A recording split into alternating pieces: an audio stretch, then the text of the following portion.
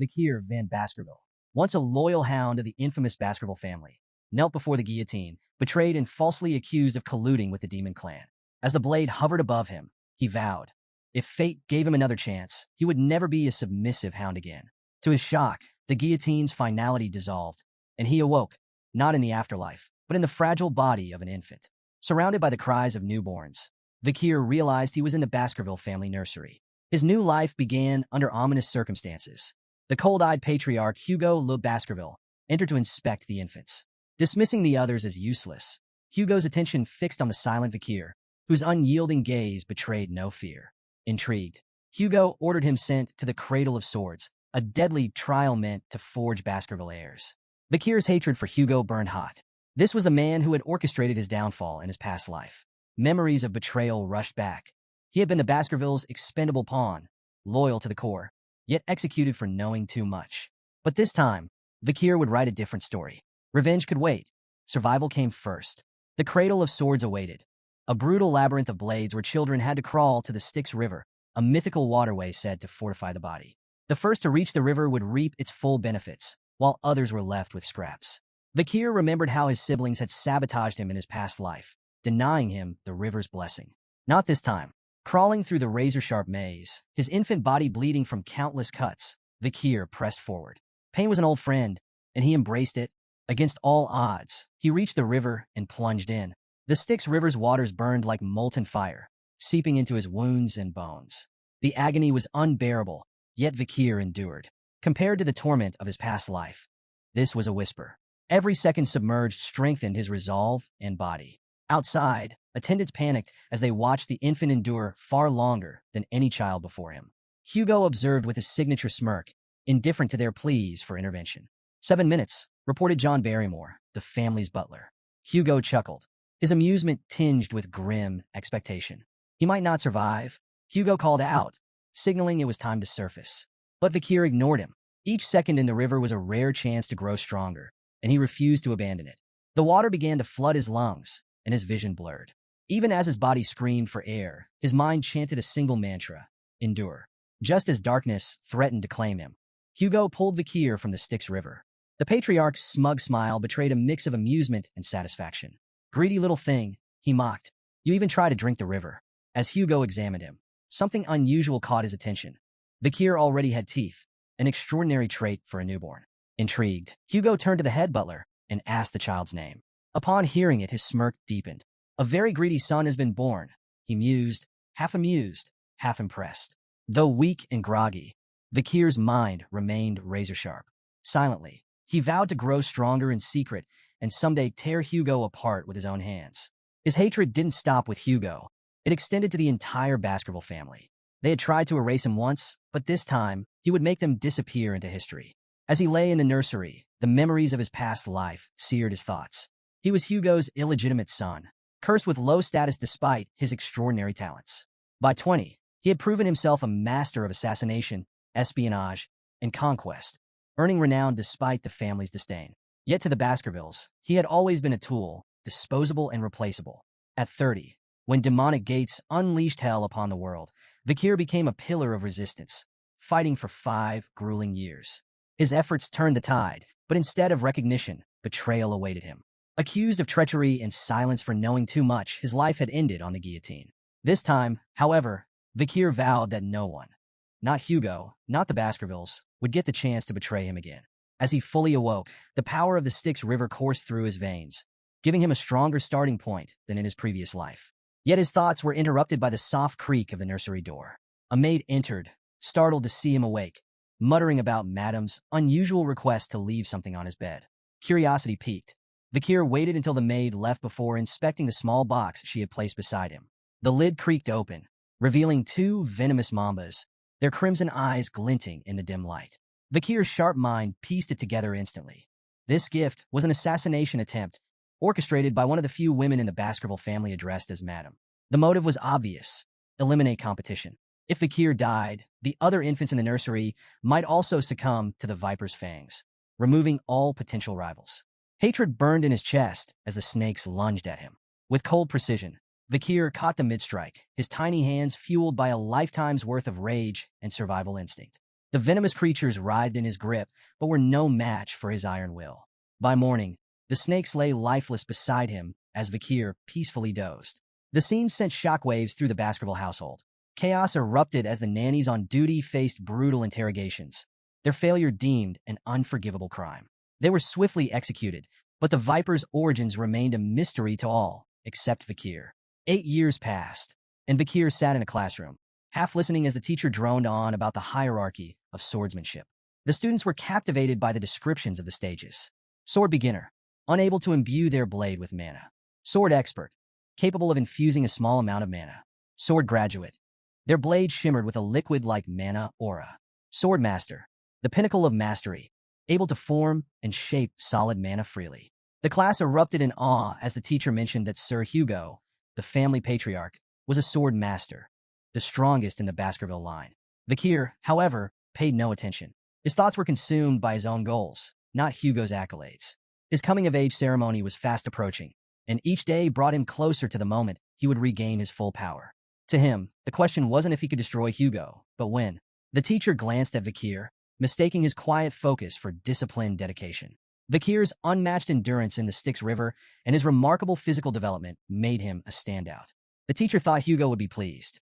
Vakir, however, cared little for Hugo's approval. He was busy calculating how many years he had left to exact his revenge. After class, trouble came in the form of 3 arrogant boys.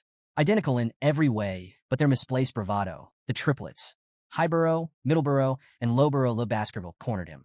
Known as Hugo's Trident, they sneered and jeered, calling him Garbage Van and mocking the stories about his legendary feats as a baby. Styx River? Strangling snakes? What a joke, Highborough taunted. The others laughed, feeding off each other's malice. Vakir's sharp memory identified them instantly. These were the same triplets who had betrayed him in his past life, stabbing him in the back when he was on the run from false accusations. At 9 years old, their cruelty was unchecked, but Vakir knew they would grow into dangerous obstacles. He debated whether to deal with them now or bide his time. Highborough, the self-proclaimed leader, pulled out a knife. They say your body's immune to blades, he smirked. Let's test that. Middleborough grabbed Vakir from behind, clamping a hand over his mouth. 3 minutes, he said with a sneer. If he can endure that, I'll eat my hand. The triplets began their experiment, slashing at Vakir with increasing frustration. 1 minute passed, then 3, then 10. No matter how hard they tried, the knife didn't leave a scratch. Annoyed and out of ideas, the triplets let Vakir go. Guess the legend's true, Middleborough muttered. As he released Vakir, he froze, noticing blood on his hand and the absence of a finger. Vakir spat the severed digit onto the ground, his expression calm, almost bored. What are you doing? Middleborough shrieked, his face pale. Vakir's dark smile deepened. You said you'd eat your own hand, he reminded him coldly. Panic gripped the remaining 2 triplets. We need a priest, they yelled, scrambling to find a way to reattach the finger. Vakir wasn't interested. His icy gaze silenced their panic, and he spoke with quiet authority. Leave. The enraged triplet lunged at Vakir with a knife, hurling insults and emphasizing their age advantage. Vakir remained calm, letting the blade strike him, but it failed to pierce his skin. Seizing the moment, he grabbed the boy's wrist and twisted it with merciless precision. The triplet screamed in pain as Vakir, his voice cold and steady, reminded them that in the Baskerville family, power and talent always trumped age. An evil glint flashed in Vakir's eyes as he taunted them. Shall we continue your little game? Let's see who lasts. He wrenched the boy's arm further, eliciting louder cries. The remaining 2 triplets, frozen in fear, soon snapped into action. One charged at Vakir in a blind fury, only to meet a devastating punch that sent him sprawling across the floor. The third followed suit, lunging in desperation, but Vakir countered effortlessly with a kick to the face, leaving him crumpled beside his brothers. The room fell into an eerie silence, broken only by the groans of the defeated triplets. Vakir stood over them, his gaze icy and unforgiving.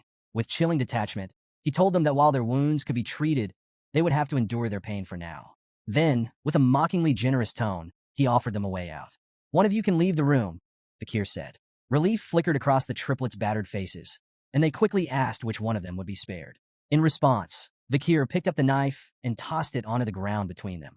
Decide for yourselves, he said, his voice dripping with cruel amusement. As he turned to leave, he added one last taunt. Don't take too long. At least one of you should live, right? The triplets stared at the knife, then at each other. The realization hit them like a thunderclap. Survival would come at a cost. Desperation overtook reason, and they began to fight, clawing and struggling to claim the blade. From outside the room, Vikir paused to listen, satisfaction curling his lips as the sounds of their infighting, grunts, shouts, and cries echoed through the hallway. The once united trident of Baskerville had been shattered, their bond irreparably fractured. Meanwhile, in the Patriarch's office, Hugo Le Baskerville received troubling news from his head butler, John Barrymore. "The Morgs clan is stirring trouble at the Ruby Mines, my lord," John reported. "They've started staking claims to the territory." Hugo leaned back in his chair, unfazed. "Let them. We'll deal with it when they come knocking," he replied coolly. John nodded and shifted topics. "The juvenile evaluations at the Baskerville Fortress have concluded the written exams. Master Vikir scored the highest." He hesitated briefly before adding, "The practical exams are in 5 days. The Guardian Knights have already begun clearing the training grounds." Hugo nodded, his expression unreadable, but John's slight hesitation didn't escape him. "Is there something else?" Hugo asked, his voice low. John hesitated again before finally speaking. "There's been an incident involving the young masters." Hugo's gaze darkened. "How many died?" "None, my lord," John quickly clarified. "But there were injuries. Master Highborough's teeth were completely shattered. Master Middleborough suffered a broken jaw, and Master Lowborough lost his left index finger." Hugo's face remained impassive as John continued. "The physical wounds have been treated, but the psychological impact seems severe. The boys are deeply shaken." Hugo's brow furrowed in mild surprise as he remarked, "The Trident of Baskerville is known for their unshakable bond. They wouldn't have turned on each other without good reason." John Barrymore, standing attentively, responded with precision. "The cause was another young master, Vikir. Not only did he inflict their injuries, but he also achieved the highest score on the written exam." Intrigued and faintly concerned, Hugo ordered, "Summon him." Vikir entered Hugo's office with a calm smile, exuding quiet confidence. Hugo greeted him with a tone of authority, commenting, "You've grown considerably since we last met." Hugo wasted no time addressing the incident with the triplets, noting the gravity of their injuries, not the physical ones, which had been treated, but the deeper wounds inflicted on their bond as brothers. Hugo's gaze was steady as he asked, "Do you think your actions were wrong?" Vikir met his gaze without hesitation, replying with his own question. "What did I do wrong?" Hugo's eyes narrowed slightly, yet he allowed Vikir to continue. The boy elaborated, asserting that in the Baskerville family, strength was paramount. If strength decides all, how can the stronger party ever be in the wrongs? Hugo paused, his expression unreadable, before revealing, "The triplets have already forgiven you." The revelation caught Vikir off guard. "They forgave me?" he echoed, incredulous. An old memory surfaced in Vikir's mind, a scene from his previous life. A young woman, the last survivor of a family annihilated by the Baskervilles, had come to Hugo as a nun. Despite her suffering, she forgave him, citing her faith. Hugo's response, cold and cutting, now rang clearly in Vikir's ears. Forgiveness is merely an excuse for the weak, who lack the strength to seek revenge. Drawing from that memory, Vikir repeated Hugo's own words back to him. Forgiveness is nothing more than a way for the powerless to cope with their inability to retaliate. For a moment, silence filled the room. Then Hugo's stern expression softened into approval, his eyes faintly glowing with satisfaction. "You understand," he said simply. Turning to John Barrymore, Hugo issued an unexpected command. "Let him take whatever snacks he wants from the food storage, so long as he can carry them himself." Grateful but cautious, Vikir made a modest request, chocolates. As he turned to leave, Hugo's voice stopped him. "Perform well in the upcoming evaluation," the Patriarch said, his tone sharp yet almost fatherly, "particularly against the direct descendants of the Baskerville bloodline. Don't disappoint me, son." Vikir's lips curled into a faint smile, though his crimson eyes betrayed a simmering hatred. "Understood," he replied, and left with Barrymore. The head butler led Vikir to the storage room, proudly explaining the premium quality of their chocolates. "These are the finest in noble circles," Barrymore said. The Morgs clan spared no effort in procuring them.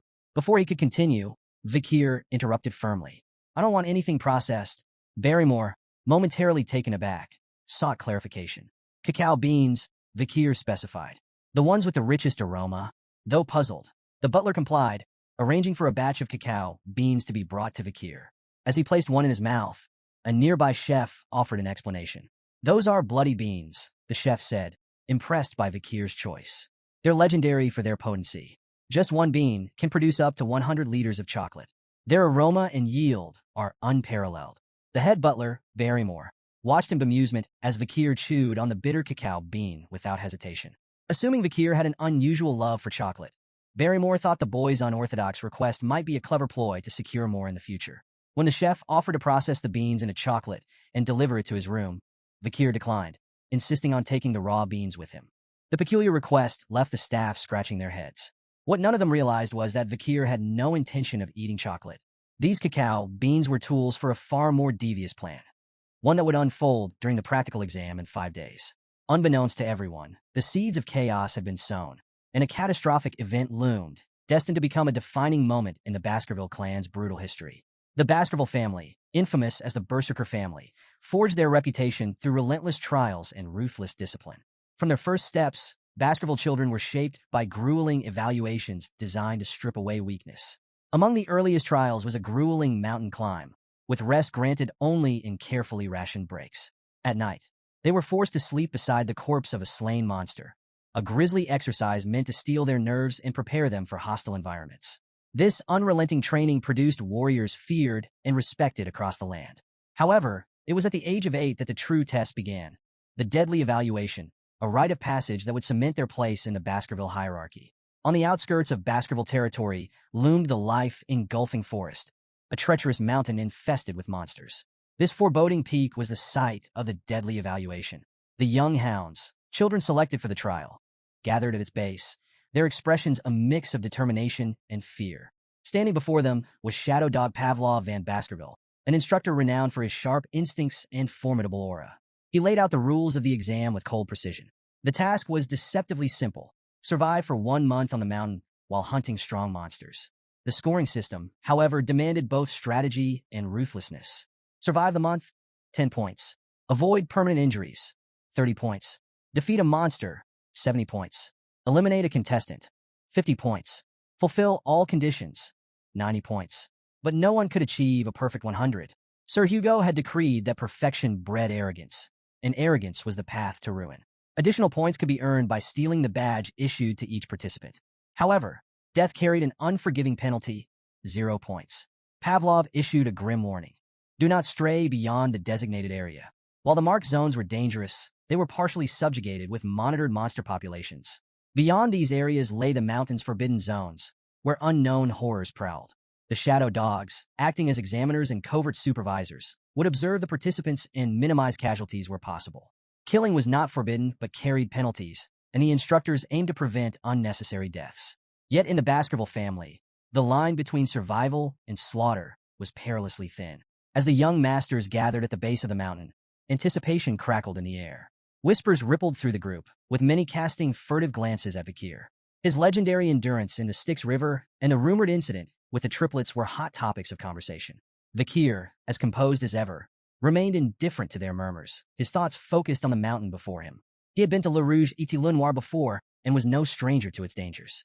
Unlike the others, who saw only a brutal test, Vakir saw an opportunity. Nearby, the triplets stood together, their usual arrogance dampened. Beads of sweat glistened on their foreheads as they cast uneasy looks at Vakir. Their nerves betrayed them. It was clear the memory of their encounter with him still lingered. Shadow Dog Pavlov, standing tall and imposing, offered a brief wish for success before the sharp toll of the bell echoed across the mountain. The evaluation had begun. The group exploded into motion, scattering in every direction. Some pursued carefully planned strategies, racing toward areas they believed offered an advantage. Others played opportunists, trailing their peers to claim their badges, or their lives, when the moment presented itself. The triplets, however, were already arguing. Each insisted on their own plan, their voices growing louder as frustration took hold. Their bickering slowed them down, their movements clumsy and disorganized. Watching from a hidden perch, Pavlov's expression darkened. Though he hoped to keep casualties minimal, the disarray among the participants hinted at an inevitable bloodbath. One shadow dog, assigned to monitor Vakir, followed him closely, while the other candidates scrambled for safe zones or sought out weaker competitors to target. Vakir took an entirely different route. He strode confidently toward the restricted zone, a place forbidden even to many of the instructors. The shadow dog's curiosity was piqued. Who was this boy? Rumored to be a prodigy, Vakir had already distinguished himself through his feats. His boldness in venturing into the restricted zone intrigued the seasoned observer, who followed silently, eager to see how Vakir would fare in the uncharted wilderness. Vakir stopped at a massive tree, scanning his surroundings with calm precision. The soft ground beneath the tree seemed like the perfect place to set up camp. To the Shadow Dog's surprise, Vikir began preparing to rest. While the other candidates battled monsters or plotted to steal badges, Vikir busied himself with mundane tasks, gathering wood, digging small holes, and practicing with a wooden stick. When night fell, he slept peacefully under the tree, completely unbothered by the chaos erupting elsewhere on the mountain. The Shadow Dog grew impatient. Was this boy truly a genius, or just a fraud avoiding the real competition? His so-called strategy seemed like nothing more than camping and cooking. Frustrated by the lack of action, the Shadow Dog eventually decided to abandon his watch, muttering to himself as he left to observe more interesting candidates. As soon as the Shadow Dog was gone, a sly smile crept across Vikir's face. He had been waiting for this moment. Without the observer breathing down his neck, he could finally focus on his real plan. Tossing a handful of bloodied beans into the fire, Vikir leaned back against the tree, reminiscing about the old days when camping like this was second nature. A quiet chuckle escaped him as he muttered to himself, "Finally, that nosy dog is gone." The flames crackled, releasing the potent aroma of the beans into the air. Vikir's preparations were complete. The peaceful facade melted away, replaced by a glint of predatory intent in his crimson eyes. "The real hunt starts now," he whispered, his voice barely audible over the flicker of the fire. A few days into the evaluation, Vikir ventured into the restricted zone, a treacherous area he knew all too well from his past life. His sharp eyes scanned the charred terrain, his senses alert. The acrid scent of burning hung in the air, a clear indicator he was getting close. Scorched roots and smoldering stool confirmed his suspicion. His target was near. Towering before him, wreathed in sulfuric heat, stood a hellhound, a 3-meter-tall monstrosity with flames spewing from its mouth and eyes. The beast radiated terror, its very presence capable of incinerating anything in its path. Known for its relentless brutality, the hellhound burned its victims until nothing but ash remained.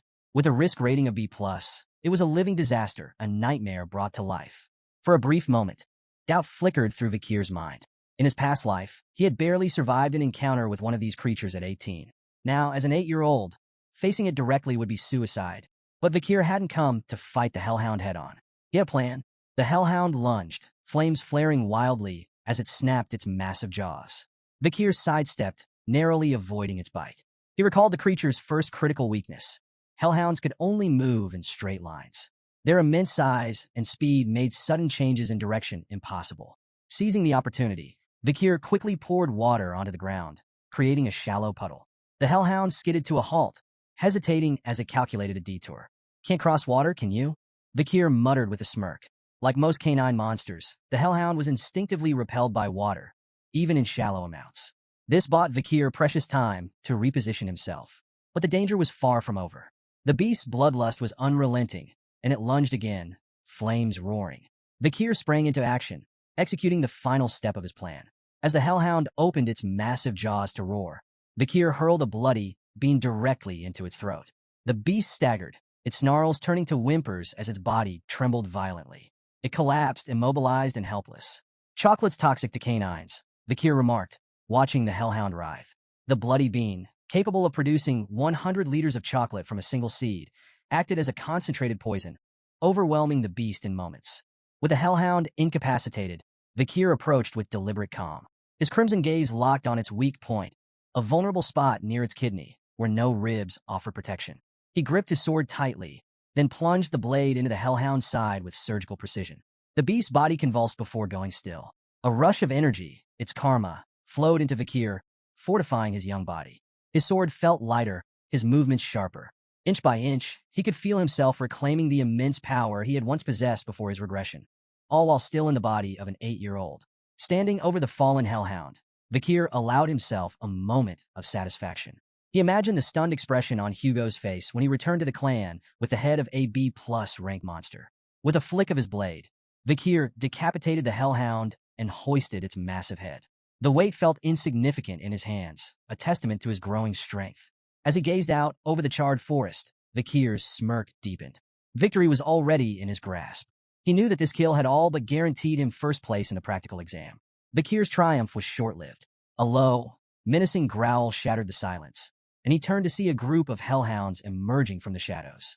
Their flaming eyes locked onto him, filled with vengeful fury. It was clear they had come for their fallen comrade. Despite the odds, Vikir remained calm. He gripped his sword tightly, mentally calculating his resources. He had enough bloody beings to exploit their weakness, and he knew their patterns and limitations. Victory wasn't impossible, but before the hellhounds could attack, something unexpected happened.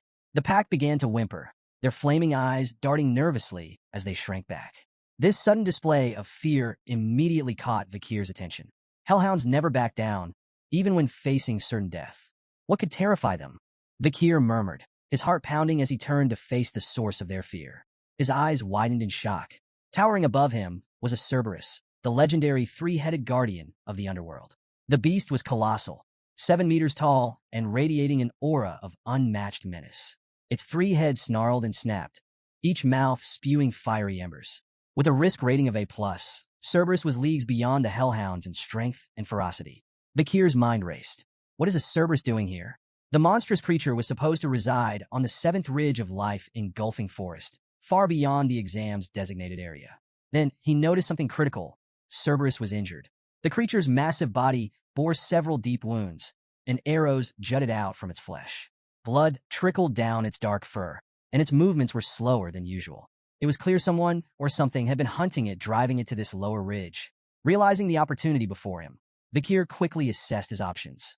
An injured Cerberus was still a massive threat, but it was far more vulnerable than usual. This was a once-in-a-lifetime chance. With steely resolve, Vikir charged forward, his body moving with precision honed from years of battle in his past life. His blade flashed in the dim light as he landed several strikes on the massive beast. Each blow was calculated, targeting weak points exposed by its injuries.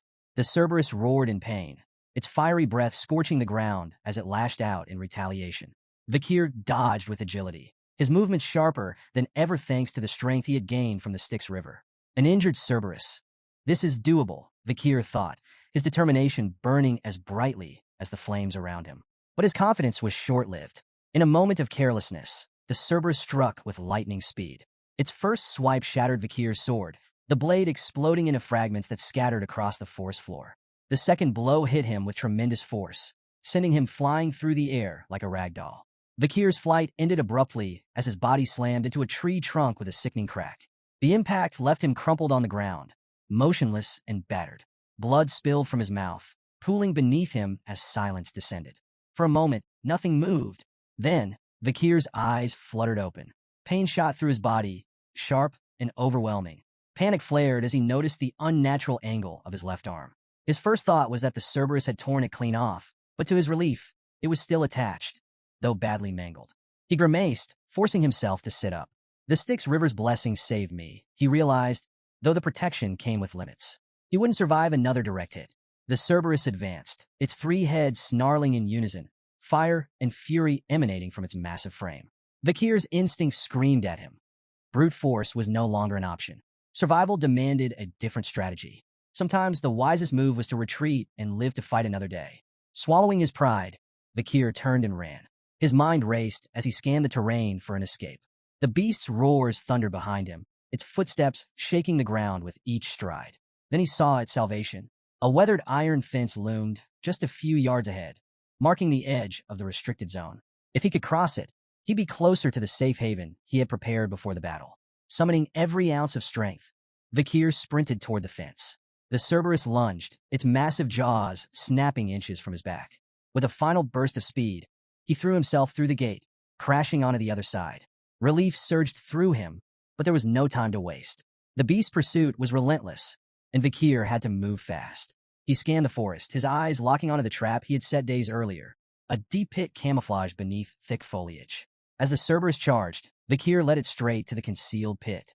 Timing his move perfectly, he dived out of the way just as the beast lunged forward. Unable to stop its momentum, the Cerberus plummeted into the pit, impaling itself on the wooden spears hidden below. Vikir's lips curled into a grim smile. His meticulous preparation had paid off.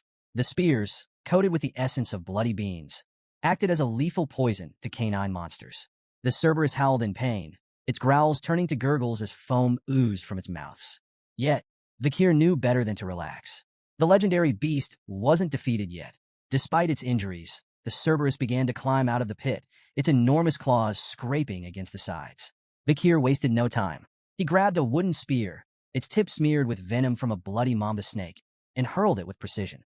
The spear pierced the creature's side, eliciting another anguished roar, but the beast pressed on. Step by agonizing step, the Cerberus dragged itself forward.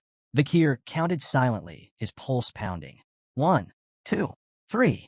The beast advanced, each step slower and more labored than the last. 4, 5, 6. As the seventh step landed, the mighty Cerberus faltered. Its knees buckled, and with a final, earth-shaking groan, it collapsed lifeless at Vikir's feet. Vikir exhaled deeply, his body trembling from exhaustion and relief. The venom of the bloody mamba, true to its legend, had ensured the creature couldn't take more than 7 steps after being struck. He had hidden the spear long ago, a precaution for the most dire of circumstances. Today, it had saved his life. The immense energy of the defeated Cerberus surged into Vikir, strengthening his body further. His muscles felt lighter, his reflexes sharper.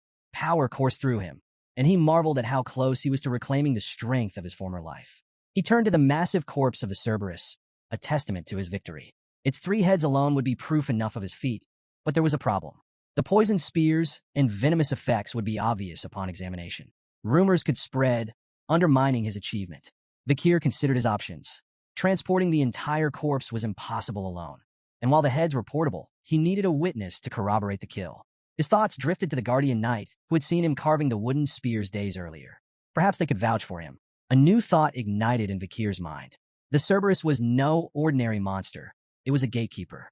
That could only mean one thing. It had been guarding something, most likely a dungeon. Vikir's pulse quickened. Dungeons were lairs of powerful creatures, brimming with rare artifacts and untold riches. The chance to uncover hidden treasure was too tempting to ignore. Before venturing further, Vikir took a calculated precaution. Scooping up a handful of the Cerberus's foul-smelling feces, he smeared it on his body. The stench was revolting, but it served a purpose, masking his scent from smaller predators that might cross his path.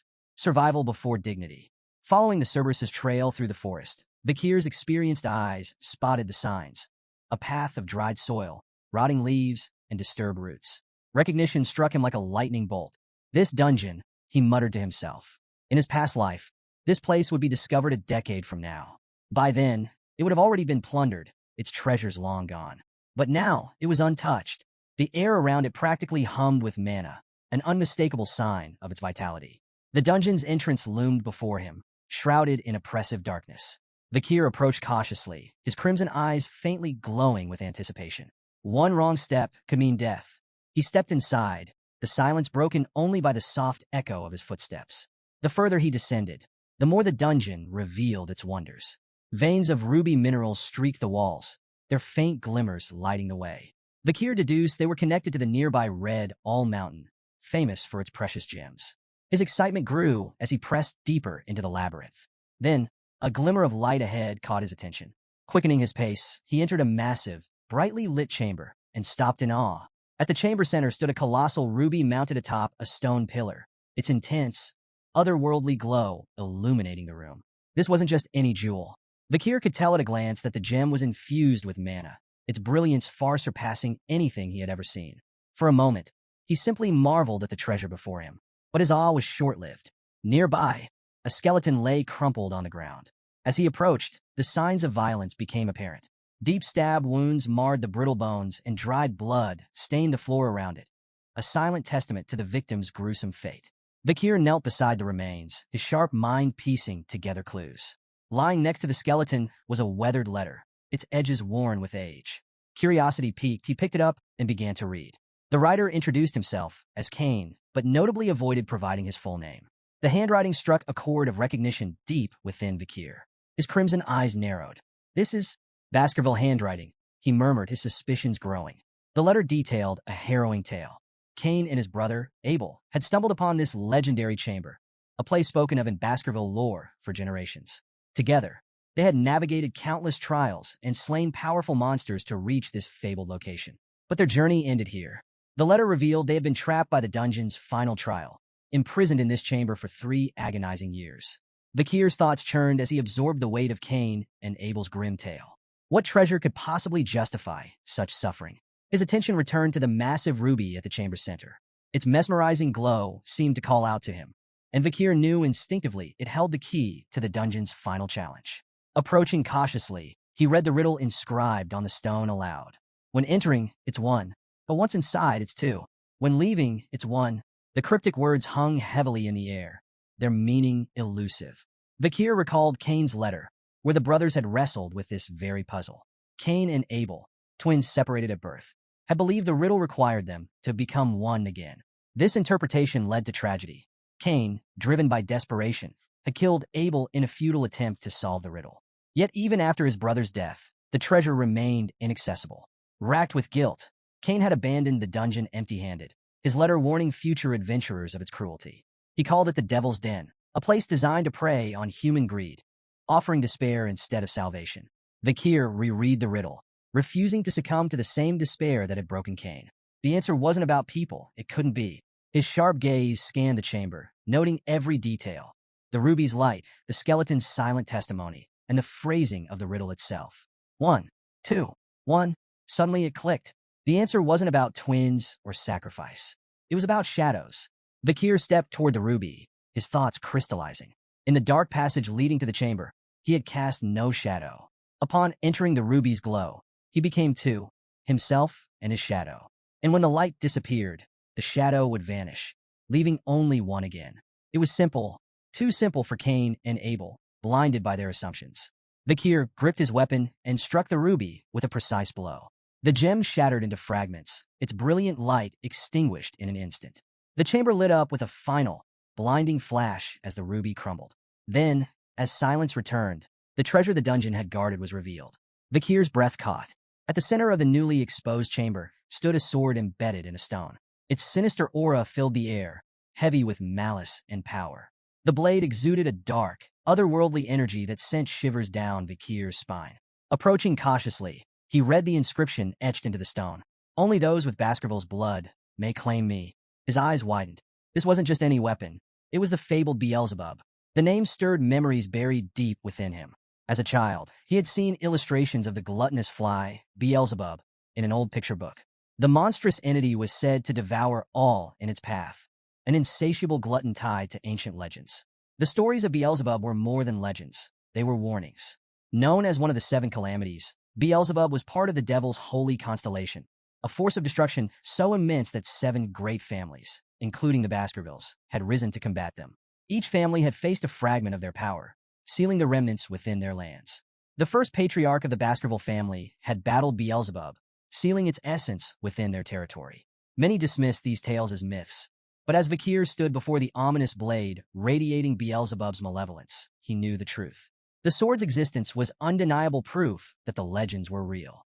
Vakir stared at the blade, its dark aura flickering faintly like the dying embers of a fire. This weapon was more than a tool of destruction. It was a symbol of his family's cursed legacy. Yet, it also represented unparalleled power.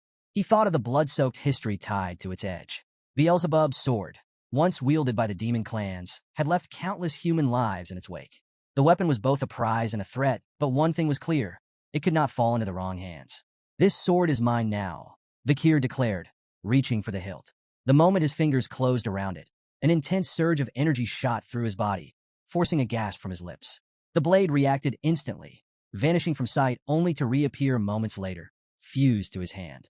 Vakir held his breath as the sword materialized again, emerging directly from his palm as if it had always been part of him. Its faint, ominous aura pulsed in rhythm with his heartbeat. He stared at the weapon in awe. The sword wasn't just a relic. It was a fragment of the devil's holy constellation, imbued with potential that made his blood race. A grin spread across his face as he marveled at the power it could unlock. With such a weapon, his path to vengeance grew clearer. After thoroughly exploring the dungeon and finding nothing else of value, Vakir decided to leave. But as he approached the exit, a sudden wave of nausea overtook him. His vision blurred, his legs buckled, and he fell to his knees, clutching his stomach. At first, he thought it was his own hunger, but the sensation was strange, foreign. Then he understood. It wasn't his hunger. It was the sword's. Beelzebub's insatiable appetite was now linked to him, its hunger coursing through his veins. Stumbling out of the dungeon, Vakir felt the blade tugging at him, pulling in a specific direction. Unable to resist, he followed its guidance. It led him back to the Hellhound's corpse, still steaming from its earlier battle. Confused but compelled, Vakir extended the blade toward the body. His eyes widened as the sword came alive, voraciously absorbing the Hellhound's blood. The once dark blade pulsed with crimson light as it fed, its hunger satiated at last. As the feeding ended, the sword let out a strange, satisfied sound, like a child after a hearty meal. Vikir's own hunger faded, replaced by a gnawing frustration. The blade was unpredictable. Its needs a burden he hadn't anticipated. Yet, its power was undeniable. Examining the weapon, Vikir noted its intricate design, slots embedded within the blade, faintly glowing. He recalled the stories about Beelzebub's inherent ability, gluttonous flies. The sword could absorb not only the blood of its victims but their skills, adding them to its arsenal. This ability made Beelzebub a weapon of limitless potential, but also one of chaos. Many of its past wielders had overindulged its appetite, allowing it to absorb so much that even their most fearsome opponents had been rendered powerless. I won't make the same mistake, Vikir muttered. He resolved to limit the sword's consumption to 3 abilities at a time, no more. Any more would risk making the blade unmanageable, and himself its victim. The barren trees and dried soil of the mountain took on a new meaning as Vikir reflected on the blade's gluttony. He suspected Beelzebub had been the cause of this desolation, its insatiable hunger draining life from everything around it. Inspecting the first slot, Vikir noted the newly absorbed skill, Hemorrhage Hellhound B+. This ability caused wounds inflicted by the blade to bleed uncontrollably, even from the smallest cuts, a devastating tool for attrition-based battles. His gaze shifted to the massive corpse of the Cerberus, and an idea sparked. Extending Beelzebub toward the body, Vikir allowed the blade to begin feeding. The sword's dark aura flared, and the Cerberus's blood was drawn into it. Before the weapon could devour the entire corpse, Vikir stopped it with a sharp word, tapping the hilt lightly, as if scolding a pet. Enough, he muttered. The blade responded with a shrill cry, like a reprimanded child. Beelzebub's 3 slots were now filled. 1. Incinerate Cerberus. A+, inflict severe, flaming injuries that are resistant to healing. 2. Hemorrhage Hellhound, B+, causes catastrophic blood loss from even minor wounds. 3. High-speed regeneration. F. A minor healing ability absorbed from a crushed sewer rat. Vikir smirked, noting the high-speed regeneration skill. While not as impressive as the others, it could still prove useful in emergencies. He glanced at the squashed rat beneath the Cerberus's corpse and felt a mix of amusement and practicality. Reflecting on Incinerate Cerberus, Vikir marveled at its raw destructive power. Thermal injuries, he knew, inflicted far more agony than hemorrhage. With his preparations for the exam complete, Vikir chose to remain near the Cerberus's remains until the evaluation officially ended. When the young hounds returned to Baskerville Fortress, the elders began assessing their performances. Each participant was awarded a reward crafted from the remains of their hunted monsters, a sword, shield, or necklace symbolizing their success. But one hound stood out above the rest. In his office, Patriarch Hugo Van Baskerville leaned back in his chair, eyebrows raised in mild surprise. Turning to his head butler, John Barrymore, he asked, "Who caught what?" Barrymore responded dutifully. Master Vikir Van Baskerville, the 8-year-old hound, hunted a Cerberus, an A+ rank monster that wandered into the restricted area during the exam. Hugo's surprise deepened. Even the family's guardian knights avoided facing such creatures. Yet, Vikir had managed to slay one. Barrymore continued, explaining that the Cerberus had been previously wounded by the barbarian tribe before Vikir encountered it. The boy had then used poison on a wooden spear to secure his victory. However, the exact nature of the poison remained unknown, as Vikir's hunting journal offered no explanation. Hugo smirked, intrigued. And why hasn't he clarified this? Barrymore hesitated before answering. The boy claimed he was tired and retired to his dormitory. The patriarch chuckled, his eyes glinting with amusement. The little brat is already so sly. He understands that information is power, and power has its value. Barrymore nodded, though his astonishment lingered. It's remarkable that such talent comes from a hound named Van, rather than Lon. Hugo dismissed Barrymore's implication with a smirk. I do not judge hounds by their lineage. I raise them for their talent and their spite. Even mutts can rise to greatness. His tone left no room for doubt. In the Baskerville clan, skill and ambition outweighed noble birth. Barrymore hesitated, his mind drifting briefly to Hugo's second son, who was undergoing isolation training. He wondered if Hugo's indifference masked concern, but chose not to voice his thoughts. Instead, he bowed slightly and apologized for his earlier comment. Hugo waved it off. Enough of that. Bring me something to lift my spirits. Shall I summon Master Vikir? Barrymore offered immediately. Hugo nodded, and the butler departed. When Vikir entered the Patriarch's office, his composed, self-assured demeanor didn't escape Barrymore's notice. Hugo, ever direct, wasted no time questioning him about the Cerberus hunt. How did you manage it? Hugo asked. With calm precision, Vikir revealed his use of chocolate as a poison, exploiting its lethal effect on canine monsters. Hugo's eyes briefly widened in surprise, quickly piecing together the implications. The boy's earlier request for chocolate hadn't been a whim. It had been a carefully laid strategy. Barrymore, standing nearby, was equally astonished but kept his focus on the subtle tension between the two. The lack of formal greetings struck him as unusual. Was this how a father and son truly interacted? As the conversation continued, Hugo shifted gears. Why didn't you explain this to Barrymore earlier? Vakir's reply was curt but deliberate. The butler is not my master. Hugo raised an eyebrow, intrigued. Then who is your master? I belong to the clan, Vakir said without hesitation. The master of the clan is my master as well. Hugo smirked faintly, leaning back in his chair. Well said.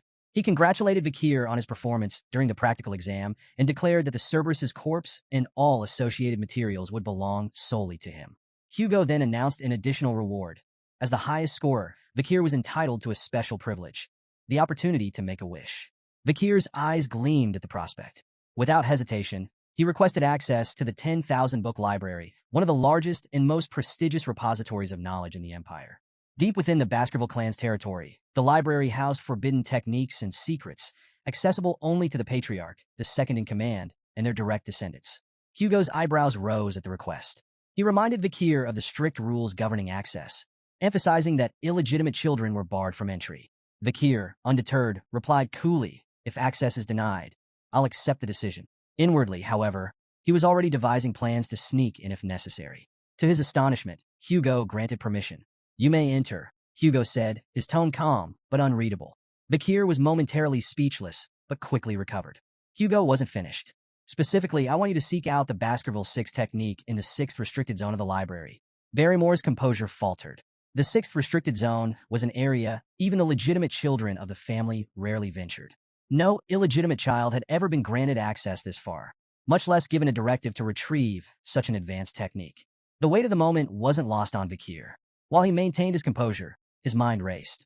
Why is he giving me this opportunity? Even so, he reminded himself that the 6th technique, while formidable, was still far below Hugo's level of mastery. Before his regression, Hugo had achieved mastery over the Baskerville 7th technique, wielding the legendary power to bear 9 fangs. It was a feat that made him unparalleled within the clan, solidifying his place at its apex. But Vakir's ambitions extended far beyond the 6th or even the 7th technique. His sights were set on the ultimate prize, the textbook of swordsmanship, the foundational manual created by the first Baskerville Patriarch, who had subdued the 7 great disasters. It contained the teachings that had shaped the clan's unmatched legacy, and Vakir believed it held the key to his success. As Hugo offered a faint smile and wished him good luck, Vakir bowed, expressing his gratitude. Inside, however, he marveled at how Hugo had unknowingly handed him an opportunity of incalculable value.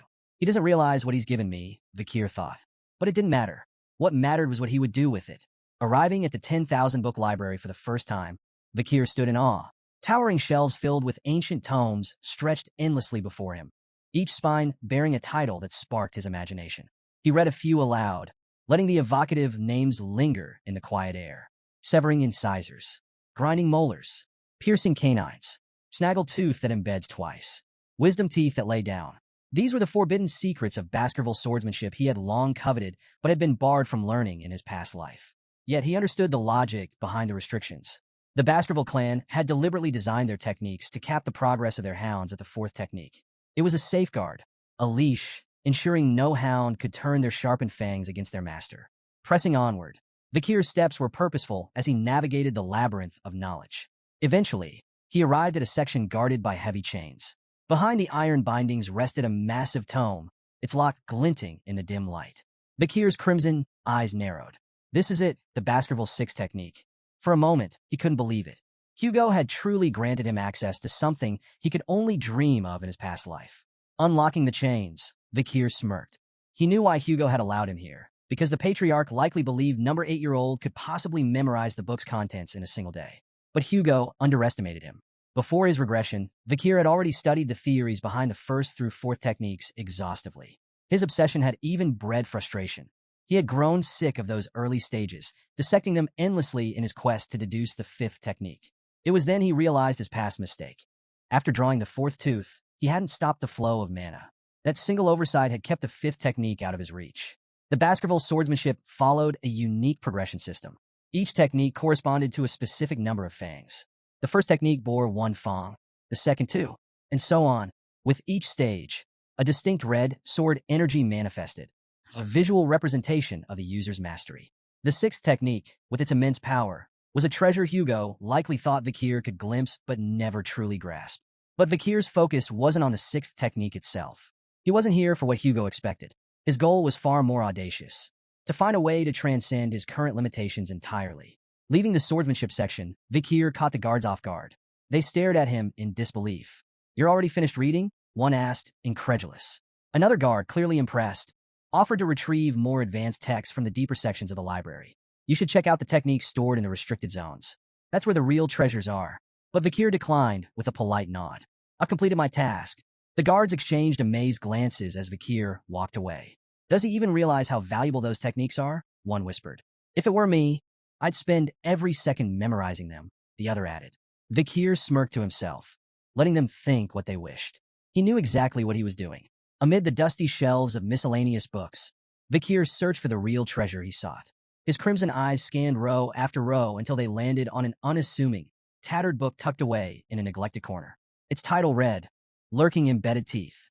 The book's worn cover and damaged pages made it appear worthless, a relic forgotten by time. Vikir held it in his hands, his expression calm, but inside his heart raced. He vividly recalled the time before his regression when he had served in the Hound Squad. During a mission, his team had stumbled upon a torn page from a Baskerville swordsmanship textbook. The page bore the unmistakable handwriting of a Baskerville ancestor and contained cryptic hints about a forgotten technique. When the page was brought to Hugo, it sent the patriarch into an obsessive frenzy. Determined to find the original text, Hugo scoured the library for years before finally locating it, within the lurking embedded teeth. The book, hidden among useless texts, contained the writings of a Baskerville ancestor and revealed the existence of the legendary 10th Fong technique. Vikir remembered the carnage that followed. Hugo, captivated by the promise of the 10th Fong, declared war on anyone holding the missing pages. He dispatched Baskerville hounds to the 7 great families to recover the remaining 6 pages. The mission came at an unimaginable cost. Hounds died by the dozens, their bodies piling high, drenched in blood. When the pages were finally recovered, Hugo's only acknowledgement was a cold, dismissive phrase: "Good job." Vikir's hands clenched as the memory burned in his mind. The senseless waste of life enraged him. He vowed that history would not repeat itself. He would surpass Hugo, not by mimicking his methods, but by learning from his mistakes. Flipping through lurking embedded teeth, Vikir noted its disjointed techniques and incomplete passages. Without the missing pages, the book was little more than a fragmented puzzle. But Vikir had an advantage no one else did. Before his regression, he had memorized every detail of those lost pages. The reason he couldn't progress beyond the 4th technique in his previous life wasn't his lack of skill or mana. It was the absence of this original text. The missing pages were the key to understanding the techniques in their entirety. As Vikir closed lurking embedded teeth, he muttered to himself, "To most, this book would seem like meaningless, disjointed nonsense. But with the missing pages, the misleading information transforms into an absolute masterpiece."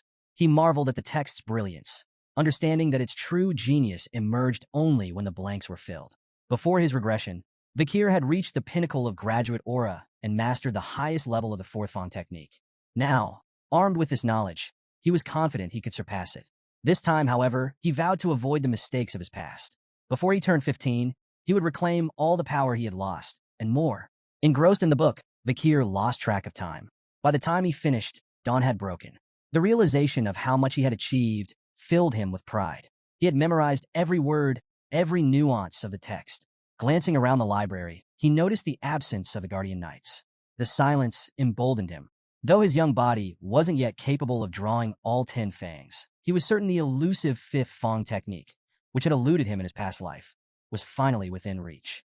Approaching a nearby statue, Vikir steeled himself, his mind focused and his heart resolute. He began executing the Baskerville sword techniques, unleashing every ounce of power he could summon. First Fong technique, a sharp, decisive strike, its precision cutting cleanly through the air. Second Fong technique, building momentum. Each movement grew more deliberate and deadly. Third Fong technique, forceful and unrelenting. His strikes hammered the statue's surface. Fourth Fong technique, a whirlwind of honed precision, each blow infused with years of dedication. As his sword collided with the statue, Vikir's memories surged. He recalled the brutal struggle to reach graduate aura in his past life, only to have his illegitimate status bar him from progressing further. The direct bloodline of the Baskervilles had ensured he never advanced beyond the 4th technique, crushing his potential with their hostility. But this time was different. With each strike, Vikir channeled his anger, frustration, and defiance into his blade. In his mind, the statue became a vivid image of Hugo's face, taunting him. With a ferocious swing, he unleashed his full force, slicing through the statue in a series of precise, calculated blows. As the dust settled, Vikir stepped back, his breath ragged and his body trembling. For a moment, he stood still, hands gripping his weapon tightly, anticipation coursing through him. Then it came, a hot surge of energy flowing from his heart to his neck. He knew instantly. A triumphant smile spread across his face. He had done it, overwhelmed with emotion. Vikir nearly felt tears welling in his eyes. His success was monumental, but it was the tangible proof that left him awestruck. His canine teeth had begun to grow. In the Baskerville clan, this development symbolized the hound's readiness to draw their fangs against their master. Such a transformation had never occurred at such a young age in the clan's history. His body trembled with excitement as his mana surged within him, evolving into something far greater. The solid state of his energy had transformed into a liquid form, denser and more versatile. This was graduate aura at its true peak, a level of mastery that had taken him 30 arduous years in his previous life. Now, at just 8 years old, he had reached the same milestone. Vikir gazed at the flowing aura surrounding him, its liquid form a testament to his newfound status. To reach graduate aura was to ascend leagues above sword experts, and the realization filled him with both awe and quiet confidence. Yet this was only the beginning. His gaze shifted back to lurking embedded teeth, the book that had unlocked this monumental progress. The text's seamless transitions between offense and defense represented a swordsmanship technique of limitless potential, one perfectly suited to someone with Vikir's boundless ambition. Carefully, he placed the book near the window and allowed himself a moment to reflect. Since his regression, his growth in strength and skill had been exponential. With his current abilities, Vikir was confident he could hold his own against a mid-class graduate aura swordsman and emerge victorious. Still, he knew better than to reveal the full extent of his power. Not yet. For now, he needed to keep Hugo's eyes on him, buying time to secure everything he needed for the future. A sly grin spread across Vikir's face as he pulled out a magnifying lens. Positioning it over the book, he allowed the sun's rays to converge, igniting the pages in a small, controlled fire. As the flames consumed lurking embedded teeth, he remarked to himself that destroying the book would make it nearly impossible for Hugo and the hounds to piece together the 10th Fang technique. For him, however, it was no loss. He had memorized every critical detail. The acrid smell of burning paper quickly drew the attention of the library guards, who burst into the room. Startled to find Vikir there, they demanded an explanation. Vikir's expression shifted instantly to one of sheepish contrition. Bowing his head, he apologized profusely, claiming the fire had started when he had carelessly left the magnifying glass too close to the book. He even offered to report the incident to the butlers himself. The guards exchanged uneasy glances, fearful of punishment for neglecting their duties. One finally suggested that the blame lay with them for failing to monitor the library properly. "We're just lucky it happened in this section," one guard muttered, glancing at the ashes of what they deemed useless books. Seizing the moment, Vikir subtly steered the conversation. He mentioned their preoccupation with the Morg's clan and the disturbances at the Ruby Mines, suggesting this might explain their absence. The guards nodded in agreement, grateful for the excuse and eager to bury the matter. They promised to keep the incident a secret if Vikir did the same. As he left the library, Vikir apologized again, thanking the guards for their understanding. Once he was out of sight, a mischievous grin spread across his face. The guards' voices echoed behind him, praising him as thoughtful and considerate, someone who deserved respect. Vikir relished their naivety, knowing he had orchestrated the situation perfectly. Later, in Hugo's office, the patriarch leaned back in his chair, his piercing gaze fixed on Vikir. "So," Hugo began, "did you learn anything enlightening from the libraries?" Vikir replied cryptically, "Something warm, sharp, soft, and viscous." Hugo and Barrymore exchanged startled glances. The implications of Vikir's words hit them simultaneously. He might have achieved aura. Aura was the hallmark of a swordsman's true awakening, signifying their official entry into the world of the blade. Even among the most talented Baskerville hounds, reaching this milestone before the age of 15 was unheard of. Hugo, visibly skeptical, reminded himself that Vikir was only 8 years old. Shaking his head, he demanded, "Prove it. Show me what you've learned." Vikir nodded without hesitation, his crimson eyes glinting with quiet determination. In the heart of a massive Colosseum-like structure, Vikir stood alone at the center, his sword steady in his grip. Surrounding him, rows of young hounds looked on, their faces filled with confusion and curiosity. Beside Hugo, the head butler leaned in, his voice low. How do you plan to test the boy's skills? Hugo's smirk was both calculated and unsettling. By releasing a monster, the butler's eyes widened in disbelief. A monster? For an 8-year-old? Hugo confirmed with a nod, his smirk deepening. Hungry and feisty too, the gates before Vikir creaked open, and a chained orc was led into the arena by a guard. The massive, green-skinned creature snarled, its bulging muscles rippling with barely contained rage. Razor-sharp tusks jutted from its mouth, and its beady eyes darted around the Colosseum, assessing its surroundings with animalistic intelligence. A collective gasp rippled through the audience of young hounds. "That's overkill," one whispered. "Do they really need a monster like that to test him?" murmured another. Some muttered their concerns aloud. If things spiraled out of control, would the Guardian Knights have to intervene? But while the crowd buzzed with doubt, Vikir stood calm and composed. His sharp eyes fixed on the orc, he showed no sign of fear. His body was still, his blade poised, as Hugo gave the signal. The orc's chains fell away with a deafening clatter. With a feral roar, the beast charged, its massive bulk hurtling forward with terrifying speed. Vikir remained motionless, timing his move with surgical precision. As the orc lunged, he swung his sword in a blinding arc. The strike was fluid and flawless, severing the creature's arm in a single motion. The orc stumbled back, roaring in pain and confusion. Before it could recover, Vikir closed the distance with terrifying speed. Another precise strike followed, this time severing the orc's leg. The monster collapsed, growling in agony, its body writhing helplessly on the arena floor. The Colosseum was frozen in stunned silence. How? How did he do that? One young hound muttered. Did he even use mana? Another asked, incredulous. From his vantage point, Vikir noted the orc's confusion. Its bleeding wounds failed to regenerate, a hallmark of its species. Vikir smirked. He knew why. It wasn't just the severed limbs. Hemorrhage Hellhound, the ability imbued in his blade, was preventing the orc's famed regeneration from activating. A C-class monster like the orc was powerless against the lingering effects of a B-class Hellhound's curse. From the sidelines, Hugo watched intently, his face unreadable. But Vikir recognized the look. His father wasn't just evaluating the fight.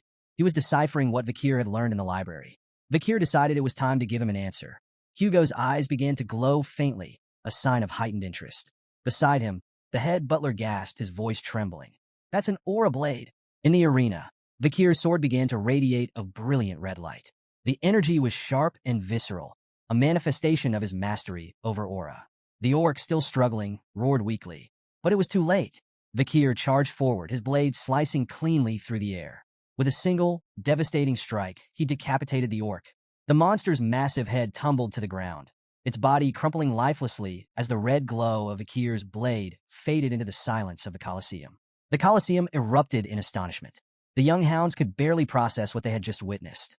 Murmurs rippled through the crowd, growing louder as disbelief turned to admiration.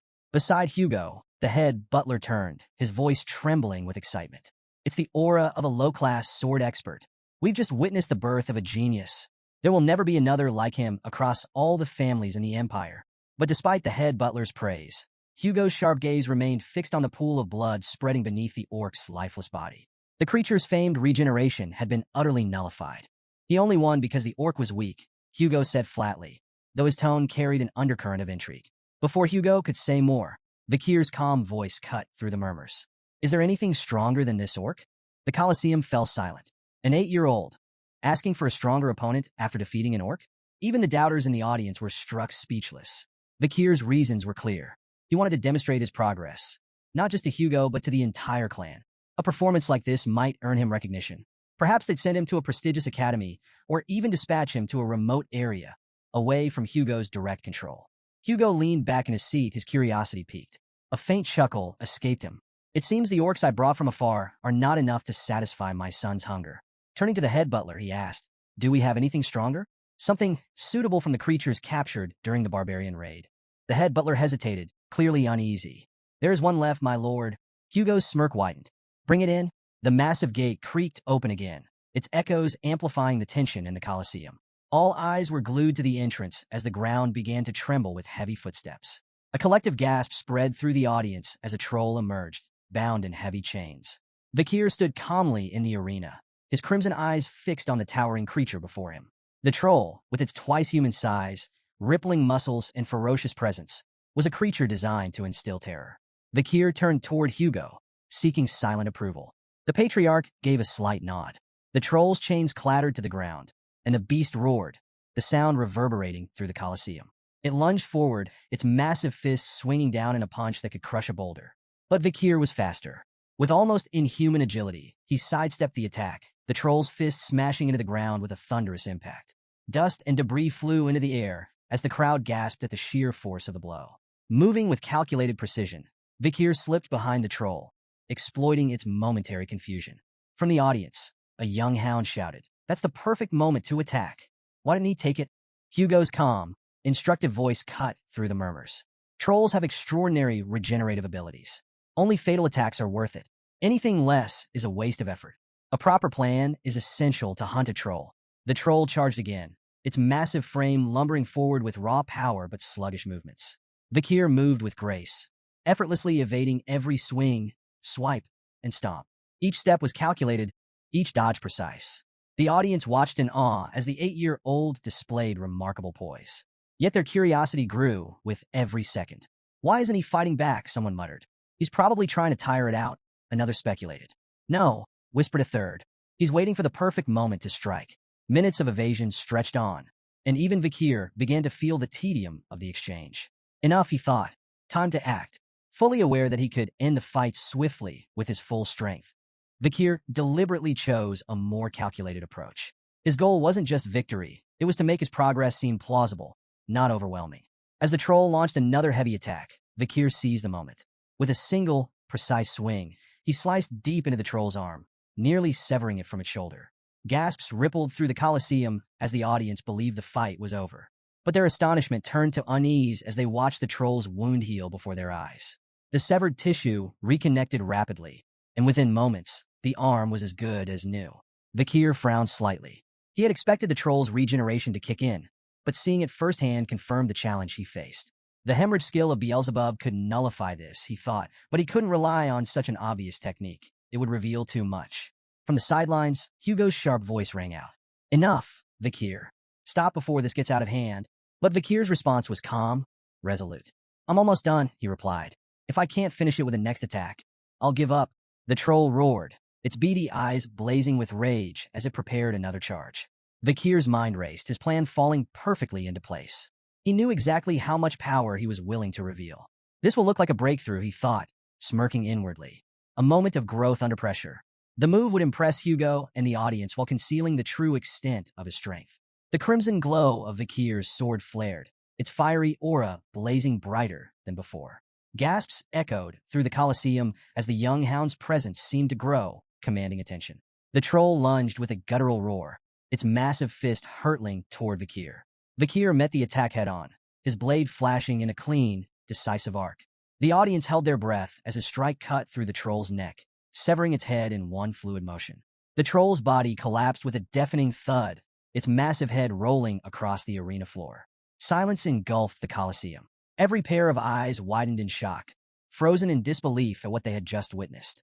Even the normally stoic head butler gasped audibly, his composure breaking.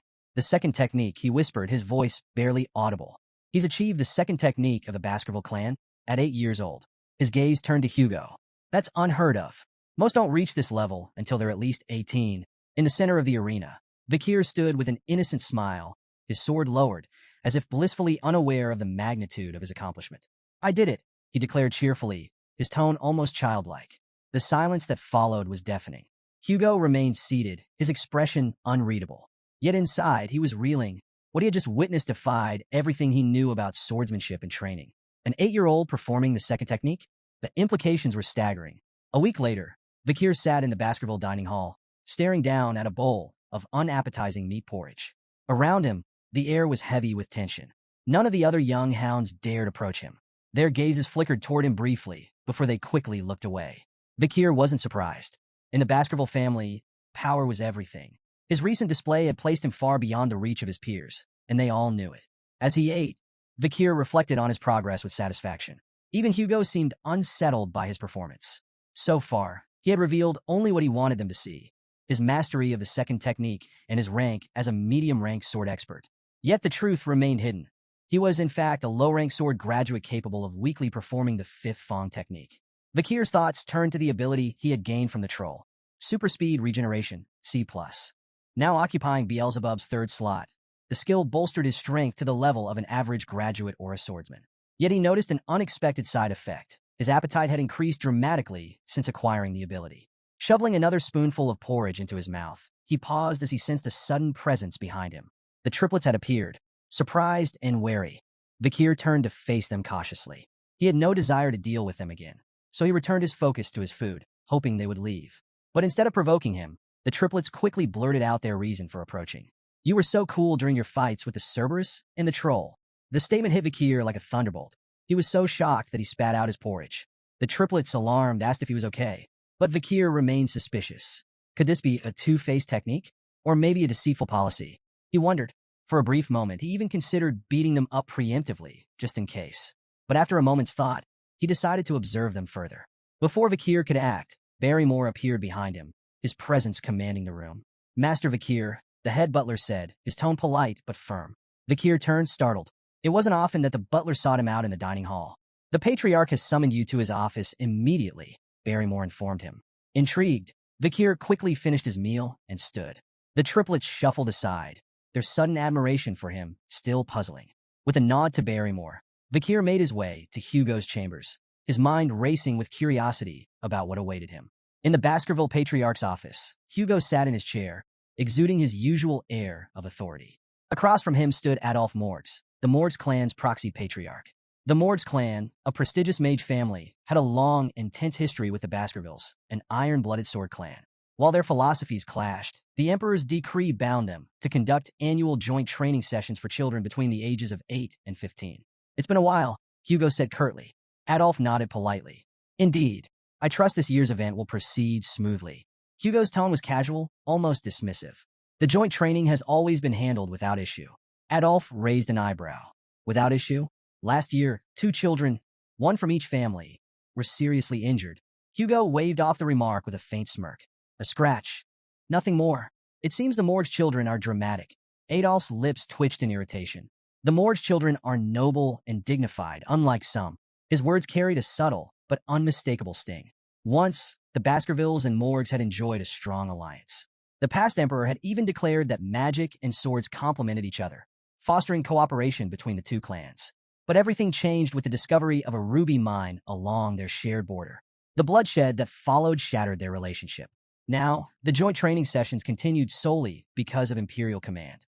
Adolphe had arrived on behalf of his brother to ensure this year's event proceeded without complications. Turning to Hugo, he remarked, "I've heard there's a supernova in the Baskerville family. A rare genius, born once in a century. A blessing to the Empire, no doubt." Though secretly pleased, Hugo downplayed the compliment. "It's nothing extraordinary," Adolphe smirked, detecting the subtle pride in Hugo's tone. "We, too, have a genius in our family," he said, gesturing toward the door. "Mort's clan head Raspine's daughter, Camus." The door opened, revealing a red-haired girl with a fiery demeanor. She strode into the room with confidence, her sharp eyes immediately locking onto Hugo. Adolphe began a formal introduction, but Camus interrupted, pointing an accusatory finger at Hugo. "Are you the thief who stole our ruby mine? Give it back." The room fell into a tense silence. Hugo's face darkened, his calm demeanor giving way to a sharp glare directed at Adolphe. "Thief?" he asked coldly. "Is that what you're teaching your kin now?" Adolphe looked startled. "I never said such a thing." Camus, however, was unfazed. Fixing Adolphe with a determined glare, she declared, "You did. An hour and 42 minutes ago, right before we got off the carriage, you called him that annoying chin beard who stole the ruby mine." Hugo's glare deepened further as Adolphe stammered, his composure crumbling. "Camus, you must have misheard. I said no such thing." But Camus stood her ground, arms crossed. "You definitely said it." Hugo's patience was wearing thin. "It seems the Mords clan struggles with teaching children proper etiquette," he remarked, his voice laced with irritation. Adolphe, scrambling to salvage the situation, tried to defuse the tension. "It's simply a misunderstanding, Patriarch Baskerville. Camus is young and spirited." Hugo's sharp gaze remained fixed on him. "There's no need to explain the Mords clan's problems with education to me," he said icily. Camus, undeterred, persisted. Crossing her arms, she repeated her demand, her fiery tone cutting through the air. "Our research is impossible without those stolen rubies." Adolphe's voice turned warning. "Camus," but she ignored him, stepping closer to Hugo. Hugo's patience finally snapped. His voice was sharp, tinged with barely concealed anger. "It seems the Mords don't teach manners at all. Adolf bristled at the comment, his composure cracking. And what do you plan to do? He retorted, his words biting. Threaten an 8-year-old girl? The insult struck a nerve. Hugo's proud Baskerville dignity prevented him from stooping to such behavior, leaving him momentarily speechless. Before the tension could escalate further, a calm but cutting voice sliced through the heated exchange. It seems the morgues don't teach their children not to envy what belongs to others. All eyes turned toward the speaker, Vakir. He stood in the doorway alongside the head butler, his composed demeanor stark against the tension in the room. The butler formally announced his arrival as Hugo turned to see his son, standing steady and unruffled. Adolf, startled by Vakir's sudden appearance, quickly connected the dots. This boy had to be the rumored Baskerville supernova. His thoughts were interrupted when he noticed something odd. Camus, who had been sitting beside him moments earlier, was no longer there. Camus had moved swiftly, now standing directly in front of Vakir. Her fiery demeanor was on full display as she demanded, "What did you just say?" Adolf called her name sharply, trying to stop her from causing a scene, but Camus ignored him entirely. Vakir, meanwhile, remained unruffled, studying her intently. As Vakir observed her, memories of Camus' future self surfaced in his mind. In time, she would rise as the Morgues clan's legendary iron-blooded empress, a figure revered and feared across the empire. Renowned as a genius of geniuses, Camus would create an era of unprecedented power for the Morgues clan.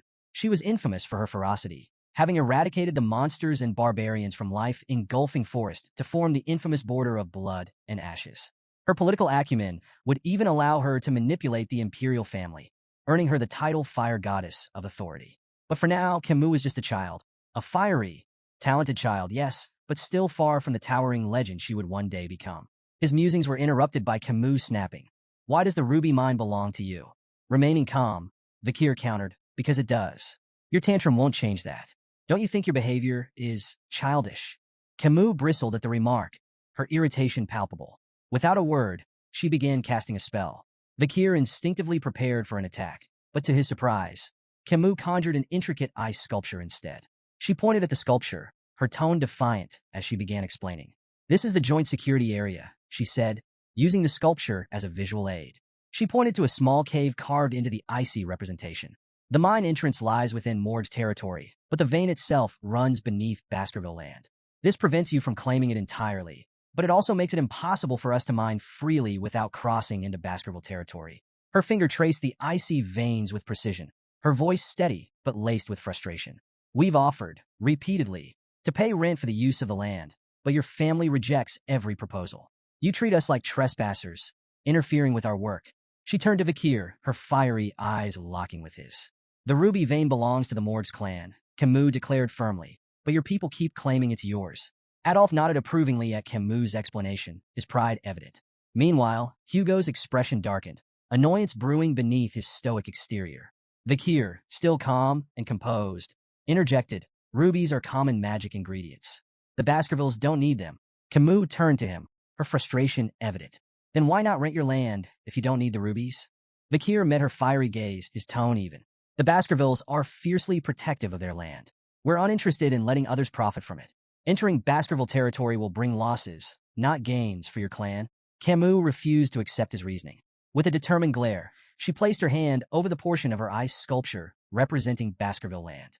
"Then whose arm is this?" she asked defiantly. Vakir moved swiftly, catching her wrist in his grip. His confident smile returned. "It's my arm," he said coolly, "because it's in my land." Camus' face flushed crimson, caught off guard by his unexpected reply. She stammered, "What are you talking about? How could I belong to you?" Clearly amused, Vakir tilted his head, his grin turning mischievous. "Who said you're mine?" he teased, his tone ambiguous.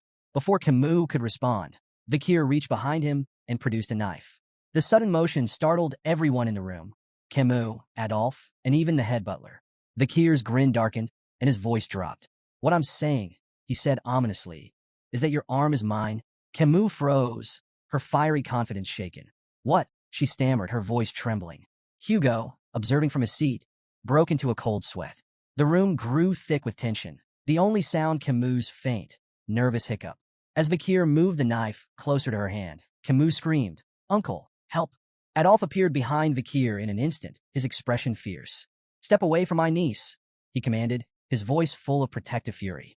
Camus seized the distraction to wrench her arm free, retreating quickly to Adolf's side. Shaken but defiant, She clung to her uncle's arm, glaring at Vikir.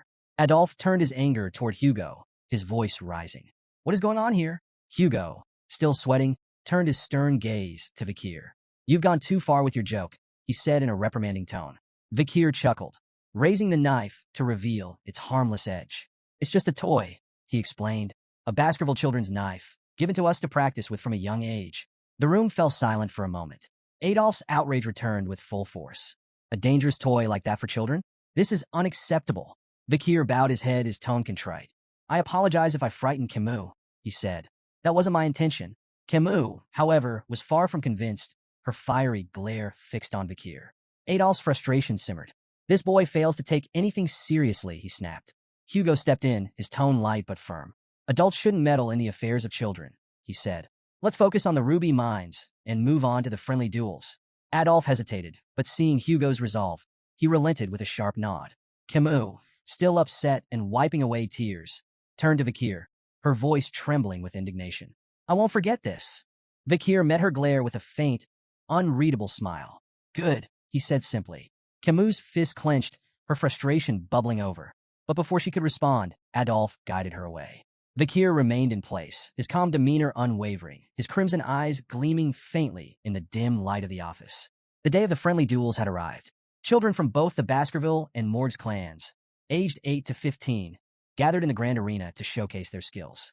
The younger participants displayed theoretical techniques and mana sensitivity, while the older children engaged in live combat. Yet, this year, all eyes were on one match.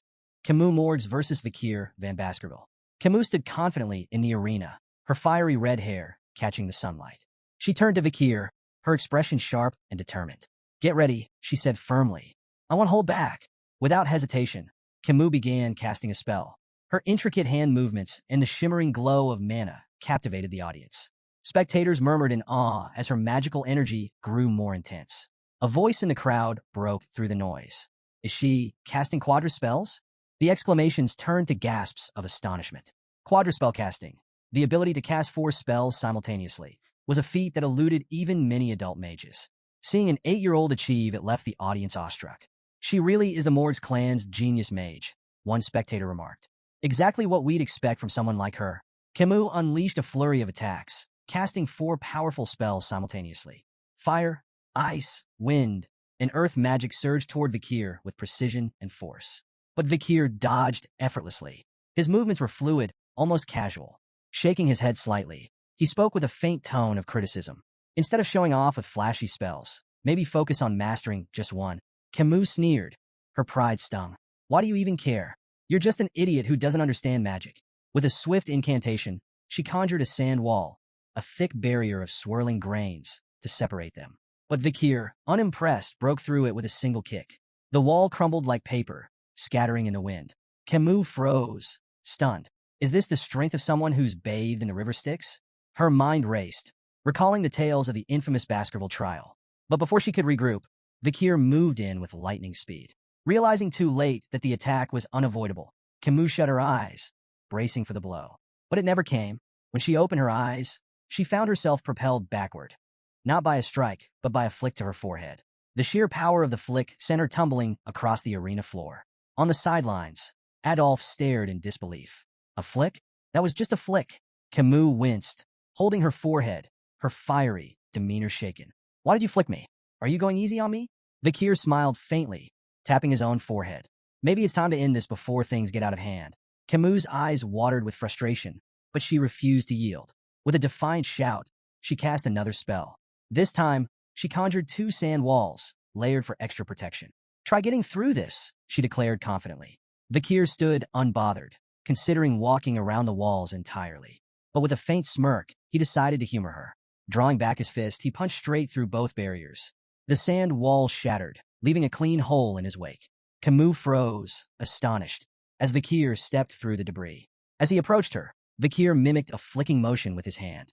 Whose arm crossed the wall? He asked, his tone calm and deliberate. Camus opened her mouth to respond, but before she could, Vikir answered for her with another flick to her forehead. The stronger one, he said simply. The force of the flick sent Camus sprawling to the ground again. Growling in frustration, she pushed herself up, her fiery glare fixed on Vikir. Still ready to fight, she snarled, I'm not done yet. Vikir sighed inwardly. Dealing with children is harder than I thought. I could end this in zero point 0.1 seconds if I wanted to, but that would just cause more problems. Dodging Camus' relentless spells with ease, Vikir's sharp gaze wandered to another part of the arena. Two contestants, a sword apprentice and a mage, were locked in a duel. The swordsman's precise, powerful strikes tore through the mage's spells. An idea sparked in Vikir's mind. They might be useful for this. Meanwhile, Camus' frustration boiled over. "Stop running away and fight me," she shouted, her voice trembling with anger. Vikir seized the opportunity, his tone calm but firm. "You might want to have a defensive spell ready." Camus blinked, momentarily confused by his sudden comment. Before she could process his warning, she noticed the mage behind Vikir preparing a large-scale attack. The intense glow of gathering mana filled the air. Adolf, observing from the sidelines, pieced together Vikir's plan. His voice rose in alarm. "Camus, watch out." The mage's spell erupted in a massive, fiery blast that engulfed the arena. Gasps and cries rippled through the audience as heat and blinding light consumed the battlefield. For a few tense moments, nothing was visible but flames and dust. In the chaos, Camus activated a defensive spell just in time, narrowly avoiding serious injury. But as the dust settled, she realized her clothes had been burned away by the flames. The crowd murmured in shock, their whispers growing louder. Camus froze. Tears welled up in her eyes as the horrifying reality sank in. She had been exposed in front of the entire audience. Her hands trembled as she tried to cover herself, humiliation washing over her. She heard her uncle Adolf calling her name, his voice filled with worry. How could this happen? She thought, her shame overwhelming. As the smoke began to clear, Vikir stepped forward. His calm figure emerged from the dissipating dust, unscathed and composed. The audience fell silent, their attention fixed on him. Vikir approached Camus, shrugging off his jacket as he reached her. To the crowd's surprise, he draped it over her shoulders. "You'll need this," he said simply, his voice steady. Camus stared at him in shock, her face flushed. "But you'll be exposed if you give me your only jacket." Vikir brushed off her concern with a faint smile, his tone light but resolute. "It doesn't matter." Camus, still reeling from the chaos, struggled to understand why her supposed rival would offer her kindness. Her confusion deepened when she noticed a thin line of blood trailing down Vikir's arm. "You're hurt," she said, pointing at the wound. Vikir glanced down, momentarily surprised. He hadn't expected his body, strengthened by the river Styx, to be scratched. Examining the cut more closely, he realized the swordsman's blade in the adjacent duel must have carried lingering aura. As the dust fully settled, the scene came into focus for the audience. Camus sat on the ground, wrapped in Vikir's jacket, her fiery demeanor momentarily subdued.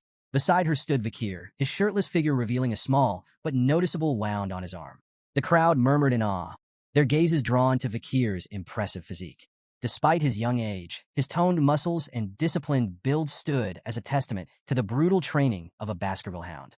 Among the spectators, admiration for Vikir was growing. But for Camus, the situation was more complicated. Her cheeks burned with a faint blush as her gaze kept drifting toward Vikir. "Why am I feeling like this?" she wondered, her earlier anger replaced by an unfamiliar sensation. Even as her uncle Adolf pulled her into a protective hug, her thoughts remained on Vikir. Later, Vikir walked alongside Hugo down a dimly lit hallway, breaking the silence. Hugo's voice was calm but probing. "How was the battle with the Morg's girls?" Vikir answered thoughtfully. "It was interesting. I learned the purpose of the event once again." Hugo nodded slightly. "A battle with a mage is different from a duel between swordsmen. Why didn't you go for a decisive blow?" Vikir hesitated before admitting. "I wasn't sure how to handle a lady in battle." Hugo's expression hardened. "Letting your guard down will only lead to injury. Take this scratch as a lesson." The unexpected concern in Hugo's tone gave Vikir pause. This isn't the Hugo I remember, Vikir thought. The Hugo he knew had been strict, cold, and brutal, his emotions as unyielding as stone. Rumors whispered that Hugo's harshness stemmed from the loss of his first wife and eldest daughter, but such things had never been Vikir's concern. Yet now, hearing a faint trace of worry in Hugo's voice, Vikir felt a rare moment of unease. Seeking to shift the subject, Hugo asked, "What do you think we should do with the ruby mines?" Without hesitation, Vikir replied, "We should give control of the mines to the Morgs." Hugo's eyebrows shot up in surprise. "And your reasoning?" "The Baskervilles' primary focus is territorial expansion," Vikir explained.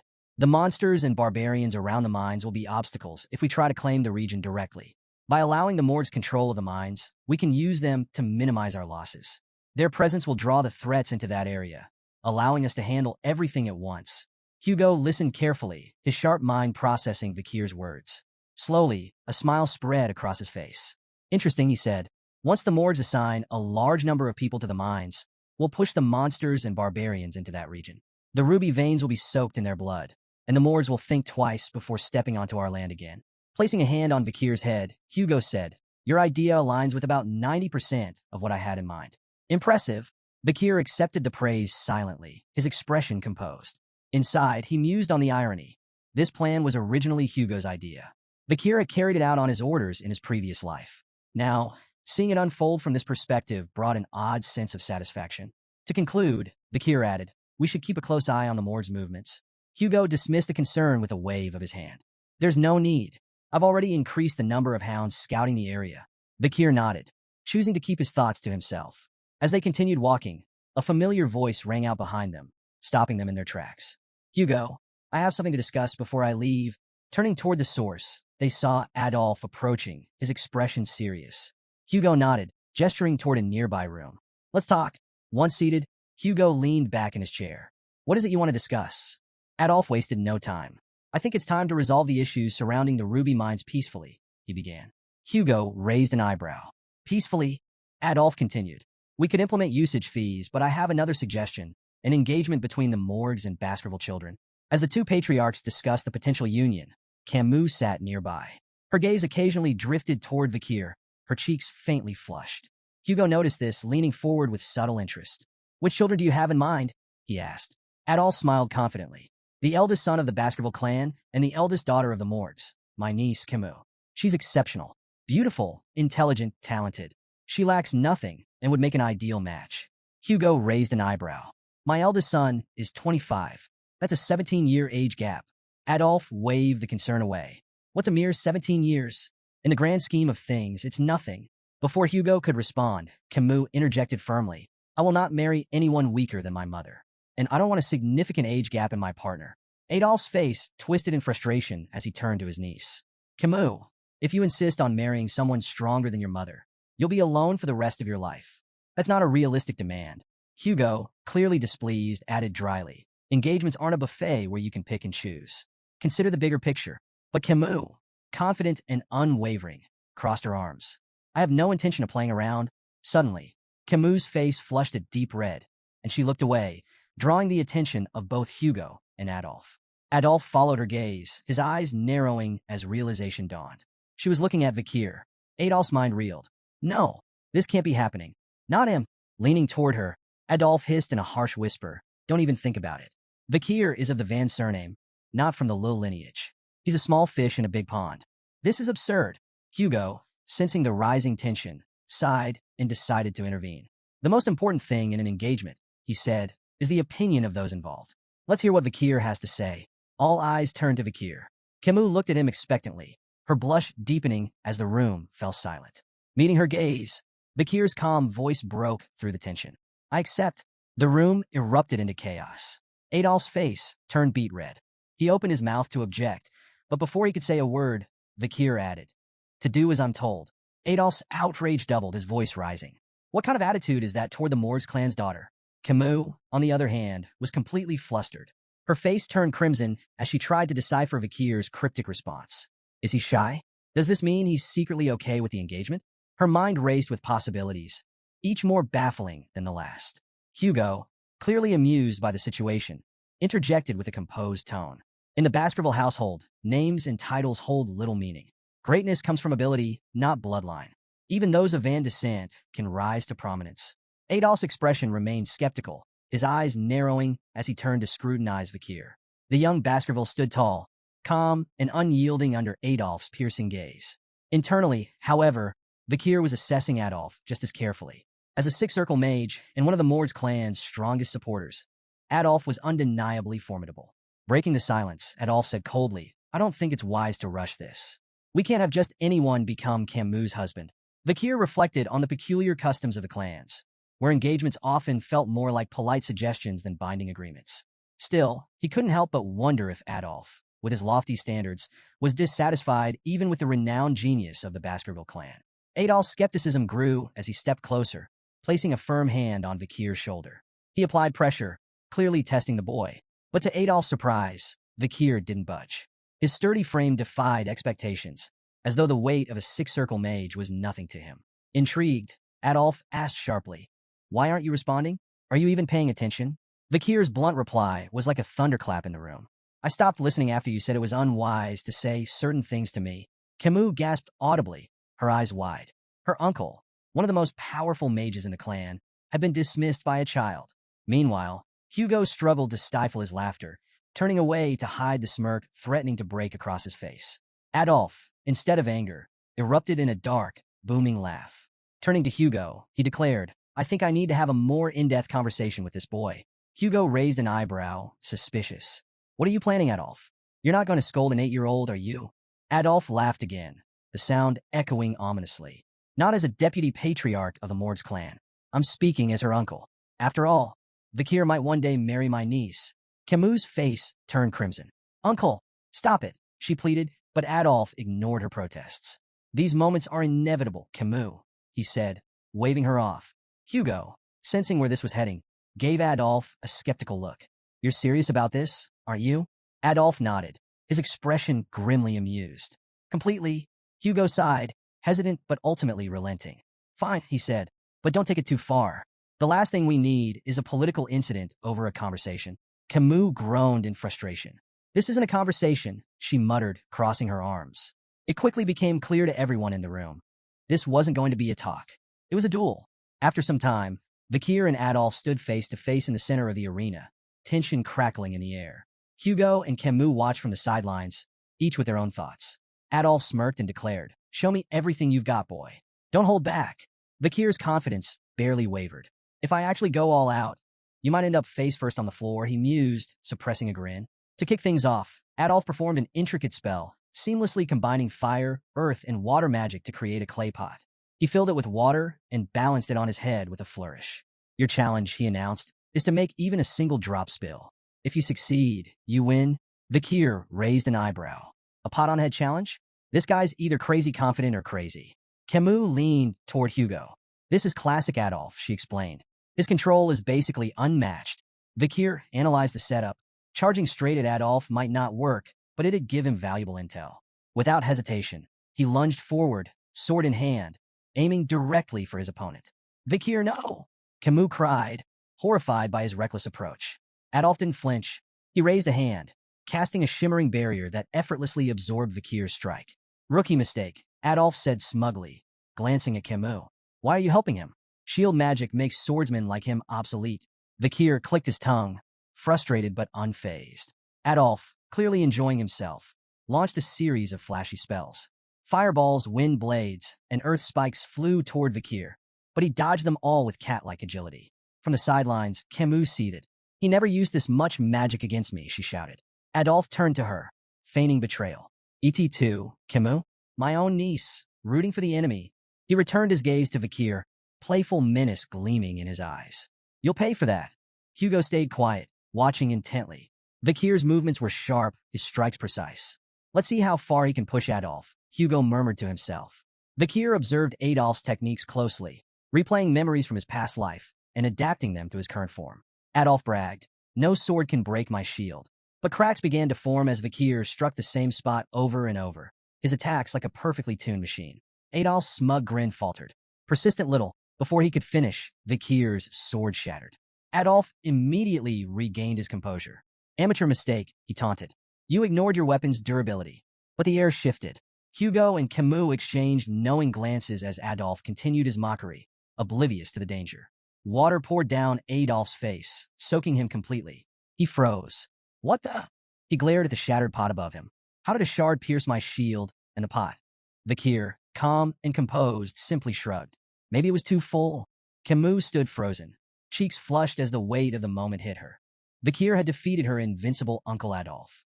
Her thoughts spiraled. "He's amazing. Is this fate?" Images of wedding bells and matching outfits flashed through her mind. Meanwhile, Hugo stood in silent contemplation, his gaze fixed on Vikir. This wasn't just talent or luck. It was raw potential. Am I raising a hound far more powerful than I imagined? 7 grueling years passed. The young hounds, now honed by relentless training, faced their ultimate test, a monstrous horn bear. The beast charged, its roar shaking the ground. In perfect unison, the hounds launched their attack, swords slicing with precision. From the sidelines, their instructor, Staffordshire Baskerville, watched with a calculating eye. "Stop wasting your energy on its vital points," he barked. "Go for the hind legs, slow it down first." The triplets responded instantly, their crimson auras flaring as they executed synchronized strikes. The beast staggered, its movements slowing. Staffordshire nodded in approval. "Good. That's how Baskervilles fight, as a pack." With the monster weakened, the remaining hounds moved in for the kill, finishing it with a coordinated assault. Staffordshire clapped his hands. "Congratulations. You're now lower-ranked sword experts and have mastered the first Baskerville technique." But his tone turned grim. This was a controlled environment. Out there in the life-engulfing forest, the oxbears won't be caged or predictable. One mistake, and you're dead. Your bloodline strength is your lifeline. Don't waste it. His words hung heavy in the air as the young hounds absorbed the harsh truth. Their 7-year training had officially ended, but their journey was only beginning. The newly minted hounds buzzed with excitement, discussing their futures. 2 of them debated their preferences for the Baskerville clan's 7 night orders. "I'm all about the Wolfhound order," the first said, puffing his chest. "Guarding the Patriarch? That's peak prestige. Wolfhound's cool," the second replied, "but I'm eyeing the Doberman, Pitbull, and Rottweiler orders. Assassination and all-out warfare? Now that's my vibe." Their banter shifted to a figure sitting atop the massive carcass of a slain oxbear, Vakir. "Who's that?" the second asked, intrigued. The first gestured toward Vakir. "That's the Vakir. Took down an oxbear twice the size of ours." He leaned closer, voice filled with awe. "He's already a high-level sword expert and mastered the third Baskerville technique. He's on par with the Shadow Hounds." Sitting on the slain beast, Vakir stared into the distance, lost in thought. His progress had been substantial. He'd reached the 5th Baskerville technique and graduated as an intermediate-rank swordsman. But to him, it felt agonizingly slow. 7 years, and still, I'm far from where I need to be.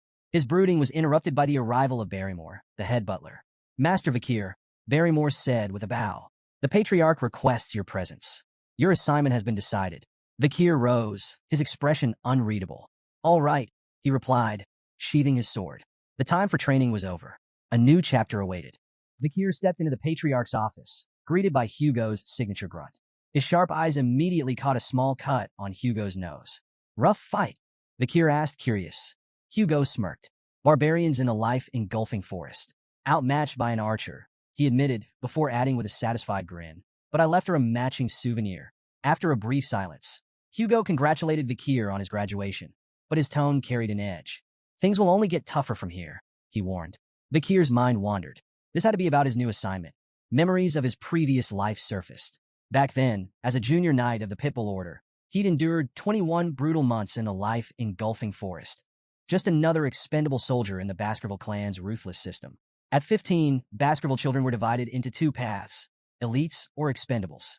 The expendables, like Vakir before his regression, were sent to the front lines, survival being their only measure of worth. Meanwhile, the elites received political and administrative training, protected by the expendables who lived long enough to serve them. Vakir knew the 5th Baskerville sword technique was designed to close the gap between the elite's polished training and the expendables' hard-earned battlefield experience. Before his regression, he'd never progressed beyond the 4th technique.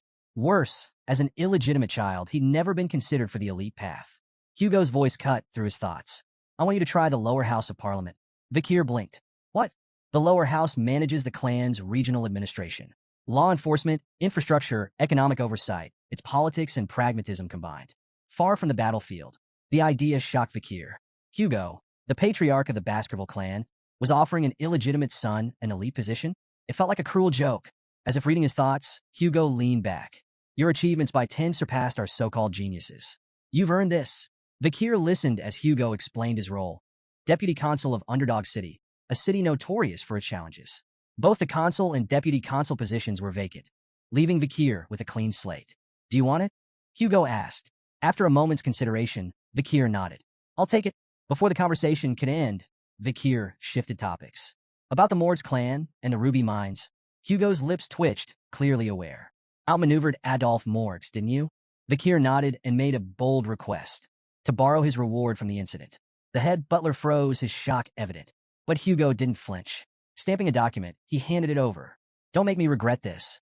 "I won't," Vakir said firmly, though his stomach churned at the sound of Hugo's final words. "Good luck, son." The word hit like a thunderclap. Before his regression, Hugo would never have called him son. As Vakir and the head butler walked down the hallway, the butler's grave tone broke the silence. Master Hugo holds you in high regard. Assigning a consulship before a battle posting, unprecedented. It's part of the disciplines of kingship. His words implied that Hugo was grooming Vakir for far greater responsibilities. Vakir, however, wasn't one to bask in praise. He knew this appointment wasn't a reward but a challenge. This was a chance to sharpen his skills in a less dangerous environment. Even so, memories of his past life refused to let him relax. The cold sensation of the guillotine's blade haunted him. That vivid memory fueled his resolve. Someday, Hugo La Baskerville would feel the same icy despair. Meanwhile, in Underdog City, a bustling villa buzzed with activity. A bald man barked orders at two workers. The villa must be spotless by tomorrow. The new deputy consul arrives then. One worker, wiping sweat from his brow, muttered, "I hope he knows business." His companion snorted. "Business? The guy's only 15. Their speculation was interrupted by a boy approaching the villa. Mistaking him for a servant's child, one worker placed a hand on his shoulder. "Hey kid, whose son are you?" The boy's glare was icy. "Remove your hand." The workers exchanged glances, taken aback, as the boy produced a document. "I'm Vakir van Baskerville," he announced coolly, "your new deputy consul." The men stood dumbfounded, their eyes darting between Vakir and the papers. One finally stammered, "But you're early." Ignoring their confusion, Vakir strode inside, issuing his first order. "Prepare food and drinks. We're hosting a party tonight." By nightfall, the villa was a whirlwind of celebration. Nobles mingled, tables groaned under feasts, and laughter echoed through the halls.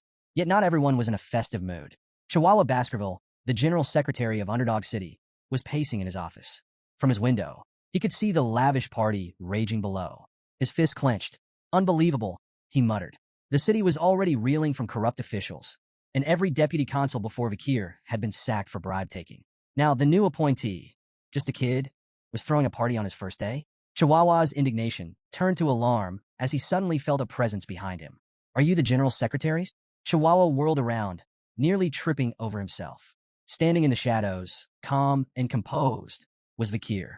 Yes, that's me," Chihuahua stammered, trying to regain his composure. Vakir stepped into the light, his piercing gaze unsettling. "Vakir van Baskerville, your new deputy consul." Chihuahua swallowed nervously, but managed to introduce himself. Vakir repeated his name thoughtfully, his sharp eyes narrowing slightly. "No middle name?" Vakir mused aloud, his tone light yet pointed. Chihuahua braced for ridicule. In Baskerville hierarchy, a missing middle name marked one as an outsider, an employee, not family. He had endured years of discrimination because of it. When Vakir placed a hand on his shoulder and said, "Nice," he flinched internally, expecting sarcasm. Instead, Vakir's tone was calm. "I reviewed your background on the way here. Born and raised in Underdog City, right? You've done well. I won't interfere with how you manage things." Chihuahua blinked, his confusion palpable. "Okay," he muttered, unsure if this was a genuine compliment or some strange new form of harassment. Vakir's tone shifted, growing more serious. "Your management of the personal law system is commendable, but the judicial system here is another matter. The problem isn't just illegal businesses. It's that the underground economy has more power than the law." Chihuahua hesitated before replying. "So, shut down the illegal businesses? That won't be enough," Vakir countered. "The heads of these operations need to be removed. And to do that, we need a new law." "A new law?" Chihuahua repeated, startled. Vakir nodded. "Within a week, the underground economy will be in shambles. But I need a cause, something to justify creating and enforcing this law." Chihuahua furrowed his brow. "Why do you need a cause? Isn't it enough to act against illegal businesses?" Vakir smirked, his gaze sharp. "I'm a 15-year-old deputy consul. Without a strong performance, I'm just a kid with a fancy title. This isn't about acting. It's about proving I can win." His expression twisted into a mischievous grin as he added, "To put it simply, I'll lay out poop for the flies." Chihuahua stood there dumbfounded. What in the world was this kid planning? The next day, Vakir arrived at Dort Smile Street, Underdog City's bustling downtown hub. Crowds had already gathered, their curiosity piqued by the rumors of their new deputy consul's first public action. Standing on a makeshift stage, Vakir held a large stake in his hand, his calm demeanor commanding attention. Chihuahua and the other officials stood nearby, exchanging puzzled glances. Since dawn, Vakir had been on that stage, silently biding his time. Finally, he stepped forward and introduced himself. "I am Vakir van Baskerville, your new deputy consul." The crowd buzzed with surprise, their whispers swelling like a tide. Many found it hard to believe that someone so young could hold such a high position. While a few onlookers murmured that Vakir was cute, Most questioned what someone his age could possibly achieve. Undeterred, Vikir raised his voice, addressing the crowd with confidence. He reminded them of the Baskerville family's long-standing laws, unwavering and as strict as ever, regardless of who held office. But skepticism was thick in the air. Doubts about his age, ability, and resolve rippled through the crowd. Some muttered bitterly about the corruption of past officials, assuming Vikir would inevitably fall into the same trap. Standing beside him, Chihuahua clenched his fists. Unable to stay silent, he snapped at the crowd, demanding respect for the new deputy consul. His sharp tone momentarily hushed the murmurs, though many still whispered that Chihuahua seemed better suited for the role than the boy standing on the stage. Then, Vikir acted. With a display of raw strength, he hoisted the large stake high above his head. In one powerful motion, he drove it into the ground with such force that the earth seemed to tremble. Gasps spread through the audience, their skepticism giving way to astonishment. Before the awe could fade, Vikir made his move. Standing tall, he declared the introduction of a new decree, the Vikir Special Law. The first provision, he announced, his voice carrying over the crowd, is simple. Anyone who pulls this stake from the ground will be rewarded with 100 million gold, personally paid by me. The crowd erupted in disbelief. 100 million? They shouted, their voices blending into a chaotic cacophony of awe and doubt. Could it really be that simple? Could pulling out a stake make someone unimaginably rich? Yet, despite the excitement, no one stepped forward. Vikir's sharp eyes scanned the hesitant faces, his gaze daring someone to take the challenge. What's wrong? He taunted. Does no one have the guts to try? When the silence persisted, he smirked and raised the stakes, literally. Paragraph 1, Article 2, he declared. The prize is now 1 billion gold to the person who pulls out this stake. Gasps of shock rippled through the crowd. 1 billion gold was beyond anyone's wildest imagination, a life-changing fortune. The murmurs turned feverish as the audience grappled with the sheer magnitude of the reward. Amid the tension, a loud, mocking laugh cut through the noise. An overweight man lumbered forward, his face twisted in disdain. What is this nonsense? Do you take us for fools? He barked. No one's going to fall for such a ridiculous stunt. But someone in the crowd, quieter yet no less intrigued, muttered, 1 billion isn't exactly pocket change. The mood shifted. Whispers of curiosity and hesitation rippled through the audience. Behind Vikir, Chihuahua was more perplexed than ever. Why weren't they the ones embarrassed by this spectacle? Why was the crowd the one feeling the pressure? Unfazed by the noise, Vikir remained calm, his presence commanding. He stepped forward, his voice cutting through the whispers. So, he asked, his tone sharp and direct, is there no one brave enough to accept the challenge? The crowd fell silent once again, the weight of his words hanging heavy in the air. When no one stepped forward, Vikir raised the stakes once more. His calm voice carried over the hushed crowd. The reward is now 10 billion gold. The crowd collectively froze, their disbelief palpable. Whispers rippled through the gathering. This has to be a joke, someone murmured. Don't be stupid, another cautioned. Look at his sword. If you seem too greedy, he might cut you down. Despite the unimaginable prize, fear and hesitation kept everyone rooted in place. Beside Vikir, Chihuahua leaned in, whispering anxiously. Deputy Consul, there isn't enough money in the city to back that promise. Before Vikir could reply, a small hand shot up from the crowd. I'll try, said a timid voice. Gasps echoed through the audience. All eyes turned to the source, a frail young girl clutching a basket of flowers. Judy? The flower girl, an old man muttered, stepping forward as if to stop her. Child, don't. But Judy shook her head, determination flickering in her eyes. My mother is sick. I have no choice. The crowd whispered in astonishment as she approached the stage, her movements hesitant yet resolute. Standing before the massive stake, Judy glanced nervously at Vikir, who towered over her with an unreadable expression. Vikir spoke a single word, pull. His voice was calm, devoid of any hint of mockery or encouragement. Judy couldn't tell if he was serious or testing her. With trembling hands, she wrapped her fingers around the stake. Taking a deep breath, she pulled with all her strength. To everyone's shock, the stake slid out effortlessly, as though it had been planted in sand. A stunned silence fell over the crowd. Mouths hung open, eyes wide in disbelief. How could a frail little girl succeed where no one else dared to try? Judy stared at the stake in her hands, unsure of what to do next. She glanced nervously at Vikir, her heart racing when she saw him reach for his sword. Tears welled up in her eyes as she thought of her sick mother and the consequences of her boldness. But instead of cold steel, something warm and heavy landed in her hands. Startled, she opened her eyes to see Vikir kneeling before her, holding out a small bag. For now, here's 100 million gold, he said calmly. Judy froze, clutching the bag tightly as the weight of his words sank in. Was this real? Bakir rose to his feet, his tone businesslike. Where's your home? He asked. 10 billion gold is too heavy to carry. I'll have it delivered with a guard to protect it. Placing a hand gently on Judy's head, Bakir spoke with quiet authority. This is the law. It must always be obeyed. The crowd erupted into a cacophony of murmurs and gasps. Bakir had done the unthinkable. He had kept his outlandish promise. Even Chihuahua, standing on the stage, was left slack-jawed, unable to process what he had just witnessed. This bold performance was a turning point. The Bakir special law swept through the city, becoming the talk of Underdog. It overshadowed even the Baskerville clan's long-standing governance law. For the first time, people saw the young deputy consul as more than just a figurehead. He was someone who kept his word, no matter how audacious it seemed. Citizens were deeply moved by the simple fairness of the law, rewards for those who upheld it and consequences for those who broke it. Word of Bakir's commitment spread like wildfire. Unlike his corrupt predecessors, Bakir wasn't about greed or empty promises. He was earning the city's respect. In a matter of weeks, the atmosphere in Underdog City began to shift. Crime rates plummeted, and for the first time in years, the streets felt safer. The people began to take pride in their leadership. In the deputy consul's office, Chihuahua was scribbling on a board when Bakir approached, noting that the text was written in the Eastern language. Impressive handwriting, Bakir remarked casually, sparking a conversation. Still reeling from the earlier spectacle, Chihuahua confessed, Deputy Consul, I've lived in this city for 2 decades, and I've never seen anything like today. It was inspiring. Bakir offered a faint smile. Fear and wrath can only go so far. Trust in the law is what matters. Today wasn't about theatrics. It was about trust. Chihuahua, visibly moved, stepped forward and bowed deeply. You have my loyalty, sir. From this day forward, I will serve you for the rest of my life. Relax, Chihuahua. You're going to overheat, Bakir teased, but his thoughts were already drifting. Reflecting on his success, Bakir couldn't help but think of a future that once was. He remembered Camus Morgues, whose iron-fisted rule had once brought crime rates to an impressive 1%. But her methods relied on fear, alienating the people she ruled.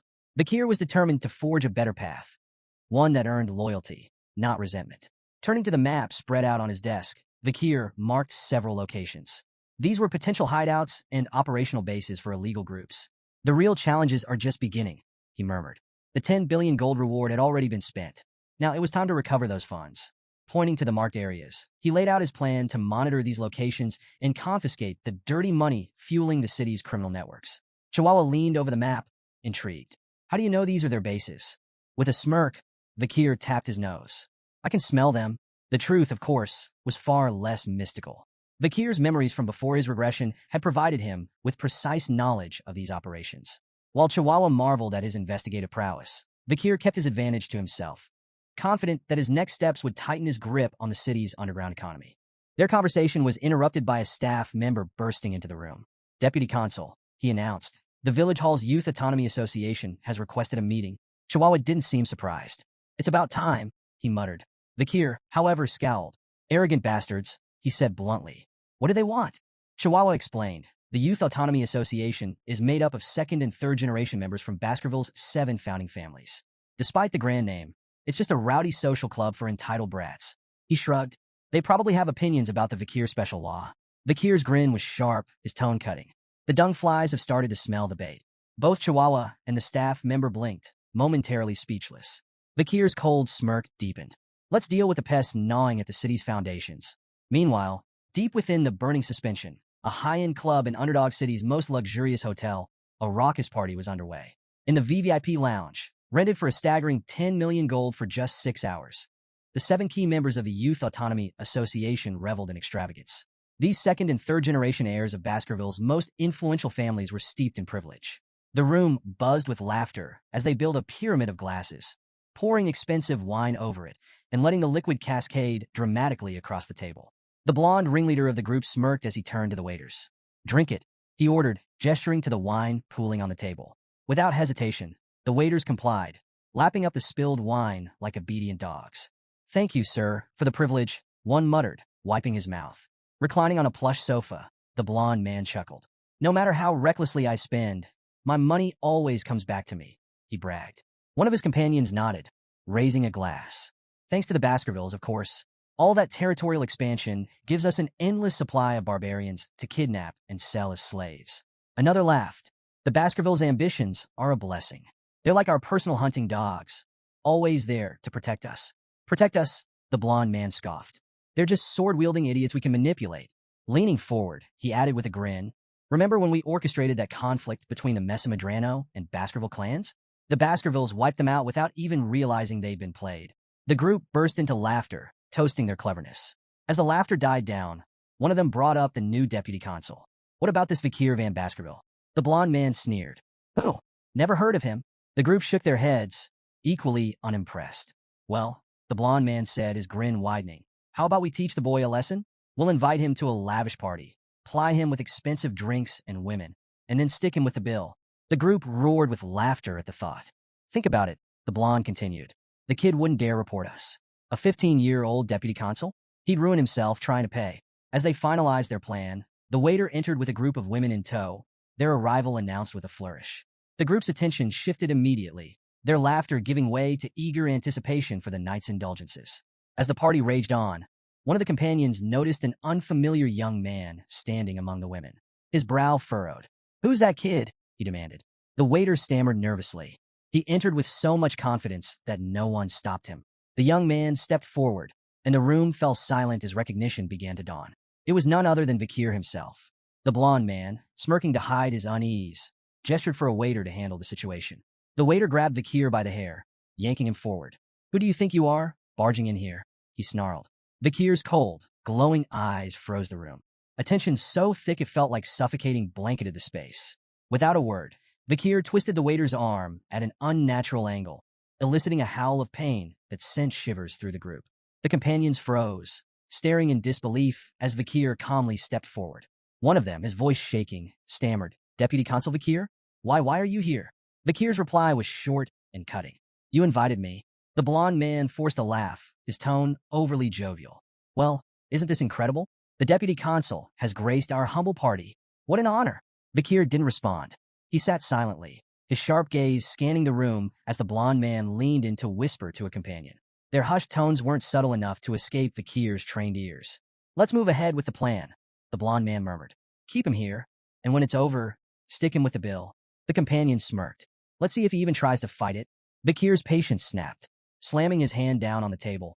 The entire surface exploded with a deafening crack, sending glass, drinks, and the champagne tower crashing to the floor. The room descended into chaos as the stunned partygoers struggled to process what had just happened. The blonde man's eyes widened in shock. He stared at the shattered remnants of the table, his mind racing. Did he use mana for that? The realization hit him like a blow. Vikir wasn't just a child.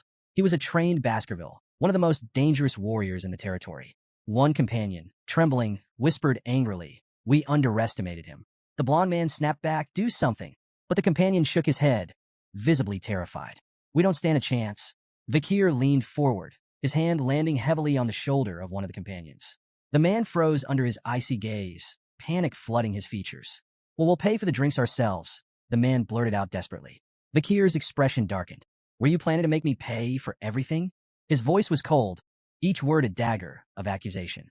The companion's face shifted from panic to regret, realizing the depth of their mistake. Another companion nervously laughed, trying to diffuse the tension. Who would even dare think of doing something so ridiculous? The blonde man forced an awkward laugh, jumping in. "It's all a misunderstanding. We were just testing you, to see if you're strong enough to resist the city's corruption." "Exactly," another chimed in hastily. "And it looks like you've passed. You're just the kind of leader Underdog City needs." Vikir's piercing gaze silenced their excuses. Without warning, he lunged at the man sitting closest to him. In one swift motion, his palm struck the man's stomach with a claw-like grip, driving him backward with devastating force. The man gasped in pain as Vikir leaned in, his voice low but firm. "An owner can test their dog," he said coldly, "but a dog should never test its owner. Ever." The room plunged into an uneasy silence as Vikir's icy gaze swept across the group. His voice was calm, but razor-sharp. "Have you grown so complacent with your wealth and power that my actions don't move you?" His eyes narrowed. "You have no idea what real fear looks like." Without hesitation, he threw the man beneath his grip to the ground and stomped on his face. The sickening crunch reverberated through the room.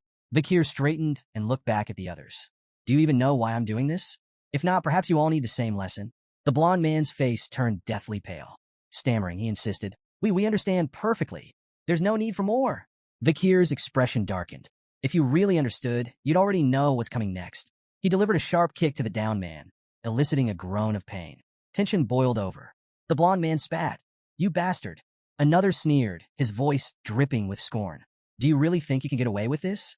In an instant, Vikir closed the distance between them, standing mere inches from the second man. His voice was cold and unyielding. "You're guilty of abduction, kidnapping, illegal slave trafficking, and insulting Baskerville authority." The room froze. The companions' faces contorted in shock. How could Vikir possibly know the details of their crimes? Before they could react, Vikir's fist collided with the second man's face, sending him sprawling to the ground. "Animals don't learn until they're taught," Vikir said, his tone dripping with disdain. His lips curled into a sinister grin. "And now, I'll teach you disobedient creatures what happens when you defy the law." In the dim confines of a prison cell, two figures stood in stark contrast. Vikir, calm and composed, regarded the scene with indifference, while General Secretary Chihuahua looked visibly shaken. Before them, the blond man, his face swollen and bloodied, screamed profanities. His voice echoed harshly off the stone walls. "You think this ends here?" The blond man snarled, venom in his tone. "The moment I'm out of here, I'll have both of your heads on spikes. My father will never forgive this." Chihuahua, unnerved by the outburst, turned to Vikir. "Deputy Consul," he began cautiously, "did you really have to go this far?" Vikir glanced at him, his faint smirk betraying no remorse. "Do you think I overdid it?" Chihuahua's response was emphatic. "Yes. Look at him. He's barely human anymore. You've turned him into a meat bag." Vikir's smile didn't waver. He strode toward the cell, his voice calm but laced with menace. This is nothing. I haven't even started." Chihuahua's unease deepened. "What are you planning?" he asked, his tone wary. Vikir's response was chilling. "I'm going to purge all the corrupt civil servants who've twisted the Baskerville system into something monstrous." He gestured toward the prisoners behind the bars. "Look at them, arrogant smug. They've trampled the clan's authority for far too long. This is what happens when education is neglected." The blond man and his companions, finally grasping the severity of their situation, dropped their bravado. Desperation etched their faces as they begged for mercy, offering Vikir anything he wanted in exchange for their lives. Chihuahua, ever the pragmatist, voiced his concern. "You do realize their families won't sit quietly, right? They may be cowards, but they're bold enough to retaliate if pushed too far. This could spiral out of control." Vikir's confident smile didn't waver as he reassured Chihuahua. "These men are deeply tied to the criminal underworld of Underdog City," he explained. "Their families are just as complicit. None of them would dare raise a complaint. They'd be incriminating themselves." Chihuahua wasn't convinced. "But what about evidence? Without proof, this could blow up in our faces." Vikir's reply was calm and cryptic. "I have ways of finding evidence. And if none exists," he let his words linger before finishing, "I'll create it." Despite his composed demeanor, Vikir's mind was racing with calculations. He wasn't concerned about backlash. The world was shifting, and soon he'd either be sent to battle or depart for the academy. Either way, time was on his side. Standing before the prisoners, Vikir's voice turned icy, each word deliberate and cutting. Human trafficking, kidnapping, bribery, blackmail, assault through intermediaries, murder. The crimes fell from his lips like hammer blows in the stifling silence of the cell. The blond man's desperation mounted. "Where's your proof?" he demanded, his voice cracking. Vikir smirked. "If I presented evidence, would you accept your punishment?" The blond man averted his gaze, the weight of his guilt unmistakable. His defiance crumbled into a silent plea, his expression screaming, "I'll never shame my family, even if I die here." The tense atmosphere broke with the sudden arrival of a bald man carrying a heavy bag. He greeted Vikir with casual ease, as though the grim scene before him was an everyday affair. "Your custom order is ready," he said, placing the bag at Vikir's feet. Vikir nodded in thanks and opened the bag, revealing an array of ominous tools. The bald man watched, a mix of dread and fascination on his face. Finally, he couldn't hold back. "I've been in this business for 30 years, but I've never seen tools like those. Where did you come up with such terrifying devices?" Without looking up, Vikir replied nonchalantly, "I didn't invent them. They were common where I came from." The bald man froze, visibly unsettled. "Where you came from? What hellhole is that?" Vikir chuckled. "Something like that." Then, almost casually, he added, "Want me to teach you how to use them?" The bald man quickly shook his head, his face pale. "No thanks. If I watch what you're about to do, I'd lose everything I've eaten this week." Vikir smirked, but didn't respond.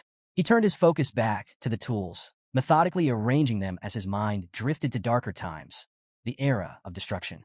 Memories of breaking Demon Clan prisoners resurfaced, the era when interrogation techniques reached horrifying heights in sophistication and cruelty. Opening his coat, Vakir revealed a series of tools strapped to his body. The blond man's defiance shattered. His bravado dissolved into a high-pitched squeal as sheer terror gripped him. Vakir's expression was cold and unreadable. "What happened to your confidence?" he asked mockingly. "Where's all that tough talk about never confessing?" Buttoning the cuffs of his sleeves with deliberate calm, Vakir added, "Don't say anything just yet.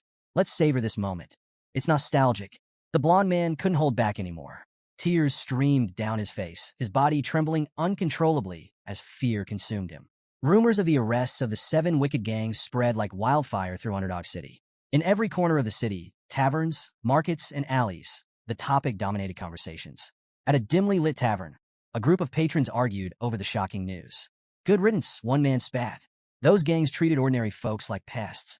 Another, more skeptical voice chimed in, "Don't get your hopes up. The new deputy consul might make some noise, but he'll release them soon enough. They're too tied to the native families." "But the charges are serious this time," a third patron countered. "They might actually be executed."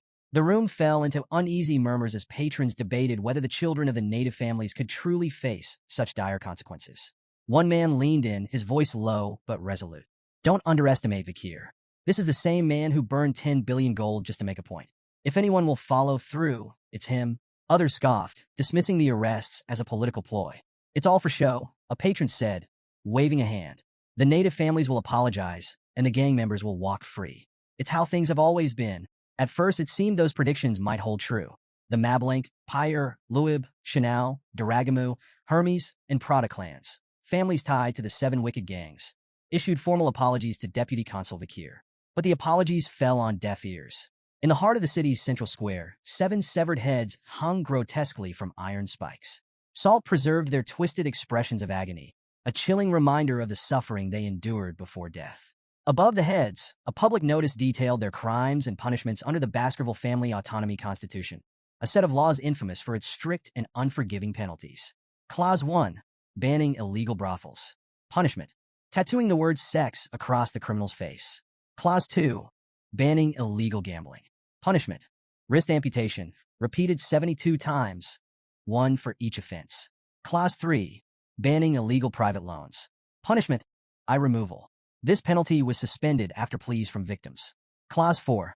Banning illegal lobbying. Punishment: exile. Since the criminals were already dead, their headless bodies were discarded outside the city walls. The crowd stood frozen, staring in silent horror at the grisly display. The severed heads of the 7 wicked gangs and the brutal enforcement of the laws left the city in shock. In his office, Vakir addressed Chihuahua, who was visibly shaken. "There's no need to look so surprised," Vakir said, his tone cold. "These laws have always existed. The only difference is that this is the first time the so-called native families are facing the consequences." Chihuahua swallowed hard, struggling to process what had just unfolded. "Do you really think this will work?" Vakir turned his gaze to the window, watching the flickering torches of the central square below. "This is only the beginning," he said. "This enforcement will spark a chain reaction. Underdog City is on the brink of a violent shift." His voice grew darker. "When the destruction begins, this city will become a bloodbath." Turning back to Chihuahua, Vakir's tone sharpened. "Brace yourself. You're joining me for the next step of the plan." Chihuahua blinked, clearly rattled. "Me? Why do I have to?" "You're part of this now," Vakir interrupted, his voice leaving no room for argument. Chihuahua let out a resigned sigh, his face pale as the weight of what lay ahead settled over him. The scene shifted to a dimly lit tent buzzing with anticipation. Chihuahua, now donning a sinister mask that only made him more jittery, stood among a crowd of similarly veiled figures. Turning slightly, he whispered nervously to a figure caged behind him. Vakir, exuding his usual unbothered confidence. "Are you sure this plan isn't insane?" Chihuahua asked, his voice barely audible. Vakir's crimson eyes locked onto him. "Have I ever let you down?" Chihuahua's silence spoke volumes. He adjusted his mask, feigning composure as more masked individuals filed into the area. This was no ordinary gathering.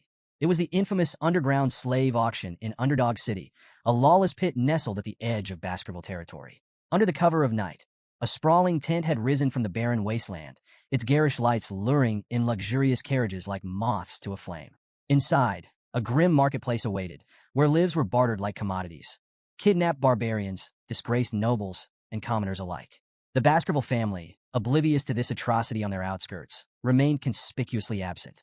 At the entrance, The auctioneer greeted arrivals with exaggerated cheer. His tone shifted slightly upon noticing Chihuahua's group, recognizing the telltale insignias of the Mablin clan, one of the auction's most esteemed customers. "You're here as sellers this time," the auctioneer remarked, glancing at their credentials. "I trust you've brought something to impress. Last time, the clan wasn't exactly thrilled with our offerings." Chihuahua's lips curled into a nervous smirk beneath his mask. "No complaints here. Quality is never a problem." The auctioneer's gaze fell on Vakir, trapped in a cage among the other merchandise. His striking black hair and piercing crimson eyes drew the man's attention like a shark to blood. "Now that's a rare gem," he murmured, his greedy eyes glinting. "I'll make sure he fetches a premium." Feigning agreement, Chihuahua nodded and let the auctioneer handle the rest. The man bowed theatrically before disappearing, leaving Chihuahua to stew in the chaos of the tent. Inside, the atmosphere was electric. The crowd of criminals and elites buzzed with anticipation, swapping whispers about the night's offerings. From exotic slaves to tragic nobles, everyone had their preferences, though all shared the same ravenous hunger for novelty. The auctioneer took the stage, his flamboyant energy rivaling that of a carnival barker. "Ladies and gentlemen," he boomed, "our first item, a beast straight from the nightmares of hell itself." With a dramatic flourish, he unveiled an A-rank monster, the Mercy Lego. The crowd gasped as the towering creature, part cow, part devil, growled menacingly. Its 19 hearts made it nearly impossible to kill, a fact the auctioneer didn't fail to exploit. "Every part of this beast is valuable," he announced, listing its leather, meat, bones, and even intestines. "The bidding starts at 100 million gold." Excitement rippled through the audience as the bids climbed. 140 million, 200 million, 250 million. "Sold for 250 million gold," the auctioneer bellowed, slamming his gavel with a theatrical bang. The crowd erupted into applause, eager for the next spectacle. As the auction continued, a variety of bizarre and horrifying products paraded across the stage, each commanding the audience's morbid fascination. However, the crowd's murmurs hushed when a worker approached the auctioneer, whispering in his ear. A wicked grin spread across his face. "Ladies and gentlemen," he announced, his voice laced with excitement, "we have a special addition to tonight's lineup. From the savage tribes of the life-engulfing forests, a warrior of unparalleled ferocity." The girl was dragged onto the stage, her fierce glare defiant even as the chains bit into her wrists. The auctioneer wasted no time hyping her up as a wild beast begging to be tamed, urging the crowd to prove their dominance. "Bidding starts at 5 million gold," he declared, his voice booming. Silence. "All right, 3 million," he tried, his enthusiasm wavering. The crowd exchanged uninterested glances. "Fine, 1 million gold. She's a steal," he shouted, desperation creeping into his voice. Still nothing. Murmurs of boredom rippled through the tent. Frustrated, the auctioneer waved the guards over. "Take her away. Let's get to something worth their time." The guard stepped in, but the girl wasn't about to go quietly. She thrashed violently, almost breaking free, until one guard struck her in the stomach. She crumpled to the floor, unconscious, and was unceremoniously dragged backstage. The auctioneer cleared his throat, forcing a smile as he tried to salvage the moment. "Apologies for that little incident, but fear not. I present to you the crown jewel of tonight's auction." The crowd stirred as the spotlight swung to Vakir, seated calmly in his cage. He radiated a quiet, commanding presence that silenced even the most restless attendees. "Behold," the auctioneer proclaimed, "a pure blood with striking black hair and crimson eyes, beauty, strength, and obedience in one perfect package." Before the bidding officially began, a woman in the crowd, smitten by Vakir's striking appearance, raised her hand. 600 million gold. The auctioneer blinked, momentarily caught off guard. "We haven't even announced the starting price." 800 million. Another bidder cut in, a gruff man with an imposing presence. The woman whirled on him, her tone sharp. "Why would you need him?" The man smirked. "I'll make him a gladiator. He'll be worth twice the price by the time I'm done." The two traded barbs as the bids climbed rapidly. 900 million, 1 billion. The tent buzzed with energy until a new contender, masked and silent, raised their plate. Number 99. 6 billion gold. The masked bidder said coolly, silencing the room in an instant. Gasps rippled through the crowd. Someone whispered, "That's Baron Gambino. He's swimming in money after taking over the underground funds from the granary." While the audience admired the Baron's bold move, his attendant leaned in, her tone cautious. "That's a dangerous sum for a slave. You'll only profit if he stays unscathed." The Baron shot her a withering glare. "I saved you from the streets, and this is how you repay me? Keep your mouth shut." The auctioneer slammed his gavel. "Sold. To customer 99 for 6 billion gold." Guards hauled Vakir from the cage, presenting him to Baron Gambino. Up close, Vikir's presence was even more intimidating, his crimson eyes practically daring the Baron to test him. "You're mine now," Gambino said, a twisted grin spreading across his face. "But don't worry, I'm not a bad guy." Vikir's stoic expression didn't falter, though the Baron's lecherous tone was enough to make the air in the room feel heavy. "Relax," Gambino purred. "I'll find all sorts of ways to enjoy you." If looks could kill, Vikir's glare would have struck him down on the spot. Vikir raised his bound hands toward the Baron, a subtle smirk playing on his lips. The Baron blinked, misinterpreting the gesture. "Oh, do you want me to unlock those for you?" Before the Baron could finish his sentence, Vikir's wrists tensed, and the cuffs snapped apart with a metallic crack that echoed through the room. "What?" The Baron sputtered, eyes wide. Vikir wasted no time. He delivered a thunderous kick to the Baron's chest, sending him sprawling across the floor like a discarded rag doll. Gambino's attendant, Cindy, froze in shock as the Baron writhed on the ground, gasping for air. Striding over, Vikir grabbed the Baron by the back of his collar, lifting him like a sack of grain. "Let's play a game," Vikir said, his voice calm, yet icy. "It's called Spear and Shield. I'm the spear. You're the shield. Let's see how long you last." With that, he slammed the Baron into the floor with bone-crunching force. Gambino screamed, flailing and calling out, "Cindy, do something." But before Cindy could react, the Baron had already gone limp. Vikir released him, standing over his unconscious form. "Game over," Vikir announced, his tone devoid of emotion. The shield failed. The room erupted into murmurs as Vikir reached up and removed his mask. Gasps rippled through the crowd as his identity was revealed. "Vikir van Baskerville," someone exclaimed in disbelief. Cindy stumbled back, her face pale. "A Baskerville here?" Vikir ignored her and crouched near the Baron's crumpled body, inspecting him with cold detachment. "Is he dead?" he asked flatly, as if the answer barely mattered. The crowd broke into whispers. "If he's here, then who's the new deputy consul of Underdog City? Why would a Baskerville hound come to this auction?" Amid the chaos, Chihuahua stood in the shadows, his heart pounding. He stared at Vikir, trying to make sense of what he had just witnessed. This isn't just an incident anymore, he thought, his mind racing. It's a catastrophe. Vikir straightened, surveying the tent with a chilling smile. "A circus," he muttered, his crimson eyes gleaming with menace. "That's what this place is. But don't expect the clowns to survive the show." Tension gripped the room. Vikir stood unarmed at the center, surrounded by a sea of guards. The crowd held its collective breath, unsure if they were about to witness a miracle or a massacre. The auctioneer, his face twisted with fury, shattered the silence. "Kill him," he roared, spittle flying. "I don't care if he's a Baskerville. Take him down." The guards charged, weapons glinting in the harsh light. Vikir's hand flickered. In an instant, Beelzebub, his blade, appeared, shimmering with a deadly red glow. Before the first guard could blink, Vikir moved, a blur of precision and brutality. The first wave of attackers fell in moments, their weapons clattering uselessly to the floor as crimson streaks stained the ground. The crowd recoiled in horror. A guard wielding a massive chain, an iron ball swung it with all his might, the heavy weapon whistling through the air. Vikir sidestepped smoothly and, in one clean motion, severed both the chain and its wielder in a single stroke. The auctioneer's confidence crumbled. His lips trembled as realization dawned. This wasn't just any warrior. It was a graduate, one of the elite Baskerville hounds. "We don't stand a chance," the auctioneer thought, dread washing over him like a tide. From the shadows, Chihuahua muttered under his breath, his eyes wide as he watched Vikir carve through the guards like a force of nature. "I knew he was strong, but this is insane," he whispered, his awe laced with disbelief. Then, chaos shifted gears. A chilling laugh echoed through the room, halting the remaining murmurs. Vikir turned sharply to see the auctioneer holding Chihuahua hostage, a knife pressed tightly against his throat. "Drop your weapon and surrender," the auctioneer barked, his voice trembling with desperation, but full of venom. "Or I'll cut his throat right here and now." All eyes turned to Vikir, waiting for his next move. Vikir stood motionless, his gaze fixed on the auctioneer. His calm demeanor only served to agitate his opponent, who pressed the blade closer, drawing a thin line of blood on Chihuahua's neck. "Deputy Consul," Chihuahua spoke, his voice steady despite the danger.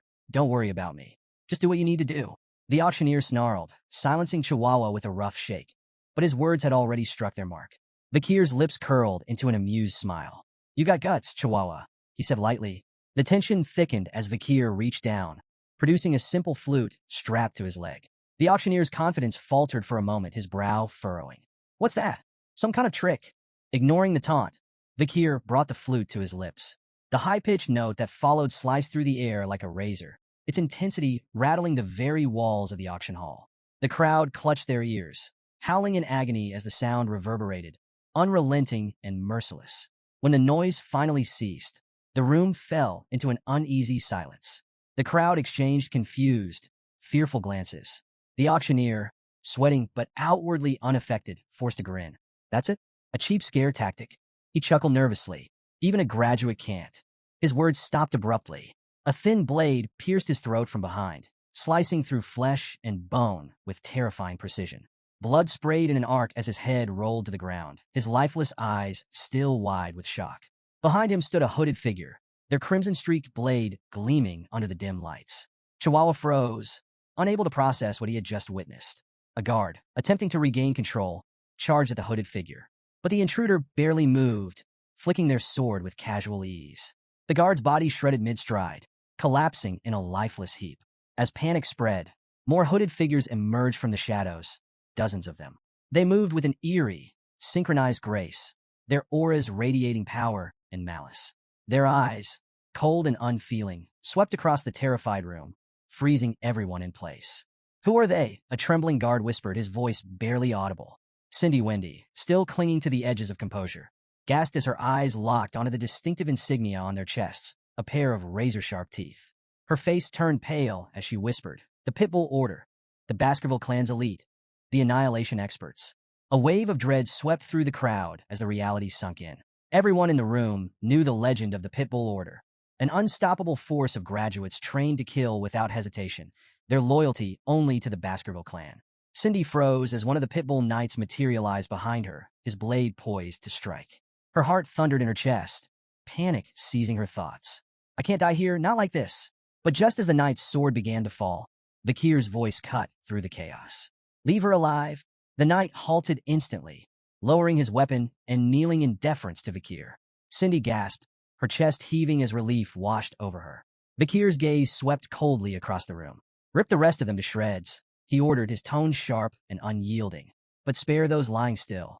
If anyone flinches, kill them without hesitation." The knight nodded and vanished into the shadows like a specter. The hall erupted into a cacophony of screams as the Pitbull Knights carried out their master's commands with ruthless precision. Blades flashed, flesh tore, and pleas for mercy were silenced in an instant. Amid the slaughter, one trembling man lay prone, desperately willing himself to stay motionless. "Don't move. Don't breathe. Just stay down and maybe, just maybe I'll survive this." A knight loomed over him, an imposing figure radiating lethal intent. "I'll wear the cuffs. I'll do whatever you want," the man sobbed, clutching at the last strands of his life. The knight's voice was cold and devoid of empathy. "We don't carry cuffs." The man stammered, confusion breaking through his terror. "Then, what will you do to me?" The answer came without hesitation. The knight's blade flashed, severing the man's legs in a swift, brutal motion. The man's screams echoed through the hall as the knight moved on, uninterested in his suffering. "Those sentenced to execution don't need legs," he muttered flatly. Meanwhile, a figure puffing on a cigar stepped up beside Vakir. It was Boston Terrier Le Baskerville, the formidable commander of the Pitbull Knights. He took a long drag, his sharp gaze appraising the young warrior. "So, what do you think of the Pitbull Knights?" Boston Terrier asked, his tone casual but laced with pride. Vakir gave a curt nod. "They're effective." Boston Terrier smirked. "If you need anything else, just say the word." As he studied Vakir, his thoughts churned. No wonder Brother Hugo is so invested in this kid. At 15, he's already this sharp. Fierce and ruthless, a natural fit for us. Placing a hand on Vakir's head, Boston Terrier grinned. "Come join us. I'll raise you into a proper knight." Vakir hesitated briefly before responding, his tone polite but firm. "I'll think about it." Turning, he added, "I have urgent matters to attend to." Boston Terrier watched him leave, a faint frown tugging at his lips. He's ignoring me, he thought, but instead of irritation, he felt a growing sense of intrigue. That just makes me want him even more. Vakir slipped into the shadowy storeroom, his eyes narrowing as they adjusted to the dim light. "It's here somewhere," he muttered, prowling between crates and barrels with the precision of a predator. In the corner, a hulking safe caught his eye. For a fleeting second, he considered if it held the nobles' contributions. The thought of dragging it to City Hall for some bureaucratic taxation ritual briefly crossed his mind. "Yeah, no," he dismissed, smirking to himself. "I'm not here to play accountant." His attention shifted to a cage covered with a tattered cloth. As he stepped closer, a faint whimper reached his ears. His smirk vanished, replaced by a grim determination. Yanking the cloth away, he revealed a bruised and battered girl huddled inside. She flinched at the sudden exposure, her tear-streaked face a picture of fear and pain. Vikir let out a frustrated sigh, reaching into his pack. "You're lucky I have this," he muttered, pulling out a shimmering potion, a relic from the Pitbull Knights, known for its legendary healing properties. Carefully tilting the vial, he let a few drops trickle into her mouth. The transformation was almost instant. Wounds knitting together, bruises fading like ink washed away. Her eyelids fluttered open, but the sight of Vikir made her retreat further into the cage, trembling. Vikir frowned. "What's with the fear? Do I look like the bad guy here?" The girl remained silent, staring as if weighing her odds of survival. Vikir stood, unlocking the cage with a practiced twist. "Go," he commanded, his tone firm but not unkind. When she didn't move, he switched to halting barbarian. "Run. Away." Her eyes widened slightly, the recognition of her native tongue flickering in her expression. Yet she hesitated, mumbling something in barbarian that sounded soft, almost pleading. Vikir crossed his arms. "Look, I'm not fluent, but this isn't a language test. The exit's that way." He pointed emphatically. Finally, the girl rose, still limping but steadier with each step. At the doorway, she paused and turned back to him, her voice trembling as she spoke again in barbarian. Vikir couldn't make out the words, but the gratitude in her tone was unmistakable. Once she disappeared into the night, Vikir exhaled and pulled another cloth aside. Beneath it lay his real target, the carcass of Mercy Lego, an A-rank monster. Still fresh, he noted, crouching down to inspect the massive beast's remains. A red aura began to shimmer from his hand, and moments later, Beelzebub materialized, a faint grin stretching across its sinister form. "It's been a while, hasn't it?" Vikir said casually, as though addressing an old friend. "An A-rank snack. Try not to take all day. The Pitbull Knights will be here soon, and they don't like to share." Beelzebub let out a guttural, pleased sound, its hunger palpable. The aura around it flared as it descended upon the corpse, feasting with voracious glee. Vikir stood watch, arms crossed, his mind already calculating his next move. As dawn broke, the name Deputy Consul Vikir became the city's most chilling buzzword.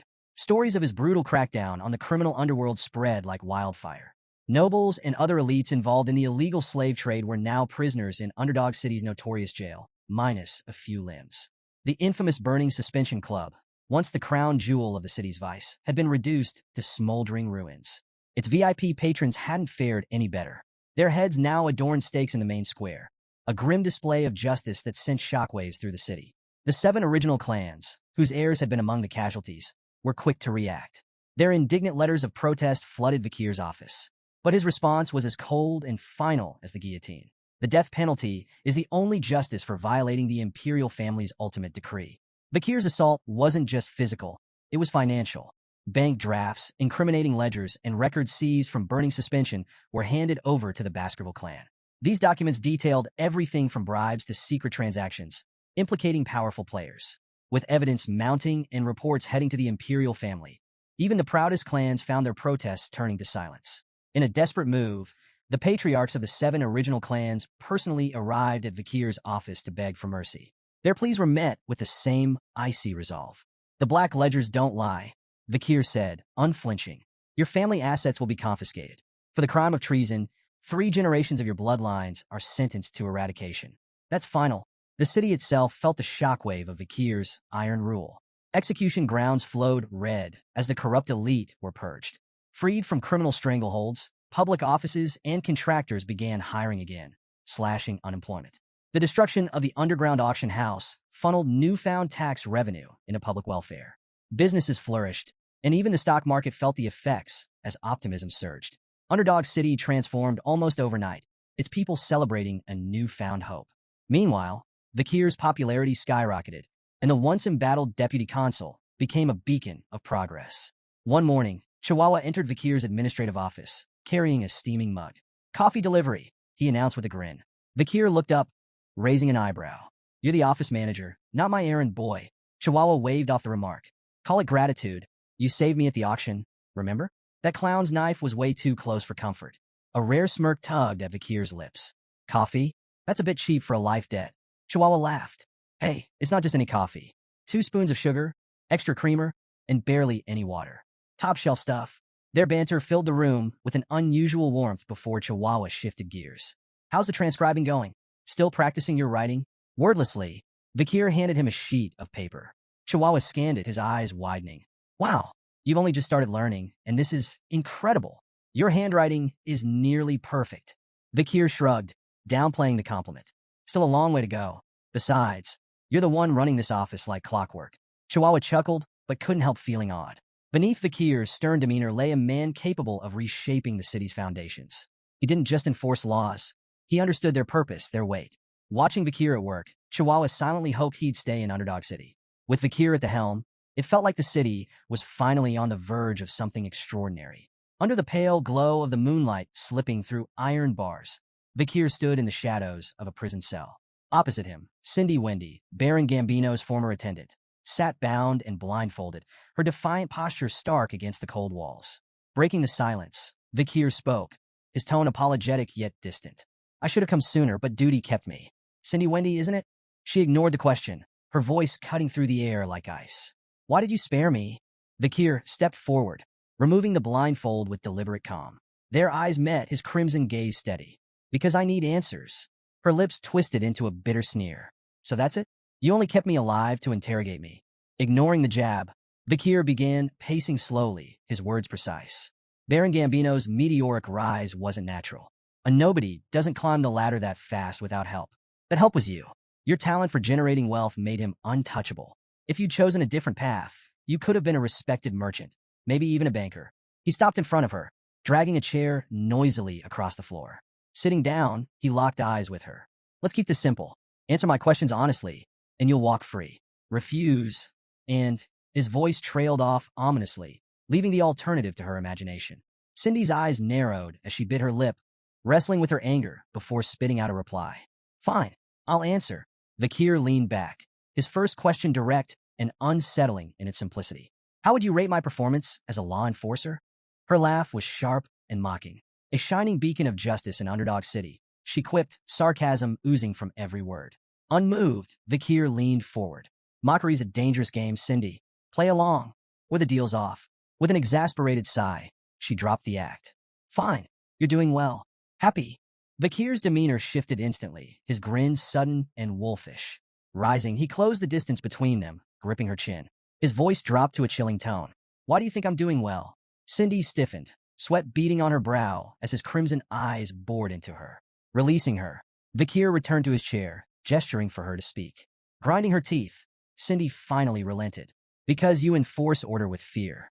People listen, but not because they respect you. They're terrified.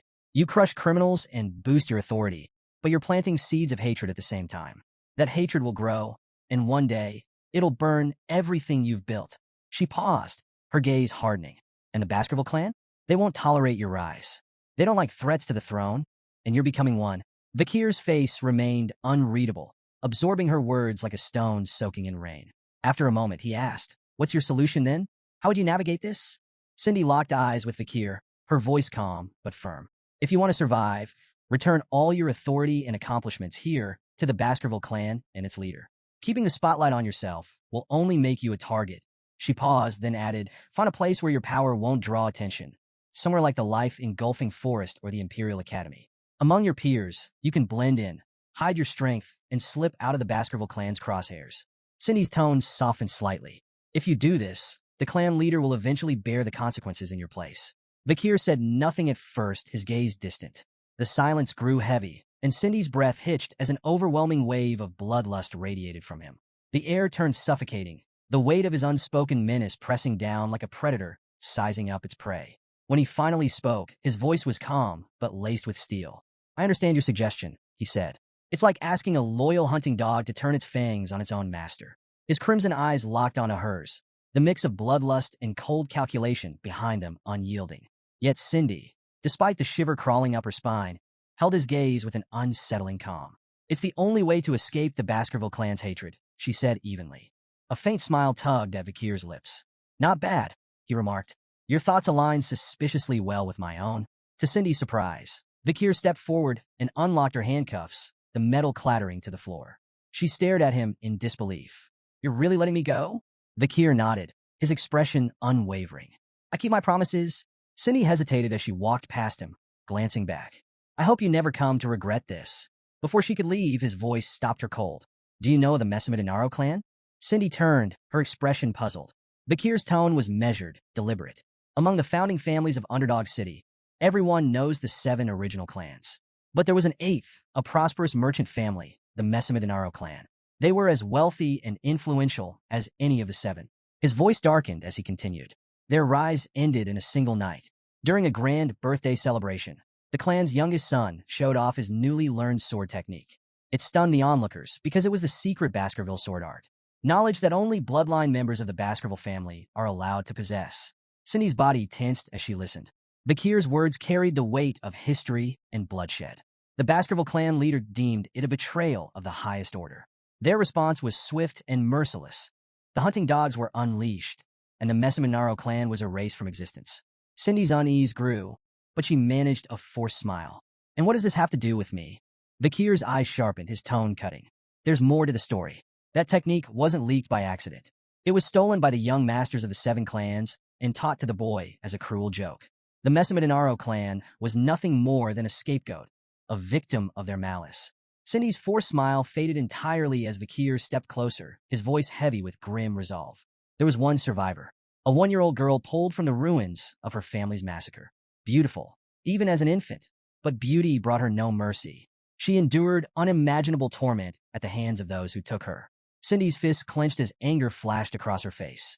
I don't want to hear any more of this, she snapped, turning away and striding toward the exit. But Bakir's voice cut through the silence, stopping her in her tracks. The story doesn't end there, he said, his tone measured but unrelenting. A new deputy consul uncovered the truth and brought justice. The 7 young masters who orchestrated the fall of the Messamidinaro clan were captured, interrogated, and forced to confess. His expression darkened, the weight of his words pressing into the room. Before they died, they showed remorse. Their final words were, "We're sorry for committing such a heinous crime." Cindy froze, tears streaming down her face as she turned to face him. Her voice trembled as she asked, "Who are they apologizing to?" Bakir met her gaze with calm resolve. "They were apologizing to the sole survivor of the Messamidinaro clan," he said. "To the girl who took the name Cindy Wendy." Cindy staggered, her tears falling faster. "How am I supposed to believe that?" she demanded, her voice raw with pain. "You tortured them. How can I trust that their apologies were genuine?" Without hesitation, Bakir grabbed a nearby torch. "There's only one way for you to believe me," he said evenly. "See it for yourself." He led Cindy through the dim halls to a desolate prison cell. Stopping before the door, he gestured toward the ground. "Look." Cindy's eyes widened as she took in the horrific sight. On the cold stone floor, written in dried blood, were the prisoner's final, desperate words. "We brought devastation upon the Messamidinaro clan. Forgive us for our crimes." The pitiful plea was raw and haunting, a message scrawled in their final moments of terror. Cindy's knees buckled as the weight of it all hit her. Overcome, she clutched her stomach and retched, tears streaming down her cheeks as she trembled. Bakir stood behind her, his voice steady but laced with an edge of cold purpose. Even though they suffered and died, the vengeance of the Messamidinaro clan isn't finished. There's still one more clan that must pay for what they've done. He knelt slightly to meet her gaze, his crimson eyes burning with intensity. "Hate the Baskervilles. You have every right to despise us. As a survivor of the Messamidinaro clan." Cindy wiped her mouth with the back of her hand, her tears refusing to stop. "Why are you doing this?" she asked, her voice hoarse. "Why are you helping me? You're a Baskerville yourself." Bakir's lips curled into a faint smirk. "You're asking the wrong question." Cindy pushed herself to her feet, brushing off the dust as she steadied her shaking frame. Without another word, she began to walk away, but at the door, she paused and turned back to him. Her expression was calm now, her voice steady. "I understand," she said quietly. "Bakir van Baskerville, I owe you a debt." Her tone grew firm, conviction lining every word. "No matter where life takes you, you'll never have to worry about money again. That's my promise." With that, she disappeared into the shadows of the hallway. Bakir stood in silence, watching her go until her footsteps faded into the distance. Then, almost to himself, he muttered with a faint smirk, "I'll hold you to that promise." The next morning, Chihuahua burst into Bakir's quarters, full of energy. "Deputy Consul, it's time to..." He started but froze mid-sentence.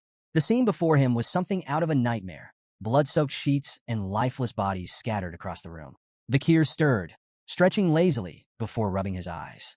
"Good morning," he greeted casually, as though nothing were amiss. Chihuahua's jaw nearly hit the floor. "Good morning. What about?" "All the corpses," he shouted, pointing wildly.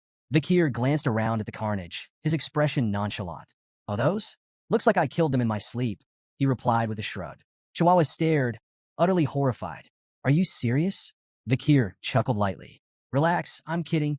As they made their way down the hallway, Chihuahua shot him a wary look. Deputy Consul, I have to ask, what was your childhood like? Vikir smirked, amusement dancing in his crimson eyes. Didn't find my joke funny? That's not what I meant, Chihuahua muttered, exasperated. Vikir's tone turned thoughtful, almost distracted. Lately, I've had some inconveniences. Poison arrows, acid snipers, arson attacks, 2 near misses with runaway carts, the usual. Think I've caught someone's attention? Chihuahua stared at him in disbelief. You're insane. Ignoring the comment, Vikir's mind drifted to Beelzebub, the weapon fused to his arm. His latest skill, Hellish Buffalo's Tough Life, obtained from the illegal auction, had proven incredibly effective despite its risks. With Beelzebub's slots now filled by Burn Injury Cerberus, Hemorrhage Hellhound, and Tough Life Hellish Buffalo, Vikir's body was enhanced beyond recognition. Combined with the River Styx's modifications, his skin had become so resilient that even elite assassins had failed to harm him. But while the power was satisfying, the relentless attempts on his life were becoming more than just an irritation. I need to figure out who's behind these attacks and deal with them, Vikir muttered, his tone sharp. Chihuahua, still processing Vikir's casual recount of near-death experiences, nodded nervously. That sounds like a good idea. As they approached the courtyard, both noticed a carriage waiting nearby. The flag it bore was unmistakable, the Baskerville crest. They've sent someone from the main family, Vikir said, his tone growing serious. The carriage door opened, and a figure stepped out. Chihuahua immediately began sweating bullets, his posture stiff as he whispered to himself. No way. It's really him. Vikir, by contrast, remained calm, his crimson gaze steady. The figure descending from the carriage was none other than John Barrymore, the legendary head butler of the Baskerville household. John greeted Vikir with a warm smile. It's been quite a while, hasn't it? Vikir inclined his head politely. You look well, head butler, he replied. The butler chuckled as he approached. Do I? I've always believed you'd do well since leaving the main residence. Just luck, Vikir replied modestly, his expression betraying little. Nearby, Chihuahua was awestruck. John Barrymore wasn't just a servant. He was the servant, a man who had faithfully served the fearsome Baskerville family for 4 generations. Meeting him was like standing in the presence of a myth. Breaking the moment, Vikir addressed John directly. What brings you here, head butler? John's ever-present smile didn't falter as he delivered his message. The patriarch has been following your progress and is pleased. He's ordered you to return to the main residence. Vikir blinked, momentarily thrown. Hugo is pleased, he thought, struggling to picture such a concept. In his mind, he imagined his stern Uncle Hugo smiling, an image so absurd he almost laughed out loud. At the Baskerville estate, Hugo Le Baskerville, the clan patriarch, sat at his desk, his piercing gaze fixed on a newspaper article with a peculiar headline. The most beloved figure among underdog citizens, Vikir. The piece listed several awards Vikir had earned. Most trusted by merchants, most loved by farmers, most respected by children and scholars, most targeted by assassins. Hugo's sharp eyes scanned the page before looking up at Vikir, standing silently before him. The Baskervilles have always been known for their weapons, not their wits, Hugo remarked bluntly. But with your actions, perhaps we can change that reputation. He nodded, a faint trace of approval in his expression. You've done well, Vikir. Vikir bowed deeply, placing a hand over his chest. I only did what was expected of me. Yet inwardly, he couldn't help but wonder if Hugo's rare praise masked another layer of intent. Was that faint smirk truly pride, or something far colder? Hugo leaned back in his chair, his tone commanding. Reward and punishment must always suit the occasion. You've earned your reward. You will be attending the Colosseo Academy this year. Vikir nodded, unsurprised. He had anticipated this move. The Colosseo Academy was the Empire's premier institution for the elite, accepting only the children of aristocracy and royalty. Its strict dormitory rules and unparalleled security made it the perfect training ground for the future rulers of the empire, and an ideal way for Vikir to grow stronger while keeping a safe distance from Hugo's scrutiny. Hugo continued, mentioning his intent to send companions with Vikir, but admitted he hadn't decided who. Do you have any siblings you prefer to take with you? He asked. Vikir answered smoothly, Highborough, Middleborough, and Lowborough. We're closest. Internally, he thought of them less as companions and more as reliable punching bags. Hugo nodded, seemingly satisfied. Done. He then asked Vikir if he recalled a plan they had discussed when he was just 8 years old. Vikir's mind immediately went to their joint training with the Morgs. You're referring to the plan to lend the ruby mines to the Morgs and use them to wipe out the barbarians? A smirk spread across Hugo's face. Exactly. And it worked. Intrigued, Vikir pressed for details. Hugo explained that the morgues, seeking Baskerville support for a joint raid, had approached them with humility. The alliance was already yielding promising results. Switching topics, Hugo added one final task before Vakir's departure. Inspect the territory. Ensure the laws you implemented are being upheld. It will be educational. Vakir bowed once more. I'll follow your orders, Patriarch. The next day, Vakir and Chihuahua stood at the city gates. Tears streamed down Chihuahua's face as he waved frantically. Deputy Consul, I'll do my best to manage everything while you're gone. Vakir turned slightly, glancing back at the emotional Chihuahua. Though he said nothing, he silently noted that this parting was likely permanent. As Vakir and his small group traveled farther from the city, the quiet was broken by his voice, sharp and commanding. Come out, now.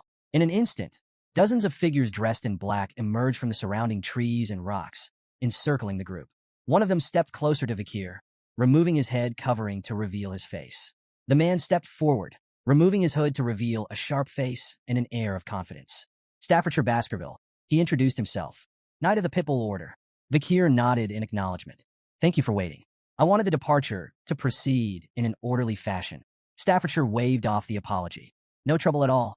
Our mission is to safely escort you to the morgue's family's juvenile fortress. Vakir's expression remained calm as he asked, Any word from my uncle, Boston Terriers? Staffordshire chuckled. He's doing well, but he's been relentless about trying to recruit you into the Pitbull Order ever since the slave auction incident. A faint smirk tugged at Vakir's lips. Internally, he couldn't help but feel uneasy about his uncle's obsession. It bordered on fanatical. The group eventually reached a hilly region where farmers worked the land with quiet diligence. Vakir gestured toward the fields. Is this the territory we lent to the morgues? Staffordshire nodded. That's right. Everything seems peaceful here. No signs of trouble. Vakir's eyes swept across the farmland, his sharp gaze taking in every detail. Though the stated purpose of their mission was a routine inspection, Vakir knew the real goal, to eliminate the barbarians. As they moved on, Staffordshire provided more information. The Morgue's family has assembled quite the force. 3 delegates, 30 members of the lower house parliament, and around 100 unaffiliated mages. Vakir noted the Morgue's efforts, contrasting it with the Baskervilles' modest contribution. Just himself, a dozen knights, and the elite forces stationed on standby beyond the mountains. Hugo's parting words echoed in his mind. Observe the barbarians' way of life. It'll serve you well. The fortress came into view, looming in the distance. Its surroundings were grim. Dead trees littered the landscape, their branches adorned with skeletons swaying in the breeze. Vakir observed the macabre scene. A mage's handiwork, he remarked. Clearly a message from the morgues to the barbarians. Staffordshire shuddered. It's unsettling to say the least. But Vakir's thoughts drifted to Camus morgues. How much had she changed since their last encounter? As they neared the gates, 3 figures appeared on top of the walls. A stern voice called out, State your business. Vakir and Staffordshire looked up, surprised. Standing above them were 3 identical girls, their expressions equally defiant. One stepped forward confidently. No one passes without our permission. The other 2 immediately echoed her words in perfect unison. Vakir sighed inwardly. The 3 flowers. The infamous morgue's triplets, high cis, middle cis, and low cis, were well known for their chaos and unpredictable behavior. People often joked that their combined insanity could rival the gods themselves. Steeling himself, Vakir stepped forward. I am Vakir of the Baskerville Envoy team, here to inspect the territory and strengthen relations. Open the gates. High cis crossed her arms, unimpressed. I need to report to the person in charge first, she said smugly. You'll get your response tomorrow. Irritation flickered across Vakir's face. You're denying me entry into my own land? High cis smirked, and the other 2 followed suit. Tenant protection law, she retorted, her tone dripping with mockery. Don't look down on us just because we're renters. That law, it's from your family after all. Vakir's temple throbbed with annoyance as the mocking tone of High cis grated against his nerves. A familiar red aura flickered faintly around his hand, a reflection of his growing irritation. He exhaled slowly, reining in his anger before it boiled over. Keeping his voice calm, but icy, Vakir replied, I've amended the law. It now allows me to evict tenants I dislike. His words were sharp enough to cut through the tension. Open the gates. Now. A wave of killing intent radiated from Vakir, slamming into the triplets like a physical force. The sudden surge of bloodlust made them hesitate, a flicker of fear flashing across their faces. High cis, recovering quickly, glared at Vakir and sneered. We've heard about the psycho kid running Underdog City, but we've dealt with enough lunatics to know how to handle you. With a swift motion, she cast a spell, aiming it near Vakir. The explosion shook the ground, sending his horse rearing in fright. From above, Lo Sis shouted, "Don't even think about stepping on a morgue's territory without permission." Her insults sharpened. "Stupid swordsman. You think you can handle us? I'd love to see the so-called rising star of the Baskervilles try." Beside Vakir, Staffordshire's expression darkened as he instinctively drew his sword. "This won't end with words," he muttered grimly. Vakir signaled his readiness, a cold resolve settling over him. But before they could act, voices erupted from their group. "These girls don't even know their place." One member spat angrily. Another chimed in, his voice dripping with disdain. "Their words are absurd." The familiarity of the voices caught Vakir's attention. He glanced toward the hooded figures in his group, his thoughts turning. "I've heard those voices before." The morgue's triplets exchanged amused glances, their confidence unshaken. High Sis scoffed. "Mere underlings." Middle Sis smirked. "You think you outrank us?" Low Sis sneered. "You don't even know your place." But the three hooded members of Vakir's group stepped forward, their movements deliberate. "Not us," they declared firmly. In unison, they removed their hoods, revealing their identities. Vakir's eyes narrowed. Of course, it was the Baskerville triplets, High Burrow, Middle Burrow, and Low Burrow. Standing tall and radiating confidence, the triplets pointed toward Vakir and declared in unison, "He is the symbol of Baskerville." Turning to Vakir with matching grins, they added, "Leave this to us." Vakir's expression twisted into one of exasperation. "Great," he muttered, pinching the bridge of his nose. "My annoyance has just doubled." Despite his irritation, the scene unfolded with the over-the-top theatrics only the Baskerville triplets could provide. Vakir, though thoroughly vexed, knew their motives well enough. High Burrow glanced back at Vakir, his tone brimming with gratitude. "Thanks for recommending us to the Academy. Don't worry, we've got this handled." Vakir's thoughts raced as he pieced together their intent. "So, this is about the Academy?" Typical. To him, they were glorified sandbags, clumsy, brainless, but undeniably loyal. With the right training, they could at least be molded into effective soldiers. A faint smirk crossed Vakir's lips as he decided to humor them. "Fine, I'll leave this to you, older brothers." The Baskerville triplets practically glowed with pride at Vakir's begrudging acknowledgement. They stood straighter, their confidence soaring. Meanwhile, Mord's three flowers looked on with disdain. High Sis sneered, her voice dripping with contempt. "Pathetic," clinging to each other like scared little children. The Baskerville triplets, unfazed by the insult, responded in perfect unison by flipping them off. "No, you're the fools," they retorted, their defiance as synchronized as their gestures. High Sis's face twisted with anger, joined by Middle Sis and Low Sis, who bristled at the audacity. "They need to be taught a lesson," High Sis growled, her tone promising retribution. As the tension thickened, Vakir's thoughts wandered to memories of the morgue's triplets before his regression. He remembered them as formidable mages, each with a distinct affinity, water, earth, and nature. Individually strong, their combined magic was devastating, amplifying their spells to an extraordinary level. It was this seamless synergy that earned them the title Morgue's Three Flowers.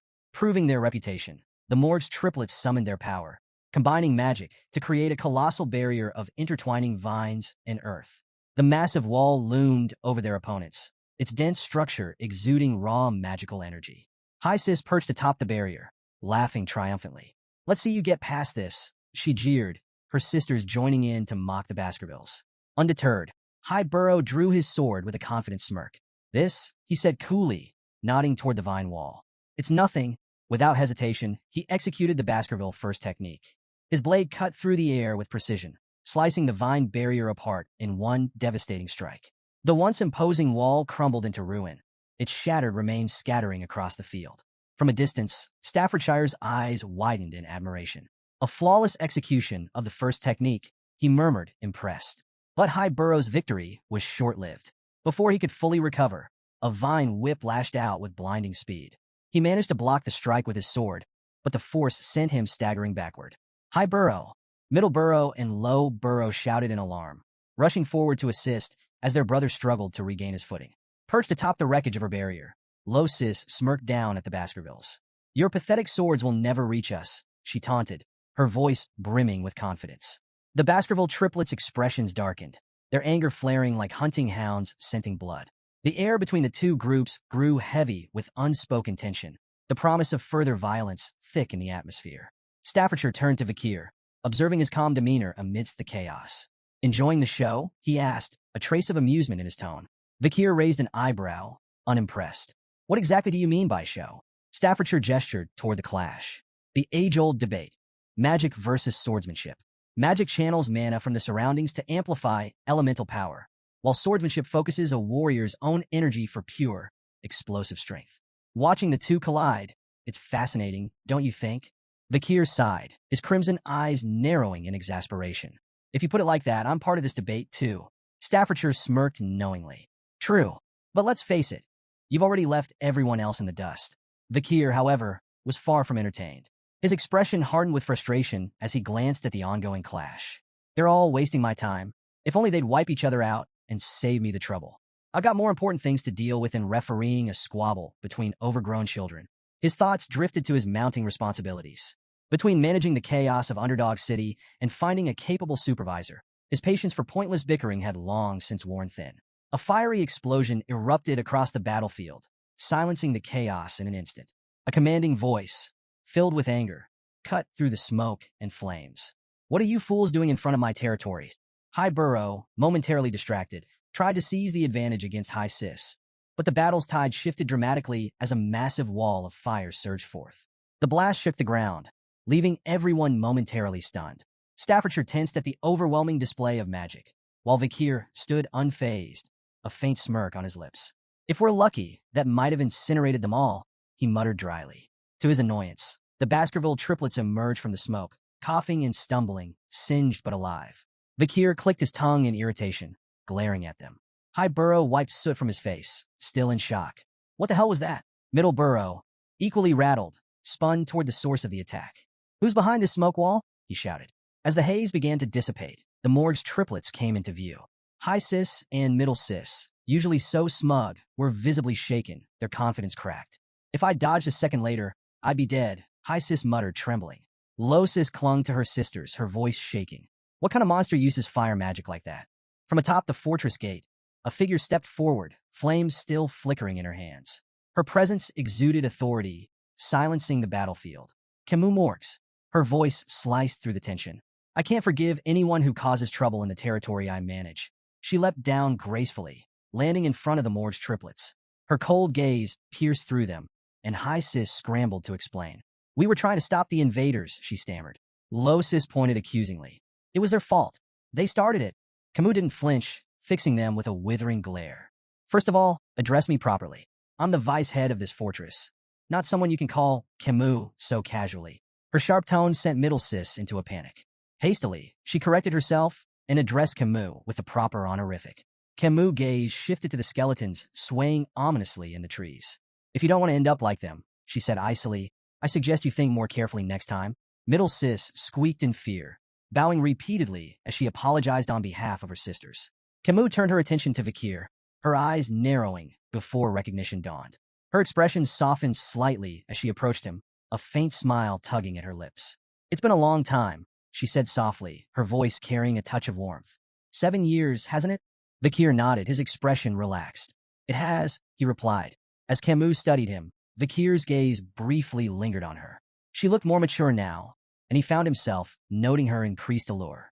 He recalled how, in his previous life, Camus had captured the attention of countless men in high society. Rumors and scandals swirled around her, some involving even married men. But in this timeline, there were no whispers of such stories. Dismissing the thought, Vakir returned to the matter at hand. Open the gates, he said bluntly, his tone firm. Words won't work on the triplets. Camus blinked at Vakir's bluntness, her expression darkening. That's all you have to say to me after all this time, she snapped, her voice edged with frustration. Vakir tilted his head slightly, his crimson eyes studying her with a mix of curiosity and detachment. What else should I say? He replied, his tone calm and neutral. Camus' frustration boiled over. Staffordshire, observing from a safe distance, raised an eyebrow, wondering if this verbal sparring might escalate into a clash between the two stars of their respective clans. Pointing a trembling finger at Vakir, Camus glared at him, her eyes shimmering with unshed tears. 0 points. You get 0 points, she declared, her voice quivering with a mix of anger and embarrassment. Your attitude toward your future wife is appalling. The words hung in the air like a lightning strike. The entire group, Morg's 3 flowers, Baskerville's triplets, Staffordshire, and even Vakir, froze in stunned silence. Camus, realizing what she had just said, turned away sharply, her face reddening. She muttered a flustered humph while refusing to meet anyone's gaze. The collective thought running through everyone's mind was the same. Whose wife? Later, as the group rode toward the fortress, Vikir and Camus found themselves riding side by side. Their earlier tension softened into casual conversation. The Baskerville clan doesn't seem to know much about the barbarians, Camus remarked, her tone light but probing. Vikir raised an eyebrow. We know more than you think, he countered confidently. We've fought them countless times, probably more than the Morg's family ever has. Camus glanced at him sideways, her smirk returning. If that's true, why send those idiots? She asked, gesturing toward the Baskerville triplets in the distance, who were currently bickering over whose sword was shinier. Vikir shrugged. The arrangement was already made with the Morg's family, he replied. The main force is stationed on the other side of the mountain range. You know that. Camus leaned slightly closer, her voice teasing. You may think you know, but I wonder if you're as informed about the barbarians as you claim. Vikir met her gaze evenly.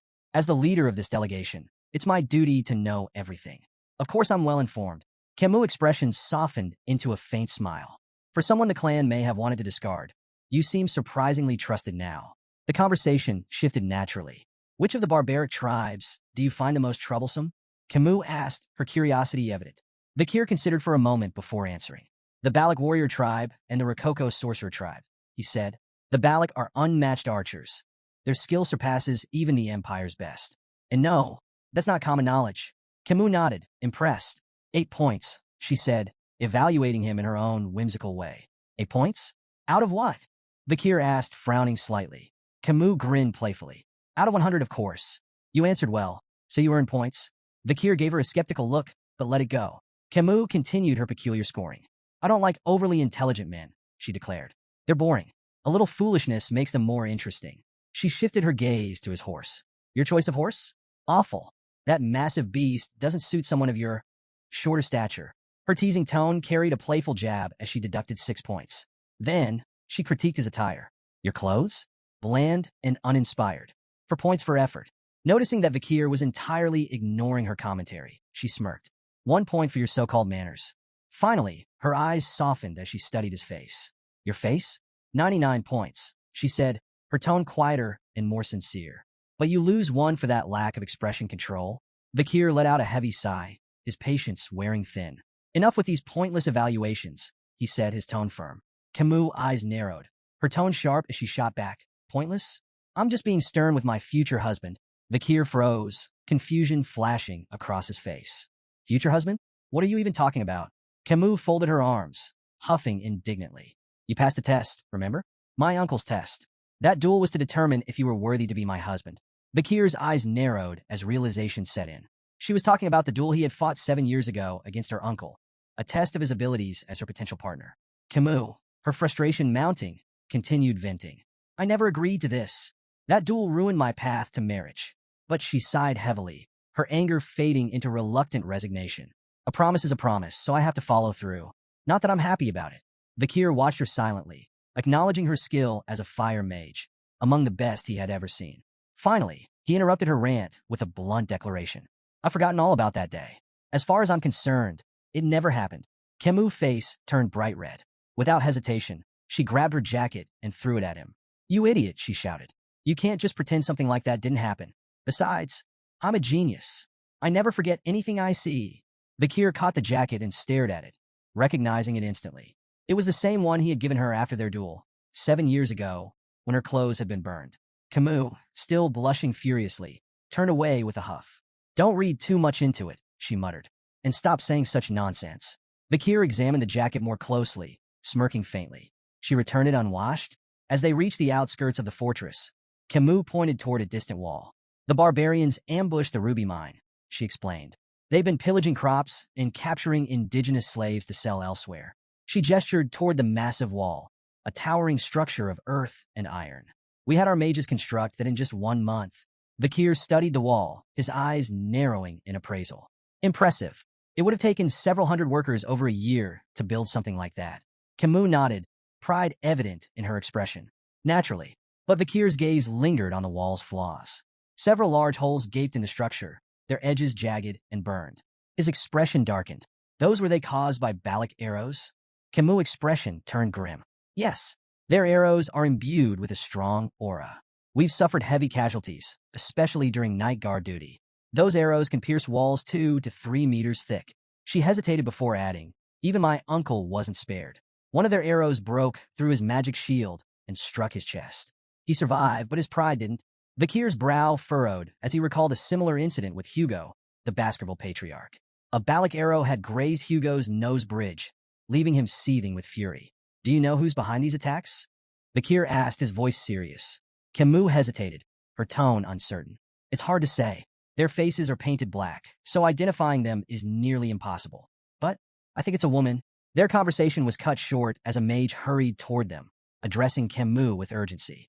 Vicehead, we've captured a reconnaissance member of the barbarians. Please come quickly. Vakir and Camus exchanged a glance. Curiosity and concern mirrored in their expressions. Following the mage to a large tent, they found a disheveled barbarian restrained and surrounded by guards. Vakir's sharp gaze swept over the captive. After a brief moment, he spoke with certainty. This one's from the Rococo sorcerer tribe. Camus turned to the mage, her expression firm. Have you been able to extract any information from him? The mage shook his head, frustration evident. He's uncooperative. His sorcery makes him resistant to psychic magic. We haven't been able to read his mind. Camus' eyes hardened as she directed her attention to the captive. Tell me about the ambush on the Mords clan's fortress. How many people did you take? The barbarian remained silent, his expression unreadable. Camus' voice sharpened with anger. Among those taken was Rose, a daughter of the Morgs. She's my sixth cousin. Tell me, what have you done with her? A twisted grin spread across the barbarian's face, and he muttered something in his native tongue. Camus frowned, turning to the mage. What did he say? Is there anyone here who can translate? The mage shook his head again. We don't have anyone available who understands his language. Vakir's calm voice broke the tension. I know a little Rococo. Camus raised an eyebrow, surprised. Is there anything you don't know? I'm not fluent, Vakir replied, his tone measured. But I understand the basics. Camus nodded, her voice steady but strained. Then ask him. Ask him where my cousin is. She's 12 years old, with red hair, red eyes, and white skin. Vakir stepped forward, his voice firm as he questioned the barbarian in his native tongue. The barbarian's grin widened, and he replied curtly, his tone dripping with mockery. Vakir's expression turned grim. He closed his eyes for a moment before looking at Camus. Your cousin is dead, he said quietly. Camus' face contorted with fury and grief, her hands balling into fists. She straightened, her voice cold and resolute. With the senator of the audience hall recovering and the senator of the temple away, the decision falls to me. She took a deep breath and declared, I, Camus Morgs, a member of the Middle House and the vice head of this fortress, issue the verdict. Immediate execution. Without hesitation, a sharp spike shot through the barbarian's body, followed by a torrent of flames that consumed him entirely. As the fire raged, the barbarian cried out in his language, his voice weak and filled with venom. Camus' voice was icy as she dismissed his final words. After this war, your language will only be spoken in hell. The barbarian's screams faded into silence as the flames reduced him to ashes. Nearby, another restrained barbarian watched in silent terror, his wide eyes reflecting the flames. Camus, her rage still smoldering, turned abruptly to Vakir. Follow me, she ordered, her tone leaving no room for argument. As Vakir exited the tent, he spotted Camus some distance away. Her shoulders trembled, and muffled sobs escaped her as she cried openly. Despite her formidable exterior, Vakir was reminded that she was still just a 15-year-old girl. He approached her slowly, his voice soft. Were you close with your cousin? Camus nodded, her tears falling freely. Very close. She was so pure, nothing like the rest of us. Unlike the cold-hearted Morgs, she didn't belong in a place like this. Vakir hesitated before offering comfort. I believe she left this world peacefully. Camus turned to him, her tear-streaked face clouded with doubt. Don't lie to me, she said, her voice trembling. I'm not stupid. I'm a genius. I understood a little of what he said. Her voice cracked as she pressed him. Tell me the truth. What did he really say? Vakir froze, unsure of how to respond. He had hoped she hadn't caught the barbarian's chilling words. We ate her. Camus' knees buckled, and she fell to the ground, her cries raw and full of anguish. I couldn't protect her, she whispered, guilt consuming her. I'm so sorry, Rose. Vakir stood silently, his expression unreadable as he watched her grief unfold. For a moment, he extended a hand toward her, but then he hesitated, pulling it back. Camus' heart-wrenching cries echoed through the air, and Vakir remained lost in thought, contemplating the weight of the moment. After a while, Camus managed to steady herself. Wiping her face, she stood and took a deep breath, her composure returning. This isn't a bad thing, she said, her voice steady despite the lingering tremor. If anyone had given me half-hearted sympathy, I'd have killed them on the spot. She turned to Vikir, her tear-streaked face now filled with resolve. This isn't the time to mourn. I need to focus. I need to prepare for revenge. Vikir studied her steely determination, a faint glimmer of admiration surfacing in his mind. Heroines really are built differently, he thought. He extended his hand toward her, nodding silently in agreement. Before Camus could take his hand, a loud, bell-like sound rang across the fortress, shattering the moment. Vikir frowned. What's that? Camus stood up abruptly, her expression serious. It's the signal for a barbarian attack. Vikir smirked faintly. Seems your time for revenge has come sooner than expected. Outside the fortress, a group of barbarian girls astride massive white wolves prepared for battle. Each was armed with a bow, their leader standing at the front. The leader, her face painted black, knocked an arrow. Drawing it back, she aimed toward the guards on the fortress walls and released. The arrow struck its mark with deadly precision, detonating in a fiery explosion that sent guards scattering in disarray. She raised her voice, commanding her companions. Attack! The barbarian girls launched into battle, their wolves charging with terrifying speed. The massive beasts tore into soldiers with relentless ferocity, while the barbarians themselves struck with brutal efficiency. Ropes flew through the air, lassoing soldiers by the neck and dragging them down with startling precision. The fortress descended into chaos. Vikir arrived at the scene, his sharp eyes scanning the battlefield. The gruesome sight before him, a storm of blood, smoke, and bodies, was something he had seen countless times before. Did I get here too quickly? He wondered, assessing the chaotic scene. His focus sharpened as he prepared to enter the fray. Suddenly, a rope shot toward Vikir, wrapping tightly around his neck before he could react. His crimson eyes narrowed as he turned his gaze forward, spotting two barbarian girls expertly holding the ends of the rope. In their native tongue, one of them grinned and said, "We've caught a good one. This hunt for husbands is going well." Vikir immediately understood their intention. The barbarians were capturing men to breed stronger offspring for their tribe. Without missing a beat, Vikir grabbed the rope with one hand and yanked it forcefully, sending the two girls flying through the air. "Sorry," he said dryly, "but I'm not available. I might already be engaged." The barbarian girls crashed to the ground with a heavy thud, eliciting shocked gasps from the male barbarians nearby. "What? Who is this guy?" one of them muttered in disbelief. The others quickly readied their arrows, uncertainty flickering in their eyes as they debated whether Vikir was friend or foe. Despite the tension, Vikir remained calm. Hugo's warning rang in his mind. Avoid engaging in battle before meeting up with the main force. Vikir hesitated briefly, considering whether to hold back, but his decision came swiftly. Drawing his sword, he strode forward confidently, unbothered by the arrows flying toward him. With precision and agility, he cut through the barrage with ease, each strike precise and deadly. His movements were fluid, almost mesmerizing, as he deflected every projectile aimed at him. The barbarians' shock turned to panic. "How is that possible?" they whispered among themselves. Their awe, however, was short-lived. A wave of fire suddenly erupted across the battlefield, engulfing the barbarians in searing heat. Cries of pain echoed as flames consumed their surroundings. Camus stepped forward, flames crackling in her hands, her expression fierce and unyielding. "These barbarians will burn," she declared, her voice dripping with fury. Vikir turned to her in astonishment, realizing she had transformed the battlefield into an inferno. Camus glanced at him, her sharp eyes narrowing. "Are you using liquid aura?" she asked, a rare note of acknowledgement in her tone. Her words carried weight. "You're the only man I could ever recognize." Vikir responded calmly. "I received orders from the Patriarch to avoid battle until regrouping with the main force." Camus scoffed, undeterred by his explanation. As she began casting more spells, her voice rang with defiance. "An order from the Baskerville Patriarch? Do you think that will stop me?" The intensity of her flames increased as she stepped forward. "A Baskerville should refrain from intervening," she said coldly. "I'll handle this myself. Every last barbarian here will burn." Camus unleashed a series of devastating fire spells, setting the battlefield ablaze. The sheer heat distorted the air as flames roared across the terrain, consuming everything in their path. Vikir watched in astonishment, quickly recognizing her technique. "Burned," a powerful fire spell.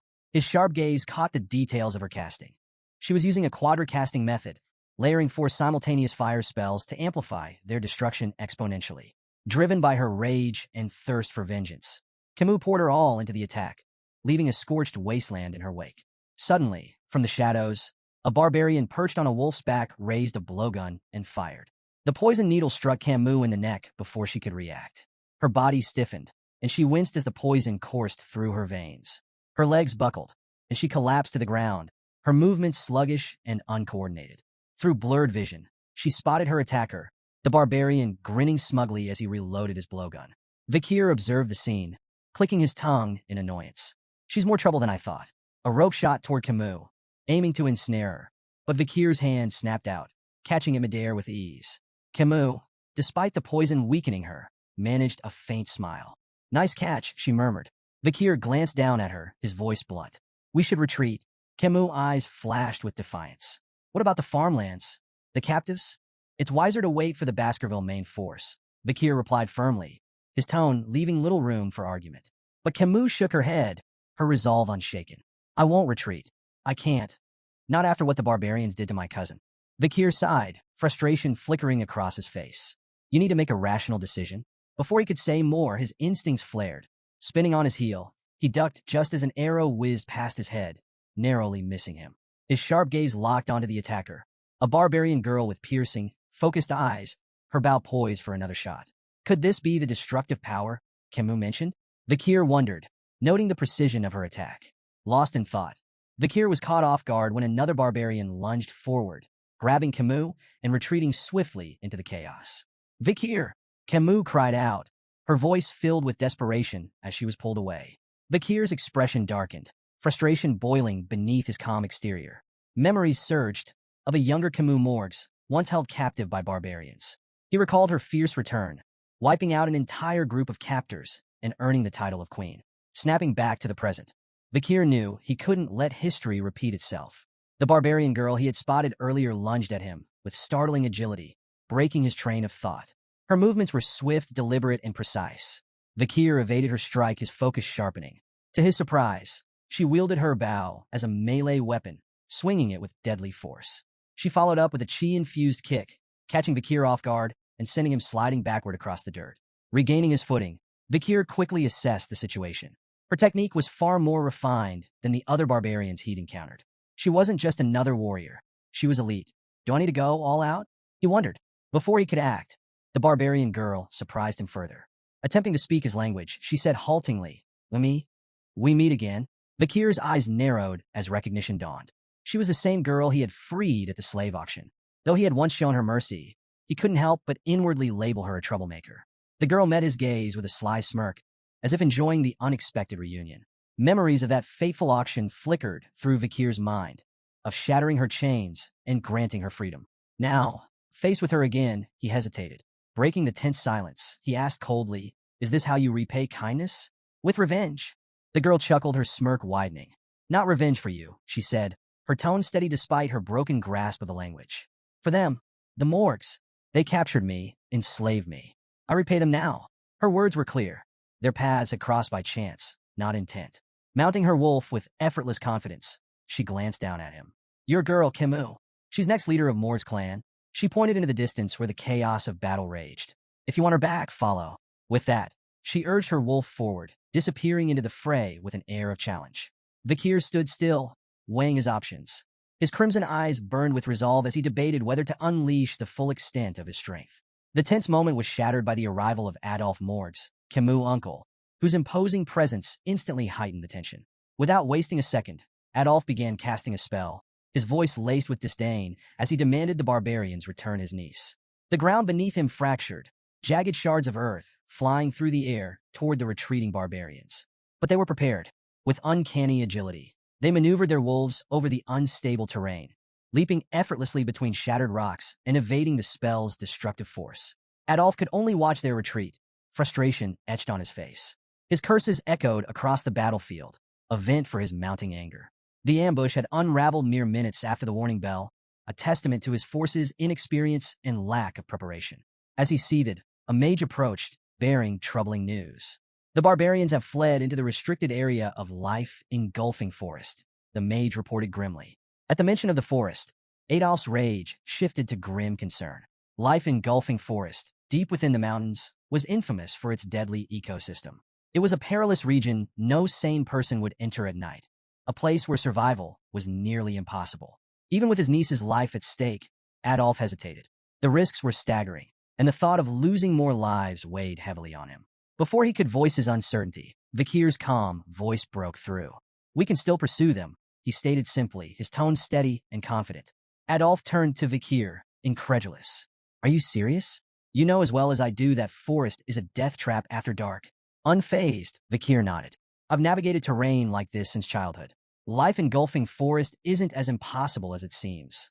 Not for someone trained.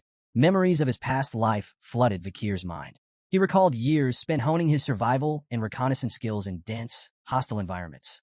These forests, no matter how treacherous, were his element. Adolf's gaze sharpened. Grabbing Vikir by the shoulders, he demanded, Are you truly serious about this? Do you know what you're risking? Nearby, the Mord's clan mage voiced his doubts. Sir, entering that forest at night, it's suicide. Adolf silenced him with a sharp glare. His resolve crystallized as he turned back to his forces. Anyone unwilling to join the pursuit may stand down now, he declared. There will be no judgment for those who choose safety over valor. As murmurs rippled through the group, Adolf fixed his gaze on Vikir. Reluctance flickered in his expression, but so did a grudging respect. He had known from the start that this young man was no ordinary warrior. With no other options, he had to entrust his niece's rescue to Vikir. Vikir, Adolf said, his tone heavy with resignation. I'm entrusting you with this mission. Bring my niece back. Life engulfing forest was a place that lived up to its ominous name. Nestled within Baskerville territory, it was a realm of horrors where survival was a fleeting hope. Bone-sucking mosquitoes, poisonous thorn-covered vines, silent spiders that hunted soundlessly, and countless other lethal creatures made it a graveyard for the unprepared. Few who entered lasted more than an hour. Despite its dangers, the Morgs and Baskerville troops pressed forward, closely following Vikir as he navigated the treacherous terrain with practiced ease. He moved like a shadow, leaping over obstacles and cutting through hazards with swift precision. Adolf, watching in awe, couldn't contain his curiosity any longer. Are all Baskerville boys like this? He asked, his voice tinged with disbelief. Staffordshire Baskerville chuckled, shaking his head. No, not all of them. But young Master Vikir? He's different. Their conversation was cut short when two enormous, venomous bees emerged, buzzing aggressively as they blocked the group's path.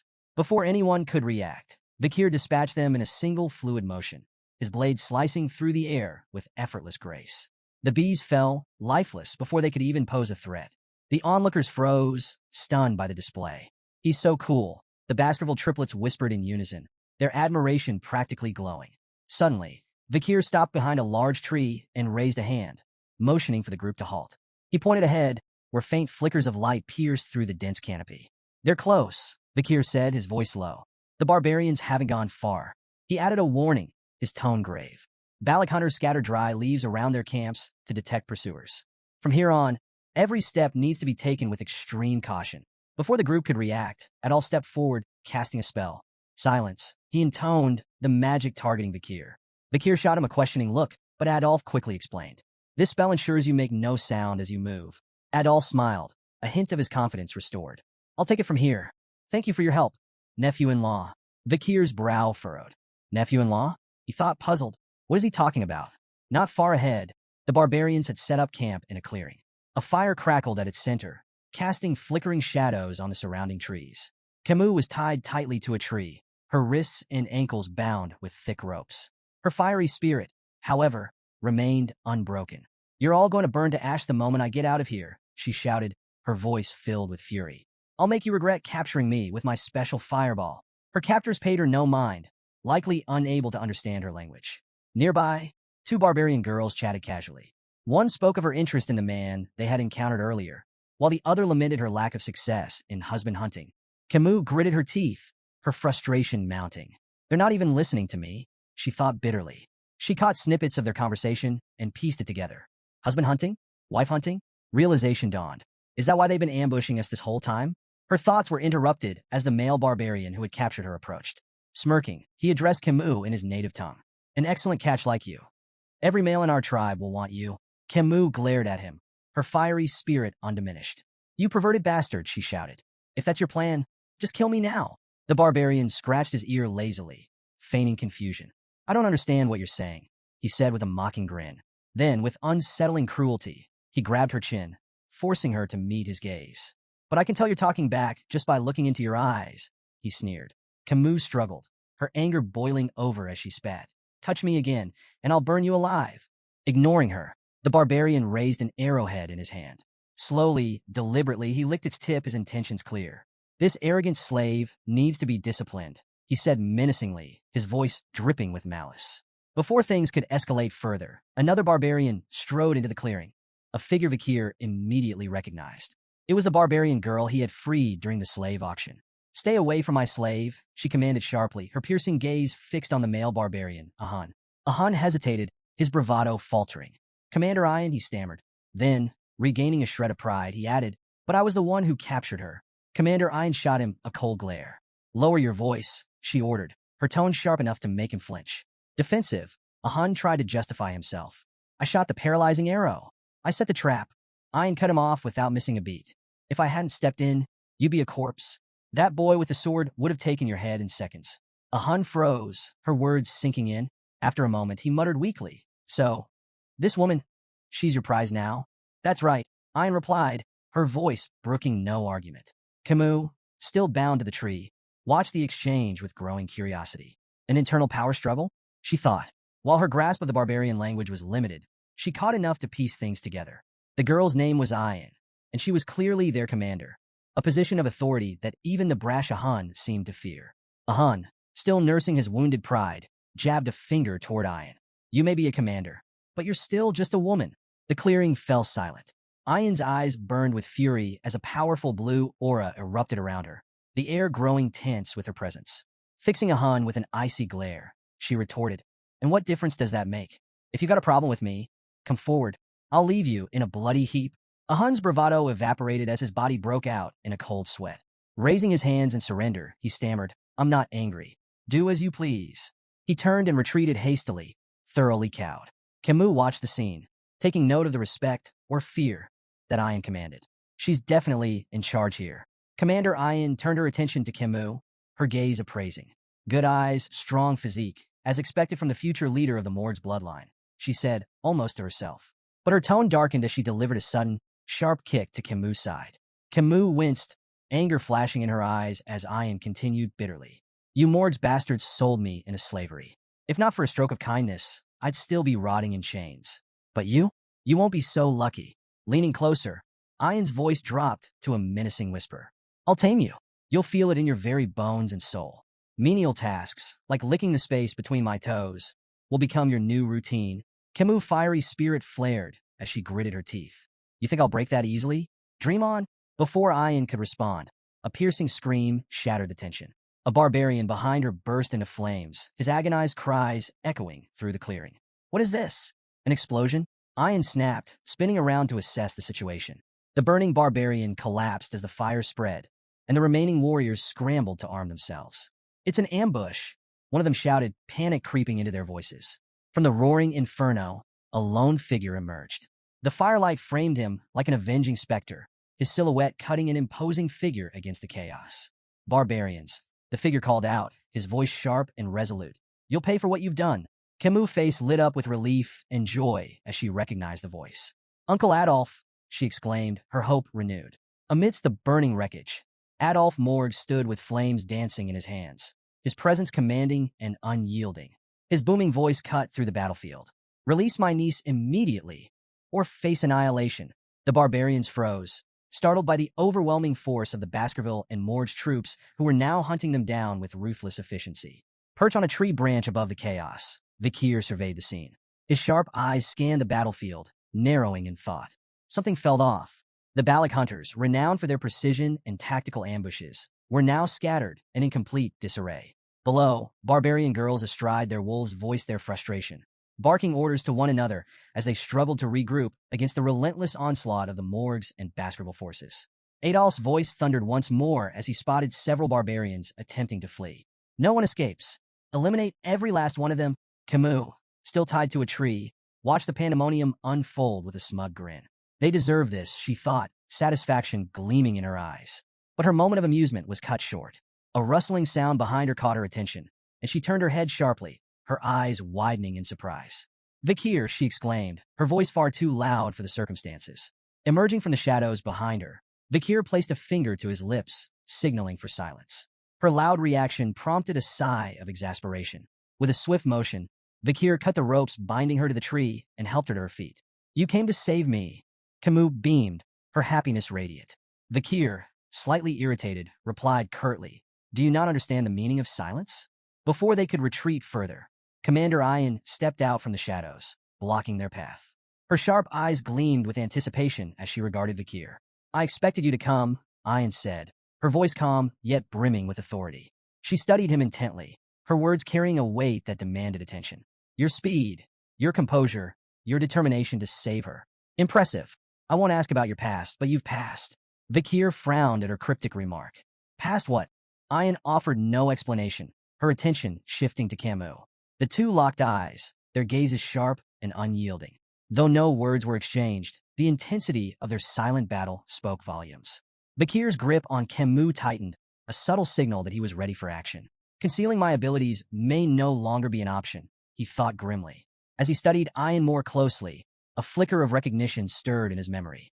Could she be related to the one who scarred Hugo's nose? The infamous Balak archer, Night Fox, came to mind. But after observing Ian's movements, Vakir dismissed the thought. No, she's too young and inexperienced. Perhaps she shares the same bloodline.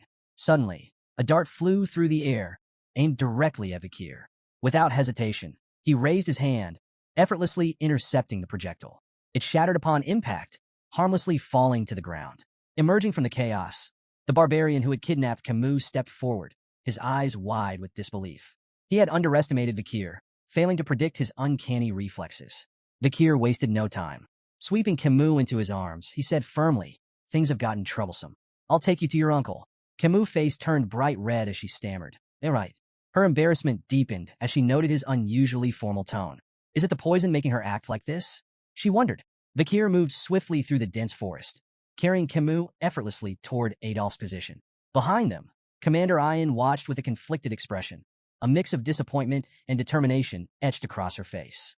Will you come to me willingly one day? She murmured to herself, her voice barely audible over the rustling leaves. As they pressed forward, Vakir glanced down at Camus. Are you sure the poison isn't too severe? He asked, his voice calm but concerned. Camus hesitated, unsure of her condition. I think, maybe it is, she replied uncertainly, her tone betraying her unease. Their exchange was cut short as two barbarians emerged from the shadows, firing arrows in quick succession. Vakir deflected both projectiles with precision, his movements swift and efficient. From a distance, Ian silently raised her bow, her expression cold and resolute. Her sharp eyes locked onto Camus as she knocked an arrow imbued with a bluish aura.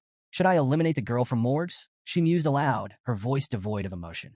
Without hesitation, she released the arrow, its path streaking through the air with deadly accuracy. Vakir's glowing red eyes tracked the arrow as it sped toward them, its trajectory unerringly aimed at Camus. Reacting instinctively, he twisted his body to shield her. Camus, sensing his sudden movement, turned her head just in time to see the arrow close in, only 2 inches from her eye. But the arrow never struck. A shimmering ice wall materialized between them, stopping the projectile in its tracks. Are you hurt, my dear niece? Adolph's voice rang out, laden with worry. He approached quickly, flame still flickering faintly in his hands, the ice spell dissipating as he stepped forward.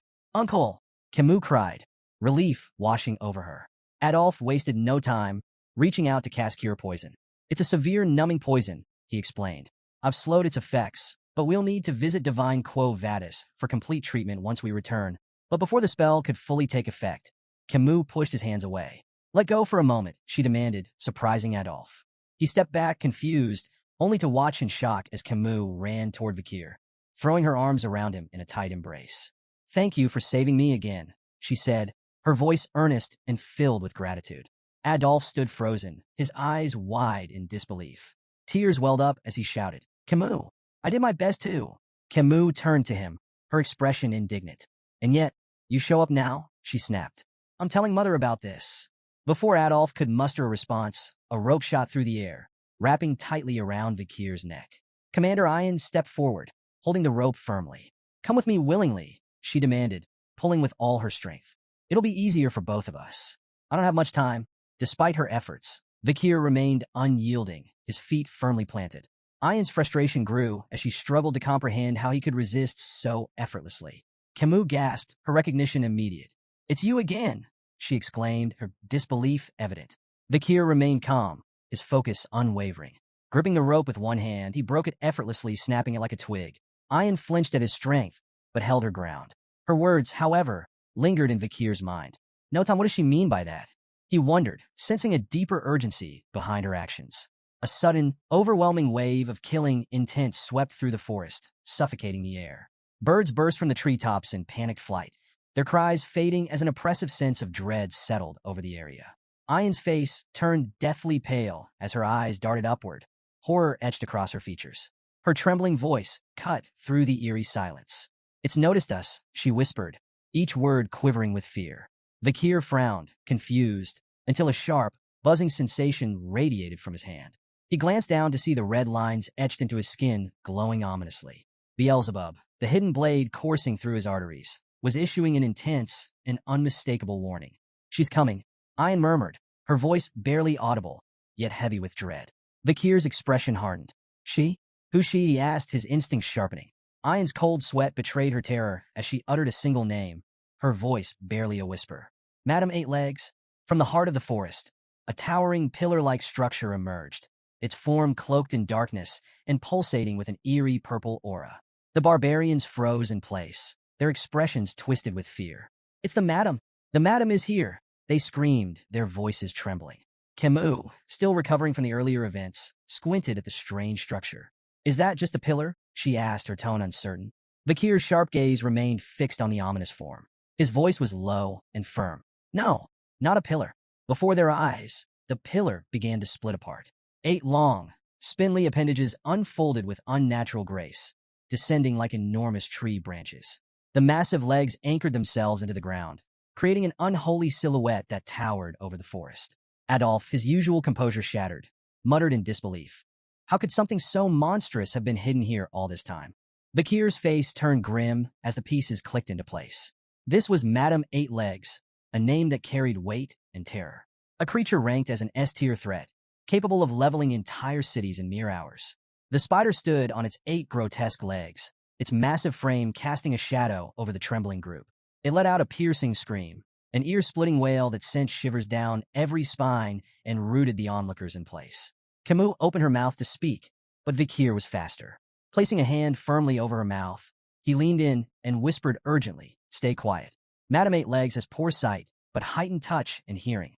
Vikir's mind raced as fragments of an old native legend surfaced. He had once dismissed it as a terrifying campfire story, a tale of the Madam of Eight Legs, a monstrous entity that haunted the depths of forbidden forests. But now, standing face to face with the legend, it felt all too real. He recalled the Empire's monster dictionary, its several revisions still failing to fully account for this nightmare. Madam Eight Legs, a name that struck fear into even the bravest warriors. The creature screamed again, louder this time, before spewing a stream of greenish liquid from its gaping maw.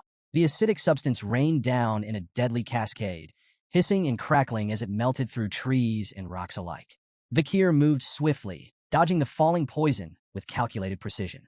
Beside him, Adolf reacted just as quickly, flames flickering at his fingertips. He conjured a shimmering barrier that shielded himself and Camus from the deadly rain. The forest floor sizzled as the acid ate away at everything it touched. Not far away, a Hun screamed in terror as drops of the green poison landed on his hair. Panicking, he grabbed a knife and hacked off the affected strands, collapsing to his knees as he panted in fear. Ayn shot him a cold glare, her voice sharp and cutting. "Stop screaming in front of Madam Eight Legs." Her eyes flicked briefly toward the monstrous spider, her tone growing darker. "If you weren't the shaman's grandchild, I'd kill you myself." Turning back to the other barbarians, Ayn barked her orders with steely resolve. "Retreat, all of you." On the other side of the chaos, Adolf, cradling Camus in his arms, echoed the sentiment in a quieter tone. "Make a run for it," he instructed, his voice brooking no argument. The oppressive presence of Madam Eight Legs seemed to pulse through the forest, suffocating any thoughts of resistance. There was no choice but to flee. Madam Eight Legs emitted strange, mocking noises, as if reveling in the chaos. As the various groups scattered, the Balik barbarians splintered into smaller clusters, while the Baskerville and Morg's forces retreated in a more organized formation. The creature's twitching appendages seemed to consider its options before abruptly charging after the Baskerville and Morg's forces. Adolf scowled in frustration, muttering under his breath. "Why is it chasing us?" One of the Morg's mages, brimming with misplaced confidence, stepped forward. "Leave it to me," he declared boldly. Fire attacks are a bug's greatest weakness. The mage began chanting, summoning a massive fire spell. Flames erupted in a brilliant explosion, engulfing Madame Eight Legs in a sea of fire. For a fleeting moment, the mage turned to Adolf with a triumphant grin, ready to boast of his success. But his victory was short-lived. Without warning, one of Madame's massive legs shot through the air, impaling the mage beside him. Blood splattered across the confident mage's face as his expression froze in sheer terror. The fire spell hadn't even scratched the monstrous creature. Madame Eight Legs let out another deafening screech, her massive legs slicing through the terrain as she pressed forward. Adolf, Camus, and Vakir continued their retreat, the forest a nightmare of crashing trees and searing acid. Camus, her voice trembling, stammered, "How is something like that even real?"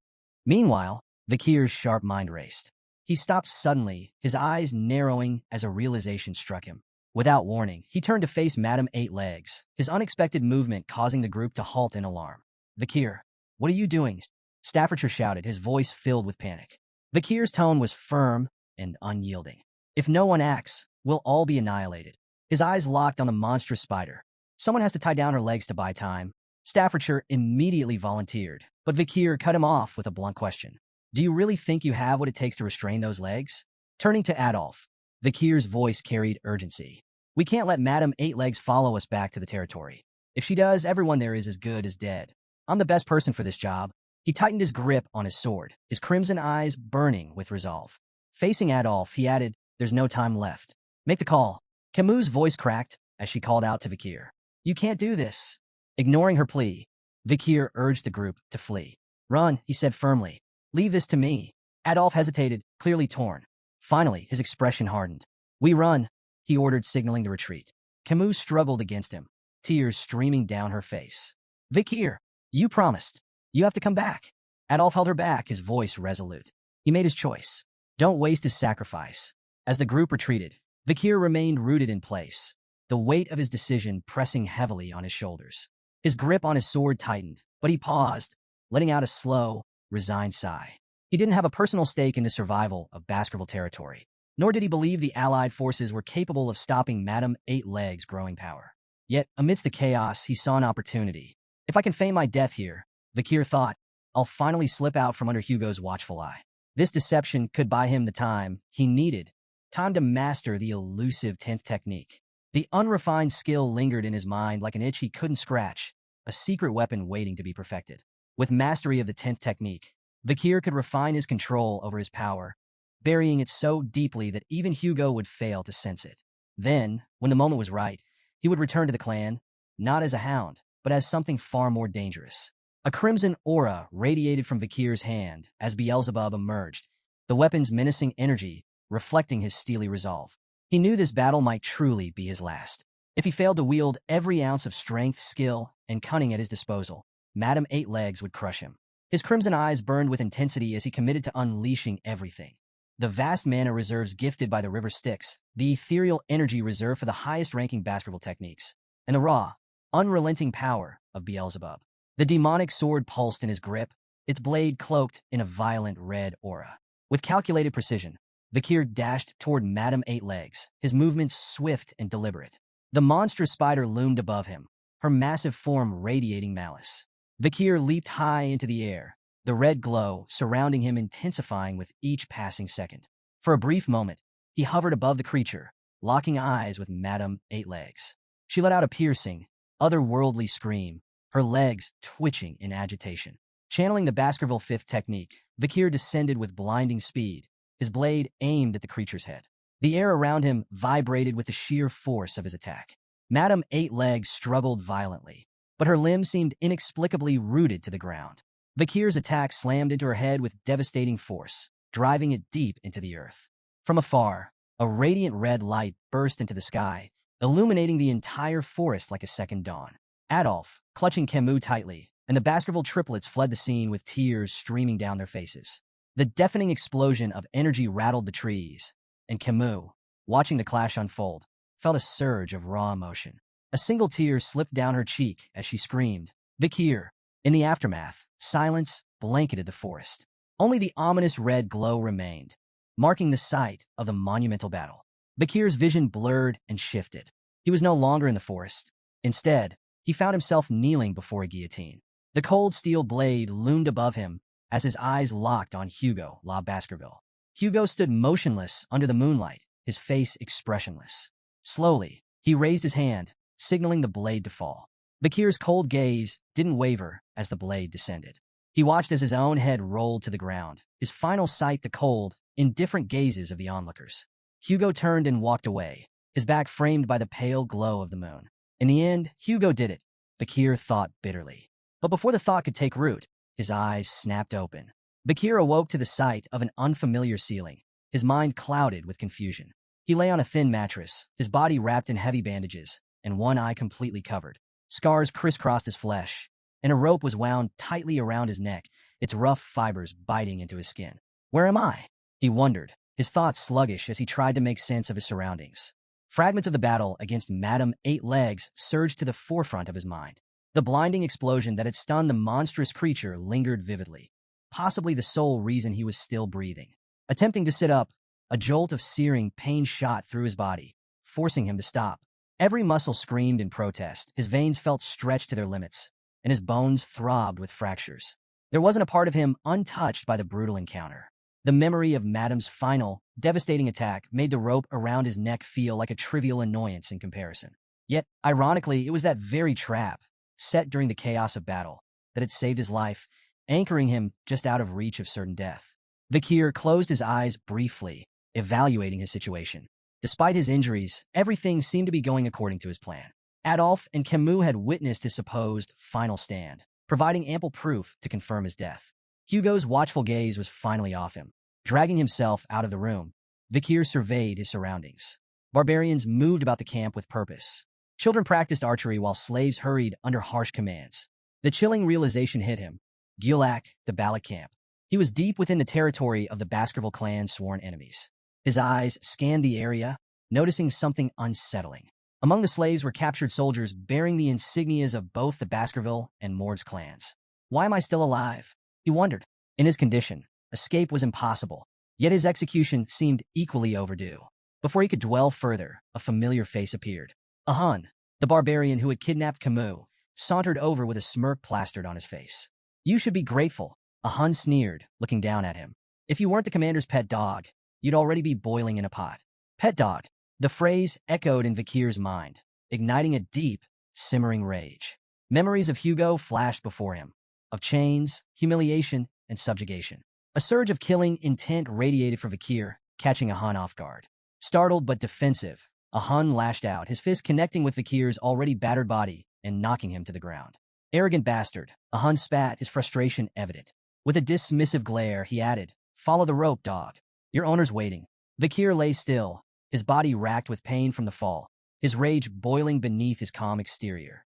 He glared after a Hun's retreating figure, silently vowing to repay the humiliation tenfold once his strength returned. Dragging himself up, Bakir began following the rope tied around his neck. Its length stretched endlessly through the camp, each step testing his patience and fortitude. How far does this thing go? He muttered under his breath, his irritation growing with every tug. Finally, the rope grew taut, and Bakir found himself at its end. What lay before him stopped him in his tracks. Ayan, the barbarian girl from before, stood waist-deep in a small pond. She held the other end of the rope with casual ease, her expression relaxed. As she noticed him, a mischievous smile spread across her face. Lie down, she instructed, her voice carrying an air of playful authority. Bakir froze, his mind racing. He stared at her, bewildered and unsure how to respond to the bizarre command. Before Bakir could fully process her words, Ayan yanked the rope with surprising force, sending him stumbling forward. Whiz! An arrow streaked through the air, narrowly missing Bakir's head before embedding itself into a nearby tree trunk. Ayan's sharp glare turned toward a group of children holding bows in the distance. What did I tell you about practicing near the pond? Go somewhere else, she barked, her voice commanding enough to send the children scattering. As Bakir lay on the ground, recovering from the unexpected tumble, Ayan turned her attention back to him, a sly smirk playing on her lips. I never properly thanked you for the auction, she began, her tone light but calculated. Pointing at him, she continued, in Balak culture, kindness is repaid twofold and revenge tenfold. Since you saved me once, I've saved you twice. Bakir's brows furrowed in confusion. Twice. he asked, his tone skeptical. Ayan crossed her arms, clearly enjoying herself. After that explosion, who do you think dragged your sorry self out of the forest? If I hadn't gone back for you, you'd be spider food by now. So yes, twice. Her smug response only deepened Vikir's unease. He sat up slowly, the rope around his neck pulling uncomfortably. If you've repaid the debt, why keep me alive? He asked bluntly, gesturing toward the rope. Ayan's grin widened, her mischief on full display. Because you're valuable. I have no doubt your party will pay a hefty price for you. You're not some ordinary soldier, are you? Vikir froze at the implication, his mind racing. If the Baskerville clan got involved in hostage negotiations, his entire plan to feign his death and escape Hugo's control would unravel. He kept his expression neutral, suppressing the panic bubbling beneath the surface. Ayan leaned in slightly, her voice dropping to a playful whisper. Relax. I've got no intention of returning you to them just yet. She straightened, her tone turning mock serious. You're my slave now. Without warning, she drew a dagger and sliced through the rope binding his neck. For a moment, Vikir felt an internal surge of relief. Maybe my plan is still intact, he thought, but his optimism was short-lived. Ayan pointed the dagger at him, tilting her head mockingly. Let's settle this properly. You'll call me master, and I'll decide what to call you. Vikir remained silent, his face impassive. His lack of reaction only seemed to amuse Ayan further. I like those rebellious eyes, she remarked with a smirk. It'll make taming you all the more satisfying. Before Vikir could respond, Ayan sheathed her dagger and gestured for him to follow. We have a stop to make, she said casually. Where? Vikir asked, his voice low. She shot him a glance over her shoulder, her tone teasing. Don't tell me you don't know. In the Balak way, we always pay respects when stepping onto someone else's land. Her grin widened. We're going to meet the matriarch. The matriarch's tent loomed ahead, its entrance adorned with intricate carvings. Inside, a throne made from the skulls of predators dominated the room. Bears, jaguars, alligators, and other deadly creatures stared down at visitors, their heads mounted with precision. Each skull bore an arrow firmly lodged between its eyes, a testament to the matriarch's unparalleled skill. As they approached, Ayan glanced at Vikir and began explaining the Balak way of life. If you don't have a place to sleep, borrow a friend's hammock. If you're hungry, someone wealthier will share their food. That's how we survive. Her voice softened slightly, a touch of pride in her words. It's why we're strong. Everyone here is bound by the same rules, tight-knit, homely, and united. Vikir noted something intriguing about the Balak camp. Private assets seemed to hold little importance to them. Everything functioned on a communal system, a stark contrast to the rigid hierarchies he was used to. Ayan led the way to the grand tent without hesitation, her pace confident. Stopping outside, she gestured toward the imposing structure and declared, We've arrived. She entered first, her voice ringing out with authority. Mother, she called, addressing the figure seated on the throne inside. The single word sent a jolt through Vikir, startling him. His sharp mind immediately began piecing together the connection between Ayan and the matriarch. The implications were unsettling. The matriarch rose gracefully from her seat, her commanding aura filling the tent like a storm cloud. Her piercing gaze swept over Ayan before landing on Vikir. So this is the boy we've heard so much about, she said, her tone calm but laced with curiosity. Ayan blinked, taken aback. Mother, I haven't said anything about him, she retorted, her confusion plain. Vikir's eyes narrowed as he silently assessed the situation. The pieces began to fall into place. Ayan was the matriarch's daughter, which explained her high standing among the Balak. His gaze shifted to the matriarch, and recognition dawned. This wasn't just any Balak leader. This was the Night Fox, the infamous female Balak warrior who had left a scar on Hugo La Baskerville's nose. Memories of her prowess flooded back, particularly how her influence had made crossing Le Rogue in life engulfing forest nearly impossible during his previous life. Vikir analyzed the hypothetical scenarios from his past. If his previous self had faced her head-on, the odds of survival were non-existent. Assassination attempts? A flat 0%. The only viable option would have been escape, and even that offered a slim 20% chance. The matriarch turned her sharp gaze toward Vikir, her lips curving slightly. You look familiar, she remarked, her tone probing. Vikir's thoughts raced. Does she recognize my connection to Hugo? Before the situation could escalate, Ayan interjected with an airy laugh.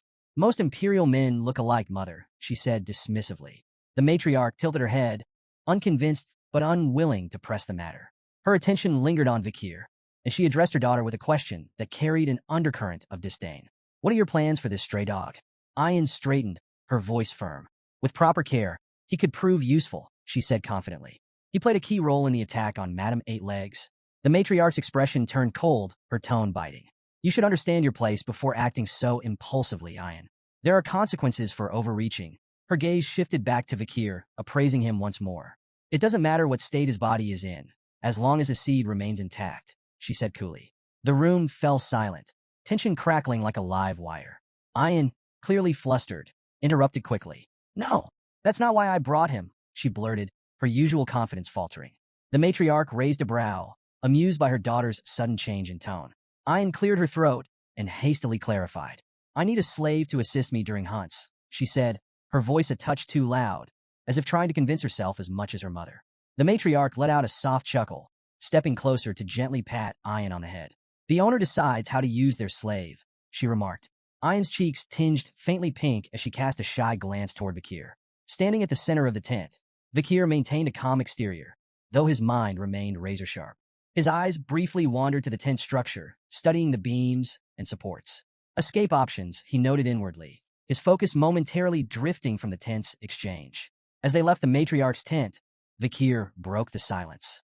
His tone calm and curious, he asked, "What's your name?" Ayan stopped abruptly, her eyes wide with disbelief. Whirling around, she glared at him. "How dare you ask such a question, slave?" she snapped, her voice brimming with indignation. Vakir, unfazed by her outburst, explained evenly, "I don't intend to call you master. I asked for your name, so I can address you properly." His straightforwardness caught Ayan off guard.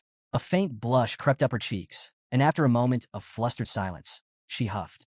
"It's Ayan," she muttered reluctantly. "Vakir," he replied with equal composure, introducing himself. "Now, what's your first order?" Ayan's face reddened further, and she stomped her foot. "You're not supposed to call me by my name," she shouted, though a smirk soon curved her lips. She took a step closer and declared her command with mock seriousness. "Build a house. That'll be your new home, slave." She couldn't hide the satisfaction in her voice. Let's see this imperial swordsman figure out something so far removed from his training, she thought smugly. To her surprise, Vakir smiled. "Sounds enjoyable," he said simply. Hours passed, and Ayan stood staring at the results of Vakir's labor, her jaw practically hitting the ground. Before her stood a perfectly constructed tent, its structure seamless and sturdy. Her disbelief grew as she glanced at the crude tools she had provided him, tools that now seemed laughably unnecessary in his skilled hands. Vakir worked quietly nearby, adding finishing touches with calm efficiency. Ayan finally blurted, How did you do this?" Vakir didn't look up, his tone even as he replied. "During difficult times, relying solely on swordsmanship is a death sentence. To survive, you learn other skills." Ayan's gaze shifted to the expertly crafted drains surrounding the tent. They were flawless, designed to redirect water effectively. "Even the drains are perfect," she muttered, more to herself than to him. Vakir, however, shifted the conversation. "The matriarch's tent," he began, "has a structural issue." Ayan blinked, taken aback. "What are you talking about?" Vakir explained, "The central pillar isn't stable. During the rainy season, the ground beneath it will shift, leading to water leakage." Ayan narrowed her eyes. "And you have a solution, I assume?" "Mix lime-rich dirt with gravel from the nearby hill to make bricks," Vakir said matter-of-factly. "Reinforce the bricks with oil and fire them. They'll stabilize the structure." Ayan crossed her arms, trying to mask her growing admiration. "Fine," she said curtly. "Do it." Methodically, Vakir gathered materials, shaping bricks with precision and drying them over a fire. Ayan accompanied him to the matriarch's tent once the repairs were ready, explaining the plan to her mother. The matriarch watched with skepticism as the repairs were made. But when the work was completed, she examined the tent with astonishment. "All these years," she muttered, her voice tinged with frustration. "So many failed attempts, and it was the central pillar all along." Turning to Ayan, the matriarch's expression softened into a rare smile. "You've chosen well," she said approvingly. "This male is useful." Ayan's cheeks flushed as she tried to maintain her composure. "He's my slave," she mumbled, though her tone lacked its usual edge. The matriarch addressed Vakir directly, her voice commanding. "From now on, you're responsible for handling all such tedious matters in the barracks." By the water's edge, Vakir rinsed clothes methodically, his movements calm and deliberate. Ayan approached, her tone casual, as she struck up a conversation.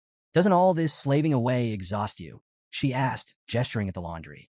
"You could always consider becoming an official member of the tribe. You know." Without missing a beat, Vakir replied, "It's not so bad."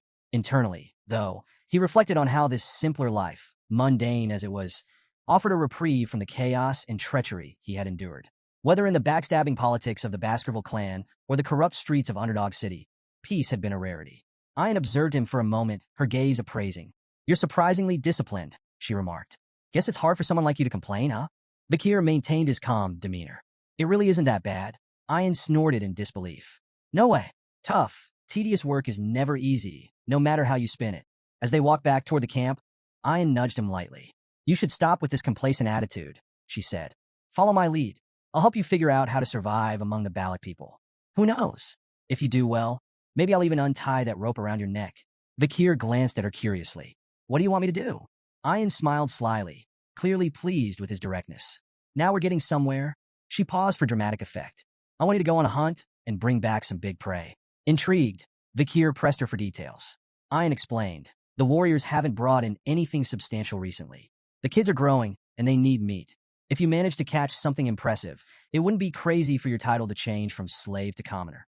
Playfully slapping him on the back, Ayan added with a grin. You should feel honored to serve as the slave of the Balak's esteemed hunting commander. Vakir winced slightly at the force of her slap, but remained composed. After a brief moment of consideration, he nodded. Fine, I'll do it. Ayan's face lit up with a smile, and for a fleeting moment, a faint blush colored her cheeks. What's with the look? Vakir asked, noticing her expression. Her demeanor shifted immediately. What look? She snapped, quickly turning away. You're imagining things. Unbeknownst to them, a pair of jealous eyes watched from the shadows. Ahan glared at Vakir, his teeth clenched and his fists trembling with rage. Seeing Ayan happily engaging with the outsider stoked a fire of envy and resentment within him. Disgusting bastard, Ahan muttered under his breath, his eyes fixed on Vakir. At the tribe's central gathering, the Balak shaman, a human, began a traditional hazing ceremony. Standing before a pot of glowing charcoal, he withdrew his hands slowly, his face solemn. Gesturing for the hunters to line up, a human's voice carried across the clearing. Step forward to receive the blessing, he intoned, his words heavy with authority. Without it, your hunt will fail. Refuse, and you invite misfortune upon yourself and your kin. One by one, the hunters approached, bowing their heads as the shaman smeared the charcoal across their faces in intricate patterns. Ayan, standing beside Vakir, leaned closer to explain. The markings conceal the hunters from the god of death, she whispered. It's a gesture of guilt, our way of asking forgiveness for taking the lives of our prey. Vakir observed the ritual in silence, noting the presence of a shaman even among the fiercely independent Balak warriors. Nearby, a barbarian girl whispered skeptically to her companion. The shaman's always nagging, she muttered. The boy shrugged, replying, let it go. A human has to make himself seem important somehow. The girl frowned. His blessings don't work anyway, she added. The only time the tribe even bothers with him is for rare hunts or big ceremonies. Vakir absorbed their words quietly. Even in this remote tribe, hierarchies, doubts, and cynicism were no strangers. Just another version of what he had seen across the empire. Later, Ayan approached Vakir, her face adorned with charcoal markings that were noticeably uneven. Vakir raised an eyebrow, fighting the urge to laugh. You look ridiculous, he said flatly, though a hint of amusement crept into his voice. Ayan flushed, furiously wiping her face. I don't get along with the shaman, okay? She snapped, flustered by his teasing. In her embarrassment, she shoved the collar into his hands. Vakir held it up with a deadpan expression. Is this a dog collar? Ignoring his tone, Ayan fastened a similar collar around her own neck. These protect our necks from being bitten during hunts, she explained matter-of-factly. Vakir eyed the collar, muttering. I've fought enough monsters to know they rarely aim for the neck. But as he watched her effortlessly adjust to the collar, he realized it was just another part of adapting to life among the Balak. Ayan and Vakir rode together on a wolf, the large beast moving swiftly through the forest. Ayan glanced back over her shoulder. Hold on to my waist if you don't want to fall off, she instructed. Vakir, stubborn as ever, refused to follow her advice. Moments later, a sharp bump sent him tumbling to the ground. Ayan pulled the wolf to a stop, watching him dust himself off with a smirk. See what happens when you don't listen, she teased. Vakir grimaced, wondering if he had the strength to climb back on the wolf. Before he could decide, an unwelcome voice cut through the air. So this is what you've been up to. They both turned to see Ahan approaching, his expression smug and brimming with disdain. Ayan, you seem awfully free these days, Ahan sneered, his tone dripping with sarcasm. Neglecting your duties to play around, are you? Ayan dismounted and folded her arms. What do you want, Ahan? He stepped closer with dramatic flair. I'm here to tell you that I'll be catching the biggest prey this time. The next hunt? I'll lead the group as captain. My success will bring honor to my family. Ayan raised an eyebrow, unimpressed. You're staking your grandfather's honor on your limited knowledge of shamanism? Bold move. Ignoring her jab, Ahan suddenly lashed out with a kick aimed at Vikir's face. The attack was abrupt, startling Ayan. Ahan, she shouted angrily. What are you doing? Ahan smirked as Vikir sidestepped the blow, his movements subtle yet precise. This guy. Ahan gestured toward Vikir dismissively. He's a burn, injured and slow. How can you rely on him? But before Ahan could continue his tirade, Ayan's expression shifted. A sly smile curled her lips as she pointed at him. You might want to check your waistband before bragging any further. Confused, Ahan glanced down. His expression twisted into shock as he realized his quiver and arrows were missing. Still seated on the ground, Vikir wiped the blood from his lip and held up Ahan's quiver, a smug smile tugging at the corners of his mouth. You should hold onto your weapons as you would your lover, he remarked dryly. Ahan's expression twisted in rage as he realized he'd been outmaneuvered. Before he could fully process the humiliation, Ayan doubled over in laughter, clearly enjoying the spectacle. Seething, Ahan lunged at Vikir. Arrogant slave bastard, he roared, throwing a punch with all his strength. But before the blow could land, Ayan intervened. With a single, swift motion, she used her bow to block the attack. Her voice turned icy as she stared him down. Whose slave do you think you're punishing without permission? She demanded. Ahan, his face flushed with anger and embarrassment, shouted back. He insulted a Balak warrior. That demands punishment. Ayan's expression didn't waver. Pathetic, she muttered, her tone dripping with disdain. Desperate to salvage his pride, Ahan's voice took on a mocking edge. What's this, Ayan? Have you fallen for the slave? Ayan placed a hand on her head, sighing in exasperation. Her irritation was palpable. Vikir is my slave, she admitted coolly. If he's done something wrong, I'll punish him. But you? You have no right to lay a hand on him. The tension in the air was palpable as Ayan turned toward Vikir, who watched the exchange silently, his expression unreadable. Without warning, Ayan's fist shot out, connecting with Vikir's face. The impact sent him sprawling, blood spraying onto the green grass. Ahan stumbled back in shock, his jaw slack as he watched the scene unfold. Ayan turned to Ahan, fixing him with a cold stare. Are you satisfied now? She asked sharply. Ahan opened his mouth to speak, but Ayan cut him off. I get it, you're frustrated. You haven't managed to capture a maiden, and it's eating you up. But touch my slave again, her voice dropped, and I'll make sure you regret it. Ahan, cowed by her words and her sheer presence, nodded reluctantly. His bravado extinguished, he turned and retreated, muttering under his breath. Later, as Ayan and Vikir rode the wolf back toward the camp, Ayan kept sneaking glances at him. Her expression was conflicted, an uncharacteristic mix of guilt and concern. After several minutes of silence, she broke the ice. Does it hurt? She asked cautiously. Vikir didn't reply. She tried again. Are you angry? Still nothing. Frustrated by his silence, Ayan finally spoke up. Look, it was necessary, she began defensively. Ahan's stubborn and petty. If I didn't deal with him like that, he'd keep looking for excuses to retaliate. When Vikir remained unresponsive, Ayan sighed heavily. Why aren't you saying anything? Finally, Vikir spoke, his voice calm, but tinged with a hint of dry humor. It hurts? Ayan froze. Then, with surprising agility, she twisted in midair, landing backward on the wolf to face him. Her hands cupped his face as her eyes filled with worry. Does it hurt a lot? Is it bad? Are you in danger? She asked anxiously, her words tumbling out in rapid succession. Vikir remained stoic. It hurts to talk, he replied plainly. But it's not the first time. Before he could finish, Ayan leaned forward, her lips suddenly meeting his. Time seemed to freeze as Ayan pulled away, her face flushed a deep crimson. She pressed her fingers to her lips, as if only now realizing what she had done. Turning forward hastily to avoid his gaze, she muttered, I knew I was right. You show promise. Even for an imperial bastard. Vikir blinked, wiping his face as he tried to process the moment. His mind wandered briefly. Do barbarians usually lick each other's injuries? He wondered. The thought of spreading infection crossed his mind, though it seemed a trivial concern compared to his confusion. Ayan glanced back, her tone suddenly more composed. So, is there anything you want from me? If it's within my ability, I'll make it happen, she offered. Vikir raised an eyebrow, intrigued. Anything? Her body tensed at his question, and she stiffened visibly. Trembling slightly, she nodded. A Balak warrior never goes back on their word. Vikir's expression turned serious as he considered her offer, leaving Ayan's mind to spiral. Her cheeks grew redder as she assumed he was plotting something inappropriate. Finally, Vikir broke the silence. Teach me how to shoot arrows, he said plainly. Ayan's hopeful expression fell flat, disappointment etched into her face. She quickly recovered, though, and nodded. Fine, she said curtly. As they continued onward, she added, we'll start your special training tomorrow. Vikir nodded in agreement, unaware of her lingering irritation. The next morning, Vakir took aim at a tree trunk, releasing an arrow under Ayan's watchful eye. The arrow missed its mark, landing far from the embedded target. Ayan sighed, her tone tinged with exasperation and amusement. No. Aim for the arrow already stuck in the trunk, she instructed. Vakir raised an eyebrow. Are you sure you're qualified to teach? Ayan smirked. You're the one who asked for lessons, she retorted. You'll learn properly, or you'll learn nothing at all. She reminded him of the importance of mastering the bow, especially since his injuries prevented him from wielding a sword effectively. If you want to capture prey and stop being a slave, you'll do this right, she emphasized. To correct his stance, Ayan pressed firmly against his back, adjusting his posture.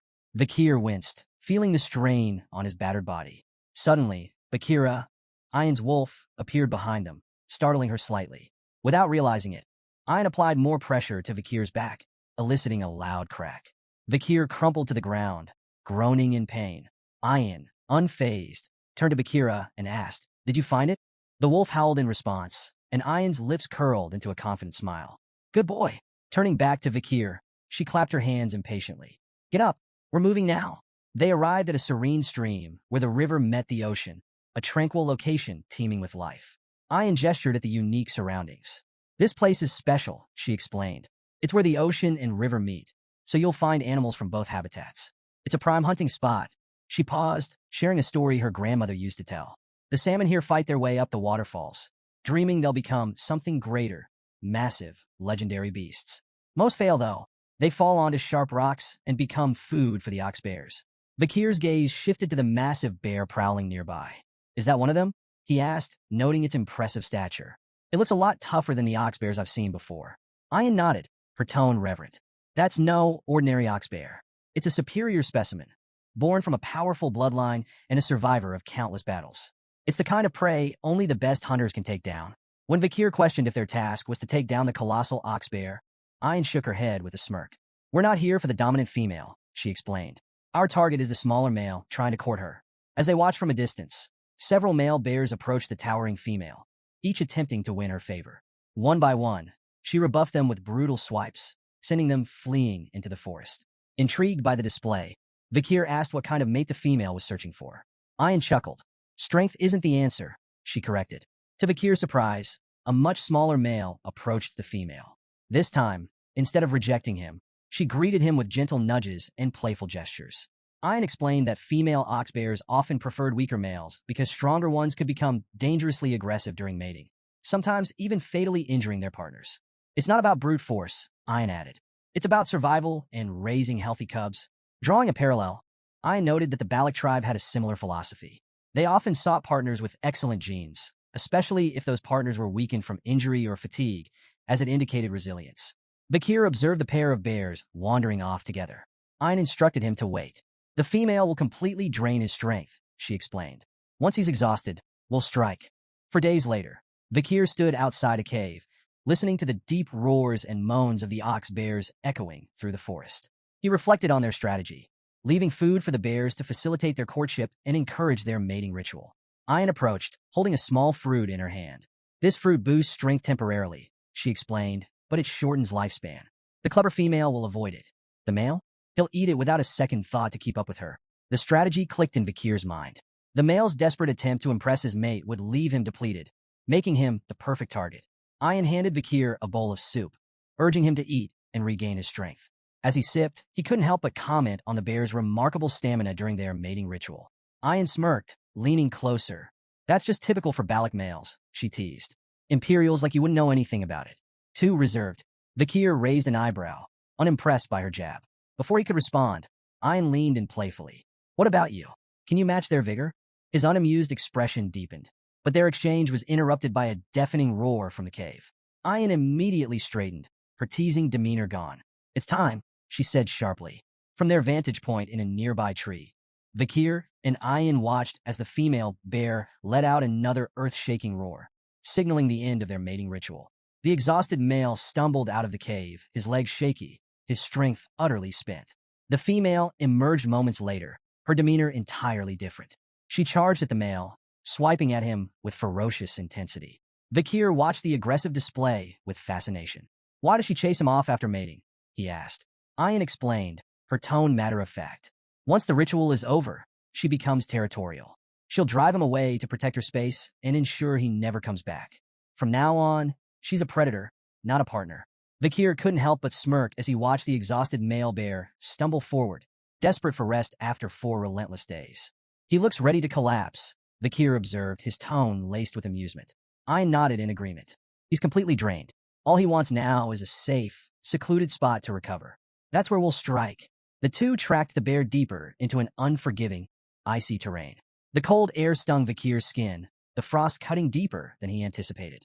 He noted the bear's resilience and commented on its remarkable endurance. Ox bears aren't just brutes, Ein explained. They're smart. They know how to survive. This one came here deliberately to avoid blood-sucking insects. It's calculated, choosing its recovery spot wisely. As the chill seeped further into Vakir's body, his movements became stiffer. Though he tried to hide his discomfort, Ein noticed immediately. She paused and offered a solution. We need to share body warmth, she said, matter-of-factly. If your muscles stiffen, you'll slow us down.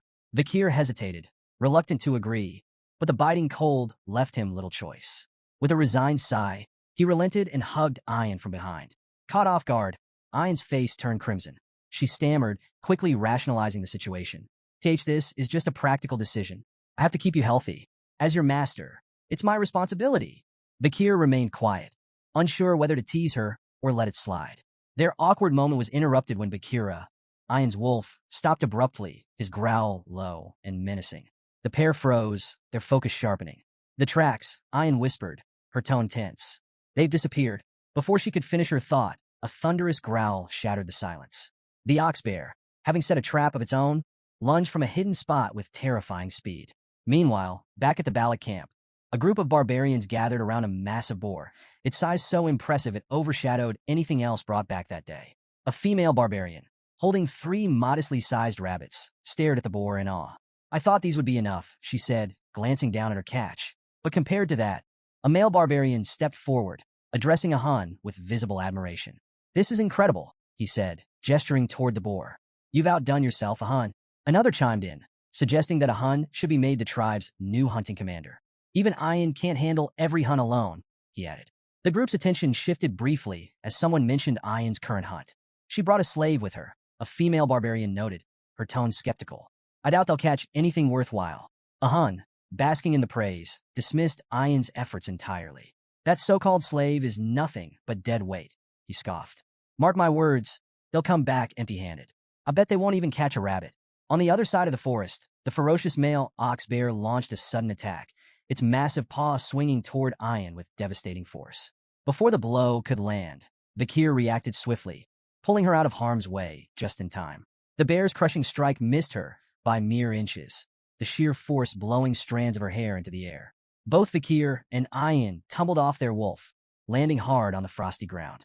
Vakira, the wolf, growled fiercely, leaping into action to shield its companions. Vakir quickly turned to Ein. Are you okay? He asked, his tone calm but urgent. Ein nodded, still catching her breath. Thanks to you, she admitted reluctantly. Vakir's sharp eyes assessed the situation. It's almost like it set this up, he speculated, his voice low. Did the ox bear lure us here deliberately? Ein frowned, her pride bruised but unable to deny the truth. It's too smart for a monster, she muttered. Her gaze flicked toward the bear, now snarling at them from a distance. No wonder the female picked it. Realizing there was no avoiding a direct confrontation, Ein felt a pang of inner conflict. Being rescued by her own slave, a status she had so thoroughly emphasized, pricked at her pride. But she quickly steeled herself, standing tall. Stay behind me, she commanded, her voice firm. I'll handle this. You've done enough. With a defiant glare, Ein mounted Bakira and charged at the ox bear, her bow drawn and ready. Her first arrow whistled through the air, aimed directly at the beast. You think you can act like this in front of my slave? She shouted angrily. You're going to pay for this indecency. The ox bear, sensing the danger, retreated behind an icy boulder for cover. Ein pulled another arrow from her quiver, her tone sharp with confidence. There's nowhere you can hide from me, she declared. She loosed the arrow, which embedded itself harmlessly in the boulder. The ox bear growled in defiance, thinking itself safe. But the moment the bear let its guard down, a surge of blue energy erupted from the embedded arrow. The aura-infused blast pierced through the boulder, striking the bear in the stomach with pinpoint precision. The ox bear roared in agony as blood spewed from its wound, its massive frame staggering forward.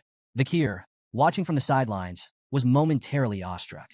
Ayan's archery was a masterful display of skill and precision. The way she infused aura into her arrows with such finesse left him impressed. In that moment, he thought that purely in terms of archery, Ayan might even surpass Camus Morgues. The wounded ox bear emerged from behind the shattered boulder, its bloodshot eyes blazing with rage. It charged directly at Ayan, undeterred by the injury. Ayan's hand moved with practiced speed, another arrow nocked and ready. She fired at the bear's eye, but the beast's fury drove it onward, ignoring the projectile entirely. Undeterred, Ayan prepared a final shot. Her voice rang out confidently. An arrow filled with sincerity can pierce even a castle wall, she declared, releasing the arrow with perfect form. But to her shock, the ox bear dodged with uncanny agility, evading the attack entirely. Ayan's confidence wavered, her composure briefly shaken. Before she could recover, the ox bear lunged at Bakira. Its massive paw struck the wolf with brutal force, sending both Bakira and Ayan flying. Ayan tumbled across the ground, her body skidding to a stop as Bakir sprinted toward her, his expression grim. As Ayan lay dazed, fragments of her mother's teachings surfaced in her mind. Her mother had once told her that beasts on the brink of death could sense the killing intent of a predator, often becoming most dangerous in their final moments. Ayan now realized, too late, that she had gravely underestimated the ox bear. Confidence, bolstered by her righteous intentions, had blinded her to the peril. The ox bear, now a towering menace, advanced with drool dripping from its massive jaws. Its mouth opened wide, ready to deliver a fatal bite. Paralyzed by fear, Ayan closed her eyes and braced for the inevitable. Instead of the crushing jaws of death, however, a familiar voice cut through the chaos. "Are you done demonstrating a master's dignity?" Her eyes flew open, and she saw Vakir standing before her, positioned squarely between her and the ox bear. His calm yet commanding presence sent a shiver down her spine. With a deliberate step forward, Vakir spoke with quiet confidence. "It's my turn now." Thrusting his glowing red hand toward the beast, Vakir summoned Beelzebub, the demonic blade igniting in a blaze of fiery energy. Flames infused with the power of Cerberus roared forth, engulfing the ox bear's head in a hellish inferno. The beast reared back, letting out an agonized roar as the searing heat overwhelmed it. Ayan, frozen in place, could only watch in awe. The sheer ferocity of Vakir's attack left her speechless, her heart racing at the raw display of power. The ox bear staggered, its charred form collapsing lifelessly to the ground. The battle was over. The flames subsided, revealing Vakir's frame. The intense heat had burned away the bandages covering his injuries, exposing his fully healed body, including his once bandaged eye. Ayan's cheeks flushed a deep crimson as she marveled at his strength, her gratitude and amazement impossible to hide. "You saved me again," she murmured softly, her voice barely audible over the crackling of the fire. But her joy quickly turned to concern as Vakir's expression twisted with pain. She rushed forward as he admitted, "I might have overdone it." His legs gave out, and he collapsed to the ground. "Vakir!" Ayan cried, her earlier awe replaced by panic. She knelt by his side, frantically calling his name and trying to rouse him. The memory of his unwavering determination lingered in her mind as she desperately sought a way to help him. Later that night, the Balak tribe gathered around a roaring bonfire, celebrating the success of the hunt. The tantalizing aroma of roasted meat filled the air, and a massive pot of stew bubbled cheerfully over the flames. The villagers danced and sang, their jubilant cries echoing into the night. Off to the side, Ayan and Vakir sat together, each wearing traditional Balak hats. Ayan's voice carried a mix of pride and excitement as she explained the significance of their victory. "The ox bear wasn't just any prey," she said, her chest puffed with pride. "It was both strong and intelligent, a worthy opponent. Catching it has made us the stars of this pillaging ceremony." Vakir, stoic as ever, didn't seem particularly moved by the festivities. His indifferent expression earned him a sharp glare from Ayan. "You could at least pretend to care," she huffed, crossing her arms. Her gaze shifted to the other side of the gathering, where a Hun sat glumly next to the small, sluggish boar he'd caught. The sight filled Ayan with satisfaction, and a faint smirk tugged at her lips. "That boar," she said, tilting her chin toward it. "Compared to our ox bear, it's nothing. You'd think he would have caught something more impressive, given how much he brags." Despite her playful scolding, Vakir caught the unmistakable glimmer of pride in her eyes. For the first time that evening, a faint smile flickered across his lips. Ayan turned to a Hun, her eyes practically begging for backup. "Say something, a Hun?" A Hun, clearly irritated, shoved a bowl toward Vakir, sneering. "Here, slave. Eat." Vakir glanced at the bowl's measly portion of meat and raised an eyebrow. "This is it? Why so little?" A Hun rolled his eyes. tradition. The more honor you earn, the less you eat. You should be grateful for your honor. Ian stepped in with a smirk. In our tribe, the greatest contributor to the hunt gets the smallest share. It's a symbol of respect and selflessness. Vakir's expression remained blank. Selflessness? Sounds like a bad trade. Meat's a lot tastier than some imaginary points on the honor board. Ian laughed, clearly entertained by a Hun's growing frustration. Vakir, however, stared at his hands, deep in thought. The 600-kilogram hammer from Beelzebub lingered in his mind. Could he actually increase his weight by 600 kilograms while holding his breath? It seemed absurd. Then again, so did most of his life lately. Taking a casual sip of his soup, Vakir reflected on his recovery.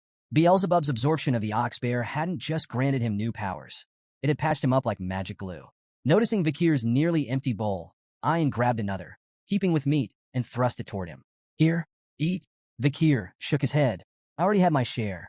A bit of meat, some blood, intestines, standard barbarian meal. I'm good. Ian pushed the bowl closer. You should eat more. Every part of the animal has a purpose. Weak eyes? Eat the eyes. Bad heart? Eat the heart. Weak limbs? The legs. That's how we grow stronger. Vakir squinted at the bowl, particularly at the coiled piece of meat bobbing in the broth. So, you're saying my insides need work? His tone dripped with sarcasm. Before Ian could answer, 3 barbarian girls approached, their presence as subtle as a thunderstorm. Commander, the first one huffed, glaring at Ian. Why are you bothering with him? The second chimed in. It's so obvious what you're doing. And the third? Why waste food on a slave? Vakir ignored the peanut gallery and took a bite. The meat was tougher than he expected, but he chewed through it. Ian's eyes lit up with excitement. Good. Now you'll be ready to fulfill your duty. Vakir stopped mid-bite. Duty? What now? I already played my part in the hunt. At dawn, Vakir found himself near a massive tree trunk, its top sliced clean off. He noticed faint scorch marks at the edges and recalled something Ian had mentioned last night. While standing at this very spot, he'd seen slabs of prime meat laid on the trunk. He questioned Ian about wasting such quality food, especially during a shortage. It's an offering, she had explained, her tone reverent. To Madam Eight Legs. It's how we ask for permission to live here. Ah yes, the village's 8-legged landlord. Vakir had taken a moment to digest this, realizing how deeply the Balik people respected and feared the creature. Now, staring at the offering site in the cool morning light, Vakir muttered, what an annoying monster. As Vakir approached his hut, a peculiar scene stopped him in his tracks. A line of barbarian girls, chattering like eager festival-goers.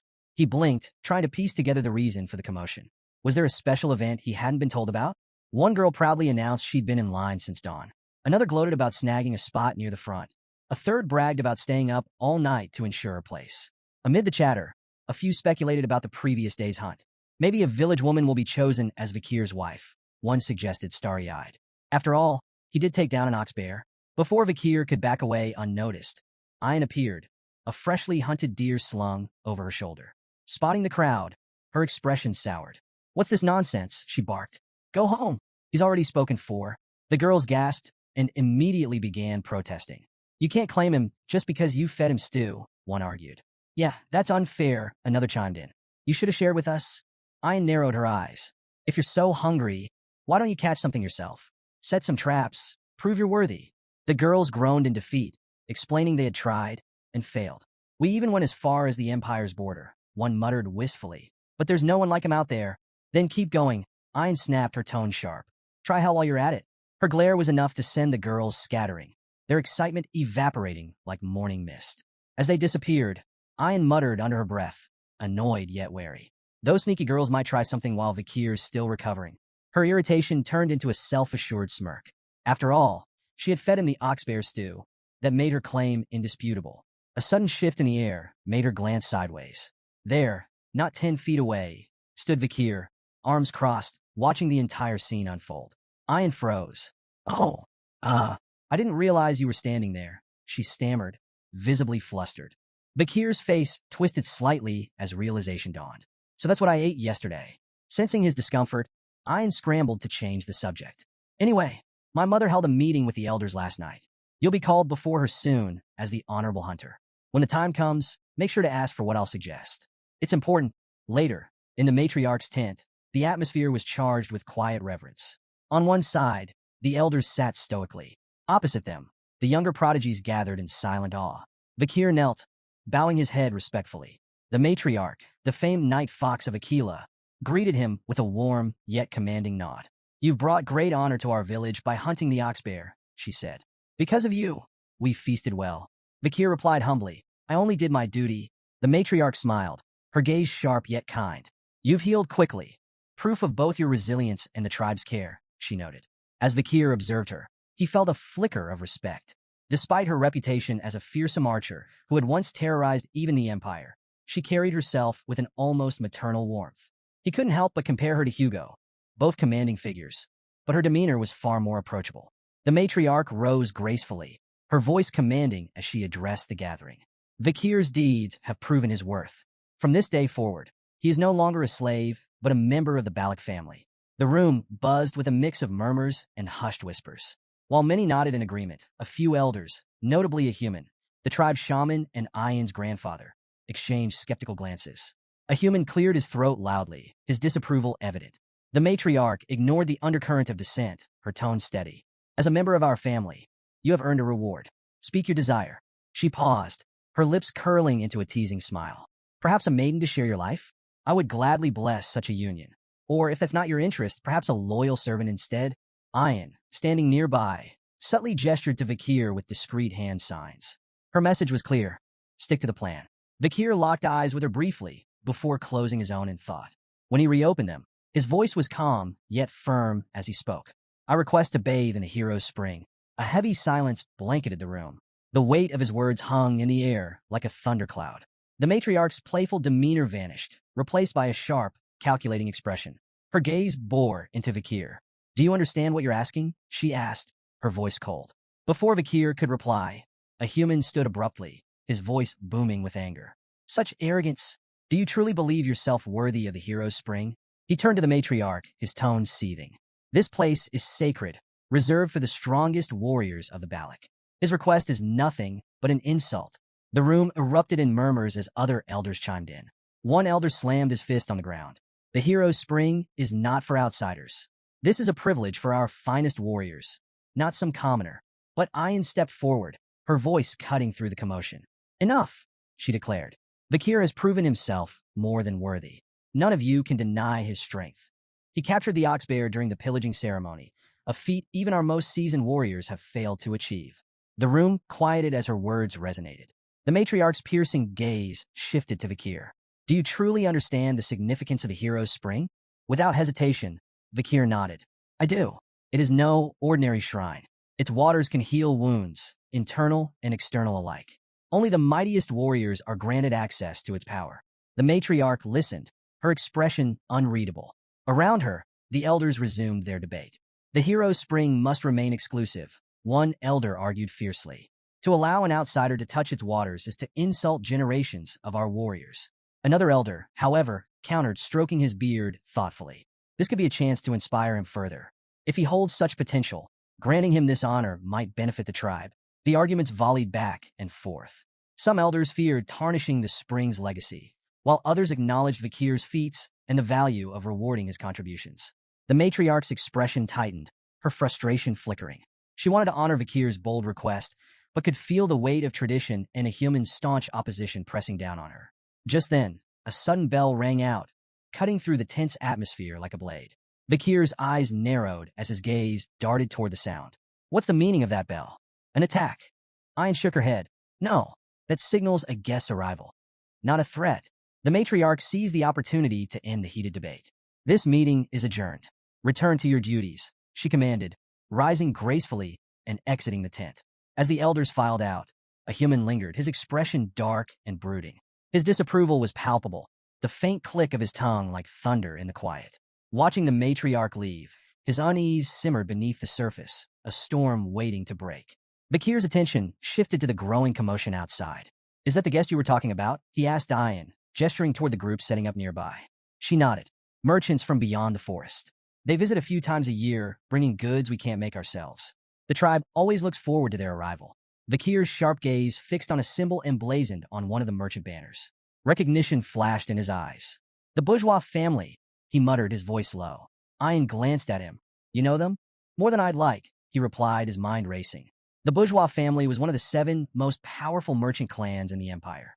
Their presence in such a remote region was unusual, almost suspicious. The only way to reach Balak territory was through lands controlled by the Baskerville or Morge families, neither of whom would allow safe passage to outsiders. Vakir's thoughts turned dark. How did they get here? Smuggling routes? Backdoor deals?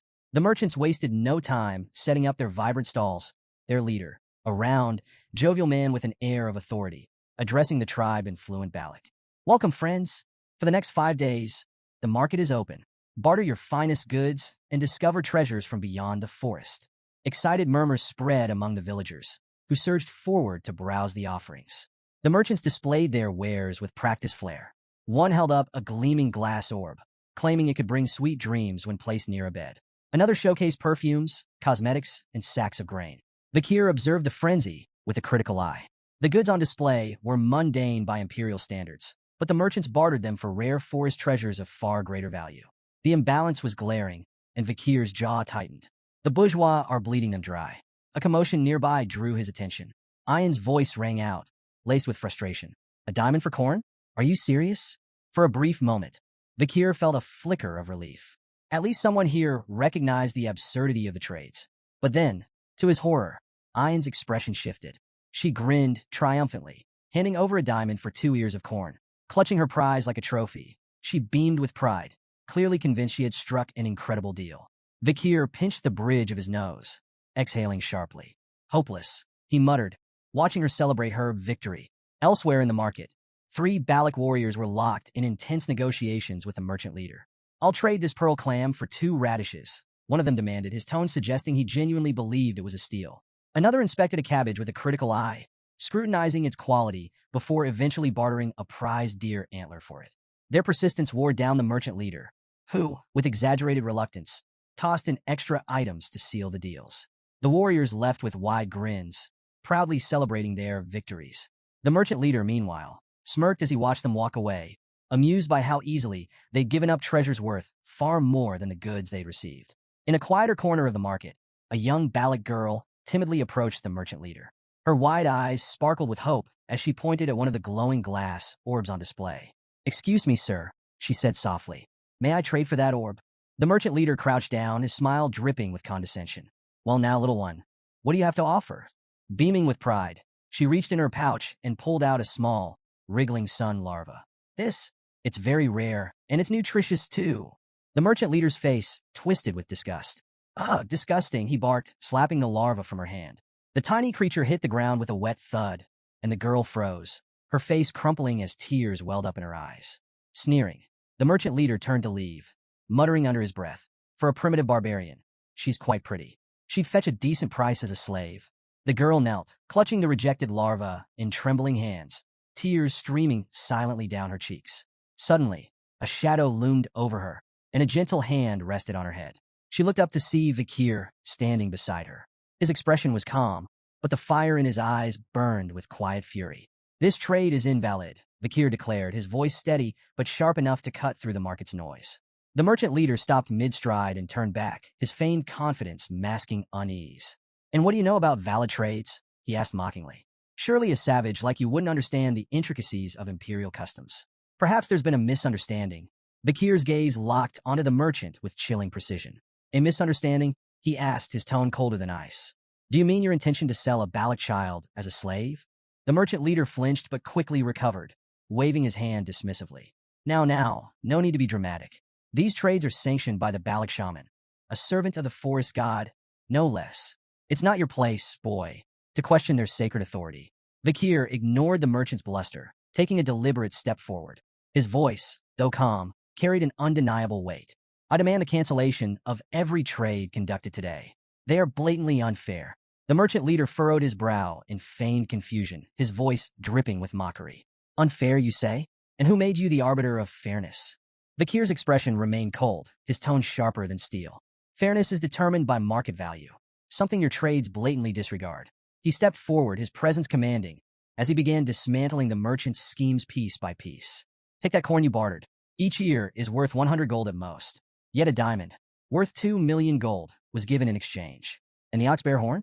Properly crafted into billiard balls, it would fetch no less than 1 million gold. It's comparable in value to goblin bud mushrooms, banned for export due to their high medicinal demand in the empire." The crowd murmured in disbelief as the merchant leader's confident grin began to crack. Vikir's precise breakdown of values left the merchants visibly shaken, their earlier smugness now replaced with unease. Reaching for one of the merchant's prized items, a glass orb, Vikir held it aloft for all to see. "And this," he began, his voice heavy with contempt, "is your so-called treasure for sweet dreams." The merchant leader forced a tight smile. "Ah yes, one of our finest wares, a marvel for peaceful sleep, perfect for weary minds." Vikir rolled the orb between his fingers, his eyes narrowing. "This orb is coated with microscopic holes that release a drug. It's banned in the Empire for its devastating effects. While it may induce dreams at first, prolonged exposure destroys the mind, leaving its users broken." Without warning, he crushed the orb in his hand. The crowd gasped as shards fell to the ground, releasing a fine, powdery mist into the air. "This isn't a treasure," Vikir continued, his voice hard as iron. "It's poison, and you've been spreading it under the guise of trade." The merchant leader stumbled backward, his pale face glistening with sweat. Nearby, one of his associates leaned in, whispering frantically, "Who is this boy? How does he know so much?" The leader swallowed hard, his voice barely audible. "Someone who knows far too much." Ayan's voice cut through the tense silence like a whip. "What did you mean by poison bodies and harm?" she demanded, her fury palpable. Vikir gave her a single nod, confirming her worst suspicions. Ayan's expression darkened further, and her rage turned toward the merchant leader. "How dare you poison our people?" she roared, her voice trembling with indignation. "You've been deceiving the Balak without fear or consequence, haven't you?" The merchant leader raised his hands, stammering as he searched for a defense. But before he could speak, a sharp whistle pierced the air. Ayan's arrow struck true, embedding itself in his shoulder. The leader screamed in pain, clutching the wound as blood seeped through his fingers. His face contorted in agony as he staggered back, tears springing to his eyes. "You cowards preyed on us with your lies and poisons." Ayan snarled, her bow drawn and ready for another shot. The merchant leader glared at her, his voice weak but venomous. "You'll regret this," he spat, his words barely audible over his labored breathing. His companions wasted no time. Scrambling to their feet, they shouted frantic orders to pack their goods. The merchants hastily mounted their horses, clutching whatever they could as they fled into the night, leaving behind shattered wares and stunned villagers. Vikir watched the merchants flee into the shadows of the forest. He turned to Ayan, his expression calm but questioning. "You're letting them escape?" he asked. "You know they'll regroup to recover their losses. Why not end it now?" Ayan lowered her bow, a cold glint in her eyes. "Sometimes you don't kill the beast outright," she said sharply. "You wound it, let it run, and it'll lead you back to the pack. Then you take them all down in one strike." Vikir considered her strategy, his gaze shifting back to the fading silhouettes. The merchant leader, still clutching his bleeding shoulder, cursed and spat promises of revenge as he stumbled deeper into the forest with his group. The merchants eventually reached a hidden mercenary camp nestled in the woods. The firelight cast flickering shadows over the assembled fighters, their sharp weapons glinting ominously. The merchant leader, now seething with a mix of pain and humiliation, wasted no time ranting. "Those savages," he roared. "They humiliated us. They stole everything." The mercenary leader leaned lazily against a tree, his piercing eyes shining in the light of the campfire. Lighting a cigarette, he smirked. "Sounds like words won't get you far with that lot," he drawled, exhaling a cloud of smoke. "You hired us to handle your dirty work, didn't you? So we'll handle it. Either we wipe them out or drag them back in chains. It's your call." The merchant leader hesitated, his earlier bravado now tempered by the reality of the Balak's strength. "You don't understand," he said, his voice wavering. "The Balaks aren't ordinary. You'll need everything you've got to defeat them." The mercenary leader chuckled, flicking ash from his cigarette. "If you're that scared, why'd you bother hiring us in the first place? You're paying for results, so let us do our job. And remember," he added, his tone darkening, "our deal still stands. We get a cut of your profits. If things go south, we'll help ourselves to the spoils." Reluctantly, the merchant leader nodded. "Fine, just make them pay for what they did." The mercenaries began preparing for their ambush, whispering strategies under the cover of night. One passed a matchstick to his companion, who lit a cigarette, then handed it to a third man eager to do the same. "Hold up," the second man warned. "Only two to a match. You know the superstition. Third man gets bad luck." The third mercenary scoffed, lighting his cigarette anyway. "Superstitions for fools," he muttered. The words barely left his lips when an arrow whistled through the air, striking him clean through the forehead. He dropped like a stone, cigarette still smoldering between his fingers. "What the second man began, but his words were cut short as a second arrow slammed into his skull. The camp erupted in chaos, but the mercenary leader remained oblivious. He continued regaling the merchant leader with stories of past exploits, boasting about how many Baloks he had captured and sold into slavery. The merchant leader's horrified expression brought his tale to an abrupt halt. He turned just in time to see an arrow embed itself squarely into his forehead. The mercenary leader collapsed without a sound, his life ending mid-sentence. Panic spread through the camp like wildfire. The merchant leader, shaking with fear, screamed at the remaining mercenaries. "Put out the fires! Extinguish your cigarettes! They can see us!" From a hidden vantage point, Ayn lowered her bow, her expression fierce and unrelenting. "Aim for their heads," she ordered her warriors, her voice calm, yet deadly. The Balak archers obeyed with chilling precision, each shot delivering swift and silent retribution. Vakir surveyed the chaos, his expression betraying a rare flicker of surprise. Turning to Ayn, he asked, "How are your warriors hitting their marks so perfectly in this light?" Ayn smirked. "Balak eyes are sharp, even in the dark. The glow of their cigarettes and firelight makes them easy targets." Before Vakir could respond, a Hun appeared, dragging barrels behind him. His usual smirk was firmly in place. "Still playing the obedient slave, I see," he taunted. Vakir corrected him with a cool tone. "I'm no longer a slave. I'm a commoner now." A Hun shrugged dismissively. "Doesn't change much, does it? Commoner, slave, it's all the same to me." Amidst the flaming chaos, one mercenary stood his ground, raising his shield to deflect incoming arrows. "Mages, form up! Shields, cover the front! Prepare for a counterattack," he barked, his voice cutting through the panic. But before they could regroup, a strange sight drew their attention. Two arrows embedded in nearby trees held a barrel aloft, suspended by thick ropes. More barrels began to appear, dangling from the trees, all tied by expertly aimed arrows. "What kind of trickery is this?" a mercenary shouted, his voice edged with panic. One soldier sniffed the air and muttered, "It's alcohol." His realization was cut short as a volley of flaming arrows rained down. The suspended barrels exploded in a fiery inferno, engulfing the camp in a massive blaze. The fire spread rapidly, consuming everything in its path. The screams of burning mercenaries filled the night air, mingling with the crackle of flames. Hidden behind a tree, the merchant leader's face twisted in horror. "They're using oil barrels as weapons," he muttered, his voice trembling. "Launching them with arrows? How?" A rustling noise behind him made him freeze. Turning slowly, he saw a shadowy figure emerging from the darkness. His heart raced as he recognized the crimson glow of Balak eyes. "Wait, don't kill me," he pleaded desperately. Fumbling, the merchant leader pulled a document from his bag, the official seal gleaming faintly in the firelight. "This is an exploration permit," he stammered, "stamped by the deputy consul of Underdog City. If you kill me, the Baskerville family will have their revenge." Vakir stepped into the light, his red eyes gleaming coldly. "This deputy consul," he said softly, "was his name Vakir by chance?" The merchant leader nodded eagerly, sensing a lifeline. "Yes, Vakir, the infamous Vakir." A faint smirk tugged at Vakir's lips. "Strange," he replied icily. "I don't recall granting any such permit." The merchant leader's face paled as recognition dawned. "You're—" His words were cut short by Vakir's arrow, which struck him cleanly in the chest, silencing him forever.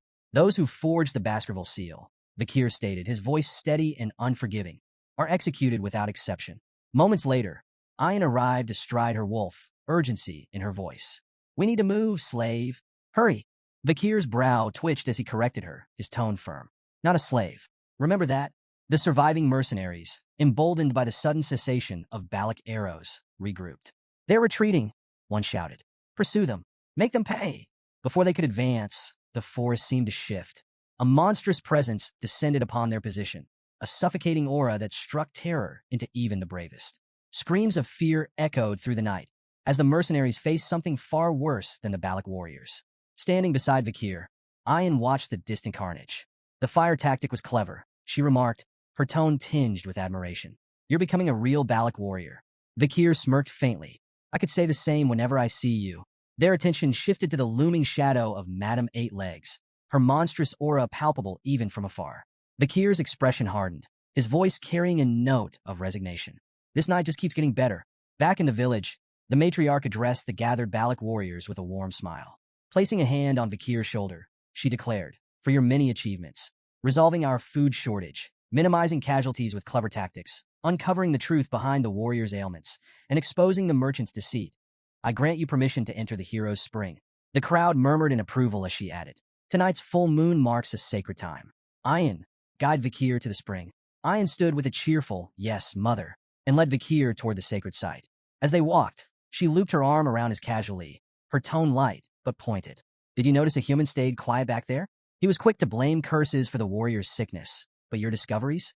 Let's just say they didn't help his reputation.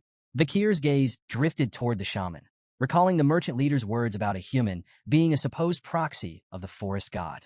He couldn't help but wonder how much truth there was in those claims, or how much the shaman might be hiding. That night, Vikir submerged himself in the hero's spring, letting its warmth seep into his battered body. He closed his eyes as relief washed over him. The spring's magical properties soothed his muscles, mended his bones, and purified his mana. It was leagues beyond the river Styx back in Baskerville, free of its limiting conditions. He was so absorbed in the spring's restorative effects that he almost missed Ayan slipping into the water beside him. Opening one eye, he raised a brow. The matriarch said I should bathe alone. If you're here, the spring's effect might diminish. Ayan waved off his concerns with a grin. Details. True Balacs don't bother with minor rules. Rolling his eyes, Vikir let it slide. His interest peaked when Ayan mentioned Sir Adonai, the legendary figure credited with discovering the spring. Adonai? What's his story? Ayan's tone shifted to reverence as she explained. He's the only warrior in Balac history who dared to face Madame Eightlegs head-on. The most powerful man in our legends. You should show him respect. Vikir nodded, acknowledging her words. If he stood up to that monster, he deserves honor. Ayan frowned, catching the faint trace of skepticism in his tone. I'm being serious. You're impossible to talk to sometimes. She huffed and turned away, muttering about how frustrating outsiders could be. Her irritation softened as she thought back to her mother's earlier words. The matriarch had spoken of Vikir's transformation, from a slave to a respected commoner with a growing reputation. With the hero's spring aiding his recovery, her mother had said, he might become the man he's destined to be. He wouldn't make a bad husband. Ayan's face flushed as she stole a glance at Vikir, her resolve strengthening. Today, I'm going to make him mine, she thought with determination. Breaking the silence, Ayan shifted the conversation, trying to mask her embarrassment. You know, I was aware of those merchants' shady profits, she said confidently. If you hadn't stepped in, I would have handled it myself. Vikir smirked knowingly, which only flustered her further. Her cheeks burned as she blurted, I really do know the price difference between diamonds and corn in the Empire. Curious to test her claim, Vikir asked Ayan to explain the actual exchange rate of diamonds to corn in the Empire. 20 corns per diamond, she declared confidently, only to falter at Vikir's silent stare. Quickly revising, she added, fine, 30 corns. Final answer. Vikir raised a brow before calmly revealing the truth. The staggering amount of corn 1 diamond could fetch. Ayan's jaw dropped.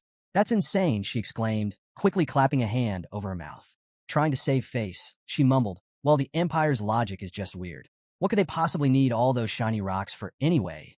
Unmoved by her evasions, Vikir shifted the focus. None of that matters. What does matter is this. Choose how you address me. My name or slave. I don't like ambiguity. Ayan blinked at his seriousness, her demeanor softening. Standing, she moved closer to him, her piercing gaze locking onto his. You don't like ambiguity, huh? She said softly. Gently, she took hold of his chin, tilting his face to meet hers. Her playful smirk turned intent as she leaned in closer. Then I won't call you slave, and I won't call you Vikir, either. Her voice dropped to a whisper, teasingly. What I want to call you is... Suddenly, their moment was shattered by the splash of children joyfully diving into the spring. Commander, they shouted as they ran toward Ayan, completely ignoring the tension in the air. Vikir's brother. Vikir. Ayan spun around, startled.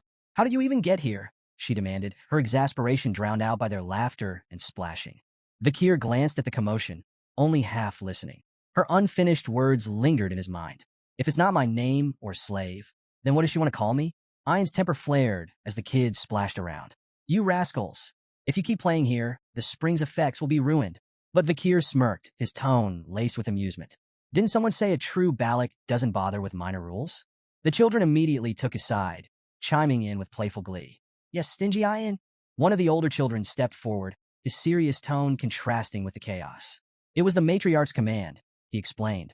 She said the sick children should use the spring. It'll help heal the damage caused by the merchant's drugs. Ayan froze, her expression shifting to one of realization. Mother planned this, she muttered, her tone exasperated. Of course she did. Nearby, a small girl shyly approached Vikir, her brother by her side. Thank you for helping my sister, the boy said, his voice filled with gratitude. The girl nodded, adding a soft, Thank you. Ahan, who had been observing the scene in silence, stepped forward hesitantly. His face was tight with frustration, but his voice was sincere. I misunderstood you, Vikir.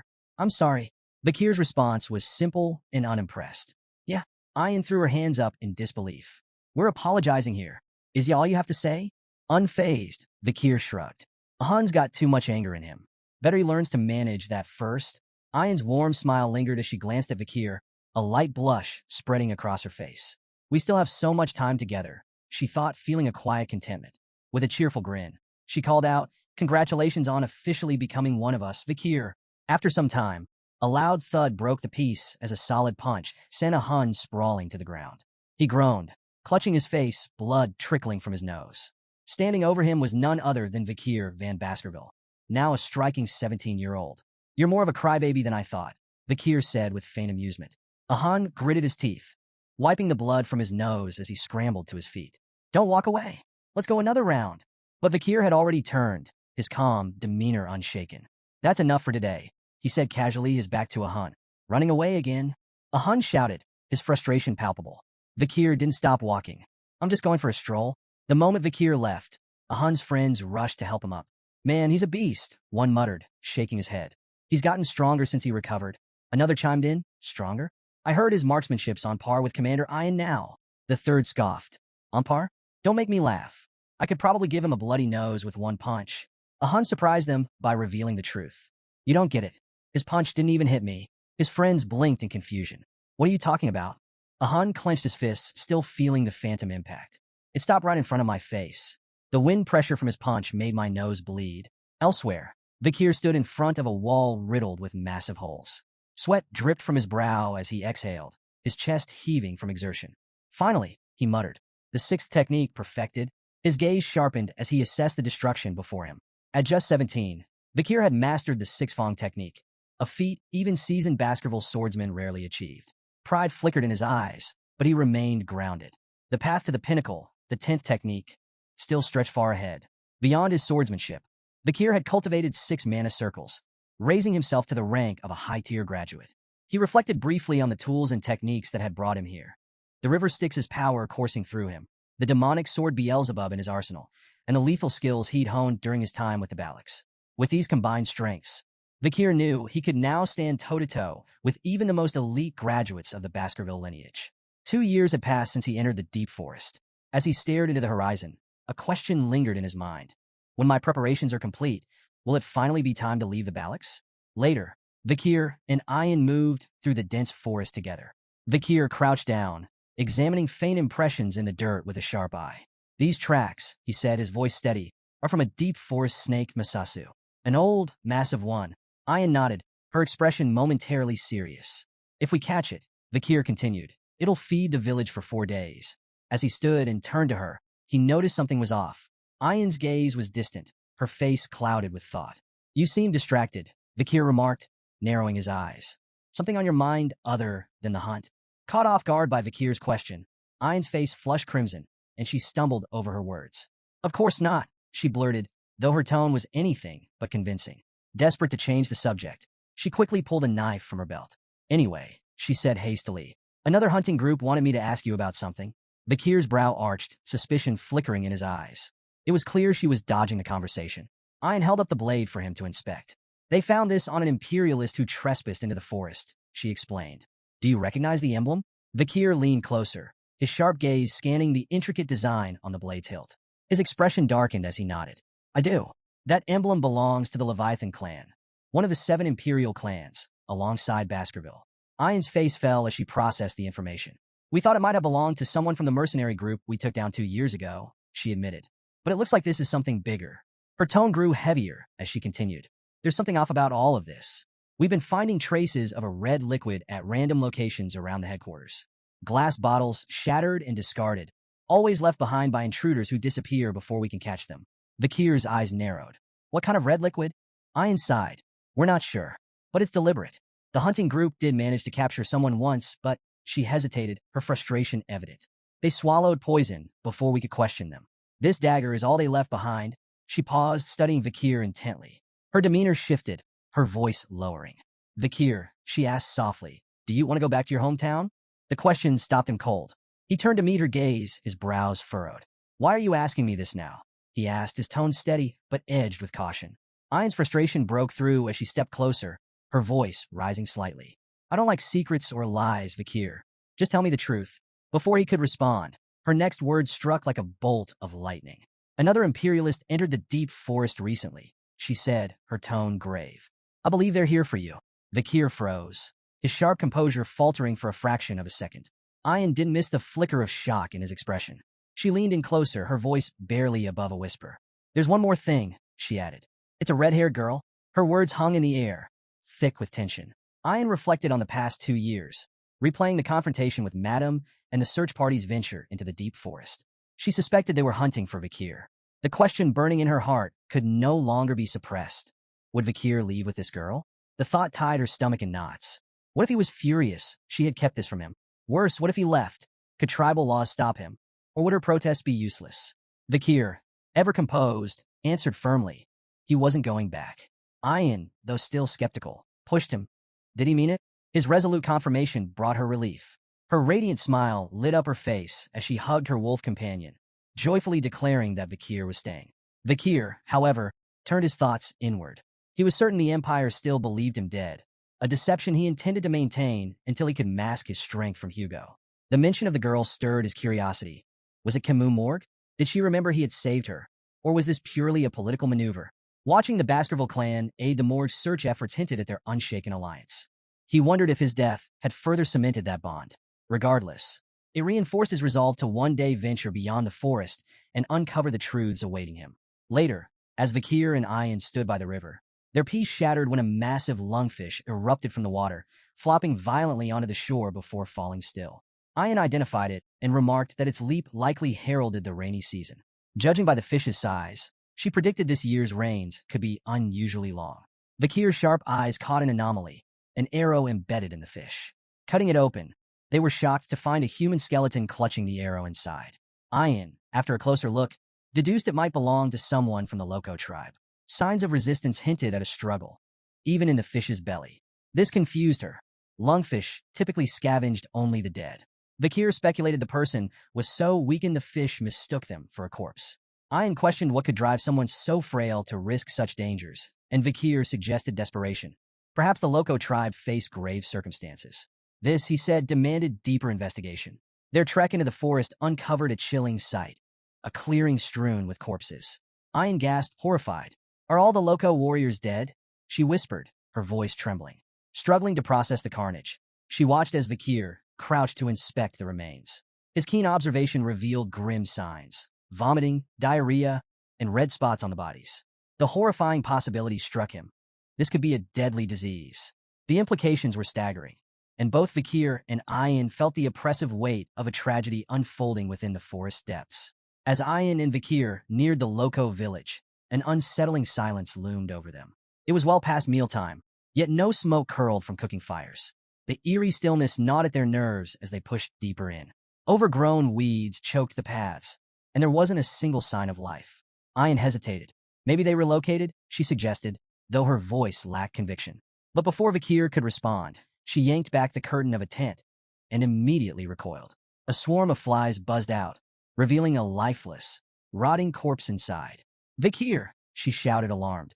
Vakir, already searching, had found another body nearby. His mind churned with grim recognition. Before his regression, a deadly plague, the Red Death, had ravaged these lands. Victims suffered red blotches, violent vomiting, and agonizing pain before succumbing to a slow, excruciating demise. The disease had spread so viciously it even reached the Empire, leaving devastation in its wake. Ayan's face paled. "We need to leave. This village is cursed." Vakir, unfazed, corrected her. "It's not a curse. It's an infectious disease." "That's even worse," she snapped. He reassured her that it wasn't highly contagious, though she didn't look convinced. Hesitantly, she asked, "Are you sure it's not a curse?" "If you're scared, leave," he replied, his tone indifferent. Ayan's expression darkened. "What if you die?" Vakir shrugged. "Then I die." She gaped at him. "How can you say that so casually?" Vakir ignored her outrage, analyzing the scene instead. Not all the Loco people were dead. The village looked abandoned rather than exterminated. It seemed the survivors had fled, leaving behind the sick and dying. He decided to check the barracks for supplies. Find a safer spot and wait, he advised. Fuming at his cold attitude, Ayan turned to leave, only to freeze mid-step. Her eyes widened in horror, her face drained of color. Then she screamed. Vikir spun around, alarmed, and saw her on the ground, shaking violently. Ayan, she pointed ahead, her voice breaking. TT the curse. Run, Vikir. Now! A small figure stood in the distance. Ayan, paralyzed with fear, begged him to flee. If you run, I'll follow. I swear. Just don't go near it. But as she tried to stand, she cried out again, clutching her leg in pain. A cramp. Vikir ignored her panic and approached the figure. It was a little girl, no older than 5. She wasn't loco, that much was clear. She stood near a small pile of stones, a wilted flower resting atop them, a grave. She had been mourning someone. Kneeling, Vikir met her eyes. Who are you? The child hesitated before responding with 3 chilling words. Loco slave. Kitchen maid? Ayan gasped audibly, but Vikir remained calm, studying her. She had been a servant, enslaved by the Loco tribe. What's your name, he asked. The girl hesitated again before softly replying. Pomerian. Vikir's eyes narrowed. The name sounded imperial. Was she a kidnapped noble? Then she completed her introduction, words that sent a shock through his entire body. Pomerian Le Baskerville. Vikir froze. Within the Baskerville clan, middle names carried immense weight. The extended family bore Van, but Lum was exclusive to those of direct lineage, reserved for male heirs. In the rare case of female descendants, they too carried the name Le. That meant Pomerian was a direct descendant of Hugo Baskerville. Ayan's voice cut through his spiraling thoughts. She pointed at the pendant hanging from Pomerian's neck, its etching unmistakable, the Baskerville crest. Vikir seized the pendant, startling the girl, who clutched it protectively. Ignoring her reaction, he flipped it open. His blood boiled. Inside was a portrait of Hugo. A storm of emotions surged through him. Rage, confusion, disbelief. His grip on the pendant tightened as he turned to the trembling child. Where did you get this? His voice was sharp, demanding. Pomerian flinched, holding the pendant closer to her chest. Ayan quickly intervened. You're scaring her, she said, stepping between them. Try smiling. Vikir exhaled sharply. He was losing control. After a deep breath, he forced a smile. The result was so unnatural that Ayan actually looked impressed. Kneeling, he spoke again, this time softer. Who are they? He asked, pointing to the images inside the pendant. Pomerian hesitated before responding. My mother, grandmother, and grandfather. Vikir's mind raced. He recalled something Butler Barrymore, the longtime Baskerville butler, had once said about Hugo's past.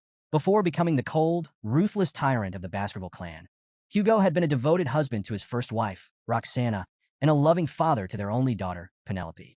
But tragedy struck when barbarians kidnapped Penelope. Desperate, Hugo moved the entire Baskerville clan to the remote Lenore Mountains, near barbarian lands, and sent out countless hounds in search of her. Yet no trace of Penelope was ever found. Her loss shattered him. The once devoted father became the infamous executioner of the empire, a man who hated barbarians with an unquenchable fury. At the time, Vikir had dismissed the story as a tragic legend. But now, the truth stood before him. Pomerian was Penelope's daughter, which meant she was Hugo Baskerville's granddaughter. The irony was almost poetic. Hugo, the man who despised barbarians more than anything, had a half-barbarian granddaughter. Vikir smirked. He could only imagine Hugo's face when he learned the truth. But that was a problem for later. For now, he ruffled Pomerian's hair. You've been through a lot, haven't you? He said gently. The girl studied him, uncertain. Then, with quiet fascination, she whispered, Your hair and eyes, they look like my mother's. Vikir chuckled. All Baskerville hounds tend to look alike. He smirked and added, Guess that makes me your uncle. Pomerian's eyes widened. Uncle, a memory flickered in her mind. Mother told me, if I ever saw someone with red eyes, I should follow them. Vikir arched a brow. Oh, and what do you think? Pomerian hesitated. Then, with sudden determination, she clung to him. I'll go with you. And just like that, 2 stragglers of the iron-blooded sword clan crossed paths, bound by fate. The next morning, Pomerian peeked out from the tent, rubbing her sleepy eyes. Spotting Vikir preparing to leave, she immediately trotted over. Where are you going? Vikir slung his weapon over his back. A meeting. The clan's matriarch called for it. Without hesitation, Pomerian ran up to him, arms outstretched. I'm coming too. Before he could refuse, she climbed into his arms, clinging to him like a stubborn little monkey. Vikir sighed, realizing there was no point in arguing. She wasn't afraid of much, except being left behind. As he carried her on his back, his thoughts drifted to the road ahead. The Balik village wasn't a place for a child.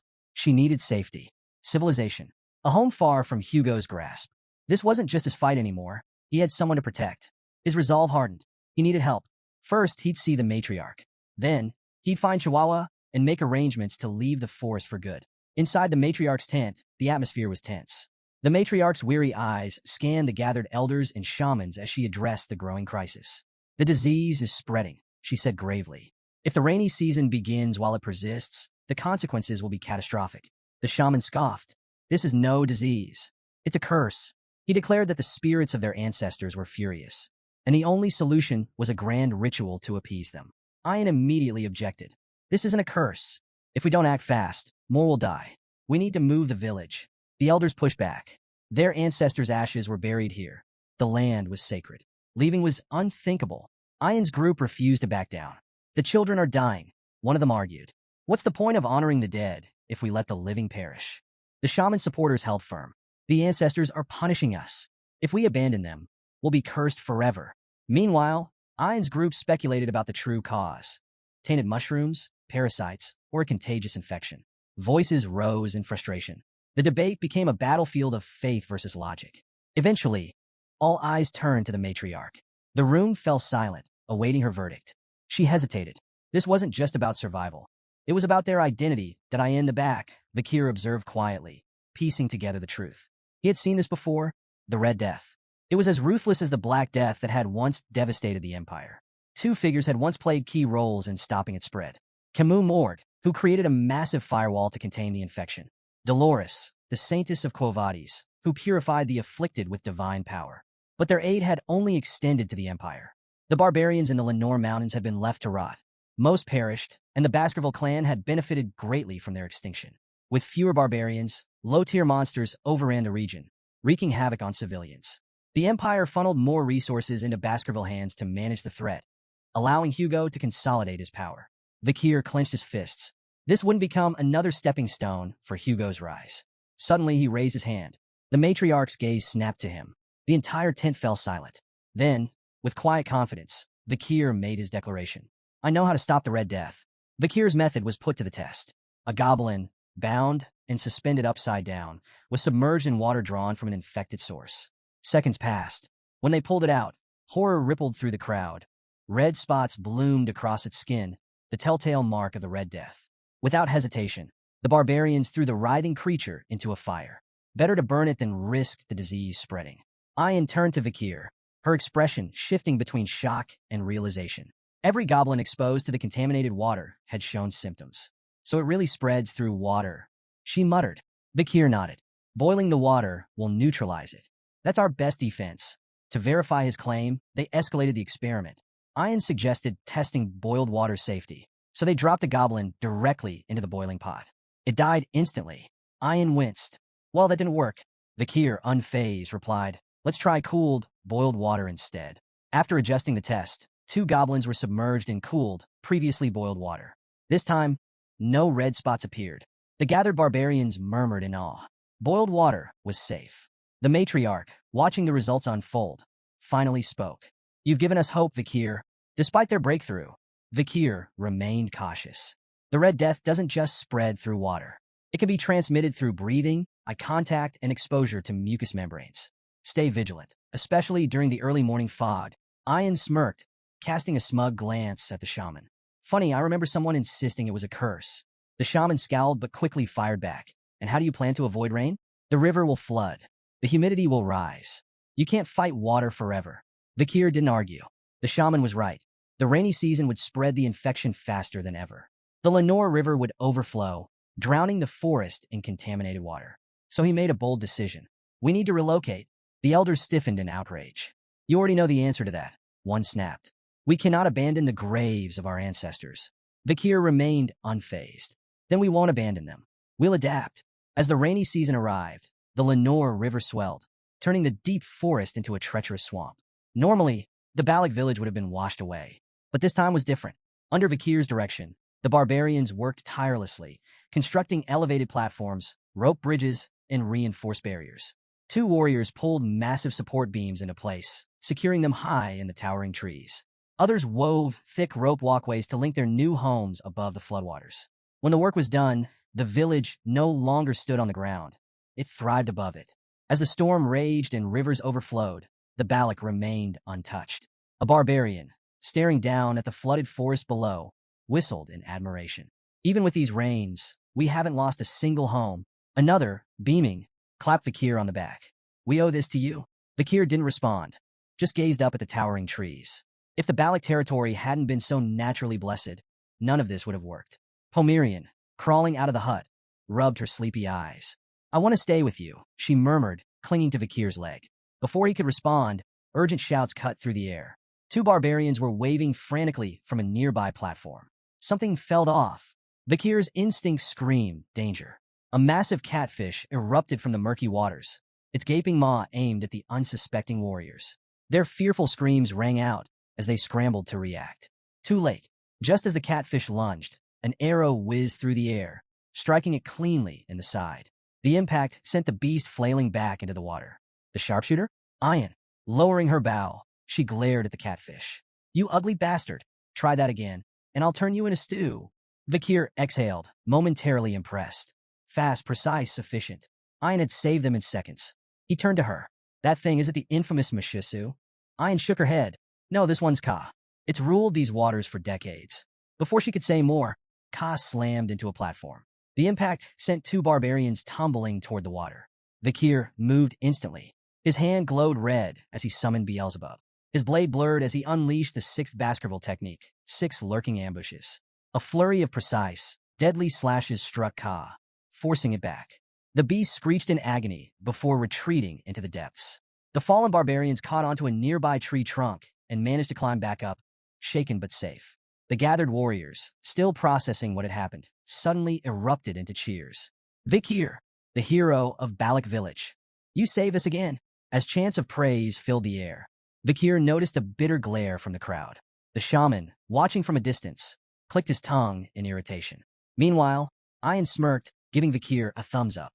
You pass, she teased, though her eyes hinted at mischief. That evening, the atmosphere inside Vakir's hut was surprisingly warm. Pomerian sat at the table, happily eating the meal Vakir had prepared. Beside her, Ayan also dug in, her face blissful as she chewed. Pomerian beamed. This is delicious. Ayan, mouth still full, nodded in agreement. You're a surprisingly good cook. Vakir arched a brow. I don't remember inviting you. Ayan, flashing a mischievous grin, pointed to her empty plate. The smell led me here. Can't just ignore fate. Vakir sighed. I didn't make enough for you. Ayan shrugged. What belongs to the slave belongs to the master. Vakir scowled. I'm not a slave. She waved him off, clearly enjoying herself. Pomerian, watching their playful exchange, suddenly tilted her head. You two act like a married couple. Ayan choked on her food. Face burning red, she grabbed Pomerian into a tight hug. You're so adorable. Let's keep you forever. Pomerian giggled, hugging her back. Vakir, watching them, exhaled. When did those two get so close? Suddenly, the warm mood shattered. A chill swept through the hut, and Vakir's sharp instincts flared. Turning toward the entrance, he saw a shadowy figure standing in the rain, soaked to the bone, trembling, and eyes filled with desperation. Ayan's expression darkened. Ahan, the young warrior stepped forward, his voice shaking. Vakir, I need your help. His tears mixed with the rain. Please save my little sister.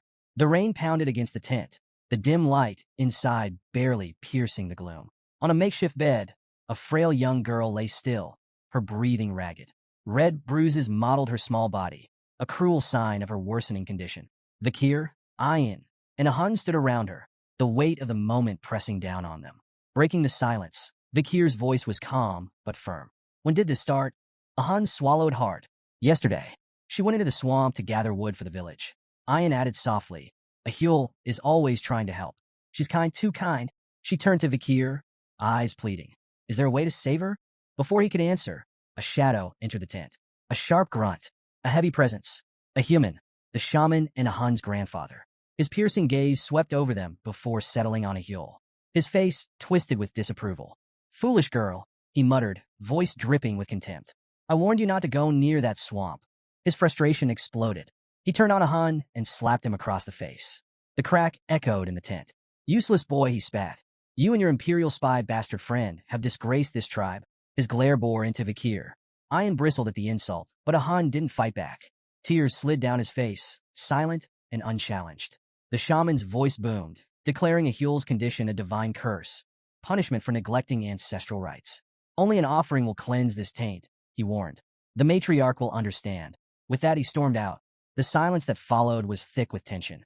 Ayan clenched her fists. That old bastard, she hissed. How can he?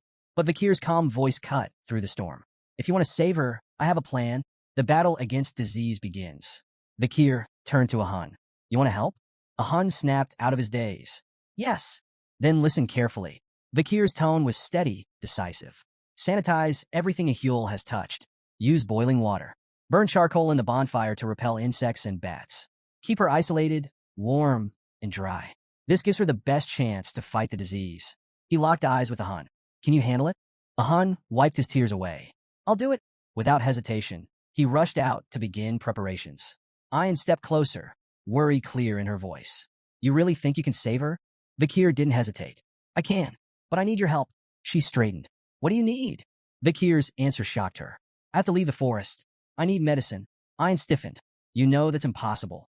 Though Vakir had earned a place in Balak, leaving the territory was strictly forbidden. The matriarch, Ayan's mother, would never allow it. Vakir nodded. I know. That's why I won't ask her. Ayan's breath hitched.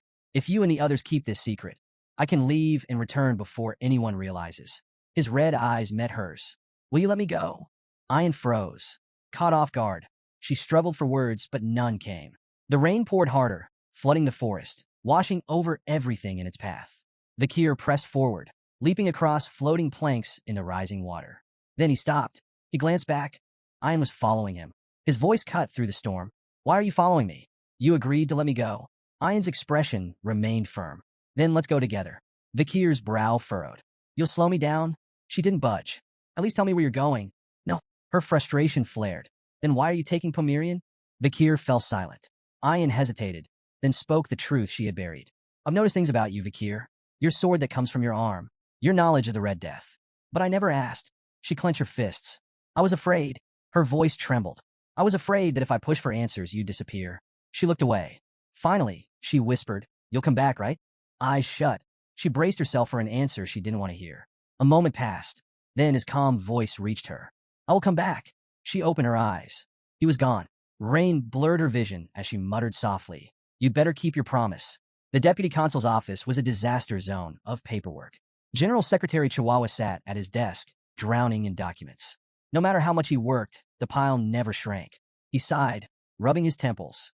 Back when the deputy consul was alive, things were just as exhausting, but at least they felt meaningful. Nostalgia settled over him. His late superior's memory weighed heavily on his heart. I miss him. Then, a face appeared outside the window. Upside down. Deadpan. Did you call for me? Chihuahua's soul nearly left his body. He stumbled back, eyes wide, sweat forming on his forehead. His mind refused to process what he was seeing. Vakir gracefully flipped down, landing at the window. A faint smirk played on his lips. How have you been, General Secretary Chihuahua? He asked, sipping tea as if nothing was amiss. Chihuahua's brain short-circuited. Vakir, the man he thought was dead, was sitting across from him, completely unfazed. His mind flooded with questions. Had Vakir fought some monstrous entity in the deep forest? Had he been gravely injured? Had he been living among barbarians? Yet, as Vakir calmly sipped his tea, completely at ease, Chihuahua's confusion only deepened. Finally, Chihuahua found his voice. You're really alive? His voice wavered between disbelief and relief. You're not some ghost haunting me, right? Vakir chuckled. You've been frozen in shock for a while now. Chihuahua swallowed hard. You little... His voice cracked before he could finish. Tears welled up in his eyes. He didn't care how or why Vakir was alive. Damn it, he muttered, wiping his face. You have no idea how relieved I am. But as his eyes landed on Pomerian, his relief turned into something else. His brows furrowed. Wait a minute. He leaned in, squinting at the child. Red eyes, dark hair, uncanny resemblance. His face paled. Vakir, is this your daughter? Clearing the misunderstanding. Vakir sighed, already expecting this. She's not my daughter, he said bluntly. We just share the same bloodline. Chihuahua exhaled in relief. Oh, thank God. I thought you'd. He stopped, realizing there was still a lot of new information to process. Still, with his emotions finally settling, he wiped his face and shifted into business mode. Vakir's expression grew serious. I need you to take care of Pomerian while I'm gone. Chihuahua's eyes widened. She's a Baskerville. I need her to receive a proper education, Vakir continued. Chihuahua straightened, taking the request seriously. It's been a while since you've given me a direct order, he mused. Don't worry, I'll handle it. However, Vikir had another concern. Can you handle the city alone? Chihuahua sighed. I won't lie. It's been hell. Vikir nodded. Then get help. Try Cindy Wendy, Mrs. Sam, or Mag Juno. Chihuahua flinched at the first name. Cindy Wendy? He grimaced. That criminal you let go 2 years ago? I don't even know where to find her. Vikir smirked. You will. He reminded Chihuahua about the flower girl Judy. I gave her 10 billion before disappearing. She had no other support, so she's likely still in the city. If Cindy Wendy stayed with her, you'll find her there. Chihuahua rubbed his temples. You're telling me to track down a crime lord through a random flower girl? If Cindy refuses to help, Vikir added, tell her I'm alive. Chihuahua's brow arched. You think that'll work? Vikir leaned back. She owes me a favor. She won't refuse. A grin spread across Chihuahua's face. I like this plan. A promise left unfulfilled. As the conversation wrapped up, Chihuahua hesitated. When will you be back? Vikir gave a faint smile. When my mission is done. He turned to the rainy city skyline, deep in thought. There was still a promise he needed to keep. And if his hunch was correct, the cure for the Red Death could be found with just a single drop of holy water from a certain clan. Pomerian stirred awake, blinking groggily. Then, spotting Chihuahua's beard, she reached out and tugged. Ow! Ow! Hey! Chihuahua yelped, flailing in surprise. Pomerian giggled, unfazed. Vikir, standing near the window, barely glanced back. His mind was already elsewhere. His next destination was set, the holy city of Quo Vadis. At the gates of St. Mecca, 2 guards stood watch, their spears crossed in vigilance. From the distance, a carriage rumbled forward. The driver, Sir Joseph, was a familiar face, the manager of the first-floor oil shop. State your cargo, one guard ordered. Joseph sighed dramatically, waving a document. Oil, as usual. The guards weren't convinced. One stepped forward. We need to inspect the barrels. Joseph's jaw clenched. You see me every week. Do we really need to? Orders from higher up. A bead of sweat slid down Joseph's temple. As the guards moved to open a barrel, he silently prayed. Please, not that one. Fate was cruel. The guard picked the worst possible barrel. Joseph held his breath as the lid creaked open. Oil. Nothing but thick black oil. The guard, satisfied, closed the barrel. You're clear. Joseph exhaled, barely suppressing his relief. Welcome to St. Mecca. Move along. As the carriage rolled into the city, Joseph made his way to a secluded alley. Glancing over his shoulder, he checked the barrels once more. Then, in a low whisper, he murmured, It's safe. A shadow emerges. A metallic clink rang through the silence. Joseph's heart nearly stopped. The same barrel the guards had inspected suddenly lurched. The dented lid clattered to the ground. And from inside, a figure slowly emerged. Drenched in oil, face hidden beneath a crow mask. Completely silent. Joseph swallowed hard. His voice shook. See, can I leave now? He stammered. I did what you asked. The crow-masked figure tilted its head. Then, in a voice that sent chills down Joseph's spine, Wait. Joseph froze. The figure handed him a bag. Inside were 3 tokens, ox, bear, and canine. Joseph's relief was immediate. Thank you, he stuttered. But the mysterious figure was already gone, disappearing into the alley shadows. Joseph stood there, still gripping the bag. Then, a thought crept into his mind. This man had stayed submerged in oil for 2 hours. His expression twisted into unease. Was that guy even human? Under the dim glow of the crescent moon, the masked crowman stood atop a towering spire, observing the city teeming with life below. Pulling off the mask, he revealed himself as none other than Vikir. The memory of his unorthodox infiltration lingered, immersing himself in oil for hours to mask his scent. It had been a trial, reminding him of the river Styx, though far less grim. Despite the discomfort, his plan was successful. He was now within the heart of the Quo Vadis clan stronghold. St. Mecca, the sanctum of the Quo Vadis clan, housed 160,000 devout souls. Bound by stringent religious laws, its citizens renounced material desires and maintained an eerie discipline. Even if gold littered the streets, they would pass by without a glance. This facade of harmony, rooted in rigid control, struck Vikir as oppressive. The solemn toll of a bell shattered his musings. High above, the bell tower stood as a silent sentinel. At its signal, the bustling city froze. Citizens halted mid-stride, bowed their heads, and shut their eyes in unison, uttering prayers as the air grew heavy with reverence. Their white garments seemed to glow in the evening light, a sea of purity that hid any individual expression. Weaving through the immobile crowd, Vikir felt like a shadow slipping between statues, his mind preoccupied with the suffocating devotion that gripped this city. As darkness fell, he approached a secluded well. From his jacket, He produced a small glass vial, its contents ominously swirling under the moonlight. Tipping it into the well, he released the bacteria responsible for the Red Death. It was a calculated gamble. In a city as devout and disciplined as St. Mecca, the outbreak would force authorities into swift containment, avoiding a catastrophic death toll. The Red Death's chaos, however, would sow the seeds of distrust and division. The sound of soft footsteps jolted him from his task. 3 children stood a short distance away, their wide eyes fixed on him. Whispering among themselves, they debated whether to approach or run. Vakir's sharp gaze pinned them in place, and a cold fear crept over them. "Stay away from the well," he commanded, his voice low and foreboding. "It's cursed. Anyone who drinks from it will be claimed by death." The children's faces turned pale, and with a shared scream, they bolted into the night, convinced they'd encountered a ghostly specter. Satisfied they wouldn't return, Vakir added a theatrical touch. He hurled a dagger near the well, murmuring that it bore the marks of the Leviathan clan, known for their mastery of poisons and treachery. As the blade lodged into the ground, Vakir's mind raced. The Leviathan clan's presence in the spread of the Red Death was plausible. Their enmity with the Kovades clan made them prime suspects, and the resulting blame could ignite tensions into a full-blown war. A slow grin crept across his face. The board was set, and the first pieces were moving. With his groundwork laid, Vakir turned his attention to his next objective. The hour was near for the city's sacred ritual involving holy water. His destination? A meeting with Saintess Dolores herself. Under the pale moonlight, a grand mansion shimmered like a beacon, drawing hopeful souls to its gates. A restless crowd gathered, their voices a chorus of desperation and reverence. Rumors swirled. Within these walls resided the Saintess, a healer of miracles.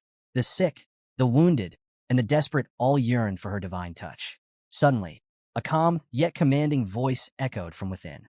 "Why have you come at this hour?" The crowd hushed instantly, recognizing the voice of the Saintess.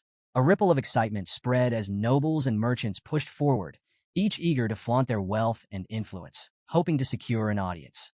A young noble from the Dortsmile region, heir to the Jonathan clan, boasted of his family's military prowess and ties to the Alphonse clan. Another man, an overseer of the Ibsen Guild, flaunted his control over lucrative trade routes, proudly name-dropping Count Boston Le Baskerville. But the grandest offer came from an aging noble who, in desperation, promised a granary, a beachfront villa, and even an exclusive fleet of carriages, all in exchange for her blessings. But the Saintess remained unmoved. Her voice, unwavering, dismissed them. "Wealth and status do not grant you the right to disturb me." Disheartened but obedient, the crowd gradually dispersed into the night. Yet one figure remained. Vakir. The glow of his crow mask shimmered under the moonlight as he stood in quiet contemplation. Memories resurfaced, visions of the Saintess in his past life. On a battlefield soaked in blood, she had walked among the wounded, her pristine white robes stained crimson, yet her divine light never wavered. Unlike the nobles who sought her favor now, she had always despised wealth and power, standing apart from the corruption that plagued the elite. Then, her voice broke through his thoughts once more. "You, who are you?" Vakir knelt, his voice steady yet reverent. "I am but a lost lamb seeking guidance." A pause. Then, with a slow creak, the door opened, and golden light poured out, illuminating the darkness. "Enter," she commanded. Stepping inside, Vakir was met with a breathtaking sight. The grand hall glowed with a warm, celestial radiance. At its center, an ornate fountain stood, adorned with an angelic statue, its water shimmering like liquid gold. The Saintess's voice resonated from the fountain itself. "Tell me, lost one, how did you lose your way?" For a brief moment, Vakir considered the possibility that the Saintess would refuse to meet him in person. Given his masked appearance, it wasn't an unreasonable assumption. Still, he remained composed and carefully placed a leather pouch on the fountain's edge. "The slums are plagued by an epidemic," he stated plainly. "This water, it's tainted with a dark energy." He stepped back, waiting. If the Saintess truly possessed divine power, she would sense the malevolence within. But the chamber remained eerily silent. Then her voice cut through the air like a blade. "You lie."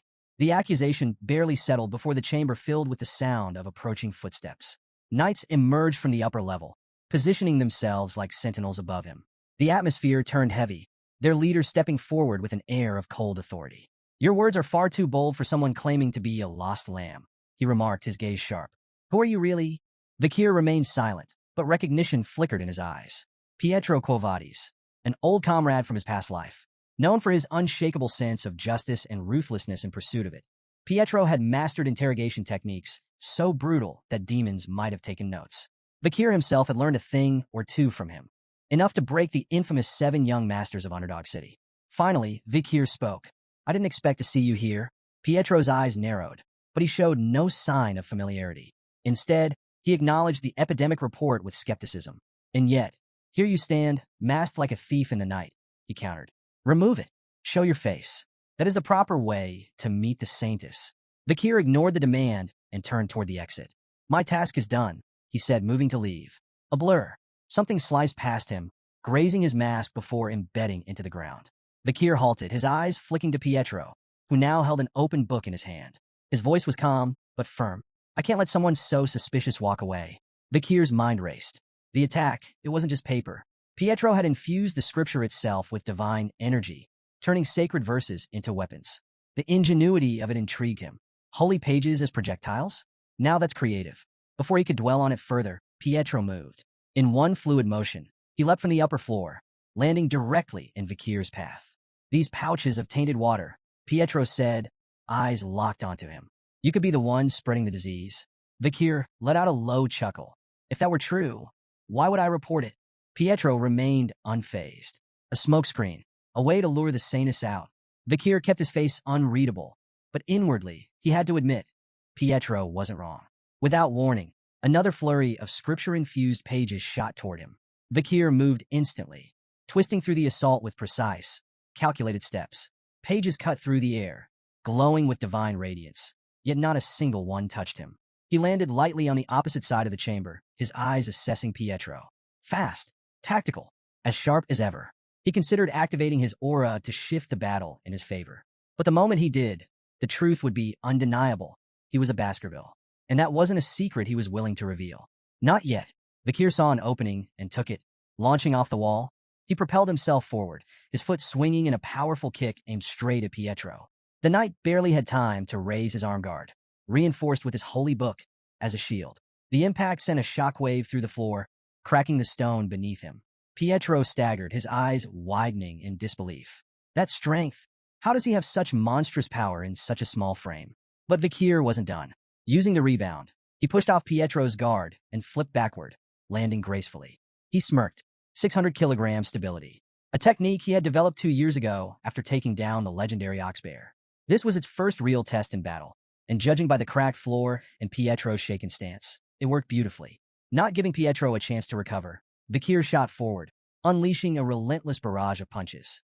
Pietro blocked with his book, deflecting the blows, but the sheer speed and force behind them made it impossible to counter. Pietro clenched his jaw. This lost lamb isn't weak at all. Then, Vakir raised a hand, and with a flick of his wrist, Cerberus flame ignited. A surge of fire erupted toward Pietro, consuming his book in an instant. Flames licked at his hands, searing his skin. With a pained grunt, Pietro flung the burning tome aside and plunged his hands into the fountain, desperately trying to cool the blistering heat. Vakir remained composed. Do you want to keep going? Pietro, despite his obvious pain, wasn't ready to back down. Gritting his teeth, he lunged forward. You use sorcery. You stand against the divine. Vakir sighed. Then, without hesitation, he kicked the burning book straight at Pietro's face. The knight recoiled, momentarily blinded. That was the opening. Vakir moved like a shadow, closing the distance instantly. His fist slammed into Pietro's chest with devastating force. A sickening crack echoed through the room as Pietro's armor shattered. The sheer impact sent him hurtling backward, crashing into the grand fountain. The angelic statue collapsed in a spray of water and stone before Pietro slammed into the far wall, blood spilling from his mouth. Silence. The knights above stared in frozen disbelief. One whispered, "Is this a dream?" Another stammered, "Pietro lost?" The fallen knight lay crumpled amidst the rubble, his breath ragged. Slowly, his comrades moved, forming a defensive formation with shields raised and swords drawn, ready to face Vakir. Vakir exhaled, adjusting his stance. "If you want to continue, A voice cut through the tension like a blade. Enough! The air in the room shifted. The knights immediately stepped aside, bowing as she entered. Vakir turned his gaze to her. Saintess Dolores. She took in the scene, the shattered fountain, the wounded Pietro, the knights bristling with tension. Then, her sharp eyes settled on Vakir. So, she mused, her voice laced with amusement. You're the lost young lamb? Vakir met her gaze. That's what I said. A small smile played on her lips. You look more like a puppy than a lamb. A small, stubborn puppy, covered in bruises. One night flared with anger. He's no puppy. He's a bloodthirsty wolf. The saintess waved off the remark with a chuckle. Be a dear and fetch some tea. What? Tea. The knight hesitated, but ultimately obeyed, clearly confused. Meanwhile, Dolores turned and began walking away. She glanced back at Vikir, her expression unreadable. Come, she said. We need to talk. Vikir sat across from the saintess at an ornately set tea table, his posture relaxed, but his senses alert. Behind her, Pietro stood like a sentinel, his sharp gaze locked onto Vikir, ever watchful. Vikir studied Saintess Dolores Quo Vadis. Despite appearing no older than 16, her name carried immense weight.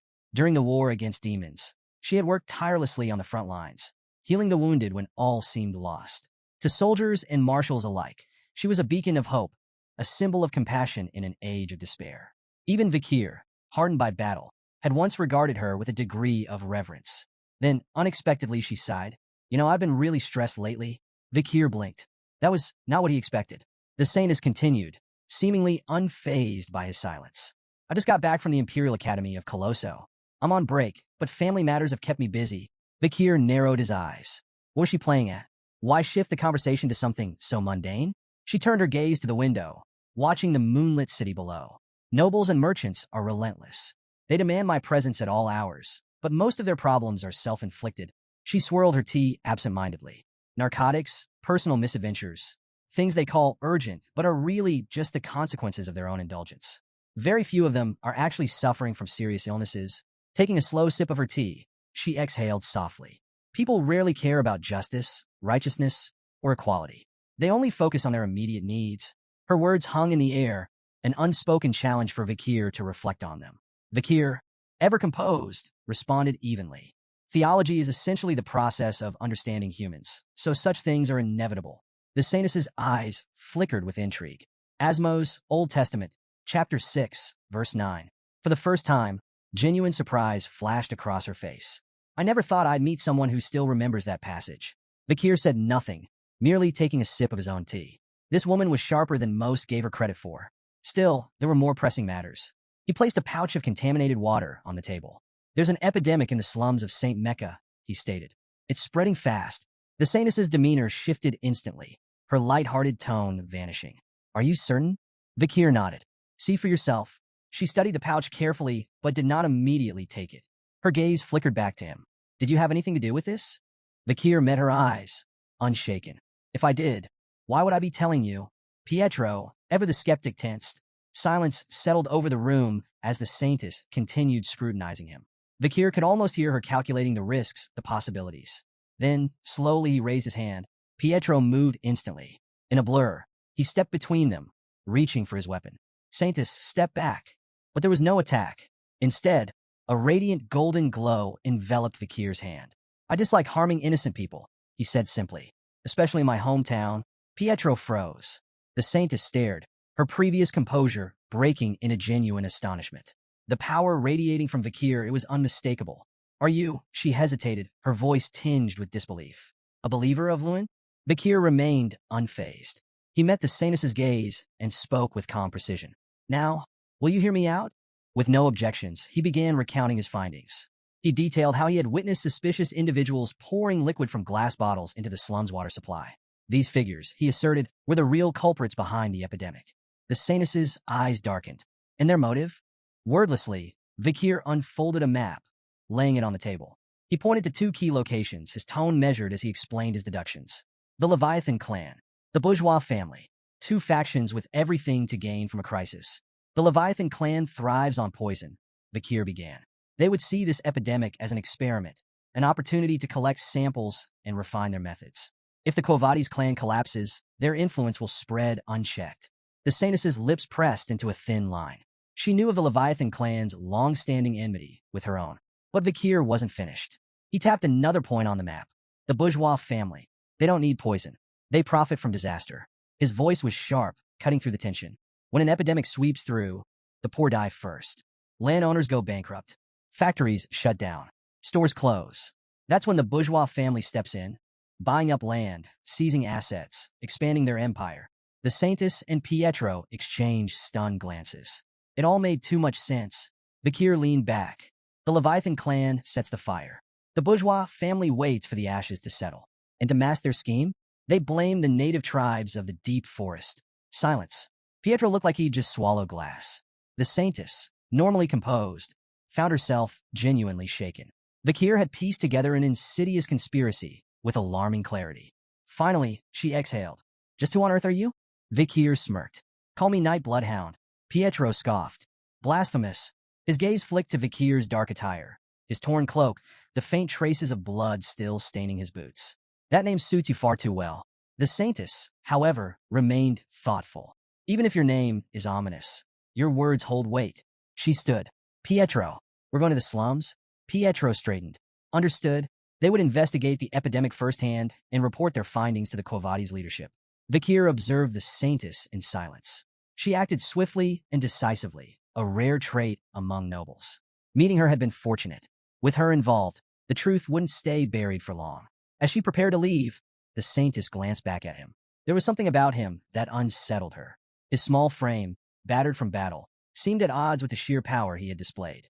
His presence carried a storm of emotions: blood, oil, steel, violence, and fury. Yet beneath it all, there was sadness. A sadness so deep, so ancient, that she found herself wondering, who was this man before he became the Night Bloodhound? When they arrived at a small church deep in the slums, the air was thick with desperation. The moment the saintess stepped inside, the sisters rushed to her, their faces streaked with tears. Saintess, please, save them. The sight that met her eyes was devastating. Rows of infected lay writhing in agony, their bodies marked by the telltale signs of the disease. Their groans of suffering filled the sacred space, mixing with the scent of damp straw and fevered sweat. The saintess's hands trembled. Night Bloodhound was right. The epidemic was real, and it was spreading. Bakir stood beside her, his expression unreadable. Guilt gnawed at him. He had set this chain of events in motion, knowing innocent people would suffer. It was a calculated risk, but it didn't make it any easier to watch. Still, one thing brought him relief. There were no children among the afflicted. His earlier deception, the cursed well, had worked. The children had stayed away. At least some lives had been spared. But this was no longer his battle. Now, it was her turn. The saintess stepped forward, her presence radiating warmth and sorrow. My people, she whispered, her voice heavy with emotion. God's love is boundless. His light will heal you. She knelt, clasping her hands together, and began to pray. Her voice wavered, raw with emotion, calling upon the divine. Her life, her fire, her soul. She pleaded for the suffering to end. A single tear slipped from her cheek, striking the cold stone floor. And then, light, a golden radiance erupted from the tear, spreading like wildfire. It poured through the room, seeping through every crack, flooding the church with an ethereal glow. The windows shimmered. The wooden pews hummed with divine energy. Then, the miracle unfolded. An elderly man, once gasping for breath, suddenly stilled. His ragged breathing steadied. The red lesions on his skin faded, disappearing like a bad dream. Around the room, the same transformation took place. Fevered bodies cooled. Pain-ridden groans turned to gasps of awe. The disease was lifting. The sisters wept with joy, falling to their knees. Their prayers of desperation became prayers of gratitude. Bakir watched in silence. Even after all he had seen, the wars, the bloodshed, the horrors, this was something different. The saintess truly was a miracle incarnate. And if her power could do this, it could change the fate of the deep forest. Late into the night, Saintess Dolores sat alone in her study, her face illuminated by the flickering candlelight. Before her, a map lay open, marked with precise notations. Her thoughts were razor-sharp. Her divine power had stabilized the afflicted, but it wasn't a cure. More cases would surface unless the true source of the epidemic was eradicated. Her gaze shifted to a glass tube filled with an infected patient's bodily fluids. A nightmare in liquid form. Short incubation. Slow, agonizing death. A disease designed not just to kill, but to prolong suffering. Her grip tightened. This wasn't natural. After careful deliberation, she reached a conclusion. Purifying the deepest well in the slums was the key. If she concentrated her divine power into a single, potent drop, it could neutralize the contamination at its source and put an end to the outbreak. A deep breath, a sense of renewed purpose washed over her. There were still people to save, but as she stood, a sudden pain lanced through her skull. She staggered, gripping the edge of her table. A headache, sharp, unrelenting. Was it anemia? Exhaustion? The strain of overusing her divine power? She clenched her teeth, pushing the pain aside. There was no time for weakness. Moments later, she emerged from her chambers, her expression unreadable. Waiting outside was a trio of noblemen. One of them, overly enthusiastic, lit up at her arrival. Saintess, what perfect timing. Dolores raised an eyebrow. Why were they here? Another noble, practically beaming with self-importance, stepped forward. We couldn't possibly allow someone as noble as yourself to venture into the filth of the slums alone, he declared. So we took the liberty of gathering some relief supplies. With a flourish of his hand, he gestured to 3 wagons stacked high with goods. Food, medicine, blankets, the works. The poor souls in the slums have truly hit the jackpot today, he chuckled, nudging his companion. Dolores studied them. Their smiles were too wide. Their voices dripped with self-satisfaction. This wasn't charity. It was theater. They weren't here for the sick. They were here for themselves. With a serene smile, Saintess Dolores walked past the noblemen, their exaggerated pledges of loyalty trailing behind her.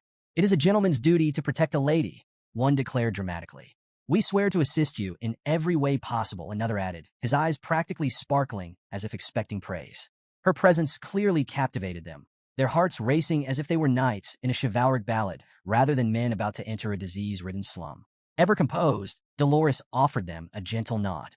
I trust you will handle everything with great care, she said, her tone light yet distant.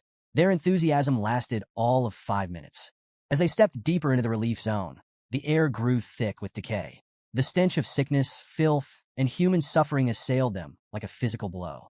The first noble gagged, clutching his silk handkerchief over his nose. By the heavens, this stench. My limited edition shoes are going to be ruined. The second noble froze in place, eyes darting around in panic. Wait, what if we catch it? Shouldn't we be keeping a safe distance? The third, less subtle than the others, turned to a nearby priest. Clear this mess at once. And while you're at it, treat me first. Dolores watched them without surprise. Their discomfort was inevitable. Men who acted for image would always falter when faced with true suffering. True empathy wasn't about performance. It was about grace, kindness, and sacrifice, a lesson these men had yet to learn. Her thoughts were interrupted as she turned her gaze toward a nearby tent. A heavy, ominous aura lingered around it. Inside lay the most critical patients, those fighting not just the disease but despair itself. The suffering within that tent was unimaginable. Without hesitation, Dolores approached. Forgive me for not coming sooner. She pulled back the curtain and stepped inside. I am here now, she declared softly. Let me help. Inside the critical care tent, the moment she entered, she was met with urgency. A commanding voice rang out. More saline now. Dolores turned her head, expecting to see a priest or healer. But instead, her eyes landed on something shocking. A doctor, one who moved with efficiency, precision, and expertise. A priest nearby stared in disbelief. His mouth opened as if to speak, but no words came out, because he recognized something impossible. The doctor wasn't just any doctor. It was Night Bloodhound. Dolores's breath caught. Vikir. For hours, he had been working tirelessly to treat patients. But what truly stunned everyone was his method. Using a small clinical knife, he made a careful incision at the infection site.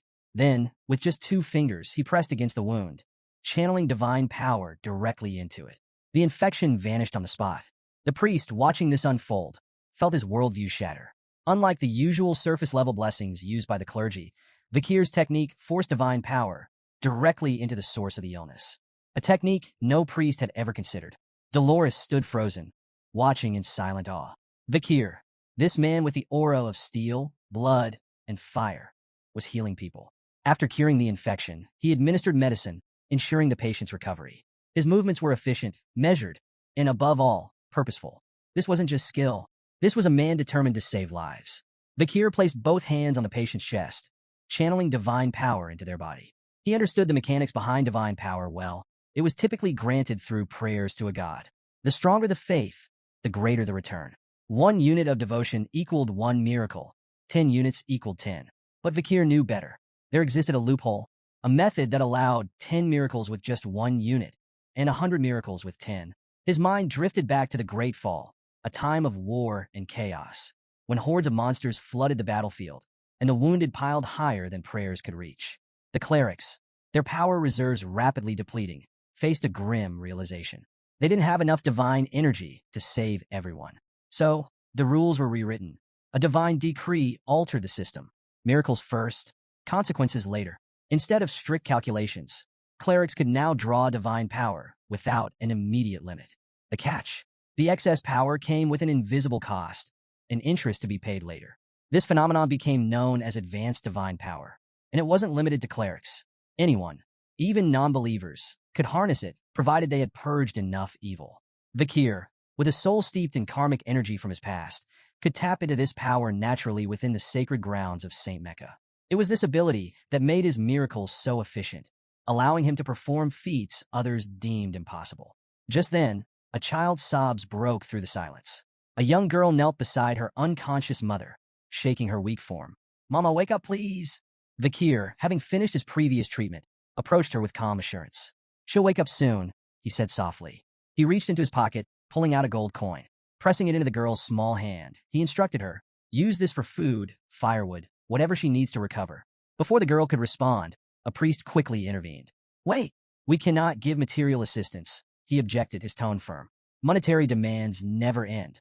If you start now, you'll give away everything before you realize it." Vakir, still composed, tilted his head slightly. "If demands are endless, then what defines their limit?" The priest blinked. Vakir's voice was even as he continued. "What truly is limitless?" Silence. The priest had no answer. Meanwhile, the little girl's quiet sobs softened. She clutched the coin tightly, her small fingers wrapped around it as if it were the first bit of hope she had ever held. Vakir watched her, his eyes unreadable. Then he spoke again, this time more softly. "I could give away all the money in my pocket right now. That much is true." His gaze fell upon the sick mother, her frail form barely moving. Then he apologized. "I'm sorry," Saintess Dolores observes. Dolores, watching from a distance, felt something shift within her. Why? Why would someone as calculating as Vakir, as strong, as composed, apologize? She turned his earlier words over in her mind.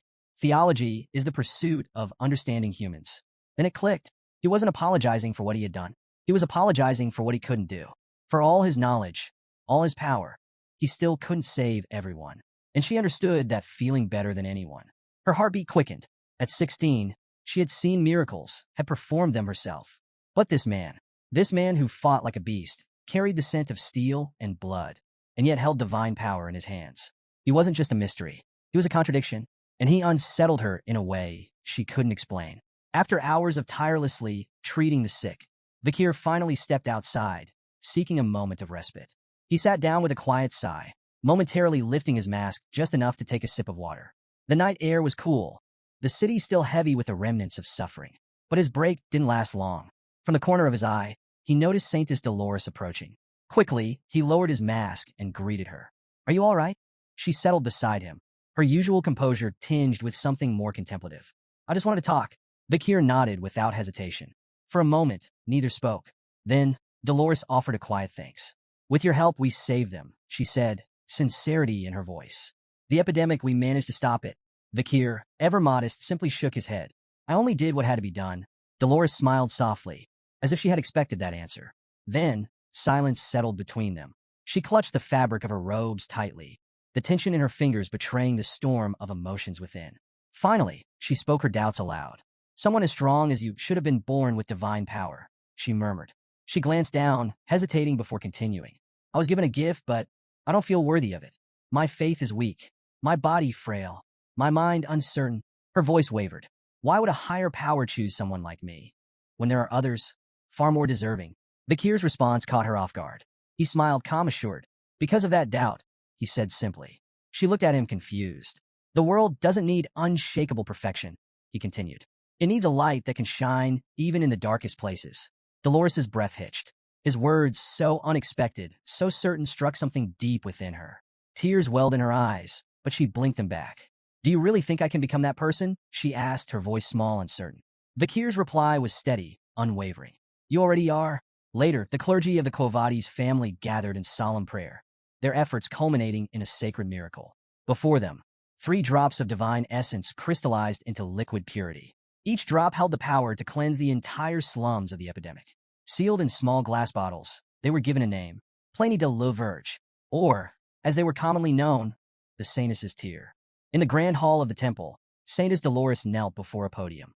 Before her, the sacred box containing the 3 bottles sat in quiet reverence. As she began her prayer, a radiant divine light filled the space. Her voice, clear, strong, yet laced with emotion, carried through the chamber. She spoke not of power, nor of miracles. She spoke of a woman, a mother, chosen to nurture the only son of a higher power. A woman who had spent sleepless nights in anguish, whose heartache surpassed the limits of endurance, whose sorrow was carried in silence. She declared this day as one of suffering, and she poured every ounce of that suffering into her prayer. As Saintess Dolores concluded her prayer, the divine light descended upon the podium, bathing the hall in its radiant glow. The air hummed with sacred energy, a testament to the power of her faith. Moments later, holy knights entered the chamber, their movements reverent as they approached the podium. At the center of their formation, a sealed box rested in their hands, containing the three saintesses' tears. The lead knight carefully secured the box, bowing deeply before Dolores. Saintess, your offering is a blessing upon this land. The tears shall be stored safely in the basement vault. Dolores nodded, entrusting them with this solemn duty. She watched in silence as they departed, their figures fading beyond the heavy doors. Finally alone, she allowed herself a brief moment of contemplation. What came next? Nearby, a priest knelt in prayer before a statue of the goddess, his focus unwavering. Dolores approached quietly. Father. The priest lifted his head. Cardinal Humbert Lon Quo Vadis, a towering figure within the Loon Church. His presence was both commanding and warm. His eyes softened as he looked at Dolores, greeting her with affection. My fairy, my daughter, he murmured, placing a firm but gentle hand on her shoulder. Come closer, child. She obeyed, bowing her head slightly. With a smile, the cardinal praised her efforts. The offering you have made this time is remarkable, fitting of your station. Dolores humbly accepted his praise, her tone measured. Your generosity knows no bounds, Father. The cardinal gestured for her to continue. Tell me, what have you learned of this plague? Dolores began outlining their plan. We will use the saintess's tear to purify the contaminated waters beneath St. Mecca. At this, the cardinal leaned forward, interest sharp. Have you identified the source? We have, Dolores confirmed. She explained. An unregistered well in the slums. Rumors had spread among the children. A spirit's curse. But upon investigation, they had found more than superstition. From beneath her robes, Dolores unwrapped a cloth bundle, revealing several objects placed before the cardinal. A dagger, a glass bottle, and an emblem. The cardinal's expression darkened. He picked up the emblem, his fingers tightening around it. Leviathan, bourgeois, two insignias etched into cold steel. The atmosphere shifted instantly. A surge of holy aura erupted from the cardinal, crackling with righteous fury. His voice boomed through the chamber. Blasphemy, a defilement of the sacred. These vermin dare insult divinity itself. His rage was uncontainable. With burning resolve, he declared holy war. The poison addicts and misers will answer for their sins. The cardinal's verdict. Dolores remained calm and composed, unfazed by the cardinal's outburst. Until his voice sharpened. The night hound. Dolores's breath hitched, her eyes flickering with surprise. He is a prime suspect, the cardinal continued, his tone commanding. Find him. Capture him. We will extract everything he knows. Dolores clenched her fists beneath her robes. Vakir, Night Bloodhound, was now a target. The cardinal's eyes widened in shock as Saintess Dolores abruptly raised her voice, her usual composure breaking for the first time. The Night Hound is innocent, she declared. The room fell into a stunned silence. She pressed on, her voice unwavering. He worked tirelessly to treat the sick. Without him, countless more would have died. A man who saves lives is not a man of evil. The cardinal's expression darkened. For a moment, he said nothing, studying her. Then he smiled. Not warmly, not kindly. It was the smile of a man who believed he understood something no one else did. I see what's truly happening. Dolores stiffened. His cryptic words unsettled her. Then he raised his hand toward the heavens. No matter your protests, the truth remains. His voice rang with divine authority. The Night Hound is to blame. Dolores clenched her fists. This was the first time she had ever openly opposed him. And to the cardinal, that defiance was proof enough. With a final gleam in his eye, he declared his verdict. I will personally interrogate the Night Hound, and I will uncover everything. Then, a wave of overwhelming pressure burst forth from Cardinal Humbert, rippling through the cathedral. A radiant beam of divine light shot skyward, piercing the night like a holy decree. The entire city of St. Mecca was bathed in its glow. Dolores gasped, staggering back. The intensity of his power was suffocating. The cardinal turned to her, his tone final. Your opposition is meaningless. Then came the words that made her blood run cold. The paladins have already been dispatched. At a modest inn where Vakir had been staying, a group of holy knights surrounded his room. Their movements were precise, calculated. Using a series of silent hand signals, they coordinated their approach. One knight exhaled sharply, then raised his foot. Bang! The door splintered open. Knight Hound, you are accused of orchestrating the Red Death. Their declaration rang through the room, but there was no response. No shadow moved. No figure stirred. The knights exchanged looks. The room was empty. The cure was gone. The stolen Sainus' tear. Back at the cathedral, a priest rushed in, breathless. The cardinal turned, unshaken. Speak. The priest hesitated, then delivered the news. One of the Sainus' tears is missing. Dolores felt a bead of sweat trickle down her temple. Had this been the real reason for the Night Hound's presence in St. Mecca? Had he been after the tear all along?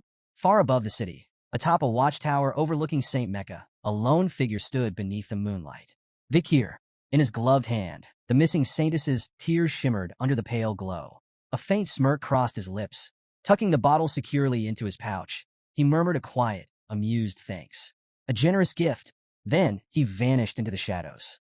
Ayan stood perched on the edge of a jagged cliff, her bow drawn tight as she faced off against a monstrous Cerberus. The beast, its hide already bristling with embedded arrows, snarled menacingly. Each of its 3 heads locked onto her with unnerving precision. Nearby, a barbarian attempted to draw its attention with a thunderous shout, but the Cerberus remained fixated on Ayan, forcing her into a desperate retreat. Step by step, she edged backward, the rocky ground beneath her feet crumbling precariously. Then, in an instant, the cliff betrayed her footing. She plunged downward, smashing through tree branches during her chaotic descent. The brittle limbs offered no salvation, snapping one by one as she hurtled toward the forest floor. With a bone-jarring crash, she landed, her body racked with pain. Moments later, she stirred, her consciousness returning in a haze. Faint voices reached her ears, muffled and unintelligible, as her vision slowly adjusted. 2 figures stood nearby, men who appeared to be traveling merchants. One of them regarded her injured form with indifference, while the other bore a predatory smile, his eyes betraying a dangerous curiosity. Time passed, and Ayan awoke to find herself in a far grimmer scenario. Her trembling hands clutched a sword, the rough wood of a barricade pressing against her back. There was no way out. Encircling her was an unruly crowd of masked spectators, their jeering voices merging into a thunderous chorus. Their energy fed the suffocating tension in the air as her opponent stepped into the fray, a towering figure, his body marked by scars that told of countless battles. His sinister grin promised a fight that would end badly for her. With a chilling crack of his knuckles, he signaled the beginning of their brutal confrontation. The man charged at Ayan with a roar, his movements fueled by overconfidence. Though fear gripped her, Ayan's instincts kicked in. She dodged his initial assault with a nimble leap and struck back, the edge of her blade slicing into his shoulder. Her brief success, however, was met with indifference. Barely registering the wound, her opponent retaliated with raw, overwhelming strength. He seized her by the leg midair and hurled her like a rag doll against the unforgiving wooden wall. The impact left her gasping as a spray of blood escaped her lips, pain radiating through her battered frame. The crowd roared with delight, their masked faces lit with cruel amusement. To them, this wasn't a fight. It was a show, and Ayan's suffering was the highlight of their entertainment. Her body crumpled to the cold, unforgiving ground, her tears mixing with the dirt as humiliation and despair consumed her. Her opponent's triumphant shout echoed through the arena, stoking the crowd's frenzy. But as darkness threatened to claim her spirit, a spark of resolve ignited deep within. Faint images of her family, her mother's gentle smile, the warmth of home, flickered in her mind. With sheer determination, Ayan forced herself to rise. Every muscle in her body screamed in protest, but she ignored the searing pain, clawing her way back to her feet. The once indifferent crowd hushed for a moment, their murmurs swelling as they took notice of her defiance. Their masked faces turned toward her with renewed interest, curiosity flickering in their cruel eyes. What had seemed like a one-sided spectacle now carried an unexpected twist. Standing tall despite her wounds, Ayan smeared a mixture of blood and dirt across her face, a silent declaration of her unbroken will. Her gaze locked onto her opponent, unwavering and resolute. The energy in the arena shifted, the spectators leaning forward, hungry for more. If they had thought she would crumble, they had been mistaken. She wasn't done yet. No matter the odds, she was ready to fight. Years later, the fire that had once burned so fiercely within Ayan had dimmed to mere embers. Behind the cold steel bars of a prison cell, she sat motionless, her spirit shackled as much as her body. The defiance that had once gleamed in her eyes was now dulled by hopelessness. Even the cherished memories of her family, which had once given her strength, had faded into distant, unreachable echoes. The weight of despair pressed down on her, suffocating and unrelenting. The heavy silence of the cell was suddenly broken by an unexpected sound. Ayan's eyes snapped open, her gaze landing on a small glass tube lying before her, its remnants of elixir glistening faintly. Instinctively, she recoiled, unease creeping into her bones. Then, she noticed a shadowed figure standing just beyond the bars. As he stepped closer, recognition struck her like a thunderbolt. It was Vakir. Without hesitation, he unlocked her cell door. His voice, rough and commanding in the barbarian tongue, carried a simple order: leave.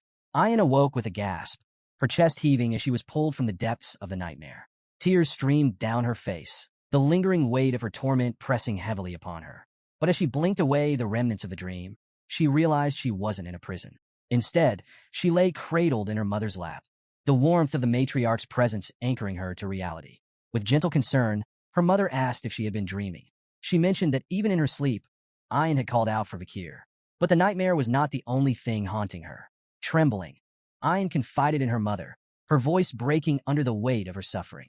A deep, unrelenting pain burned within her chest, her body racked with an agonizing dryness that felt as though it was suffocating her from the inside. Fear crept into her words as she admitted the terrible thought that had taken root in her mind. Was she afflicted with the Red Death?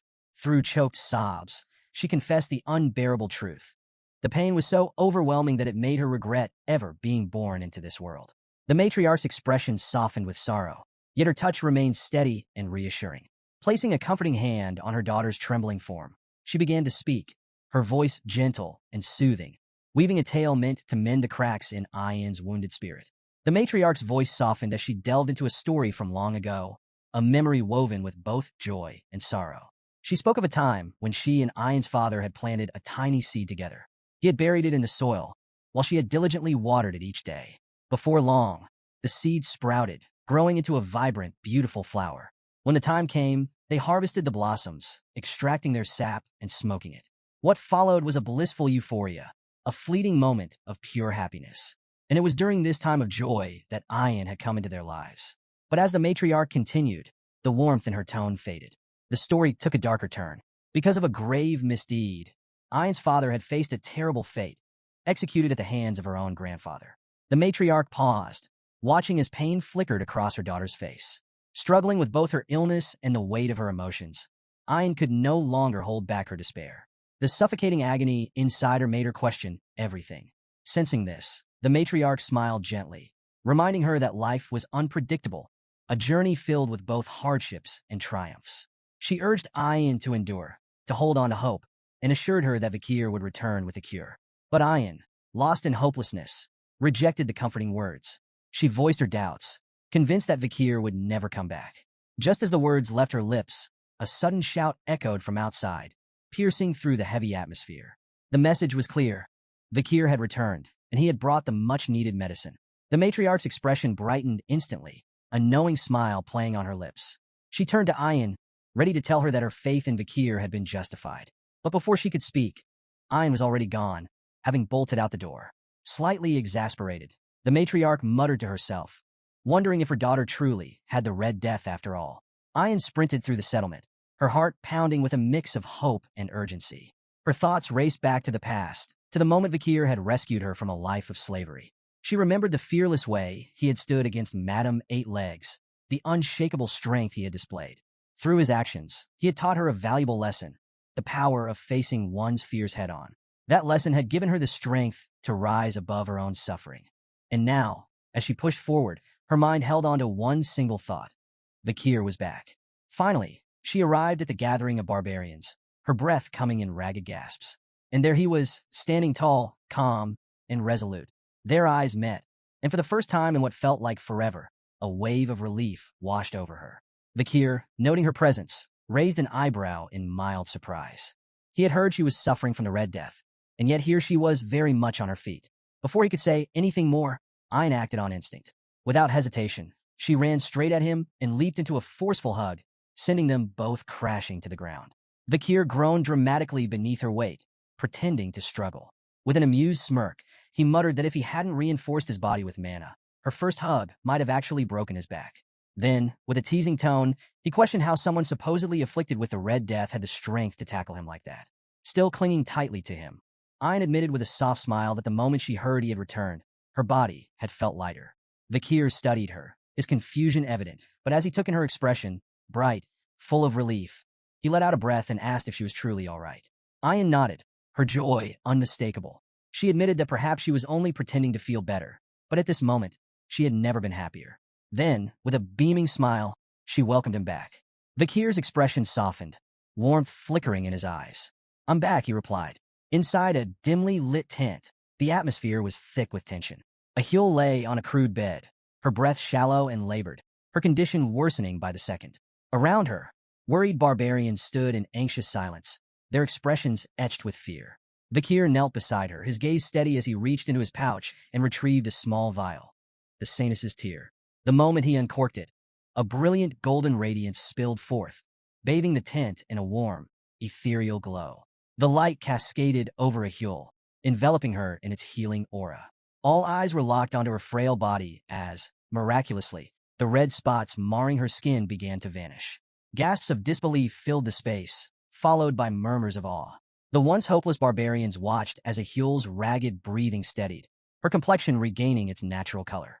The Red Death, which had plagued her so mercilessly, was gone. A wave of gratitude surged through the group, their voices rising in praise.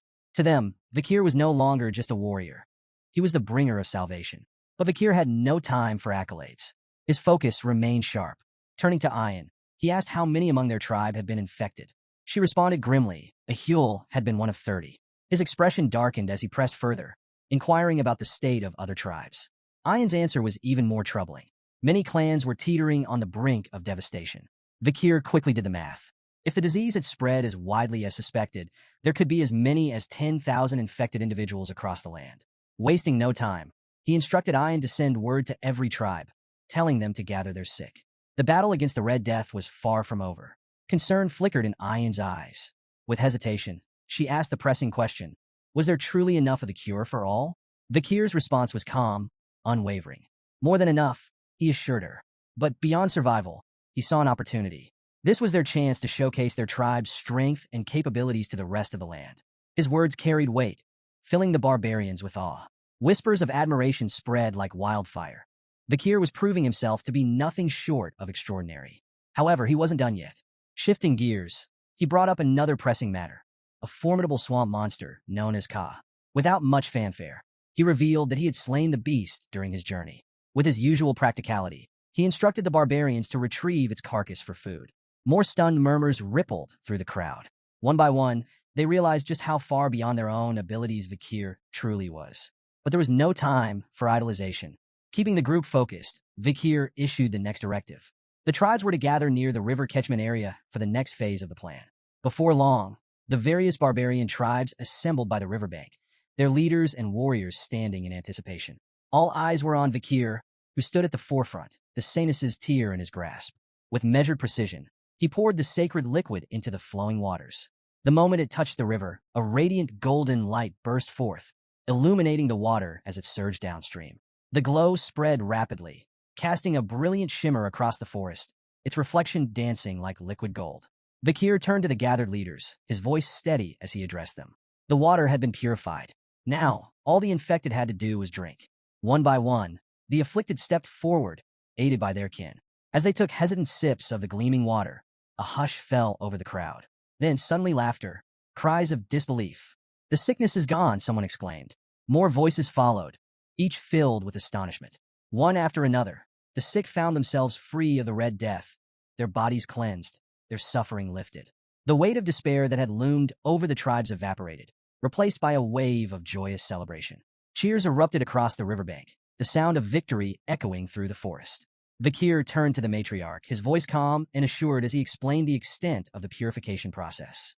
The river's catchment area was now carrying the cure far and wide, ensuring that the bacteria responsible for the Red Death would soon be eradicated entirely. The matriarch listened intently, her expression shifting from admiration to deep respect.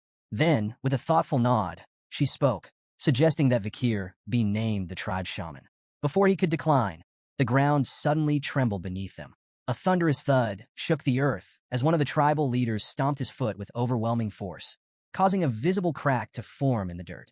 Silence fell. All eyes turned to the source of the commotion. With a booming voice, the leader addressed the gathered tribes, his words carrying the weight of history itself. People of the deep forest, what is the name of the hero who purified our land? A beat of silence. Then, as one, the barbarians pounded their feet in rhythm and roared. Vikir! Another warrior stepped forward, raising his fist. Who saved our families from the Red Death? Again, the answer came like a rolling thunderclap. Vikir! A third leader spoke, voice rich with emotion. Who has brought hope and a bright tomorrow to the deep forest? The response was deafening. Vikir! The name echoed through the trees, vibrating through the very heart of the land.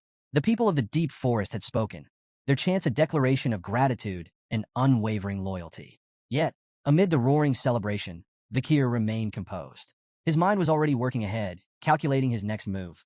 The destruction caused by the Poison Clan had been devastating, but in the chaos, a unique advantage had emerged. Winning over the Deep Forest tribes was not just a victory. It was a strategic strike against the Baskerville clan. As a former member of Baskerville himself, Vikir recognized the opportunity before him. The loyalty of the mountain natives could be a powerful tool, one that might turn the tides in his favor against Hugo Baskerville, a man who had long stood as both a rival and an obstacle. A knowing smirk tugged at Vikir's lips. This was more than just gratitude from the tribes. This was leverage. The matriarch, basking in the moment of triumph, raised her arms joyfully, declaring that a grand festival would be held to celebrate their victory over the Red Death. But before the cheers could swell, Vikir raised a hand, his voice steady but commanding. There's still one last matter to resolve. The matriarch and Ayan turned toward him, their joyous expressions fading into curiosity. Vikir's eyes darkened. We need to find the one responsible for poisoning the forest. Far from the revelry, deep within a shadowy cave, a man named a human sat, reveling in his own wicked brilliance. A slow, satisfied chuckle rumbled from his throat as he imagined his scheme playing out exactly as planned. By now, he believed, the people of the deep forest should have been on the verge of collapse, their bodies succumbing to the poison he had so carefully spread. His lips curled into a sneer, all because of that imperial brat. The thought of the imperial smugglers forced his expression into something twisted, a mixture of resentment and amusement. He had been forced into dealings with them, but he would turn the situation to his advantage. A human had crafted the perfect deception. He had planned to emerge at just the right moment, presenting himself as the savior of his people by conveniently providing the antidote. He had even poisoned his own granddaughter, Yahello, to sell the illusion completely. The irony was delicious. To him, this was a masterstroke. But as he stepped out of the cave, returning to the village, his confidence was met with a sight that made his stomach lurch. The village was alive. Instead of finding his people writhing in agony, their bodies weakened by the disease, he saw them moving about cheerfully, bustling with energy. His confusion deepened as his eyes darted from person to person. Just days ago, they had been gasping for air, some barely clinging to life. And then, his gaze landed on Yahello. His supposed victim, the proof of his scheme, stood by a fire, humming as she cooked food. A human stood frozen, his mind struggling to make sense of the impossible. How could this be? Just days ago, the villagers had been at death's door, and now they moved about as if the Red Death had never touched them. Desperate for answers, he stumbled toward the riverbank, his breath quickening as he reached the water's edge. What he saw made his blood run cold. The river, once contaminated and deadly, now gleamed with crystal-clear purity. The reflection of his own bewildered face stared back at him, eyes wide with disbelief. The fish, which should have perished in the poisoned waters, swam freely beneath the surface. A human's jaw clenched, despair creeping into his features as the weight of reality pressed down on him. His carefully laid plan ruined. Before he could process his spiraling thoughts, a voice shattered his daze. Clear water, isn't it? The casual remark came from behind him. A human spun around, his heart hammering in his chest. Standing there, watching him with a knowing smirk, was Vikir. A sharp hiss of frustration escaped a human's lips. You imperial bastard, he spat, masking his unease with venomous words. His mind raced. When had Vikir arrived? And more importantly, how much did he know? His unease only grew when he realized Vikir wasn't alone. Behind him stood a group of barbarians, their expressions grim and unreadable. Their silence carried weight, their stances unwavering. Then he saw it in Vikir's eyes, absolute certainty. The truth crashed down on a human like an avalanche. He knows. Memories from his past life surged through Vikir's mind. In his previous existence, There had been whispered tales of an old man from the deep forest who had orchestrated a horrifying tragedy. A man who had poisoned his own people under the guise of heroism, offering them salvation with a cure he never truly had. His plan had backfired spectacularly, leading to the deaths of nearly everyone in his tribe. Now, standing face to face with a human, Vikir realized the old legend was no myth. The villain of that story was right here, right now. A human, still clinging to his unraveling confidence, let out a hollow chuckle. Ah, has everyone come to greet the old shaman? His voice dripped with forced amusement, a desperate attempt to maintain control. But the barbarians weren't fooled. Their silence was deafening. Their eyes, once filled with respect for their elder, now held something far more dangerous, doubt. The weight of their scrutiny pressed down on a human, and for the first time, his mask began to crack. Vikir remained calm, his presence exuding quiet menace. He didn't need to say a word. His mere existence was enough to tighten the noose around a human's neck. Then the matriarch stepped forward, her piercing gaze locked onto a human, her voice even, but laced with sharp intent. Tell me, elder a human, have you completed the ceremony to rid our land of sickness? A human straightened, forcing himself to feign confidence. Of course, the infection should begin disappearing soon. The matriarch's expression didn't waver. Instead, she continued, her words carefully chosen. Strange. Word from the Empire suggests otherwise. A human's breath hitched. She went on, her tone growing heavier. A war is brewing in the Imperial lands. The cause? The discovery that the Red Death was artificially created and intentionally spread. Her gaze sharpened. Yet, the deep forest has no ties to the Imperial clan. How then did the infection reach our isolated lands? A human hesitated for a fraction of a second, but in that moment, it was clear he had no answer. Still, he grasped at straws, his voice teetering between uncertainty and indignation. I do not know. I only came to perform the rites for our tribe's recovery. The matriarch's eyes flickered with something dangerous. Is that so?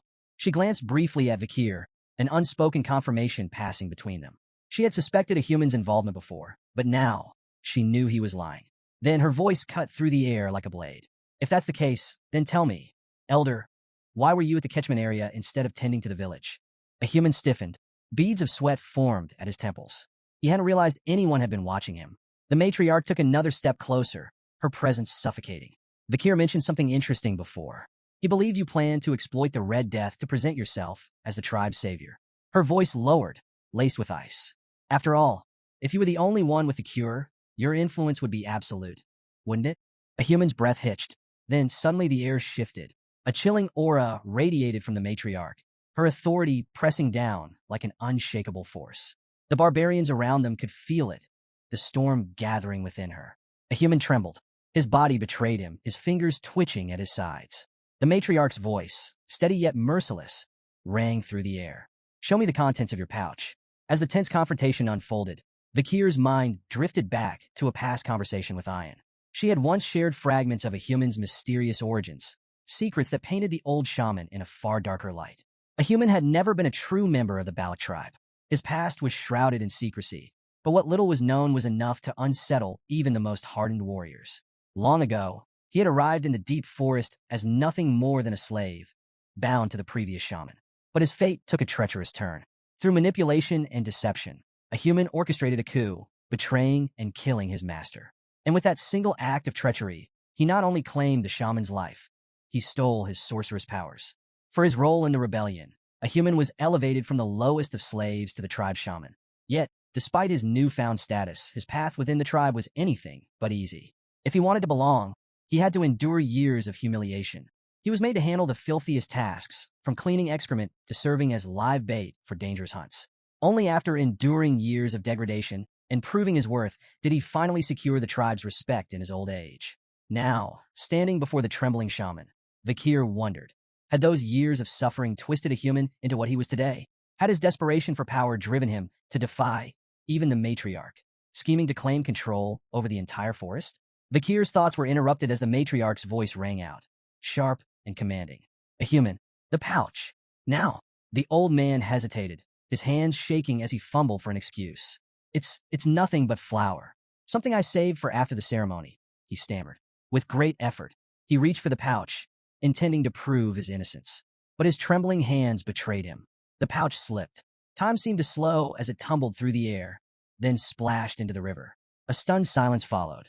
The barbarians watched, wide-eyed, as the pouch dissolved into the water, its contents washing away before anyone could examine them.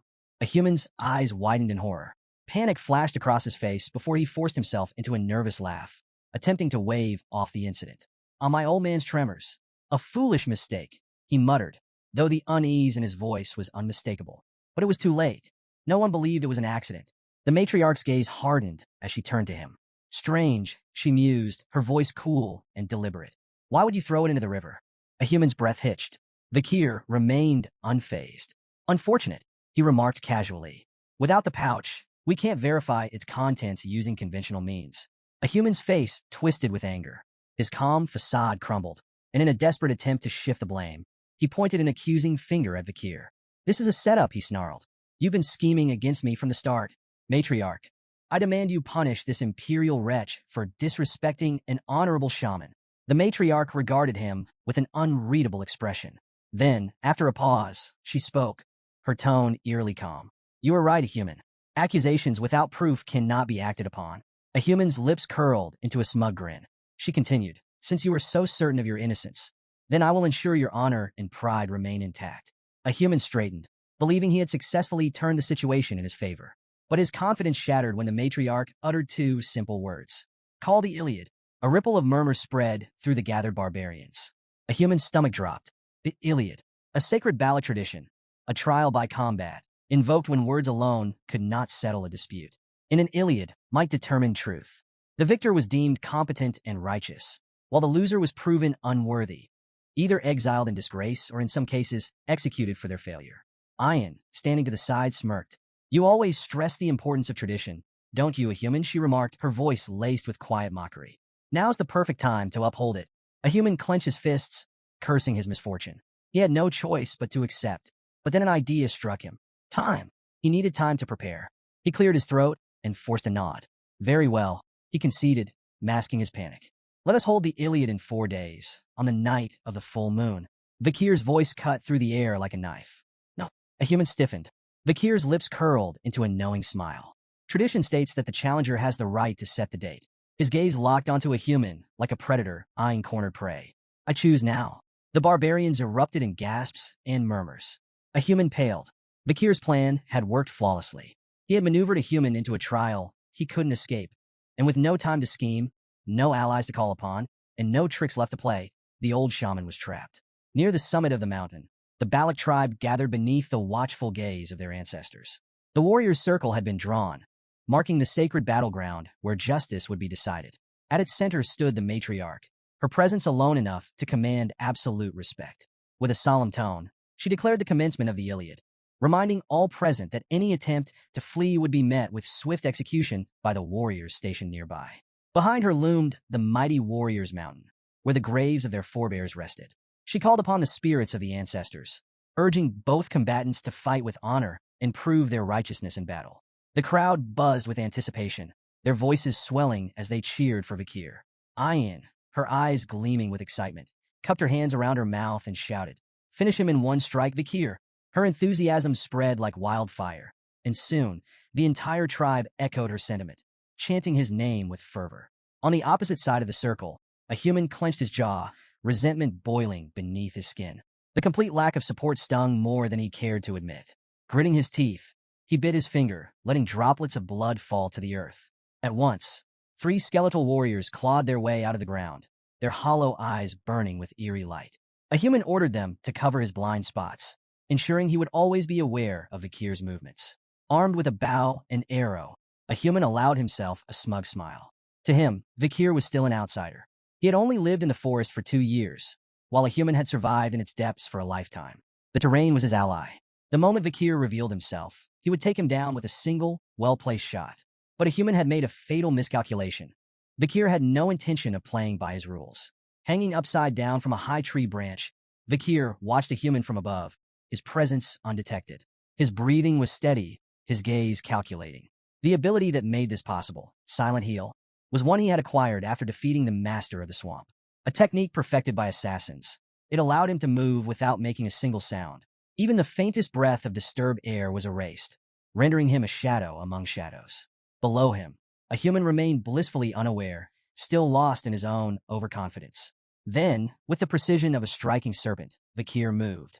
He dropped silently into the midst of the skeletal warriors, his blade already in motion before his feet even touched the ground. Red arcs of light followed his strikes, each one precise and deadly.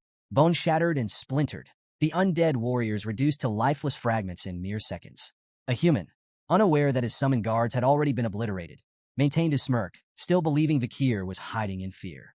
A deadly mistake. With ghost-like speed, Vakir materialized behind him. A human barely had time to react before Beelzebub, Vakir's blade, drove into his chest. The smirk vanished from a human's face. Confusion, pain, disbelief. His body shuddered as a strangled gasp escaped his lips.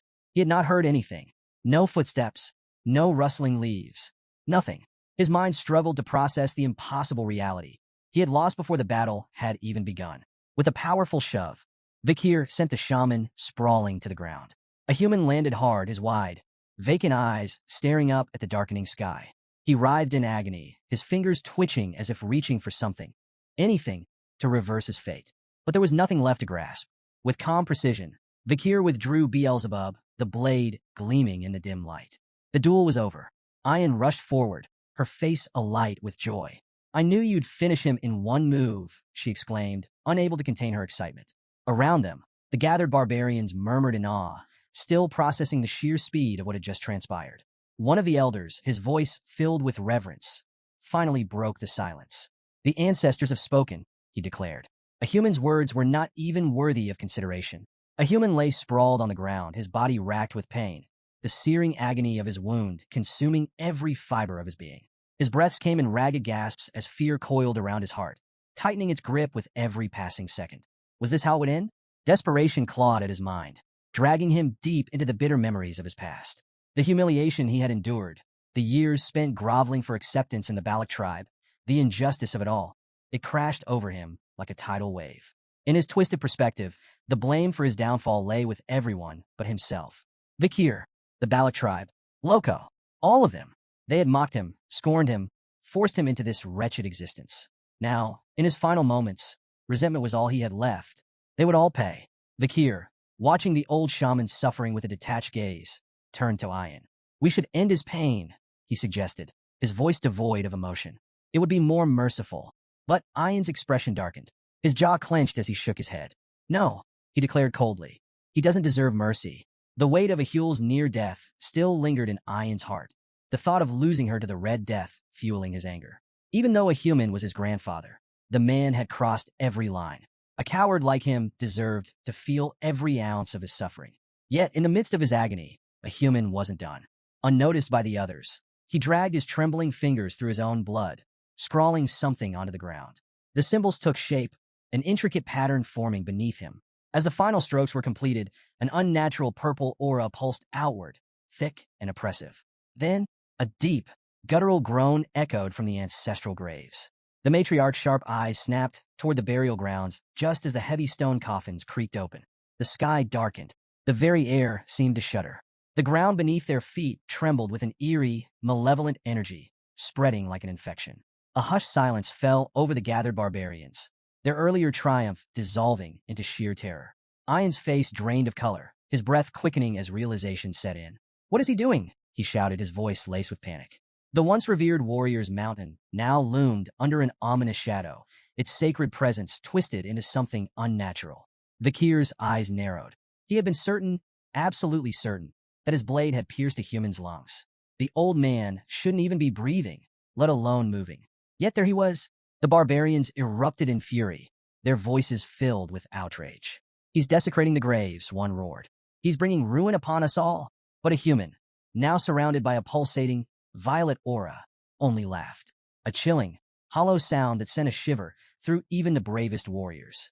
His eyes, once dim with age, now burned with an unnatural glow. "And you call me a coward?" he sneered, his voice thick with mockery. "Do you really think I fear the ancestors?" Something was terribly wrong. Sensing the urgency, Vakir didn't hesitate. He lunged forward, blade in hand, his instincts screaming that a human needed to die now. But just as his strike was about to land, boom! A violent explosion of dark energy erupted, hurling Vakir backward. He landed hard, skidding across the dirt, his vision flickering from the sheer force of the blast. Had he acted too late? Ian rushed to his side, wide-eyed, his gaze locked onto the source of the destruction. Embedded in the ground near a human was an arrow, one cloaked in pulsating, black energy. Bakir's mind reeled. That attack, it hadn't come from a human. The old shaman, still writhing on the ground, let out a triumphant, rasping chuckle. His gaze drifted toward the mountain summit, his voice laced with malicious glee. You wished for the ancestors' judgment? His lips curled into a sinister grin. Then the time has come. Atop the mountain, a figure cloaked in a deathly aura stood motionless, gripping a bough with an unnatural stillness. The oppressive energy radiating from its sent an icy chill through the air, freezing the breath in the lungs of those who dared to look upon it. Then, a hushed whisper rippled through the gathered warriors. A death knight. The mere utterance of the name sent a wave of dread through the tribe. A creature of nightmare. Its risk rating ranged from A to S, a level of danger reserved for only the most formidable of beings. Death Knights were once warriors at the height of their power, only to be corrupted and resurrected as undead monstrosities. Their souls and physical bodies had been twisted into conduits for dark mana, granting them overwhelming strength and relentless endurance. Ian's voice wavered as he took a hesitant step back. Is that truly one of our ancestors? Vakir's gaze darkened as he analyzed the situation. This level of resurrection magic, a human couldn't have done this alone. Had the old shaman defiled the graves of their ancestors? Or had he turned himself into an undead being to seize such power? Before Vakir could reach a conclusion, the air thickened with malice. A human, his body now pulsing with dark energy, raised a trembling hand. With a wicked grin, he unleashed a torrent of skeletons, their hollow eyes gleaming with malevolence as they clawed their way out of the earth. His voice dripped with mockery. Did you really think I lived among you fools without preparing countermeasures? The warriors gritted their teeth, weapons at the ready, but a human wasn't finished. His smirk widened as he gestured toward the graves littering Warriors Mountain. You're all so shocked. Yet this is only the beginning, he sneered. Did you forget? There is not just one grave here. A horrifying rumble rolled through the earth. Then, one by one, more Death Knights emerged. The air grew heavier with each resurrection, the sheer malice emanating from the corrupted ancestors enough to sap the will of even the bravest warriors. What had once been a sacred burial ground was now a battlefield of the undead. As chaos erupted, a human climbed into a grotesque skeletal carriage, the construct pulsing with dark mana as it formed around him. With a deranged laugh, he urged the skeletal beast, pulling it to move. Try your best to survive, he called mockingly. I'll enjoy hearing how you all beg for mercy soon enough. He cracked the reins, and the carriage lurched forward, carrying him away from the carnage. But Ian wouldn't let him escape so easily. How low can you sink? He roared, drawing his bow. With furious precision, he loosed an arrow, its trajectory honed for a direct hit. But just before it could reach a human, shatter, another arrow intercepted it mid-flight, splintering it into useless fragments. Ian's breath caught in his throat as he turned toward the source. Standing unmoving, bow still raised, was the Death Knight. It had protected a human. Before Ian could react, another arrow streaked through the air, this time from the depths of the forest. Crack! The Death Knight's head exploded on impact. Its lifeless body crumpled, collapsing into a pile of unmoving armor. A stunned silence fell over the battlefield. Who had fired that shot? The barbarians, still locked in their fight for survival, snapped their heads toward the forest's edge. But the archer responsible remained hidden, their presence shrouded in mystery. The moment of hesitation passed quickly. The undead army still loomed, and a human had escaped. From the center of the battlefield, the matriarch stood firm, her voice slicing through the chaos. Do not falter, she commanded. These creatures are not our ancestors. They are a human's puppets. Her sharp gaze swept across the warriors. Destroy them. Prioritize your survival. Hesitation will kill you. Her words reignited the warriors' resolve. But even with renewed determination, the battle was far from easy. The undead ancestors were unlike anything the tribe had ever faced. They moved with unnatural speed, wielded weapons with terrifying precision, and felt no pain. Every attack that should have felled a man only served to slow them down. The barbarians fought valiantly, but their losses were mounting. For every undead warrior that fell, two more seemed to take its place. The ground was soon littered with the bodies of fallen comrades, their sacrifice a grim reminder of the enemy's overwhelming power. Amid the chaos of battle, an undead warrior let out a defiant scream, only to have its head obliterated by a perfectly placed arrow. A heartbeat later, two more suffered the same fate, their skulls pierced with lethal precision. Vakir's sharp gaze followed the trajectory of the shots, his mind piecing together the source of such flawless marksmanship. Then, his eyes landed on the matriarch. It's her, the night fox Aquila. Even among the relentless swarm of undead, her movements were effortless. Each arrow she struck with pinpoint accuracy, instant kills against enemies powerful enough to rival elite warriors. The Death Knights, feared beings of immense strength, fell like leaves in an autumn wind under her assault. Vikir's eyes narrowed as realization dawned. So this was the woman behind the legends. Aquila, the warrior who had once single-handedly defended the deep forest from the Empire's aggression. The stories of her prowess were not exaggerations. They were a testament to sheer skill. Turning to Ayan, Vikir spoke with certainty. With the matriarch here, the tribe will survive. But survival alone wasn't enough. Their true objective still lay ahead. Ayan, we're going after a human, Vikir ordered. The battle here is only a distraction. He's still out there, scheming. Without hesitation, the two warriors vanished into the forest. Meanwhile, a human moved deeper into the wilderness, his laughter ringing through the trees as he fled. His thoughts churned with bitterness. Fools, all of them. The Balak tribe would rue the day they cast him aside. Along the way, he turned to a skeletal minion trailing behind him. Go, he commanded, voice low and urgent. The creature nodded and disappeared into the shadows, carrying out a mysterious task. A human sneered. The tribe might have Aquila, but even she wouldn't be able to stop what he had planned. She's a genius, he admitted under his breath, his tone laced with both admiration and resentment. The strongest leader in our history. But no matter how brilliant she was, no matter how skilled, she wouldn't be able to handle this trap.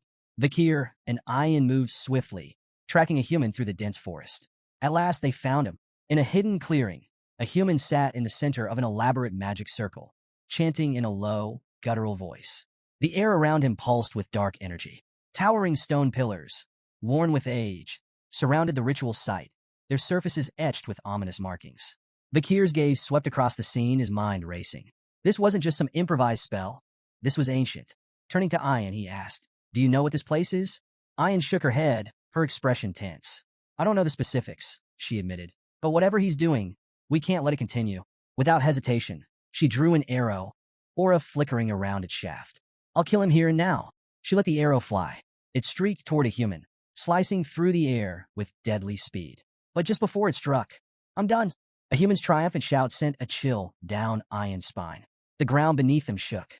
Then, from within the earth, a hand shot up. Snap! With impossible speed, it caught Ayan's arrow between its fingers. Ayan's heart nearly stopped. The air around them darkened. A wave of oppressive energy crashed over the clearing, suffocating and vast. A human staggered to his feet, his face alight with glee. "It worked," he whispered, before turning toward Vikir and Ayan with a wide, deranged grin. "You're too late."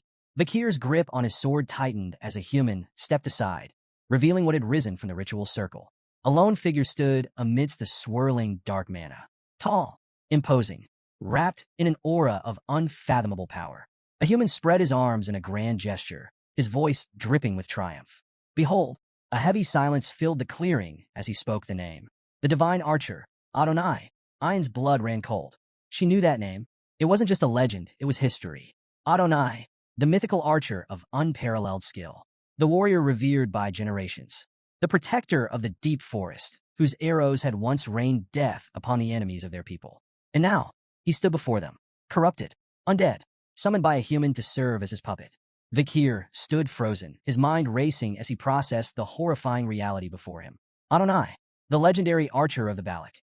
Now nothing more than an undead puppet, twisted by a human sorcery. Before he could react further, Adonai moved. Within human speed, the Death Knight notched an arrow and let it fly. The projectile sliced through the air with terrifying precision, its sheer force warping the very space around it. Too fast. Instinct took over. Vikir whipped Beelzebub into position, meeting the arrow in midair. Steel clashed against enchanted wood, and the impact sent a violent tremor through his entire arm. The deflected arrow veered off course. Then, boom! The moment it struck a nearby tree, the entire trunk exploded. Shrapnel and splintered bark rained down like deadly shrapnel. The very earth beneath them shook, the blast carving a smoldering crater into the battlefield. Vikir staggered, his mind reeling. Aura-infused arrows. And not just any aura. This is something else entirely. Then, a sharp cry of pain. Vikir's head snapped toward the sound. Ayan clutched her thigh, her fingers slick with blood. Her face contorted in agony as she gritted her teeth. "It burns," she gasped, her voice laced with panic. Vikir's eyes narrowed as he inspected the wound. The bleeding wasn't normal. The flesh around it was corroding. Poison. Then it clicked. He had heard the stories, legends of Adonai's battle against Madame Eight Legs, a monstrous arachnid feared even among the deep forest warriors. The bow Adonai wielded, it had been crafted from that very creature's remains. And now, its venomous essence still lingered within its arrows. Before Vakir could fully process the revelation, Adonai attacked again. Another barrage rained down. Vakir moved, deflecting each shot with Beelzebub. Every impact sent bone-rattling shockwaves through his arms. The ground beneath them cracked and burned from the force of each explosion. But something was changing. Vakir's movements slowed. His breaths became more labored. His grip on Beelzebub tightened as the blade groaned under the relentless strain. Too strong. Too fast. Ayan, watching him struggle, screamed, "Stop protecting me. Run away and save yourself." Vakir didn't even glance at her. His stance remained firm. There is no retreat. A human's laughter rang through the chaos, dripping with venomous glee. "Fools," he sneered. "Your resistance is meaningless." Adonai finished them. The Death Knight obeyed. With calculated precision, Adonai drew another arrow. This time, the aura around it darkened, twisting into something even deadlier. A single shot, brimming with the power to end everything in its path. Vakir clenched his jaw, his battered body screaming in protest as he prepared for one final deflection. But before the arrow could strike, something changed. A shadow moved. Then snap. In an instant, the deadly projectile stopped. It didn't explode. It didn't shatter. It had been caught by a single hand. A hush fell over the battlefield. Vakir, Ayan, a human, even Adonai, stared in stunned silence. Then from the shadows she emerged, the matriarch Aquila. She stood between them and certain death, her grip firm around Adonai's arrow. Then without a word she crushed it. The aura-infused shaft splintered like fragile glass, crumbling into nothing. Her piercing gaze lifted, locking onto Adonai. With calm authority, her voice carried across the battlefield. "This ends now." The deadly energy around them seemed to recoil, as if even the dark forces at play recognized who she was. A human, watching from his skeletal carriage, felt an unnatural chill crawl up his spine. Then, the matriarch's gaze shifted to him. Her expression remained unreadable, but when she spoke again, her voice was laced with an icy finality that sent pure dread coursing through a human's veins. "Let's have a talk." Ayan, caught between shock and overwhelming relief, called out to his mother. "Matriarch." His voice trembled as he struggled to process her sudden arrival. Aquila, standing tall amidst the battlefield's chaos, responded with calm certainty. "I sense the disturbance," she said, her tone unwavering. This level of aura couldn't be ignored. Her gaze swept across the destruction, the shattered earth, the smoldering craters left by Adonai's arrows, the warriors still locked in battle against the undead. Yes, she had made the right call. A human, still reeling from her presence, took an unsteady step back. His lips parted in disbelief, his once mighty confidence crumbling beneath the weight of her gaze. "Aquila?" He barely managed to choke out her name, his voice raw with fear. Before Aquila could respond, Ayn spoke urgently. "Mother, your hand." That arrow was poisoned. Aquila glanced down at her palm. The flesh around the wound had darkened, the poison visibly spreading. Then, without hesitation, she clenched her fist tightly. A sudden ripple of energy surged through her body, an invisible explosion that made the very air tremble. A split second later, she unfurled her fingers, and the poison dripped away like water, purged completely. Vakir, watching closely, felt a rare flicker of astonishment. She detonated her own aura from within. The technique was incredibly rare. It required such mastery over one's internal energy that even the slightest miscalculation could have left her permanently injured, or worse. Yet, she had done it effortlessly. Vakir remained silent, committing the feat to memory. Aquila turned back to a human, her voice now devoid of warmth. "Answer me." A human, still trembling, desperately clung to his arrogance. You forced me into this," he spat. "You left me no choice." She ignored his pathetic justifications. Instead, her gaze shifted toward the undead figure, standing silently behind him. "Is this truly the divine archer, Sir Adonai?" Her voice was steady, unreadable. A human hesitated. Then, regaining a sliver of his composure, smirked. "Of course." He spread his arms grandly. "He is the legendary Adonai. Even you," he sneered, "wouldn't dare to fight him." Aquila's lips curved into a faint, knowing smile. She turned to Vakir and Ayan, her expression softening slightly. "You've done well," she praised. "Now stand back." Then, she faced Adonai fully, her sharp eyes locking onto his undead form. Despite the dark mana twisting through his body, despite the corruption that had claimed him, she spoke with genuine respect. It is an honor to meet you. Even like this. A pause. Then, she drew her bow, her aura surging. Let us settle this with a duel. To see who is the superior warrior. The forest fell eerily silent. The undead warriors, the surviving tribesmen, even the very wind seemed to halt, as if bearing witness to the moment.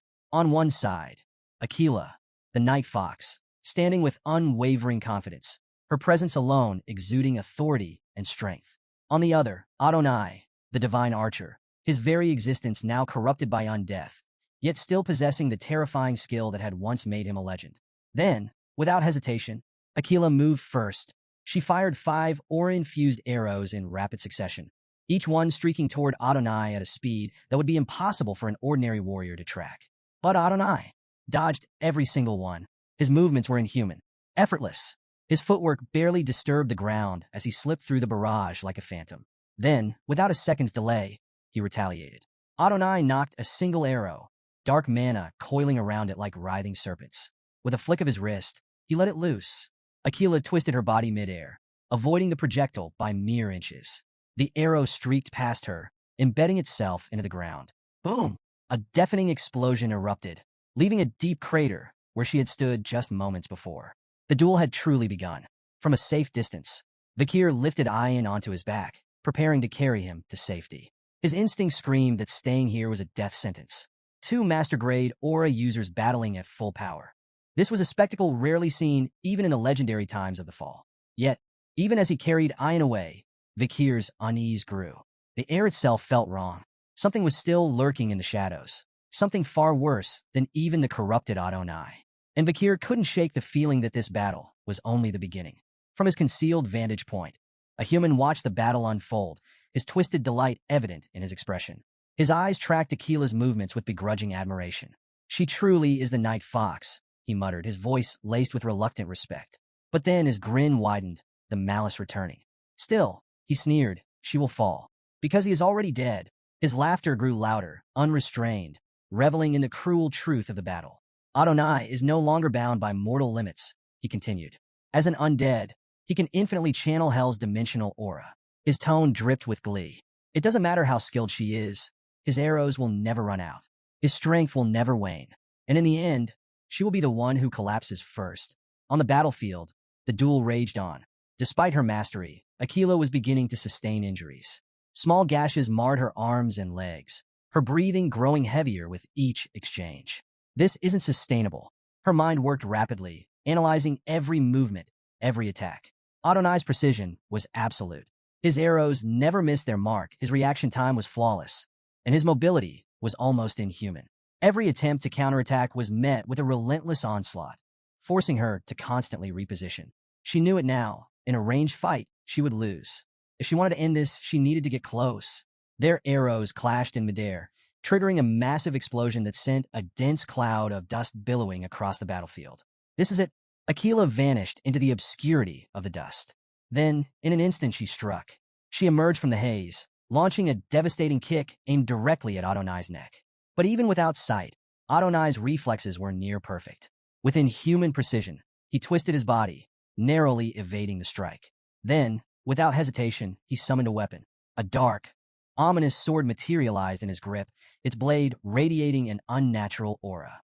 With a single, effortless swing, he cleaved through the surrounding trees. The sheer force of the attack sent massive trunks crashing to the ground, uprooted like mere twigs. Aquila barely dodged in time, her agility saving her from being bisected. But she saw an opening. Without breaking stride, she hurled her dagger, the blade whistling through the air before embedding itself in Adonai's hand. The Death Knight's grip faltered. The dark sword tumbled from his grasp, clattering to the ground. Now, capitalizing on his momentary imbalance, Aquila delivered a brutal kick to his knee. The joint buckled under the impact, his stance shifting. Then, without hesitation, she fired an aura-infused arrow at point-blank range. The projectile streaked through the air. Boom! The explosion ripped through the battlefield, a shockwave flattening trees and sending debris flying. When the dust settled, the gruesome aftermath was revealed. Adonai's upper right half had been completely obliterated. His bow arm was gone. A massive portion of his chest had been torn away, leaving a hollowed-out cavity where flesh and bone had once been. Aquila, steady despite her exhaustion, addressed him with respect. Great ancestor. Her voice was solemn. Is it your undead state that makes you hesitate? Or is it your will, buried somewhere deep inside you, that refuses to strike down your descendant? She exhaled. Regardless, I will free you from this corruption. Then, she knocked another arrow. One final shot, aimed directly at his face. She released it. The arrow sped toward its target, cutting through the air with lethal precision. But just before it could strike, a dark aura-infused arm materialized out of nowhere, catching the arrow in mid-flight. A low, guttural scream erupted from Adonai as the corrupted energy surged through his body. The dark energy began to reconstruct his missing half. His lost limbs regrew, the torn flesh stitched back together by necromantic power. His form, already fearsome, now looked even more monstrous. A human, watching from his hiding place, let out an impressed exhale. Ah, legends truly are different, he muttered. For a brief moment, it seemed as though he respected Adonai's sheer willpower, his ability to resist the necromantic spell. But that admiration quickly turned to frustration. With a scowl, he scoffed, "But what's the point of resisting if you're still my puppet?" His eyes gleamed with malice. Enough of this half-hearted rebellion. Then, with a cruel smirk, he gave the command. Adonai, unleash your full power. Destroy them all.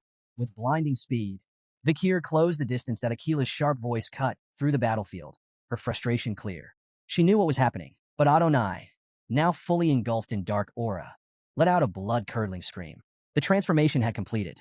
The air around him twisted, pulsating with raw, oppressive energy. His once noble presence had vanished, replaced by something sinister, something unnatural. A human, relishing the chaos, chuckled darkly. That thing before you, he mocked. That's no longer Adonai. Then, a new disturbance rippled through the forest. Thunderous booms echoed across the battlefield. The ground trembled as three colossal Irank monsters emerged from the depths of the woods, drawn to the overwhelming energy of the fight. Towering and savage, their massive forms radiated raw destruction, their piercing eyes locked onto the scene before them. But they never got the chance to act. Without hesitation, Adonai moved. In the blink of an eye, 3 arrows left his bow, each infused with immeasurable power. Then, silence. The monsters froze. Their bodies shuddered for a split second. Then, all at once, they collapsed. 3 unstoppable beasts, annihilated before they could even take a step. Akila stood motionless, her breath caught in her throat. She hadn't even seen the arrows. The realization sent a chill through her. I couldn't react, not even slightly. A human's lips curled into a delighted sneer, though even he looked momentarily shaken. I knew he was strong, he muttered, half to himself. But this? Even I didn't expect him to eliminate them so easily. Then, regaining his composure, he turned back to Akila, malice dripping from his tone. Well then, he grinned. Why don't we see what he can do against you? He raised his hand. Adonai, finish her. Without hesitation, the Death Knight obeyed. A barrage of arrows streaked toward Akila, each one carrying the venomous essence of Madam Eight Legs. The sheer speed and precision of the attack made them impossible to fully dodge. Akila moved, her reflexes still extraordinary. She twisted, ducked, and weaved between the incoming projectiles, her footwork flawless. But something was wrong. A creeping numbness spread through her limbs. Her movements became ever so slightly slower, the poison from the earlier wounds taking hold. She needed to end this quickly. Making a snap decision, Akila spun and fired 2 arrows in rapid succession. The first arrow veered off course, seemingly missing its mark. The second arrow, however, shot straight for Adonai's face. Adonai reacted instantly. With an almost lazily precise motion, he obliterated the second arrow mid-flight, reducing it to useless splinters. Akila's face shifted, her eyes widening in what looked like shock. A human laughed, his voice filled with mockery. That was pathetic, he sneered. Even you misfire sometimes. Then his words died in his throat. Something was wrong. The first arrow, the one that had missed, suddenly reversed course. It curved midair, spinning at an unnatural angle before piercing straight through Adonai's throat from behind. A human's triumphant grin vanished, his expression twisting in disbelief. Akila, now smirking, exhaled steadily. That was no mistake. Her voice carried through the battlefield as she addressed Adonai with measured respect. It may look like the first arrow missed, she explained, but the second one hitting the target is just the setup. She raised her bow slightly. When an opponent blocks the second arrow, the first one, having reached maximum rotation midair, reverses and strikes from behind. Her gaze held firm. It's a technique I developed after studying your legendary duel against the Imperial Knight. Silence hung in the air. A human, still recovering from the shock, scoffed, but there was a flicker of unease in his eyes. Then, Adonai moved. With an eerie calm, the Death Knight reached up and pulled the arrow from his throat. His hand lowered. The wound was already gone. Akila's confidence flickered. The attack had done nothing. A human, now regaining his composure, erupted into laughter. "You fool," he howled. His eyes gleamed with malice as he looked down at her. "It doesn't matter how strong-willed you are, Akila." His voice was filled with cruel amusement. "You've never fought a corpse before." His grin widened. "Sir Adonai is already dead. Nothing as trivial as an arrow to the throat can defeat him." Some distance away, Ayan watched with growing anxiety as explosions echoed through the forest. Each tremor that shook the ominous landscape only deepened her concern for her mother. She wanted to rush to Akila's aid, every instinct screaming at her to act, but she held herself back. She remembered Vikir's firm instructions: stay hidden. She clenched her fists, trusting that he would handle the situation, that he would be the one to stop a human's necromantic madness. Meanwhile, Vikir sprinted through the dense underbrush, his mind rapidly piecing together a human strategy. He's terrified of Akila. It was obvious. A human had never planned to fight her directly. He was hiding behind Adonai, using the undead archer as a shield against her. And now, Vikir had found him. There, crouched behind a tree, was a human, his beady eyes darting nervously toward the battlefield. Coward. Vikir didn't hesitate. He charged forward, aiming to end this with a single decisive strike. But just as he closed the distance, boom! A Death Knight materialized before him, its massive leg already in motion. The devastating kick shattered the ground, sending debris flying like shrapnel. Vikir twisted his body, narrowly evading the blow, and retreated a few steps to assess the new threat. The commotion drew a human's attention. The shaman's face twisted in recognition before splitting into a triumphant sneer. "Vikir," he bellowed, his voice filled with venom. Cursing under his breath, a human glared at the young warrior before regaining his smirk. "I knew you'd interfere." He gestured dramatically toward the Death Knights surrounding him. "That's why I prepared these." A human sneer widened as he gestured toward his undead guards. These warriors were so powerful in life that they were buried in the warrior's grave. "You'll find them more than a match." On cue, the Death Knights surged forward, their movements terrifyingly swift and coordinated. Meanwhile, on the battlefield, Adonai's next arrow found its mark. The projectile struck Akila's waist with unerring precision. She collapsed to her knees, a cry of pain escaping her lips. Her aura flickered, dimming as the venom of Madame Eight Legs spread through her body like wildfire. A human, watching from afar, rejoiced. He threw back his head in laughter, basking in the moment he had long dreamed of. "Look at you now, Akila," he shouted, his voice dripping with mockery. His eyes gleamed with unhinged satisfaction. "This is my reward," he proclaimed, "for all the years of suffering, for all the scorn, for every arrogant fool who ever looked down on me." His grin turned vicious. "I'll kill every clan member who ever mocked me." But just as he reveled in his imagined triumph, the air shifted. A killing intent unlike anything before materialized behind him. A human's breath caught in his throat. Then, slash! In an instant, Vikir unleashed the Baskerville clan's sixth technique. His blade moved with deadly precision, a blur of speed and finality. The Death Knights, warriors once powerful enough to be honored in sacred burial, were erased in moments. Their undead bodies dissipated into nothingness, utterly annihilated. A human turned, his sneer vanishing as he saw the carnage. Vikir stood amidst the fading remains of the fallen Death Knights, his expression unreadable. Then he spoke. "Your plan has one flaw, a human." His voice was calm. "Certain. The people of the forest aren't just obstacles." His cold, piercing gaze locked onto a human's trembling form. "They're my support system." A human's mouth fell open. His mind reeled, struggling to process what he had just witnessed. The Death Knights, warriors beyond the strength of high-ranking graduates, had been erased in mere seconds. His lips parted, his voice barely above a whisper. "Is this child stronger than a high-ranked graduate?" For the first time, a human felt fear. Not annoyance, not frustration. Genuine, suffocating fear. Then, Vikir's voice cut through the silence. "Have you truly perceived every desire?" The words sent a chill down a human's spine. They weren't a question. They were a judgment. The sheer weight of them made a human's knees buckle. He can't be human. Desperation surged through him. He needed to escape. Wild-eyed, he turned toward Adonai and screamed, "Kill him, now!" The undead archer obeyed. Adonai drew his bow. A murderous aura enveloped the arrow, its power radiating pure destruction. But before the shot could be loosed, boom! Akila struck. Appearing behind Adonai, she delivered a devastating kick to the Death Knight's back. The force disrupted his aim, sending the arrow streaking just inches past Vikir's head. The shot missed. A human's heart plummeted. Panic consumed him. His mind screamed for a way out, a way to survive. He turned back to Adonai, shrieking once more. Obey me. Finish them. But this time, his words never finished. Slash. The sound was silent, almost too fast to register. A human staggered. His eyes flickered downward, confusion dawning on his face. His hands, they were gone, severed at the wrists. Then, slash. A second strike. His head left his shoulders. His expression, frozen in death, was one of pure disbelief. He hadn't even processed what had happened. A lifetime of scheming, of malice, of ambition. All of it had ended in a single, merciless instant. The Balak tribe faced an uphill battle against the relentless Death Knights, their resolve waning under the overwhelming power of the undead. Amid the chaos, a young girl's bow was shattered by a Death Knight, which then prepared to use it against her. But before it could act, its body disintegrated into ashes, triggering a cascade across the battlefield. The entire legion of Death Knights dissolved into smoldering remains, their menace extinguished. Standing amidst the carnage, Aquila loomed over Adonai's fading form. Her breaths were heavy, her expression solemn.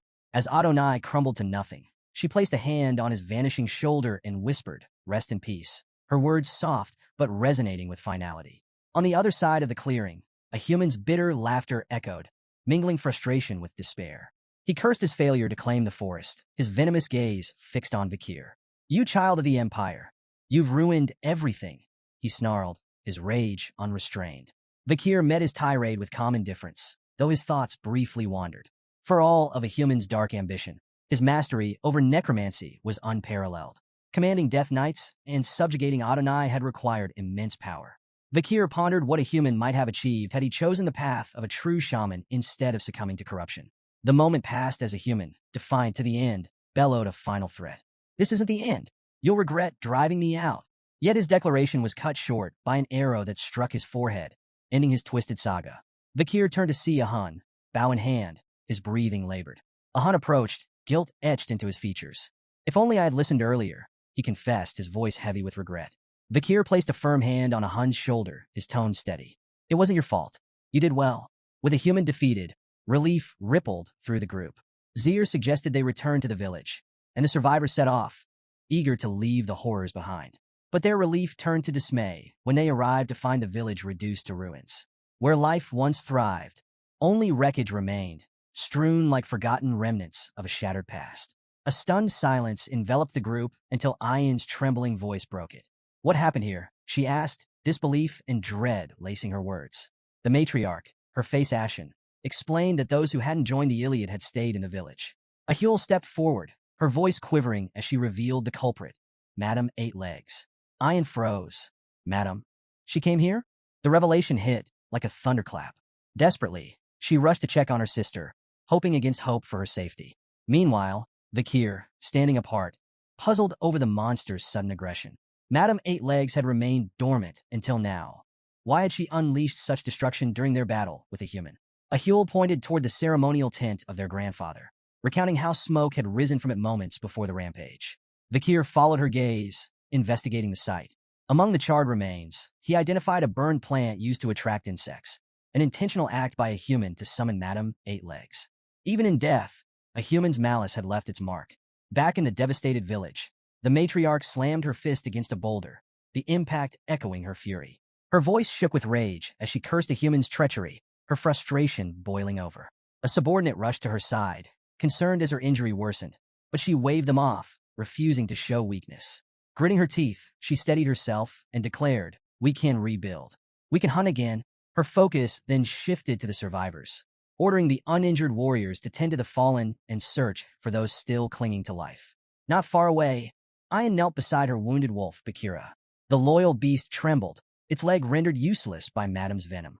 Tears streamed down Ayan's face as she held Bakira close, whispering apologies for leaving him to face such danger alone. Madame Eight Legs was no ordinary monster. To the tribes, she wasn't just a beast, but a force of nature, an unstoppable calamity that inspired pure terror. Revenge wasn't an option. Survival was the only goal. Yet, while despair settled over the village, Vakir's sharp mind was already working through a plan. Later that night, beneath the cover of darkness, Vakir entered matriarch Aquila's tent. She turned to face him, her expression wary yet composed. "What brings you here, Vakir?" she asked. Unfazed, Vakir met her gaze. I need to know more about Madam Eight Legs. Akila's eyes narrowed. And why this sudden interest? Without a word, Vakir produced a worn document and laid it before her. I found this in the Loco tribe's village, he explained. It's a record detailing Madam Eight Legs. Her venom, witness reports from battles against other monsters, even the location of her lair. Akila's brow furrowed as she scanned the document. Vakir continued, his tone unwavering. But even after reading it, I still don't understand. Why do the forest tribes fear her so deeply? Why hasn't anyone united to take her down? The matriarch exhaled, her voice tinged with the weight of generations. She began recounting the ancient lore of the Balak tribe. Long ago, the great archer Adonai fought Madam Eight Legs. He was the first to pierce one of her legs with an arrow, a feat no one else had achieved. Her voice darkened, but instead of victory, his attack triggered something far worse. She described how the severed limb didn't just regenerate, it multiplied. The more they destroyed her legs, the stronger she became, she revealed grimly. Her body became impenetrable, even to Adonai's legendary arrows. And every warrior who stood against her eventually fell to her venom. Akila gestured toward her own side, where an old wound still pulsed with lingering poison. Her venom infects everything it touches. Even the smallest wound becomes a death sentence if left untreated. Her voice carried both sorrow and warning as she concluded. Madam Eight Legs isn't just a monster. She's a nightmare woven into the very fabric of this forest. She is the evil force born from the deaths of those who tried to destroy her. Vakir, I warn you, do not pursue this path. I cannot bear to lose any more of my people. Vakir fell silent, weighing her words. Even with warriors like Akila and Adonai, the odds of defeating Madam Eight Legs were unimaginably low. Her regenerative abilities, invulnerable body, and lethal venom made her a near unstoppable force. And yet, despite the matriarch's warnings, Vakir couldn't shake the thought that a path forward, however perilous, still existed. He had survived the fall, a time when monstrous demons ravaged the human world. He had faced horrors that defied logic and lived to tell the tale.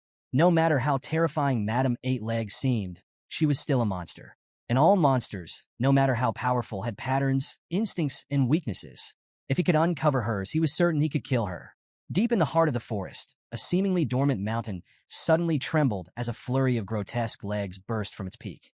Madam Eight Legs emerged, her ear-piercing screams slicing through the silence, sending shivers across the land. Concealed nearby, Vakir remained perfectly still, observing her every move. The deafening sound that accompanied her awakening confirmed something he had already suspected. She followed a pattern. After days of staking out her lair, Vakir had identified a crucial detail. Madam left her den at specific intervals to hunt, always returning within 2 hours.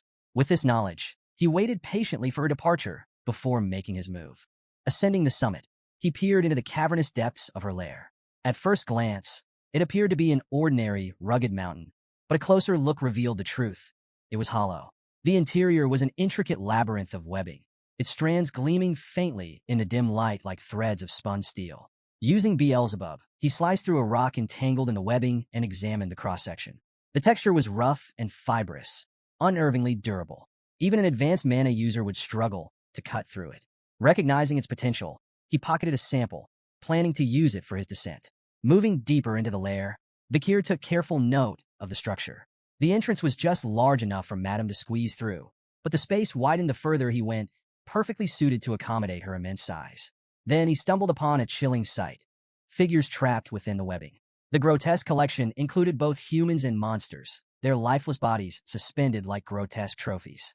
Some remained eerily intact, their expressions frozen in terror, while others had decayed beyond recognition. Whether they were meant as warnings, food storage, or simply a grim display of power, Vakir couldn't say. He pushed aside his unease and focused on the mission. As he ventured further, his eyes locked onto something even more disturbing, a clutch of eggs embedded in the walls. He carefully plucked one and examined its translucent shell. There was no doubt. These were Madam's eggs, the very same kind that had spawned the spider demons responsible for the world's collapse. Securing it for further analysis, he ensured not a single crack formed on its fragile surface. Then suddenly he froze. A familiar, dreadful sound echoed through the cavern. Madam had returned. Her colossal form loomed at the entrance, massive legs clinging to the walls as her many eyes scanned the lair. Vakir flattened himself against layers of webbing, barely daring to breathe. Her movements were slow, deliberate, searching. Had she sensed him? Was it instinct? For what felt like an eternity, she lingered, Then, just as suddenly as she arrived, she skittered away, vanishing into the darkness. Vikir exhaled silently. His Mashu skill, which muffled sound, had likely saved his life. Without it, things could have ended in disaster. He had gathered enough information. It was time to leave before her routine changed. Back in the Balak village, the rhythmic sounds of construction filled the air as the tribe worked tirelessly to rebuild their homes. Amid the activity, a curious voice rang out. "Any news about Vikir?" A villager shrugged. "Last I heard, he's been holed up in that lodging he built. Hasn't stepped out in days." Another added, "Actually, I saw him heading toward another tribe at dawn. Wonder what he's up to." The question lingered, but those who knew Vikir understood one thing. He always had a plan. A peculiar observation spread among the villagers. A faint scent of burning emanated from Vikir's lodging. Some grew curious, whispering about what he could be working on, while others dismissed their concerns, trusting in his meticulous nature. But there was a more pressing matter at hand. Vikir had yet to meet with Commander Ayan. Standing outside his tent, Ayan called out, her voice carrying a mix of concern and determination. She mentioned that her mother had told her about his inquiries regarding Madame Eightlegs. With teary eyes, she pleaded with him not to attempt the impossible. No warrior had ever survived a battle against the monstrous being. Then, she shared heartbreaking news. Bakira, her loyal wolf, had lost a leg. Madame's venom had made amputation the only option. Her voice trembled as she admitted, "He might never run like before. If something happens to you too, I don't think I could bear it."